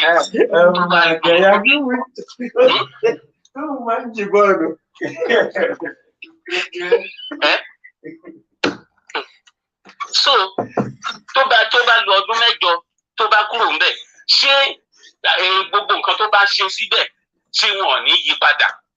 àbí o tó bá ṣe ṣé wọn kò lè yí padà? àbí o. a ní ká kúrò ní oko ẹrú yìí kó ní kálukú dánmú ìyá ẹ̀ gbé. pátápátá.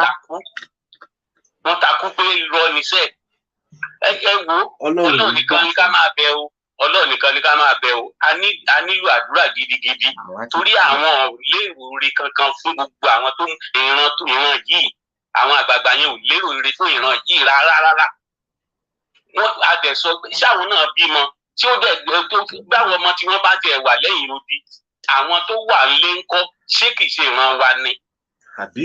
ẹ wo ó yà mí lẹ́nu o kò sí nǹkan tó lè solution nígbà tí òfin tó dè wá pọ̀ ti sọ pé lẹ́yìn 100 years ẹni tó bá rí pé kò tẹ́ òun lọ́rùn ó láyè láti máa lọ kí là ń wá òfin yẹn wà ń bẹ̀ òfin àgbáyé wà ń bẹ̀.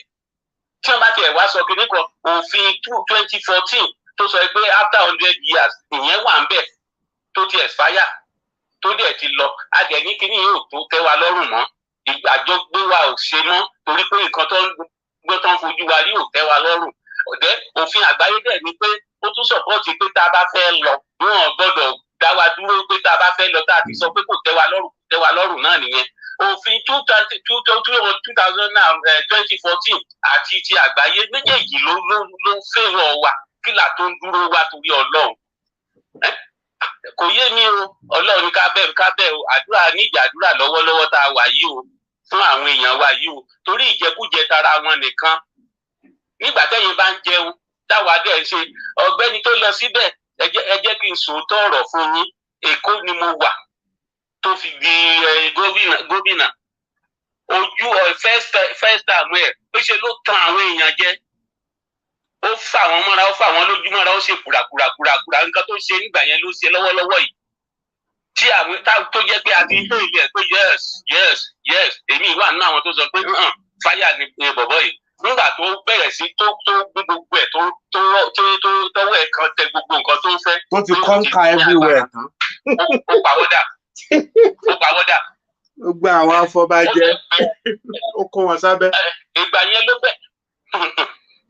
yẹn ló bẹ̀rẹ̀ sí ní wá mú àwọn area boys tó gbogbo àwọn tó ti lò nígbà kínní ló bẹ̀rẹ̀ sí ní kó wọn jáde tó sọ wọ́n di ọ̀gá ní koi park tó máa gbowó ta tó máa gba gbogbo ẹ̀ ó wá di pé ó ń bíríìdì area boys. ẹ̀yìn ọdún mẹ́jọ tó lọ tí Fáṣọlá take over ó clear gbogbo ẹ̀ gbogbo Ṣòdì tó burú tẹ àti Mùṣín àìkankan tí ọ̀rẹ́ mi gan sọ pé kò sí ẹni tó lè clear kìíní yẹn Fáṣọlá clear ẹ̀ o kì í ṣológun o ó clear gbogbo ẹ̀ tí gbogbo ẹ̀ mọ́ láwù ìgbà tó ti Fáṣọlá kúrò ń bẹ̀ gbogbo wọn tún padà àwọn agbèrò gbogbo wọn tún padà èwo là ń sọ irú nǹkan tó máa ṣẹlẹ̀ nìyẹn àwọn aráabí yóò ní nǹkan tó fẹ́ ọkàn tèmi balẹ̀ ni pé àwọn aráabí yóò nígbà fún o kò ń ṣe ìjọba tó lò lẹ́kọ̀ọ́ ló fẹ́ lọ lò lọ́hùn yẹn kò ń ṣe bó ṣe lágbára lẹ́kọ̀ọ́ ló fẹ́ lágbára lókè lọ́hùn yẹn torí àwọn tọ̀hún ò ní gbà fún Ọbásanjọ́ tó jẹ́ sójà sẹ́ẹ̀ oṣù méjì lẹ́yìn oṣù méjì wọ́n mú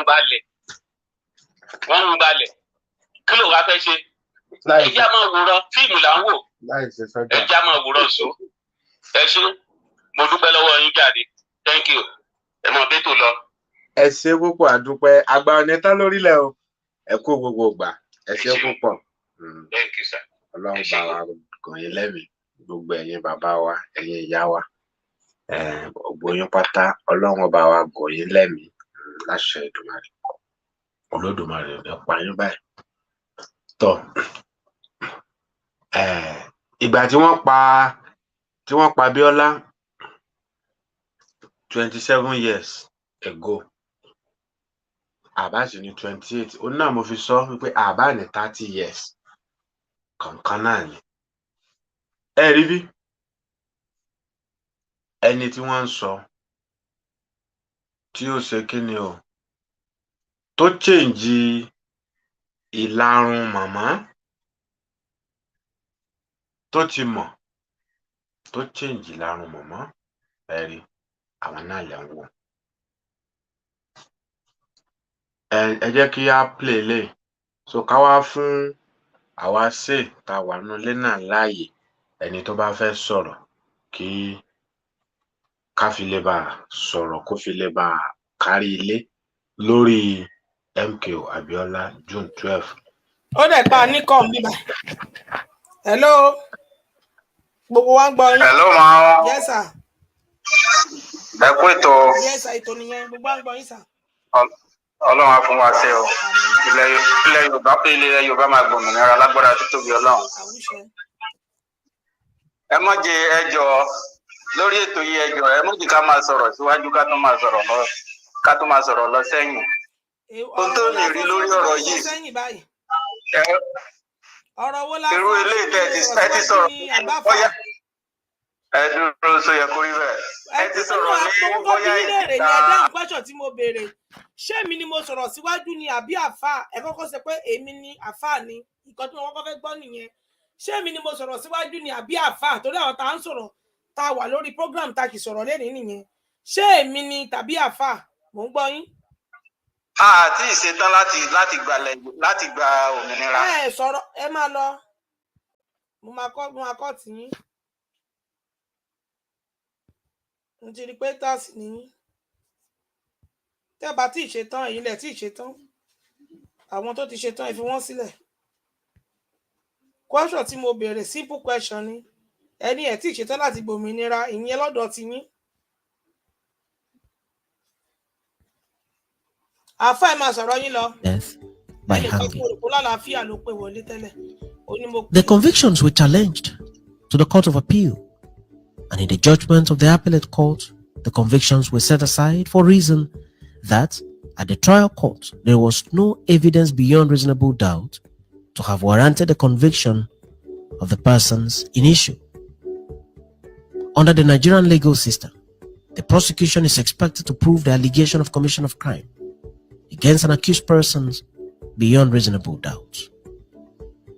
The judgments were further appealed to the Supreme Court by the government of Lagos State, but the Supreme Court also acquitted and discharged the duo in its judgment. It is worthy of note that the murder of Kudirat Abiola also featured prominently at the Truth and Reconciliation Panel, otherwise known as Oputa Panel, which was set up by the administration of Olusegun Obasanjo with Justice Chukwudufe Oputa as the chairman of the commission. At the Oputa panel, Al-Mustafa, for instance, narrated that he knew nothing about the assassination of Kudirat Abiola and that he did not at any time authorize Sergeant Rogers or anyone else to shoot and kill Kudirat Abiola. He pleaded his innocence and added that his trial was malicious and made on pure suspicion and nothing else. To date, no one can be said to have been found guilty of the assassination of Kudirat Abiola. Her assassination remains unraveled till date, just like the assassination of the likes of Marshal Harry, Bola Ige, Senior Advocate of Nigeria, Pa Alfred Riwane, Delegiwa, and many others. Before her death, some pro-democracy activists such as Wole Soyinka, Bola Ahmed Tinubu, Professor Shola Adeyeye, Fayemi Kayode, Olalemi, Dapo Oloroyemi, and many others had organized themselves into a strong opposition voice to the military. They advocated through several mediums for the actualization of the electoral mandate of MK Abiola and the return of democracy to Nigeria. They also advocated for his release from unlawful custody. They formed a radio station and initially named it Radio Freedom and later changed the name to Radio Democracy. The radio station was based in Norway, beyond the reach of the Nigerian military junta. Following the assassination of Kudirat, the name of the radio station was changed from Radio Democracy to Radio Kudirat. In 1998, a street corner in New York was renamed Kudirat Abiola Corner. Kudirat has been immortalized in many other ways since her death. Brigadier General Olagunsoye Oyinola was the military governor of Lagos State when the incident happened.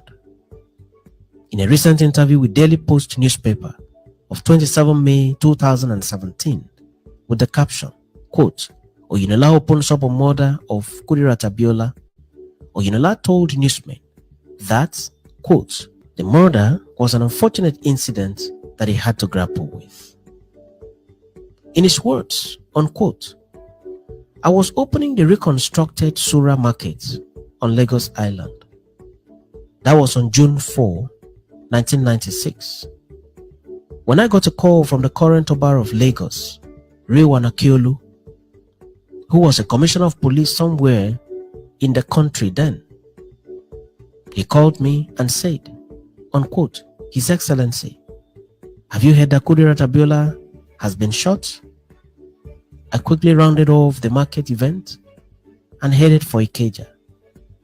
I called Ogundimu, the Commissioner for Health, and he confirmed it. He said he was there at the hospital battling to see if they could save her life. It was Ogundimu who later gave me the news of her death, unquote. Oyinola went on to say, unquote, mischief makers then took over. The next thing they said was that she was coming from my office in Ikeja and that after she left, I sent assassins after her.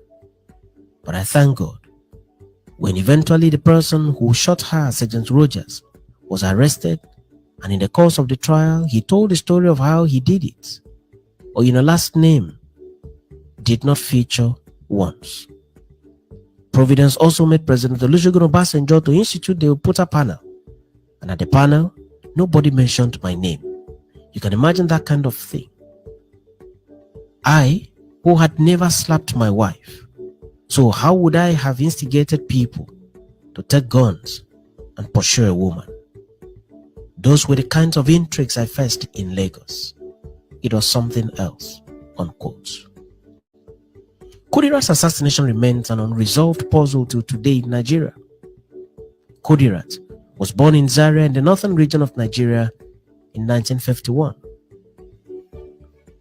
She was the second woman to have married MK Abiola, but as reported by Wikipedia, at the time of her death, Kudirat was Abiola's senior wife.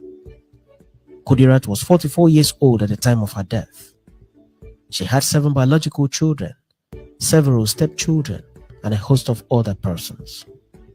One of her children is the rights activist Hafsat Abiola Castello. Hafsat is the founder of the Kudirat Initiative for Democracy, KIND. Kudirat was also survived by her husband. The husband died in mysterious circumstances in 1998 while still in the custody of the military. Kudirat was buried in Lagos State Nigeria. Kudirat was assassinated several years back, but her memory shall remain green in the hearts of millions of Nigerian citizens across Nigeria and several countries of the world for many more years to come. Thanks for watching this edition of Back in History, and do remember to subscribe to the channel for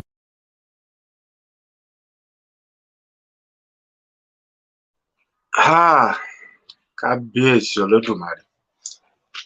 Ẹ ṣé púpọ̀ àkí gbogbo wa. Ẹ rí bí Chief Mrs. Ìyáàfin Alhaja Kudirat Abíọ́lá, àwọn náà ni ẹ̀ ń wò tí à ń mú bọ̀ lẹ́sẹ̀lẹ́sẹ̀. Obìnrin takuntakun, obìnrin wàwà wówó, obìnrin gàgàgúgú, obìnrin tó ju igba ọkùnrin lọ. Ọkùnrin ni a lè pe màmá yìí. Màmá yìí ṣe obìnrin, ọkùnrin ni. Torí wípé ìtàn onígbàgbé, wọn ó sì máa rántí wọn bí wọ́n ṣe dúró ti ọkọ wọn ní ìgbà ìṣòro, nígbà tí ayé sọ pé ó ti tán, tí wọ́n sì dúró tí gbogbo àgbáyé sì mọ̀ wọ́n pé obìnrin yìí obìnrin rere ni. Ó dúró tọkọ pé ńbó kò jọ, mi ì ní gbà ń rojọ́ yín ká. Ẹjọ́ tí wọ́n ń rò àti ìgbésẹ̀ tí wọ́n ń gbé, òun náà ló fà á tíjọba Nàìjíríà fi rò pé ibi tá a rò òun kọ́ ni àti bá ọ̀rọ̀ yìí o. Obìnrin yìí ti ń rò wá kájù, ó ti ń rò wá, ó ń fún wa lórúkọ burúkú káàkiri àgbáńlá ayé. Ẹ jẹ́ ká wá bá a ṣe máa yẹgi mọ́ lẹ́sẹ̀. Òun náà ni o. Wọ́n gbìyànjú ẹ̀, Ọlọ́run dẹ̀ fún wọn ṣe láti pàṣẹ àwọn ènìyàn Yorùbá. Àwọn àgbààgbà wa lọ́kùnrin lóbìnrin, wọ́n gbowó, wọ́n gba ipò, wọ́n sì gba dúkìá àti ọkọ àtaya. Ẹ rí bí wọ́n rẹ́yìn wọn o, tí kò sì yẹ kó rí bẹ́ẹ̀. Bí ìyẹn ṣe jẹ́ nù. Kí a tó wá pe àwa ṣe la ní àwa táwa ní studio la ní àkókò tó kù báyìí, kí ẹnìkọ̀ọ̀kan wa náà kí a máa dá sí. Ẹ rí bí gbogbo ẹ̀yin tí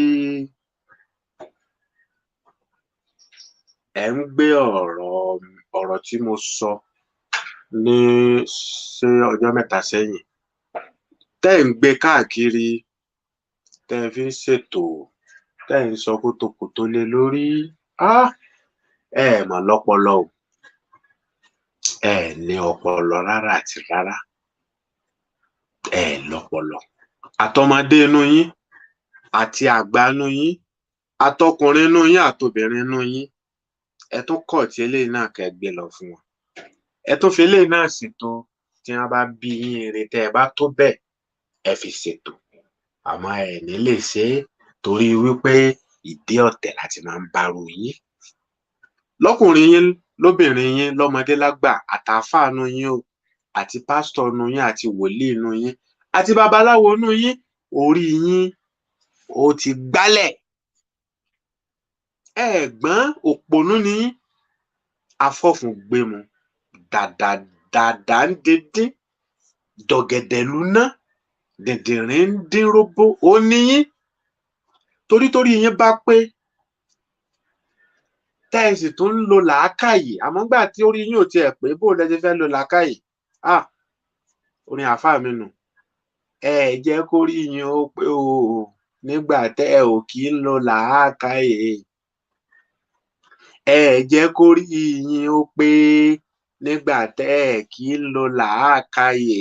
Gbogbo ẹ̀yin tẹ́ ń sọ̀sọkúsọ sọ̀rọ̀ tí mo sọ ní ìjẹta, ẹ jórí yín ó pé, ẹ sì tún ní làákàyè ni.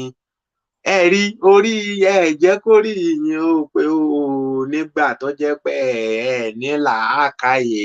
gbogbo ẹ̀yin tẹ́ ń sọsọkúsọ sọ̀rọ̀ tí mo sọ ní ìjẹta jórí yín ó pè nígbà tẹ́ ní làákàyè. Facebook, YouTube, release my program. I have copyright for this song. Yeah, I have copyright. It's my song. I compose it right now. Rí bí tí orí yín bá pé tẹ́ ẹ sì tún ní làákàyè tó jẹ́ pé ìfun yín ò tilẹ̀ pọ̀ mọ́ra wọn tí ìfun yín ò jàn pọ̀ tó jẹ́ pé orílẹ̀ yín ń rò ẹ̀yin ẹ̀rù ọpọlọ àtẹ̀yin tẹ́ ń sọ̀sọ̀kúsọ àtẹ̀yin tẹ́ ń pè àtẹ̀yin tẹ́ ń fi voice note òṣì tẹ́ ń ṣe tẹ́ ń sẹ́ǹdì rí bí ní làákàyè ni òpònú ni yín ni ti rí ni wípé ìgbà ìkorò wà ìgbà àdùn wà ó mà ṣe fún yín o rí pé méjì lọ́lọ́run dá gbogbo nǹkan ni ọdọkùnrin ọdọbìnrin ó dá ilẹ̀ ó sì tún dá òkè ṣé kò yẹ kẹ́ ẹ ti mọ̀ pé gbogbo nǹkan bákan méjì ni ẹ ṣe àpònú báyìí. Àwọn tí wọ́n kú sílé Sunday Kútọnu Sunday Ìgbòho ìyẹn Àdògán àti Àfáà òkú wọn dà sẹ́ẹ̀rì gbàdò ní olónìí ẹ̀yin ọ̀dẹ̀ ẹ̀yin súpo ẹ̀yin afọ́fun gbémú ẹ̀yin dèdèrìn. Àárín wọn ti dàrú àṣàṣì ti àdúrà tá à ń gbà ló ṣe o dèdèrìn mọ́ níyìn ẹ̀yin òpònú ẹ ponú ẹ fọ́fun gbémú dèdèrìn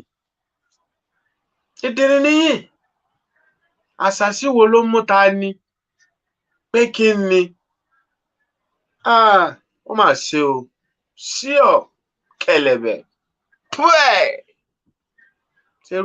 irú yín àtàfáà nu yín àti pásítọ̀ nu yín àti babaláwo nu yín òpònú àti pòfẹ́sọ̀ nu yín dèdèrìn dínróbó ẹ̀yin ọ̀dẹ̀ ẹ̀yin afọ́fun gbému tẹ́ ẹ̀ mọ nǹkan kan torí yín ò pé tẹ́ ẹ sùn tẹ́ ẹ kọrí ibìkan náà.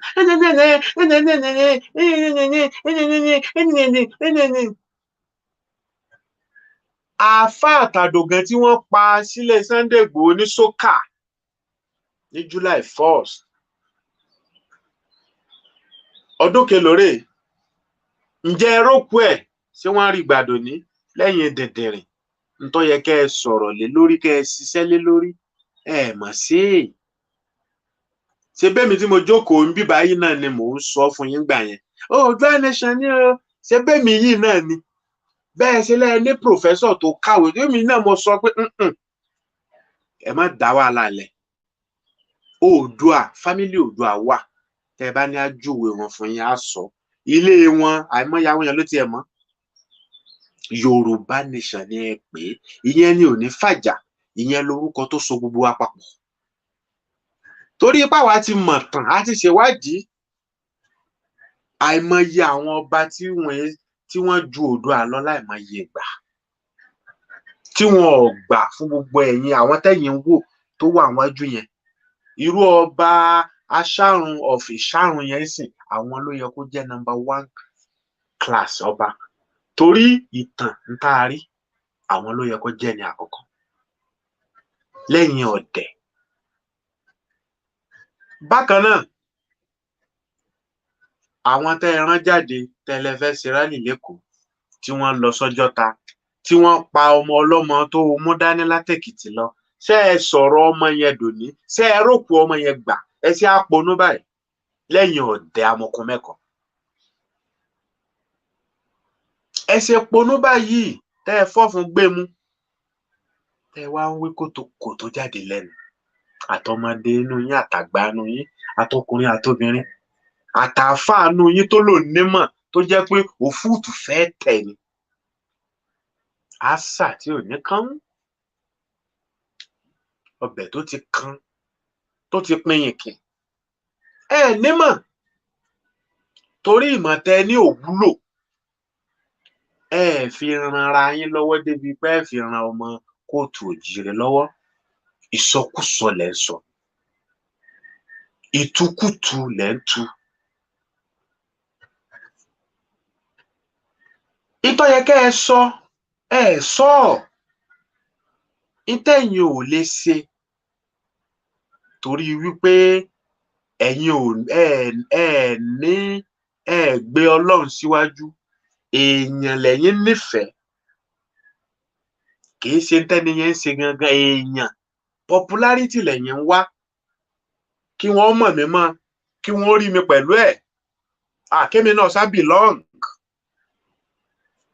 kí lọ́kàn mi pẹ̀lú mo fẹ́ belong kí lọ́kàn mi pẹ̀lú wípé mo fẹ́ kí wọ́n rí mi pẹ̀lú èèyàn kan kí lọ́kàn mi pẹ̀lú pé mo fẹ́ ya fọ́tò pẹ̀lú èèyàn kan àní kílẹ̀ bàbá mi ó dúró kó gba omi ìdẹ̀ra kó lọ́ mọ́jà rí nira ká gba ìdẹ̀ra ká bẹ̀rẹ̀ ìjọba àwarawa káwọn èèyàn ó sùn kí wọ́n ó sùn dáadáa kí wọ́n ó jí kó ní kálukú ó gba ibi iṣẹ́ ẹ̀ lọ ká má rí ọmọ kékeré ṣé kí n fi fídíò rẹ̀ hàn yín lọ́mọ kékeré àló mú yàn cross títì àwọn ẹgbẹ́ bàbá rẹ̀ ẹgbẹ́ ìyá rẹ̀ ó mú wọn á fà wọn lọ́wọ́ dání báyìí á dẹ̀ mú wọn cross títì á sọ pé ẹlòmíì máa ń fún lówó kò ní béèrè owó àmọ́ ẹlòmíì torí rẹ̀ bá pé yóò ní ọmọ kékeré ọmọ ọdún 9 sọmọ ọdún 10 lọmọ yẹn ọkùnrin ni màá fi fídíò rẹ̀ hàn wá ká máa rí á mú wọn lọ́wọ́ báyìí á dẹ̀ mú wọn kọjá títì ẹlòmíì á fún lówó ẹlòmíì ò ní fún lówó kí ló fà tó fi ń ṣe bẹ́ẹ̀ ṣe bí ebi ni mélòó la fẹ́ ká rí yẹn àwa ń sọ̀rọ̀ nǹkan tó ń lọ lọ́wọ́lọ́wọ́ ẹ wá gbé ẹ ń sọ̀sọ̀kúsọ káàkiri ẹ wá ń pariwo àárín wọn dàrú o àṣàṣì ni o àtẹ̀yìn dẹ̀dẹ̀rin náà ńgbọ́ jẹ́ pópónú kan náà jọ gbogbo yín ńgbọ́ jẹ́ pọ́lọ́tẹ̀ kan náà jọ gbogbo yín nígbà jẹ́ wípé ojú kan gbogbo yín tọ̀ sí àtẹ̀yìn táwọn owó náà pé ó yẹ kó rí yín ó pé ó yẹ kẹ́ ẹ gbé ọ̀rọ̀ yẹn yẹ̀wò kẹ́ ẹ gbé yẹ̀wò la fi sọ ẹ̀yin náà tún ń sọ̀sọ̀kúsọ ọ̀rọ̀ táwa bá sọ ẹ̀rí wà ńlẹ̀ gbogbo ọ̀rọ̀ tí mo sọ pátá ẹ ń bá ní òrí bẹ́ẹ̀ tó bá fẹ́ ká dìbéètì kó pè mí kí n wá máa mú àwọn ẹ̀rí yẹn wá níbi tá a ti wí fídíò ni kì í ṣe ọ́díò tẹ́ẹ̀fì máa mọ̀ pé mo mọ tí mò ń sọ mo sì mọ tí mò ń ṣe ẹ̀yin ló ponú ayérádà akẹ́dánidání dọ̀gẹ̀dẹ̀ lúná dèdèrìn dérógbó àwọn òyìnbó rí gbà àdógán àtàfà tí wọ́n pa àwọn ẹni ẹlẹ́ni ṣe é rògbò wọn gbà bèlè ẹ wàá rí àwọn ọmọ tí wọ́n pa lọ́jọ́ ta ṣe é rògbò yẹn náà gbà dòní àbáwọn tí wọ́n tì mọ́lé tí wọ́n bèèlì ara wọn la fẹ́ sọ tó pọ̀ yanturu so mo kàn ní kí n rọra sọ yẹn ni kẹ́ ẹ lè mọ̀ pé a jura wa lọ o ti jàkadì ká fìjàkadì sí ká tó yọ kù a jura wa lọ bẹ́ẹ̀ ni a sì mọ̀rọ̀ sọ jura wa lọ a sì mọ̀rọ̀ gbé kalẹ̀ jura wa lọ ìbéèrè ni gbogbo tí mo béèrè ń pátá àìsí pariwo mọ onígẹ̀gẹ̀ wípé kó gbétọ̀ fún rẹ̀ mi ó ṣèwọ̀ ìwọ òrìṣà mo wí mo tó ti wí tẹ́lẹ̀ iná into wí mi lọ́pọ̀ yanturu láṣẹ Ìdùmarè torí pé àìpa ohùn má gbogbo lẹ́nu lẹ́yìn dèdèrìn àtẹ̀yìn apá kejì náà tó yẹ kẹ́ ẹ forí gbé ẹ̀yin náà tó sọkúsọ wọn ò sọ bẹ́ẹ̀ kí mẹ́rin jáde ẹ̀rí yapa ńlẹ̀ ẹ̀yin dèdèrìn wọ́n ṣe kínní ni ẹlòmíì wọ́n ní Fúlàní ni mí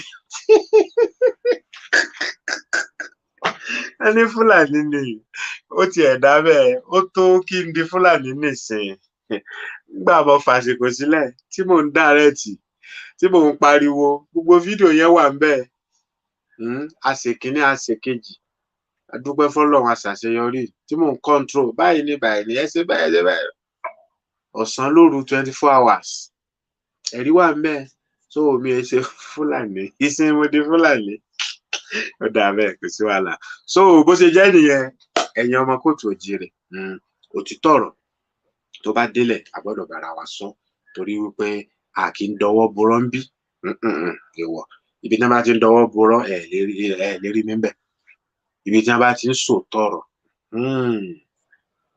ibẹ̀ lèmi máa ń wà torí wípé Ọlọ́run lọ́ba onídéédé o àmọ́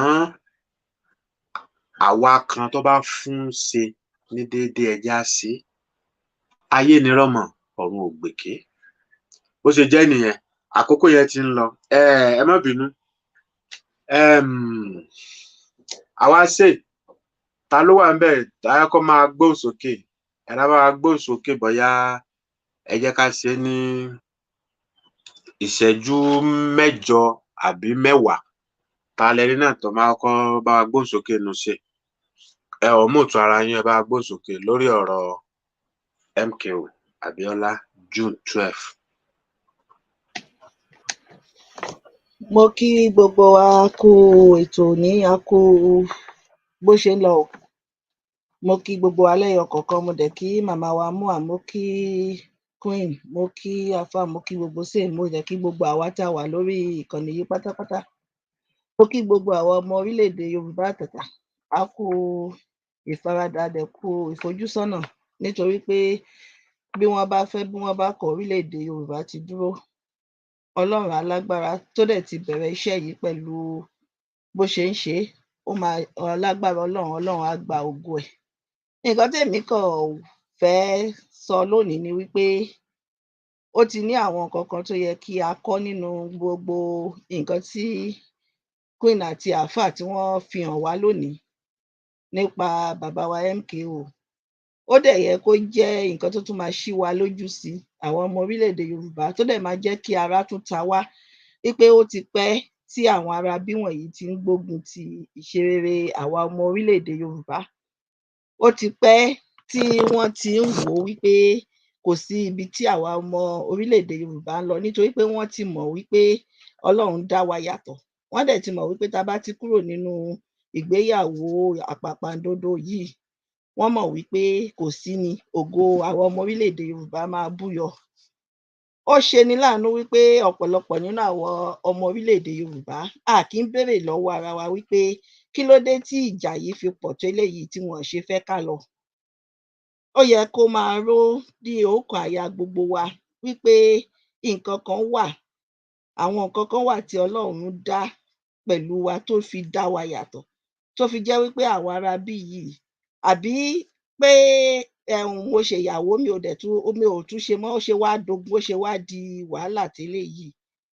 Ó dẹ̀ yẹ ká mọ̀ wípé àwa ọmọ orílẹ̀-èdè Yorùbá wọ́n ní ojúbọ̀rọ̀ kò ṣeé gba ọmọ lọ́wọ́ èkùrọ́. Kinní kan wà tí mo dì mú nínú speech tí ọmọ bàbá wa Abiola, ọmọ màmá wa late Chief Mrs. Kudirat Abiola tí wọ́n kà yẹn. Wọ́n ní Nelson Mandela ní quotation yẹn wá látọ̀dọ̀ ẹ̀ tó ní it always seems impossible until it is done. Tó fi jẹ́ wípé ibẹ̀ yẹn gangan, abala yẹn gangan làwọn ọmọ orílẹ̀-èdè Yorùbá wà nísìn. Wípé ṣé ó lè ṣeé ṣe ṣá ni ọ̀pọ̀lọpọ̀ àwọn ọmọ orílẹ̀-èdè Yorùbá ń sọ. Ṣùgbọ́n ó máa ṣeé ṣe, ó dẹ̀ ti ṣeé ṣe. Ẹ má jẹ́ ká dúró dìgbà tó bá ṣeé ṣe tán èmi àti gbogbo àwa tá a wà lórí ìkànnì yìí, àwọn ọmọ orílẹ̀-èdè Yorùbá àtàtà, ká tó máa wò wípé ṣé bẹ́ẹ̀ ni. A ní láti mọ̀ wípé ìbẹ̀rẹ̀ ò kì í ṣe oníṣẹ́ àfẹ́ni tó bá ṣe é dópin. Ká má rẹ̀wẹ̀sì. Wọ́n dẹ̀ máa ń sọ wípé ẹni tó fọwọ́ fọná kì í mọ́wọ́ dúró. Nítorí náà ẹ má jẹ́ ká rẹ̀wẹ̀sì rárá. Gbogbo nǹkan tá a ti ń ṣe tẹ́lẹ̀ láti rí i pé orílẹ̀-èdè Yorùbá wá sí ìmúṣẹ, ẹ jẹ́ ká túbọ̀ múra sí i, kódà ká tún ṣe ju tàtẹ̀yìnwá lọ. Nítorí pé àwa náà ti rí nísìnyí wípé wọ́n ní iná ìsìsì ò kì í jóyàn lẹ́ẹ̀méjì. Ọmọ tí ò lè ṣèdí bẹ̀bẹ̀rẹ̀ kí wọ́n fi ìlẹ̀kẹ̀ sídìí ọmọ ẹlòmíì, àwa ti rí bẹ́yẹn. Nǹkan tí mo tún rí ni wípé àwa ọmọ orílẹ̀-èdè Yorùbá ó yẹ ká mọ̀ wípé ìtàn ni gbogbo ìgbésí ayé gbogbo wa tí gbogbo wa ń kọ. Ẹ wo ìgbà tí bàbá wa MKO tí wọ́n ti papòdà. tí wọ́n ti pa wọ́n ní fọnáfọnṣu àti màmá wa ìyàwó wọn tá à ń ṣe ìrántí wọn yìí. Kí ni wọ́n máa kọ nípa tìrẹ? Kí ni wọ́n máa kọ nípa tèmi nígbà tá a bá lọ tán? Ẹ jẹ́ ká máa béèrè lọ́wọ́ ara wa, ká mọ̀ pé ìtàn ni gbogbo nǹkan tá a bá ń ṣe lójoojúmọ́. Gẹ́gẹ́ bí àáfàá ṣe sọ àti òkú iṣẹ́ yẹ kó ibẹ̀ wípé a gbọ́dọ̀ dúró dìgbà tí àwọn ọ̀tá tí wọ́n máa fi ẹ̀mí èèyàn ṣòfò. Pé gbogbo ọ̀nà tá a bá lè gbà láti gbáradì òun ni ká máa wá, nítorí pé wọ́n ní ilẹ̀ á pa òṣìkà, ṣùgbọ́n kílẹ̀ tó pa òṣìkà, àwọn nǹkan rere, nǹkan tí ò ṣeé tò á ti bàjẹ́. Nítorí náà, ẹ jẹ́ ká wò ó lónìí, ibi tí ọmọ bàbá wa MKO tó ti lọ ka speech yẹn, àwọn èèyàn tó jókòó síbẹ̀, nítorí pé àwọn tó wà ní ìdí ìjọba, àwọn gan tó wà nídìí ìdí inú ìgò tó ń jẹ́ gin, àwọn ló jókòó síbẹ̀. Gbogbo wọn pátápátá, ọ̀pọ̀ nínú wọn wọ́n mọ bí iṣu ṣe kún, bí ọ̀bẹ ṣe pá ní ọ̀dọ̀ tá a bá ń sọ̀rọ̀ bàbá MKO àti ìyàwó wọn yìí. Òun ló fi yẹ ká mọ̀ wípé ìkà ti wà nínú àwọn ará bí wọ̀nyí ọjọ́ ti pẹ́. Ó dẹ̀ yẹ ká rí i pé ìkà yẹn gan ó tún wá ń pọ̀ sí ni, torí ilé ayé ṣì dá, ìkà yẹn ò tí ì hàn tó gbogbo eléyìí nígbà tí bàbá wa MKO wà láyé. Òun ló ṣe yẹ ká mọ̀ pé a ń láti gbara wa lọ́wọ́ àwọn ará bí wọ̀nyí. Ẹ wo gbogbo àwọn tó jókòó síbẹ̀ yẹn, ẹ jẹ́ ká finú rò ó. Mélòó nínú wọn la lè pè ní ọ̀dọ́ nínú gbogbo àwọn tó jókòó síbẹ̀ yẹn?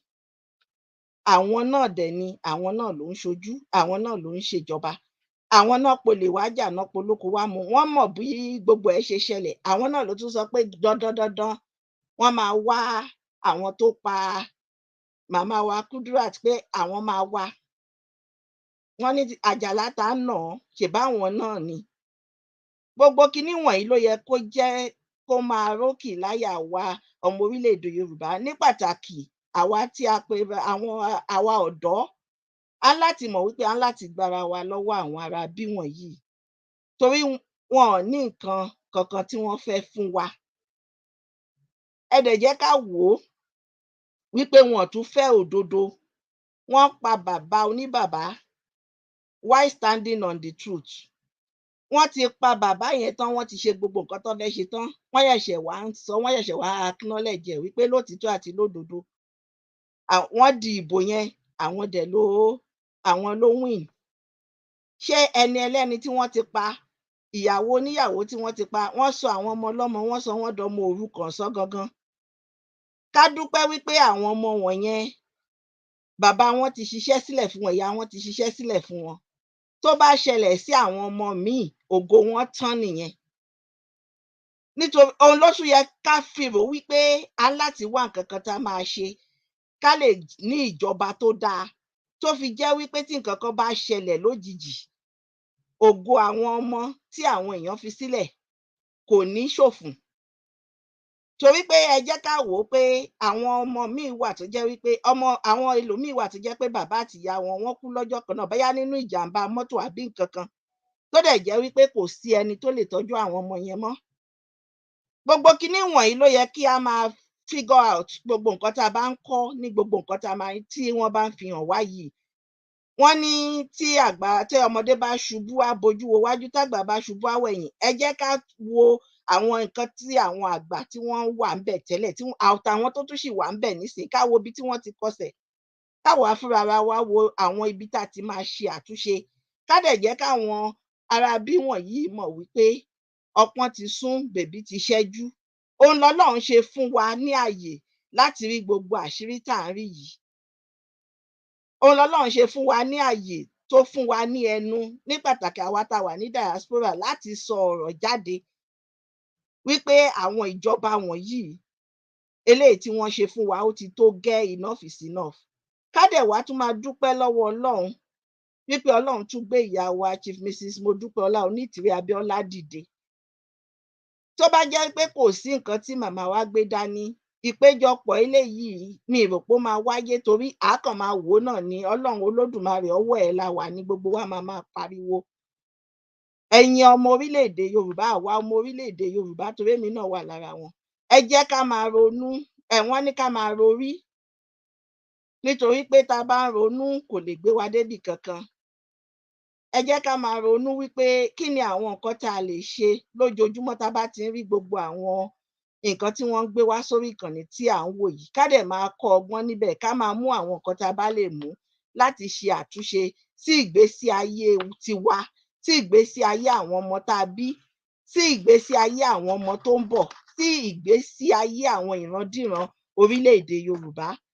Nítorí pé gbogbo nǹkan tá à ń ṣe yìí kì í ṣe ọ̀rọ̀ òní, kì í ṣe ọ̀rọ̀ òní nìkan, kì í ṣe ọ̀rọ̀ ọ̀la nìkan, ṣùgbọ́n ìrandíran, generation to generation. Ọlọ́run Olódùmarè òun nìkan lọ́ba tó ń ṣe gbogbo nǹkan o. Nítorí pé tá a bá wo gbogbo ẹ̀, àwọn ará bí wọ̀nyí wọ́n dàbí ẹni tó lágbára ju àwa lọ, ṣùgbọ́n kò sí agbára tó tó agbára Ọlọ́run. Tá a bá dẹ̀ wò ó nísìnyí, Yorùbá sí Yorùbá, àwa gangan lọ̀tá ara wa. Gbogbo kinní wọ̀nyí kò dẹ̀ Ọlọ́run mọ̀ sí gbogbo ẹ̀. Lọ́lọ́run ṣe sọ wípé nínú ọ̀rọ̀ ẹ̀ pé members of one's household, àwọn gangan ni ọ̀tá èèyàn. Bí kulé ò bá pààyàn tòde ò lè pààyàn ní Yorùbá wí. Nítorí náà ẹ jẹ́ kí á wo bá a ṣe máa kó gbogbo àwọn kàńdá tó wà nínú ìrẹsì wa yìí kúrò, kí wọ́n lè jẹ́ káráyé gbé, kí wọ́n lè jẹ́ kí àwọn arúgbó wa kí wọ́n gbé ìgbé ayé tí ó yẹ kí wọ́n gbé, tí wọ́n ń fi ewu orí tí wọ́n fi ń ṣe wàhálà. Bẹ́ẹ̀ ni mọ́mì wa, ẹ ṣe ẹ jẹ́ kí a fẹ́ lómi láàyè tí wọn ò bá wá tábà wá rí èèyàn tó fẹ́ gbóhùn sókè, ẹ máa tẹ̀síwájú. Ta ló tún wà ní stúdíò tí ó fẹ́ gbóhùn sókè? Ẹ ò mú tu ara yín o.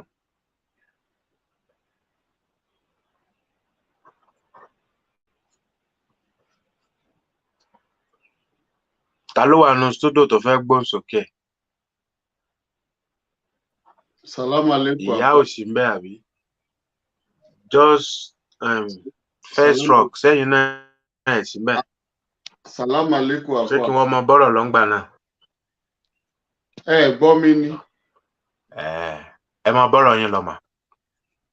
Kí wọ́n má la àwọn láyé. Àṣà dádì last born ń sọ̀rọ̀ lọ́wọ́ ẹ̀ gbọ́ wọn ni, àwa dẹ̀ ń gbọ́ wọn. Ọ̀dà mo ti ń gbọ́ wọn náà báyìí, ẹ gbóhùn sókè sà, ẹ sà. Kábíyèsí, mo kí gbogbo ilé o. Mo kí ẹ̀yin bàbá wa nú ilé àti ẹ̀yin màmá wa. Adẹ̀ kí ṣóyẹ kó rí bẹ́ẹ̀ àkí áfátà wọn. Adẹ̀ kí ìyá wa Mua.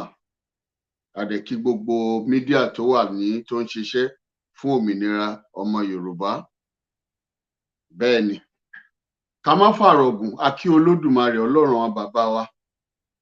A kí pé a dúpẹ́ fún gbogbo oore tó ń ṣe fún wa àti pàápàá jùlọ fún àyájọ́ ìní. Bẹ́ẹ̀ ni, a dẹ̀ bẹ̀ Olódùmarè kó bá wa dẹlẹ̀ fáwọn òkú ọ̀run. Bẹ́ẹ̀ ni, lẹ́yìn náà a kí baba ńlá baba wa Ọ̀rúnmìlà baba Àgbọnmìrègún, a kí wọn ẹ̀làbọ̀rú ẹ̀làbọ̀yè ẹ̀làbọ̀ ṣíṣẹ.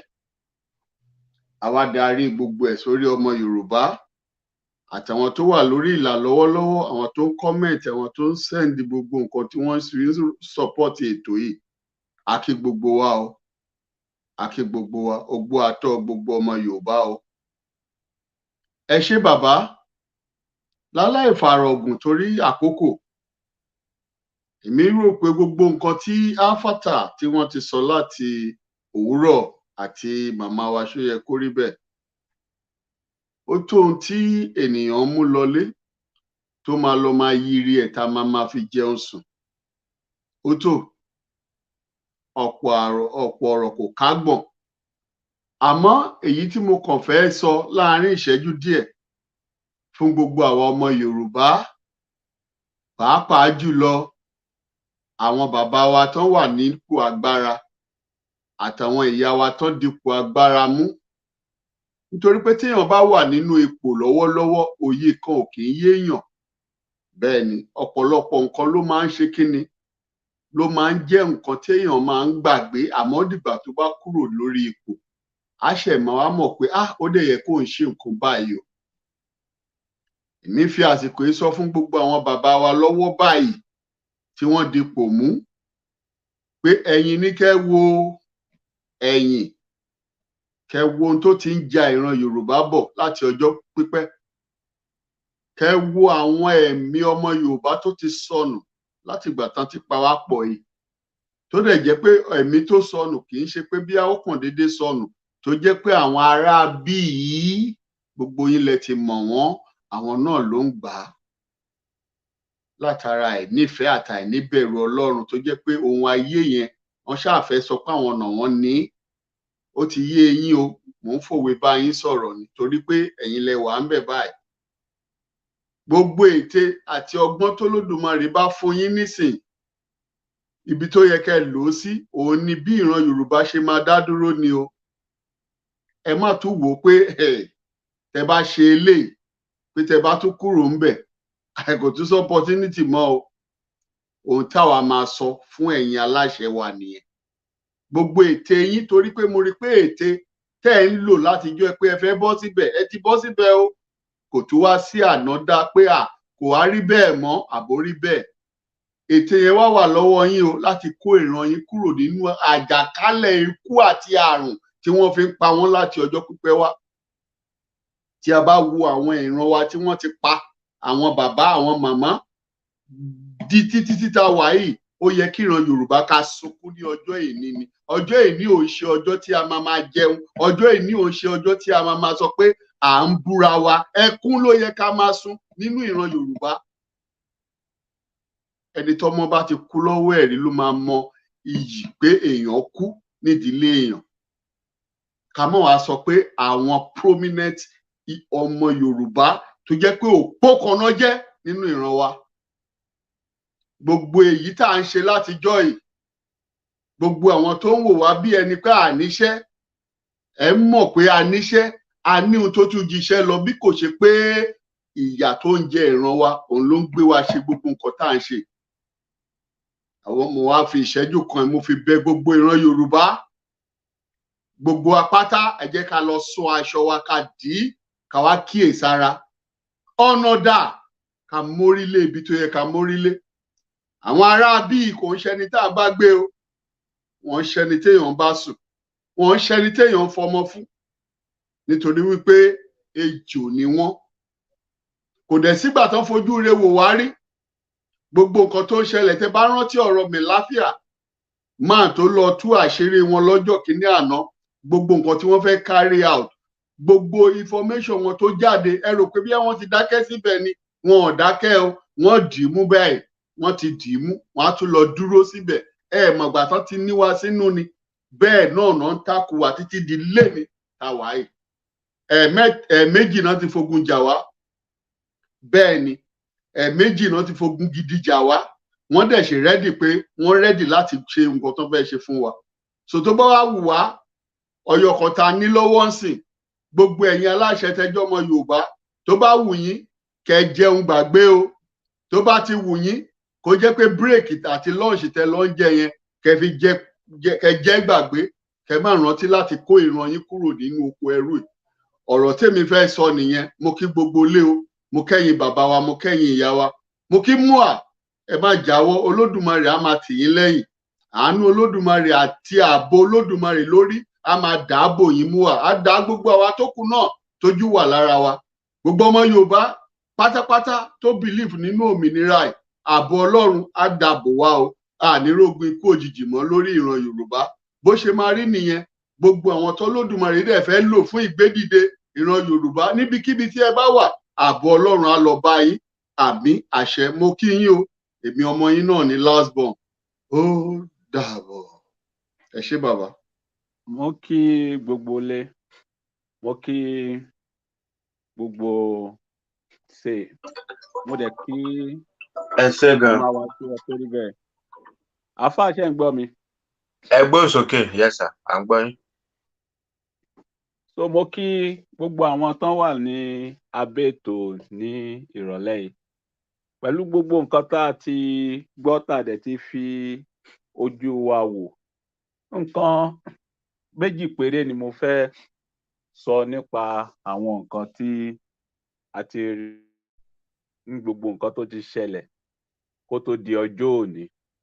Àkọ́kọ́ nínú nǹkan tí mo fẹ́ sọ ni pé nígbà táwọn kọ́là ń kọ̀, mo take note ìyá wa kan pè tó ń sọ nípa pé àwọn sọ ìwé ìrìnnà àwọn nù, which is ticket. Wípé ṣùgbọ́n àwọn decide wípé àwọn pinnu láti lọ láti fi kówó jọ. Kí gbogbo àwọn ọmọ Yorùbá kó máa gbọ́ lọ́jọ́ tòní. Irú situation wo ló lè bá wa ní ọjọ́ tòní ní orílẹ̀-èdè Nàìjíríà tó jẹ́ pé bóyá ẹnìkan kan nínú wa wà nírú ipò tí ìyá wa yìí wà tó sọ ìwé ìrìnnà nù àbí tíkẹ́ẹ̀tì tó sọnù, tó wá lè pinnu lọ́kàn rẹ̀ pé jẹ́ kí n sáré lọ wá iṣẹ́ kan ṣe o, tó dẹ̀ máa rí iṣẹ́ náà. Ṣó possible mọ́ láyé ìsìn tá a wà? Mo fẹ́ ká máa ronú ká lè mọ̀ wípé bí ọjọ́ ṣe ń gorí ọjọ́ tí ilẹ̀ ń ṣú ní orílẹ̀-èdè tá a pè ní location 419 ló ń bàjẹ́ sí tí ò dẹ̀ lè ní àtúnṣe. Ẹlẹ́ẹ̀kejì, èyí tí mo fẹ́ kí gbogbo wa mọ̀ tó jẹ́ pé mo wò tó jẹ́ nǹkan ní ńlá nínú gbogbo orílẹ̀-èdè Áfíríkà, èyí tó dẹ̀ ń fi ìyà jẹ wá, ó ń fi ìyà náà jẹ wá púpọ̀ púpọ̀. Ó ní nǹkan kan ṣoṣo kan tó jẹ́ pé àwa èèyàn dúdú a nífẹ̀ẹ́ láti máa ṣe nǹkan kankan nígbà ká máa repeat the same mistake. Nǹkan tó ń ṣẹlẹ̀ sí wa, ìṣòro kan tá a ní tó tóbi jù tó dẹ̀ lágbára ni, tó jẹ́ pé kò sí ní láìfù àwọn aláwọ̀ funfun. Fún àpẹẹrẹ, tí nǹkan kan bí ìjàmbá bá ṣẹlẹ̀ sí àwọn ènìyàn wọ̀nyí ní orílẹ̀-èdè wọn, wọ́n fẹ́ mọ nǹkan tó fa ìjàmbá náà, wọ́n fẹ́ kírú ìjàmbá náà kó tún padà ṣẹlẹ̀ mọ́, wọ́n dẹ̀ fẹ́ wá nǹkan tí ò fi ní jẹ́ kó ṣẹlẹ̀ mọ́. Gbogbo nǹkan yìí náà máa ń take note, náà dẹ̀ máa ń tètè wá àtúnṣe sí. Ṣùgbọ́n àwa Áfíríkà a fẹ́ràn ká máa repeat the same mistake. Ìdí ni wípé tí ò bá jẹ́ bẹ́ẹ̀, pẹ̀lú gbogbo nǹkan tá a ti gbọ́, tá a dẹ̀ ti wò ní àṣálẹ̀, tá a dẹ̀ ti fetí ara wa gbọ́, bí ó ṣe jẹ́ pọ́n ti ń pa àwọn ènìyàn wa láti ìbẹ̀rẹ̀ pẹ̀pẹ̀, gbogbo àwọn tó ń dìde láti pé kó lè gba, kò ń ṣe ìran Yorùbá nìkan náà fẹ́ gbà sílẹ̀, bí ó ṣe pé kó gba gbogbo ìran sílẹ̀. Tí gbogbo àwọn ènìyàn wọ̀nyí bó sì ṣe ń dìde tó ń pa wọ́n lẹ́yọ kọ̀ọ̀kan. Ṣùgbọ́n kàkà kí a fi ronú, ká dẹ̀ fi dìde pé ẹ jẹ́ ká ṣe nǹkan yìí ní ọ̀tọ̀. Bóyá tá a bá ṣe ní àrà ọ̀tọ̀, a máa rí rìsọ́ọ̀tì míì tó máa jẹ́ àrà ọ̀tọ̀. Ṣùgbọ́n àwọn ènìyàn kàkà kan fi sọ pé àwọn máa ṣerú nǹkan báyìí, wọn ò ní ṣe bẹ́ẹ̀. Kò ń ṣe ìdí tí mo yẹ sọ pé the same thing yìí ó ń repeat ara ẹ̀ nínú ìjọ àwọn tá a pè lẹ́lẹ́sìn. The same mistake àwọn náà máa ń ṣe débi pé nǹkan ṣoṣo kan wọ́n máa repeat ẹ̀. Wọ́n lè máa fail lórí ẹ̀ o, ṣùgbọ́n wọn ò ní wò pé ọ̀nà wo la tún lè padà gbà tí kinní ìta fi jẹ́ nǹkan tó máa ní àṣeyọrí. So ẹ̀bẹ̀ tí mo fẹ́ bẹ̀ gbogbo àwọn ọmọ Yorùbá àti gbogbo àwọn tó ń gbọ́ wa ní àṣálẹ̀ ni wípé ẹ jẹ́ ká tètè ronú wa pé ọ̀nà wo la padà lè gbà tó dẹ̀ jẹ́ pé a ti rí ọ̀nà, ṣùgbọ́n báwo la ṣe fẹ́ jáde pátápátá. Bó tilẹ̀ jẹ́ pé ìyá wa Múà wọ́n ti gbìyànjú, wọ́n dẹ̀ ti ṣe akitiyan, ṣùgbọ́n ẹ jẹ́ ká tètè máa ronú pé a gbọ́dọ̀ máa ṣe the same thing nǹkan tí à ń ṣe tá a dẹ̀ ń fèlì lórí ẹ̀, ká dẹ̀ continue ká máa hun rí mọ́. Tá a bá wò ọdún 8 Buhari, tá a bá yọ kúrò nínú ọdún oníkálùkù wa, a máa mọ ibi tá a kù sí lọ́jọ́ tòní. Ọdún 8 Bàbá Jagaban tá a fẹ́ máa fi ṣeré yìí, tá a bá tún yọ kúrò nínú ọdún orí ẹ̀ àwọn tó ń gbọ́ mi ní àṣálẹ̀, a máa rí wípé díẹ̀ ọdún mélòó gan la fẹ́ lò nílé ayé tá a fi wá fi gbogbo ọjọ́ ayé wa tó fi jẹ́ pé ẹrú la fi ń ṣe. Nítorí náà mo dánu dúró díẹ̀. Ẹ ṣé gan, àfà.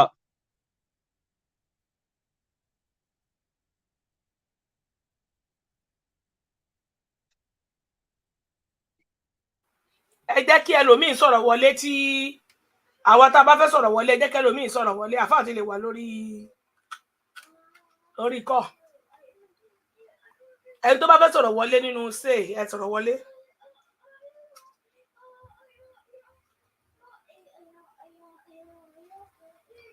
ṣé kò sẹ́ni bọ̀ tó fẹ́ sọ̀rọ̀ wọlé mọ́ tí ò bá sí ẹ jẹ́ kí sáré sọ ẹ jẹ́ kí èmi náà sọ̀rọ̀ wọlé ẹ bá wa tẹ share button tí gbogbo wa bá ń gbọ́ mi yékéyéké. A kú àjọ̀dún ṣé àjọ̀dún ni kí n pè é àbí ìrántí akọni èèyàn rẹ bàbá wa àti mọ̀mọ́ wa Mr.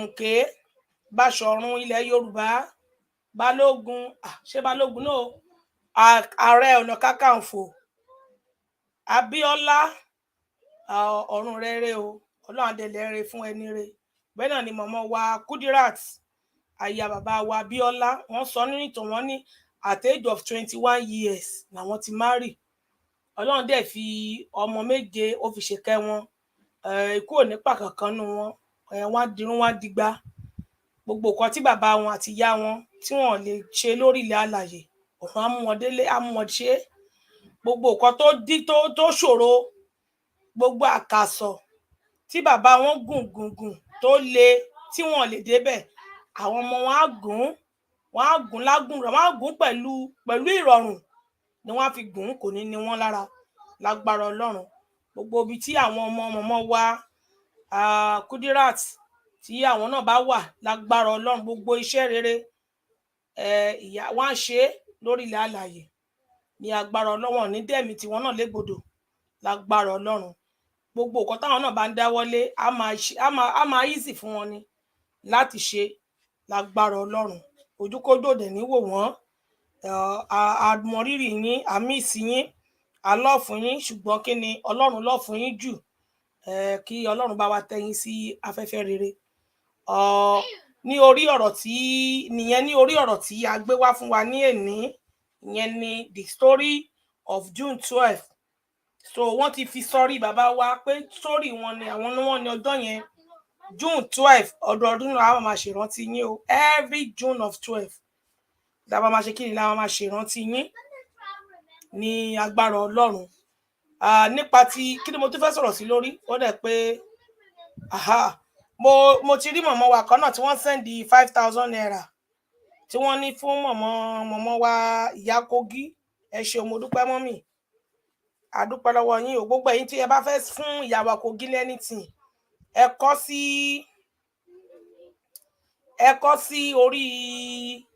kọ sí orí anything tẹ́ bá fẹ́ sẹ́ndì sí wọn kí ẹ jẹ́ ká mọ̀ so ó ti di 15,000 tí wọ́n ti sẹ́ndì sí mọ̀mọ́ wa Kogi iná nìtàn lọ́wọ́ yín ní agbára Ọlọ́run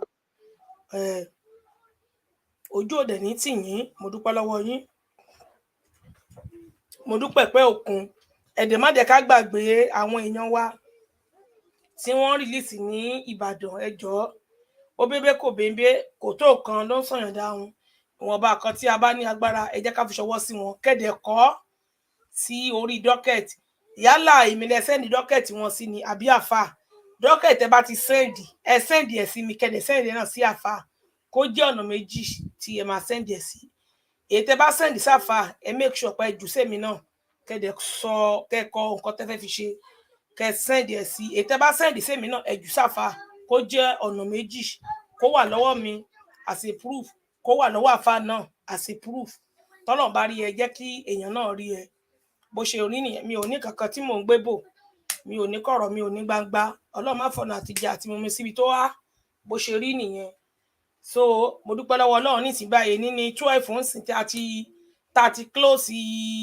YouTube àti monetization ni owó monetization ló ń wá tó fi ń pariwo tó fi wà lórí Facebook àti owó monetization tí YouTube jẹ́ pé iṣẹ́ tí mo ṣe ni àágùn mi ni gbogbo ẹ̀ ni mo ti o àti monetization mo ti àti sticker mo ti èní ní 12 so kí Ọlọ́run san mí ní ẹ̀san ìwà mi kó rí fún mi gẹ́gẹ́ bí èrò ọkàn mi ṣùgbọ́n ìwọ tó bá wá dúró tó bá sọ wípé nítorí kíní kan ni mo fi ń ṣe ìwọ náà kọ́kọ́ wò ó ọ̀nà méjì ni kò fi ṣírò ẹ̀ sí wọ́n ní tí ogun bá dóore orí máa ń yàtọ̀kùn téèyàn bá ń ṣe nǹkan téèyàn bá rí ìrànlọ́wọ́ níbẹ̀ téèyàn rí ìdùnnú níbi téèyàn bá ti ń ṣe nǹkan orí ènìyàn máa yá ara ènìyàn máa yá gágá ẹni tí ò ṣe tó ṣó yẹ kó rí bẹ́ẹ̀ wọ́n ra gbogbo nǹkan fún gbogbo nǹkan tí wọ́n fẹ́ ni wọ́n ń ṣe fún wọn ṣùgbọ́n ẹni tó bá wá ń forí ṣe tó ń fọ̀rùn ṣe tẹ tó wá sọ wípé níbi àágùn rẹ̀ tó ti ń tó yẹ pé àágùn mi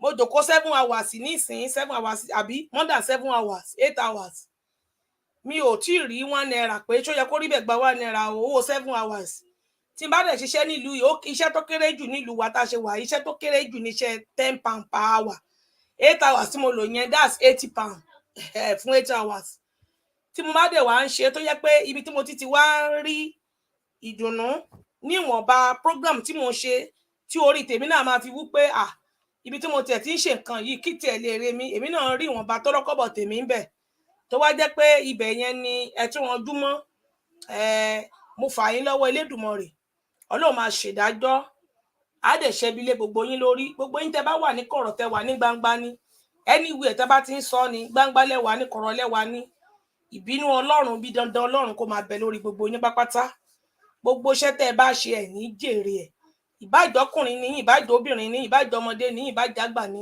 mo wá gègé fún yín lénìí gbogbo iṣẹ́ tẹ́ bá ṣe ẹ̀ ní jèrè kankan bẹ̀ kí ìbínú Ọlọ́run kó máa bẹ lórí yín kí ibi dandan Ọlọ́run kó máa bẹ lórí yín bó ṣe máa rí fún gbogbo yín pápátá nìyẹn ìṣọkùnrin ní yín ní ìṣobìnrin ní yín ni téèyàn bá wà níbì kan tó bá ń ṣe nǹkan tí wọ́n pọ́nlé tí wọ́n yẹ sí tó rí pé nǹkan tí mo ń ṣe yìí inú mi ń dùn láti ṣe orí à máa wú láti ṣe ibùdó gan èyí tó yẹ kó fi gbẹ́rẹ̀ kẹ́lé pílò gan á wò pé kí ni wọ́n gbẹ́kẹ̀lé pílò fún ibi tí mo ti ń ṣe nǹkan wọ́n ń dùn mí nínú bẹ̀ so kí wá nìkan tó rọ́jẹ́ tí mi ò fi lè máa lọ bẹ̀ bó ṣe rí gẹ́lẹ́ nìyẹn so mo ti tì o àti monetization o àti sticker o gbogbo ẹ̀ ni mo ti tì so today is 12 mò ń kà ni o so màá ìpadà ṣí padà mò ń kà ni kẹ wá wò bóyá màá ṣe program títí màá fi ṣí àbí mi ní ṣí ṣùgbọ́n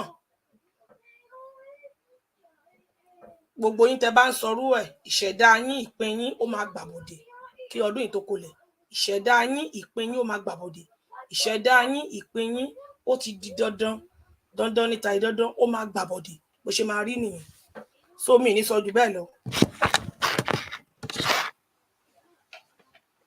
so gbogbo ẹ̀yin ìyá tẹ́ ní pé kí n ṣí mo mọ̀ má ti ṣì ni ó ní ọjọ́ tí mo fẹ́ kó pé tó bá ti pé ọjọ́ yẹn máa ṣí padà bó ti kú ti tì rí tó lo oṣù mẹ́ta tó lo 3 months tí mi ò ṣí so ìgbà tí Ọlọ́run bá ti mo dẹ̀ ti ṣí group wa supporters group mo ti ṣí lénìí nínú group tí mo ti ṣí kan náà bẹ́ẹ̀ lénìí so supporters group wa ti wà ní ṣíṣí àti ti ṣí ìyẹn náà mo ti bí oṣù bí méjì àsìkò tó lé ní náà mo tún ṣí so eléyìí náà tó bá yá náà máa tún ṣí àsìkò tí tó ó ṣe rí gẹ́lẹ́ nù ẹ ṣé mo dúpẹ́ gbogbo ilé thank you ẹ pàdé wa ní ọ̀la ìpàdé wa wà ní ọ̀la ní agbára Ọlọ́run àròlé dìdẹ̀rẹ̀ ó ti kórí burúkú ẹ̀ dé òbúkọ dé òórùn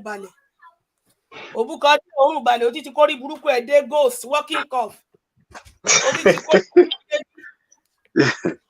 ó ti kórí burúkú débi ghost dẹ̀ ní inú kọ́mẹ̀tì náà lẹ máa wà tẹ́tí wọn máa ṣàlàyé wọn bí aláya ní akẹgbẹ́ jáde.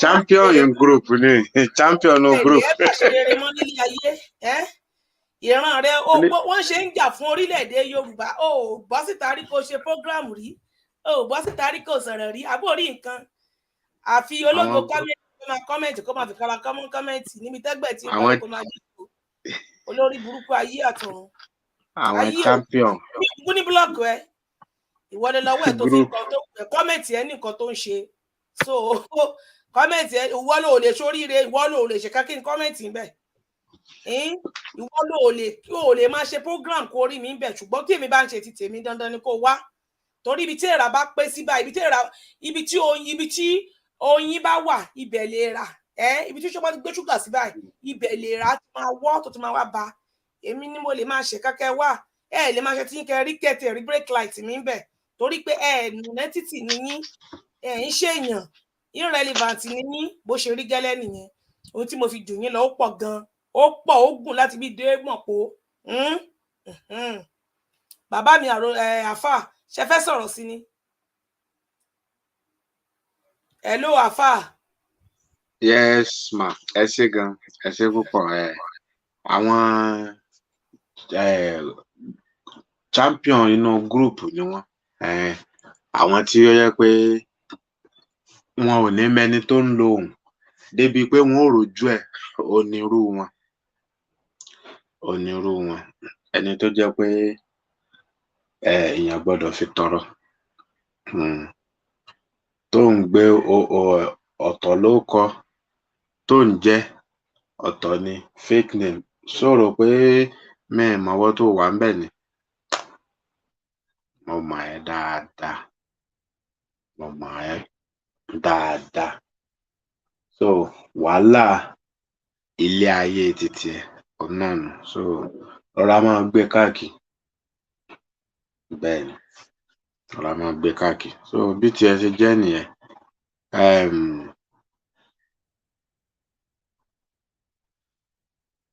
A kí gbogbo wa láṣẹ Olódùmarè á tẹ̀síwájú ìyẹn ní ọ̀la pẹ̀lú ọ̀rọ̀ nípa June 12 eléyìí tí à ń bá lọ tí ó jẹ́ tí a bẹ̀rẹ̀ rẹ̀ ìyẹn lónìí tóní sì jẹ́ àyájọ́ ọjọ́ tó nítumọ̀ gidi tí a lè gbàgbé ní ilẹ̀ Yorùbá a lè gbàgbé ẹ̀ ilẹ̀ Yorùbá rárá àti rárá torí pé àwọn nǹkan tó ṣẹlẹ̀ nítorí June 12 yìí mú dání ó jẹ́ àwọn nǹkan tó jẹ́ mélèé gbàgbé òun làwọn nǹkan náà nǹkan tá a lè gbàgbé ni ẹ̀mí sùn àwọn míì gan wà gan tá àti ẹ̀ mọ̀ orúkọ wọn ẹ rí bí a mọ̀ wọ́n débi wípé a mọ̀ orúkọ wọn àbí a mọ̀ ibi tí wọ́n ti wá a ṣáà mọ̀ pé ọ̀pọ̀lọpọ̀ ọmọ Yorùbá ló bá lọ àwọn ọmọ ìran míì náà àwọn náà bá lọ àmọ́ ọ̀pọ̀lọpọ̀ ọmọ Yorùbá òun ló ṣe kíni o òun ló bá lọ lórí June 12 àìmọye ẹ̀mí ló sùn ẹ̀mí tó sùn ó pọ̀ gan ó pọ̀ gidigidi gan ni ẹ rí bí so eléyìí báyìí sìn tí mo fẹ́ fi hàn wá ẹ̀ táwọn wò yìí ẹ ti rí kí lẹ rí ń bẹ̀ mo mọ̀ọ́mọ̀ ṣe àrẹwà ń sìn ni o kẹ́ ẹ lè mọ̀ pé àwa ti wà lẹ́nu kinní yìí tipẹ́ ṣé ẹ ti rí ọdún méjì sẹ́yìn òun ni mo gbé wá bẹ́ẹ̀ ni òun ni oníkùn ti olè ń wò tí wọ́n ti gbé wá ọdún kí ni mo pè ó ọdún méjì sẹ́yìn ni mo ṣe lé kẹ́ ẹ lè mọ̀ pé ẹ rí bí a ti wà ń bẹ̀ tipẹ́ o a ti wà ń bẹ̀ tipẹ́ tá a ti ń ṣe kí ni tá a ti ń bá a bọ̀ wá tó jẹ́ pé irú yín yìí tẹ́ ń sọ kòtòkòtò yìí ẹ̀ ń bá wá láyà rẹ̀ nú yín náà lè gbé jáde o ó lè fi hàn ṣé ẹ ti rí pé kì í ṣe photoshopping kì í dẹ̀ sí wọ́n ní wọ́n pé ó lẹ̀ ń wò tí mo fi hàn yẹn 2001 ó ní eléyìí tí mo ṣe léyìí April 20 2021 ẹ sí sígbà tá a wà yìí eléyìí tẹ́ ń wò yìí so a play rẹ̀ fún wa ní ọ̀la láṣẹ Olódùmarè ẹ gbọ́. àfà ẹ̀yin ọ̀rọ̀ tẹ́ ń sọ 2001 lẹ play fídíò mọ̀mọ́ lẹ play fídíò wọn ní orí ìkànnì yín ẹ̀yàn kí wọ́n lè mọ̀ nǹkan tẹ́ ń tọ́ àti sọ. bẹ́ẹ̀ ni bó ṣe rí gẹ́lẹ́ nìyẹn ohun tí mo fi sọ bẹ́ẹ̀ nígbà bá dọ̀la náà wọ́n ò fojú ara wọn rí wọ́n gbọ́ bẹ́ẹ̀ ni April 20, 2001 interview èyí tí màmá ṣe òun lélẹ̀ ìyẹn mua Chief Mrs. Modúpẹ́ Onítìrí Aya Abíọ́lá tí mo gbé wá tí mo ṣètò lé lórí ó jẹ́ pé tí n bá ní kí n play díẹ̀ fún yín báyìí ẹ gbóhùn mi ń bẹ̀ èyí tẹ́yìn bá wá ṣe ń gbà yẹn o èyí tẹ́ ń forí dólẹ̀ tẹ́ ń larí màpàtà tẹ́ ń sọ kótókótó lẹ́yìn ìdọ̀tí. àwọn kìlìṣì ni ẹ ní àwọn kìlìṣì àwọn nàbí belong by force by fire àwọn belong I want to belong notice me àwọn notice me ni notice me mo wà ń bí notice me ẹ ní àwọn notice me àwọn belong kìlìṣì àwọn belong àwọn láwọn belong sọnù. àbí o lẹ́yìn tó jẹ́ àwọn kùkùté àwọn ṣọ́ọ̀kì agbégi sẹ́ẹ̀tì àwọn ṣọ́ọ̀kì agbégi lódò. lẹ́yìn tó jẹ́ pé tá a bá fa ẹ̀jẹ̀ wọn bí wọ́n ṣe pọ̀ tóun àtọkùnrin wọn àtobìnrin wọn àtọmọdé wọn àtàgbà tá a bá fẹ̀jẹ̀ wọn tá a bá lọ ṣe DNA test ẹ̀ rí bí ẹ̀jẹ̀ Júdásì tó da Jésù tàbí ti Ìbílísù lábàámbẹ̀ tàbí ti Àsásílù òun la máa bá ń bẹ̀ torí pé ọ̀dàlẹ̀ kò ní ṣaláìṣe kó mọ́ hùwà ọ̀dàlẹ̀ ó di dandan láti bí ọ̀rọ̀ ẹnu wọn àti ìṣe wọn láti mọ̀ pé ọ̀dàlẹ̀ lélẹ́yìí tó bá yá eléyìí gan ọ̀dàlẹ̀ ẹ rí bí gbogbo wọn náà làwa mọ̀ bí èèyàn ṣe máa ń bárò wọn sí kẹ́ lè mọ̀ páwa ti wà ń bẹ̀ tipẹ́tipẹ́ ọjọ́ àbòkí àwa ó ti pẹ́ nínú sọ̀rọ̀sọ̀rọ̀ ó ti pẹ́ kì í ṣàkókò yìí irú yín. àáfà èdè gbójú jáde ni ẹ ń ṣe góòsì nígbà tẹ́ ẹ ń ṣe fídíò yẹn ẹ ń ṣe góòsì ẹ ń ṣe ọ̀rọ̀ tí wọ́n rojú ẹ̀ rí nígbà tẹ́ ẹ ń ṣe fídíò yẹn ojú yín wà ń bẹ nígbà tẹ́ ẹ ń ṣe góòsì ẹ máa gbénú òkùnkùn máa ta wà sínú mọ́lẹ̀ o kì í ṣe pé ẹ máa wà nínú góòsì ẹ máa sọ̀rọ̀ o wọ́n ní kẹ́ ṣe bí eléyìí kárí yín 2001 fídíò tẹ́ ṣe ẹgbẹ́ wa ẹ̀yin oníkìrìṣìkìrìṣì ìsọnù àwọn belong fọlọfọlọ àfòmọ́ ní gbogbo igi ní bàtàn wọ́n lè gbèrú fídíò jáde àwọn ń bá yín wí ń bí ẹ̀yin àfòmọ́ ní gbogbo igi lẹ̀ ń bàtàn kìrìṣìkìrìṣì ló ti sinmi mo wà bí ọ alẹ́ òtí ṣe tá àti rí ẹni èmi rèé o alẹ́ òtí ṣe tá àti rí ẹni gbogbo yín làwọn èké o is my hobby èké o is my hobby ẹ̀yin ghost ẹ̀yin media ghost tí wọ́n rojú yín rí ohun yín ẹnu yín gan fẹ́ káwọn èèyàn gẹ̀ẹ́tì yín ó ti yé yín ẹ̀yin ghost ẹ̀yin náà gbójú yín jáde kílẹ̀ kẹ́ gbé fídíò yín jáde lórí pláfọ́ọ̀mù yín níbi tí ẹ ti ṣerú eléyìí ní 2001 a fẹ́ rí gbogbo ẹ̀yin kíníṣí ìsọnù kọ́píkọ́pí àwọn belong notice me àfòmọ́ọ̀dì gbogbo ṣọ́ọ̀kì agbégi lódò wọ́n ní kẹ́ ṣerú eléyìí wọ́n ní kẹ́ gbérú fídíò jáde àyà wọ́n bá yín wí àyà Mr. àyà wọ́n ní kẹ́ gbérú fídíò jáde kí gbogbo wa kárí 2001 ni o 2001 ni àfa gbójú jáde ń bí o èmi ti rójú àfa tán ti ṣe program láti 2020 bẹ́ẹ̀ ni mo ti rí wọn tán máa gbójú wọn jáde báyìí ẹ̀wọ́n náà gbójú yín jáde lọ́jọ́ kọ̀ọ̀kan rí yín ẹ̀yin ghost set àwọn ghost media ghost wọ́n ní kẹ́ gbójú yín jáde kí gbogbo wa rí yín ọmọ Yorùbá fẹ́ mọ̀ yín ẹyẹ wà ní òkùnkùn mọ́ kẹ́ máa dún wọ́n ní gbójú yín jáde a fẹ́ mọ̀ yín. bẹ́ẹ̀ ni bó ṣe rí gẹ́lẹ́nu ẹni tó bá torí wípé ẹ̀yin náà lẹ ń sọ ò ẹ mọ̀ pé àwa ò sí fún yẹn torí pàwà èé ṣe àrími àmẹ́yìn náà lẹ béèrè fún tẹ́ ń sọ April eléyìí tí mo gbé jáde 20 èyí tẹ́yìn náà wá ṣe ń gbà náà ẹ gbé síbẹ̀ Facebook èkú parọ́ YouTube èsì ìpurọ́ déètì ó wà ń bẹ̀ kódà tẹ́ ẹ bá kílìkì lé lórí ó ní mo tún fi share rẹ̀ padà wá tẹ́ ẹ bá lọ wò ẹ rí wákàtí 4 ni mo lò nínú fídíò yìí wákàtí 4 gbáko ni mo lò ń bẹ̀ kẹ́ ẹ tún lè mọ̀ kẹ́ ẹ lè mọ̀ pé ó jura wọn lọ o ká fi tìjàkadì kó ká tó yọ kó ń bẹ̀ ó jura wọn lọ 2021 rèé o odidi wákàtí 4 lẹ́yìn eléyìí kọ́mẹ̀ntì tó wà ń bẹ̀ 6.3k ẹ lọ wò ó wà ń bẹ̀ gbàgàdàgbàgàdà. Bákan náà ni share tó wà ń bẹ̀ 21k ẹ lọ wò ó tẹ́ bá lẹ́mìí ẹ̀ ọlọ́ọ̀ni èèyàn kọ́ view 1.3k kẹ́ ẹ lè bá a mọ̀ pé nǹkan ń bẹ. Love and like ìyẹn jẹ́ 13k ẹ ti rí báwọn tẹ́yìn náà bá wá rí bẹ́ẹ̀ ẹ lè gbé jáde o gbogbo yẹn pátá tẹ́lẹ̀ ń ṣe. So bó ṣe jẹ́nu akànnìkan ẹ wà gbọ́n tó wà ń bẹ̀ ní ọ̀la láṣẹ Èdùmàrè akànlẹ̀ fi bóyá bí kákànṣe jára.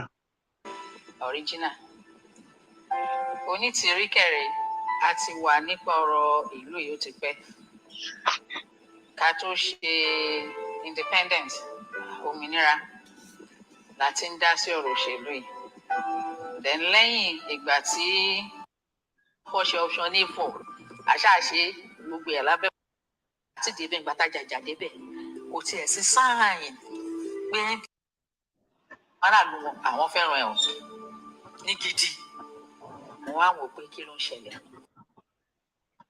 mo mọ nǹkan tí mo lè ṣe mo mọ bí tí mo ti lè gbé láti tàti láti inú ìlú yìí mo mọ bí. àṣì rẹ̀vẹ̀rẹ̀.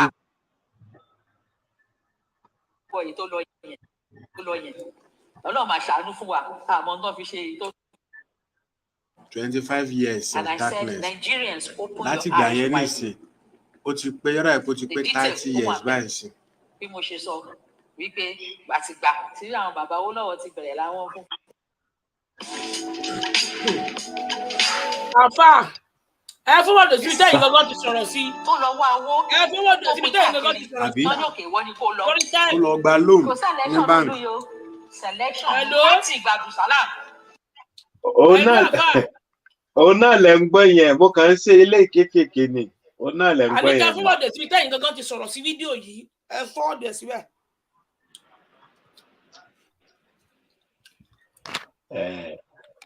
ṣe já sọ di ọ̀la àkókò tí ń lọ bóyá alẹ́ tó fẹ́ sọ̀rọ̀ nínú ṣe. kò sí mọ́ mo ti bèrè tẹ́lẹ̀ mo á ti pè náà á ti pè yín nẹ́tíwọ́ọ̀kì yín èní ìjẹ́ta síbi á ti pè yín kí n tó bẹ̀rẹ̀ sí sọ̀rọ̀. Hausa want to go to Lagos, he have to collect visa. Ẹ̀dẹ̀ pẹ̀lú ayé professor. Professor Yemi Ọ̀sínbàjò èmi ò gbà o torí kò sí nǹkan tó ń jẹ́ físà ẹ̀yin èèyàn mi bẹ́ẹ̀ ṣe wà yẹn ń sìn tẹ́ ẹ bá fẹ́ lọ sí Kenya ṣe mọ̀ pé Kenya tó jìnnà sílùú. inú fídíò náà ni ọmọ wa sọ náà kí gbogbo wa gbọ́ èmi ni mò ń sọ fídíò àtẹ̀tẹ̀ kan ẹ̀yin oní show of shame sọnù kíníṣí àfòmọ́ ní gbogbo gilẹ̀ ń bá tán ẹgbẹ́rú fídíò jáde. bẹ́ẹ̀ ni àtẹ̀tẹ̀ kan yẹn àtẹ̀tẹ̀ kan tí mo mú. ẹ̀yin ló ti sinmi. àtẹ̀tẹ̀ kan tí mo ti ń bí mo ṣe ń sun síwájú yẹn òun náà ni ohùn mi wà níbẹ̀ tí mò ń sọ̀rọ̀. ẹ̀yin ajá mọ̀mọ́ ẹgbẹ́rú fídíò jáde kárí.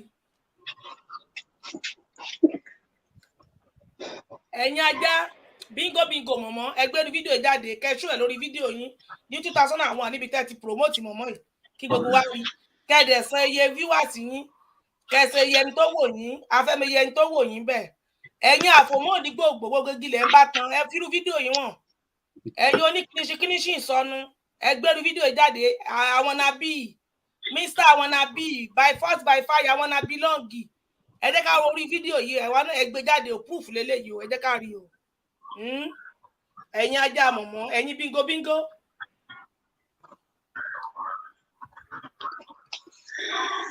níbo ni wọ́n ti fẹ́ rí wọn ò lè rí tí Jésù èdè wọn ò lè rí 2021 lélẹ̀ Facebook ẹ parọ́ YouTube ẹ dẹ̀ sí kìnnì kò kí ń parọ́ gbogbo ẹ̀ náà ló wà bẹ́ẹ̀ mo ní mo fi tó fi share rẹ̀ wá sókè tẹ́yìn náà bá lọ bẹ̀ ẹ bá ń bẹ̀ gbogbo ohun tí mo pè fún yín 13,000k ó ní àwọn tó ṣe kíni tó láìkì ẹ̀ ṣe é mọ̀ tún máa 13,000 yẹn ó yẹ kó ti yé yín ẹ mọ̀ rántí ètò tá a ṣe lánàá ìyẹn orí tá a rí ní ìwé eléérú ṣe é ti mọ̀ orí tó lo 13,000 years bó ṣe jẹ́ nù ẹ rí bí kọ́mẹ̀ntì ẹ̀ ìyẹn jẹ́ 6.3k ẹ rí 6.3k ṣíà rẹ̀ ó jẹ́ 21k ṣẹ́ǹdé bákan náà ni viewer ó jẹ́ 1.3k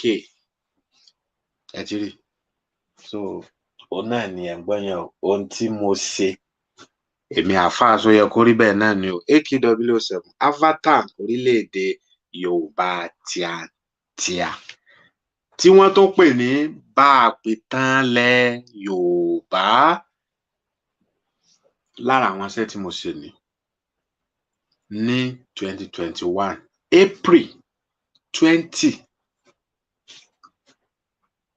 ìlú Nàìjíríà tí bá fẹ́ lọ sí Kenya 20,000 òun ló máa kọ́ sí yín lọ sí Kenya tíkẹ́ẹ̀tì lásán lẹ máa gbà ní flight ẹ lọ ẹ ní gba visa Áfíríkà kò ní ìdí visa nígbà yẹn ni o wọ́n ẹ̀tàn pípọ̀ yìí ń parọ́ báyìí ni mo ṣe léyìí o àwa náà àwa máa bẹ̀rù ẹ̀rù wo là ń bà ẹni tó lọ wọn pa ẹ̀dá kan ò lè pa sẹ́nìkan tiẹ̀ lè pa yẹn. ṣé ń gbọ́ sẹ́rí bóun yẹn ṣe dúró síbẹ̀ tí ò mì tó ń ṣẹ́ lẹ́lẹ́lẹ́lẹ́lẹ́lẹ́ ó ti pẹ́ láti wà bẹ́ẹ̀ ọmọ lẹ́yìn jẹ́ ọmọ. ṣébi tá jẹ́ àtòsógan ò ti lè pààyàn Al-Qur'an ti jẹ́ kó yé wa náà wọ́n lè attack lóòótọ́ àmọ́ wọn ò lè pààyàn àmọ́ táwa ti tẹ̀lé nǹkan tí Ọlọ́run gbé kalẹ̀ fún wọn. ẹ ti proof ẹ síta ó ti wà ókè torí táìmù wa ká lè ka national anthem. bẹ́ẹ̀ni ó dá o a kí gbogbo wa ẹ ṣé gan ẹ pàdé wa ní ọ̀la fún àkọ́tún ètò tá a mọ̀ sí Chief MKO Abiola June 12 apá kejì ó dọ̀la ẹ ṣé o ire kàǹkà ẹ má ṣàbúrú sẹ́nìkankan o torí tẹ́ bá ṣe sẹ́nìkan ó lè kó padà wá bá yín ẹ má ṣàbúrú o ire kàǹkà ó dàbọ̀.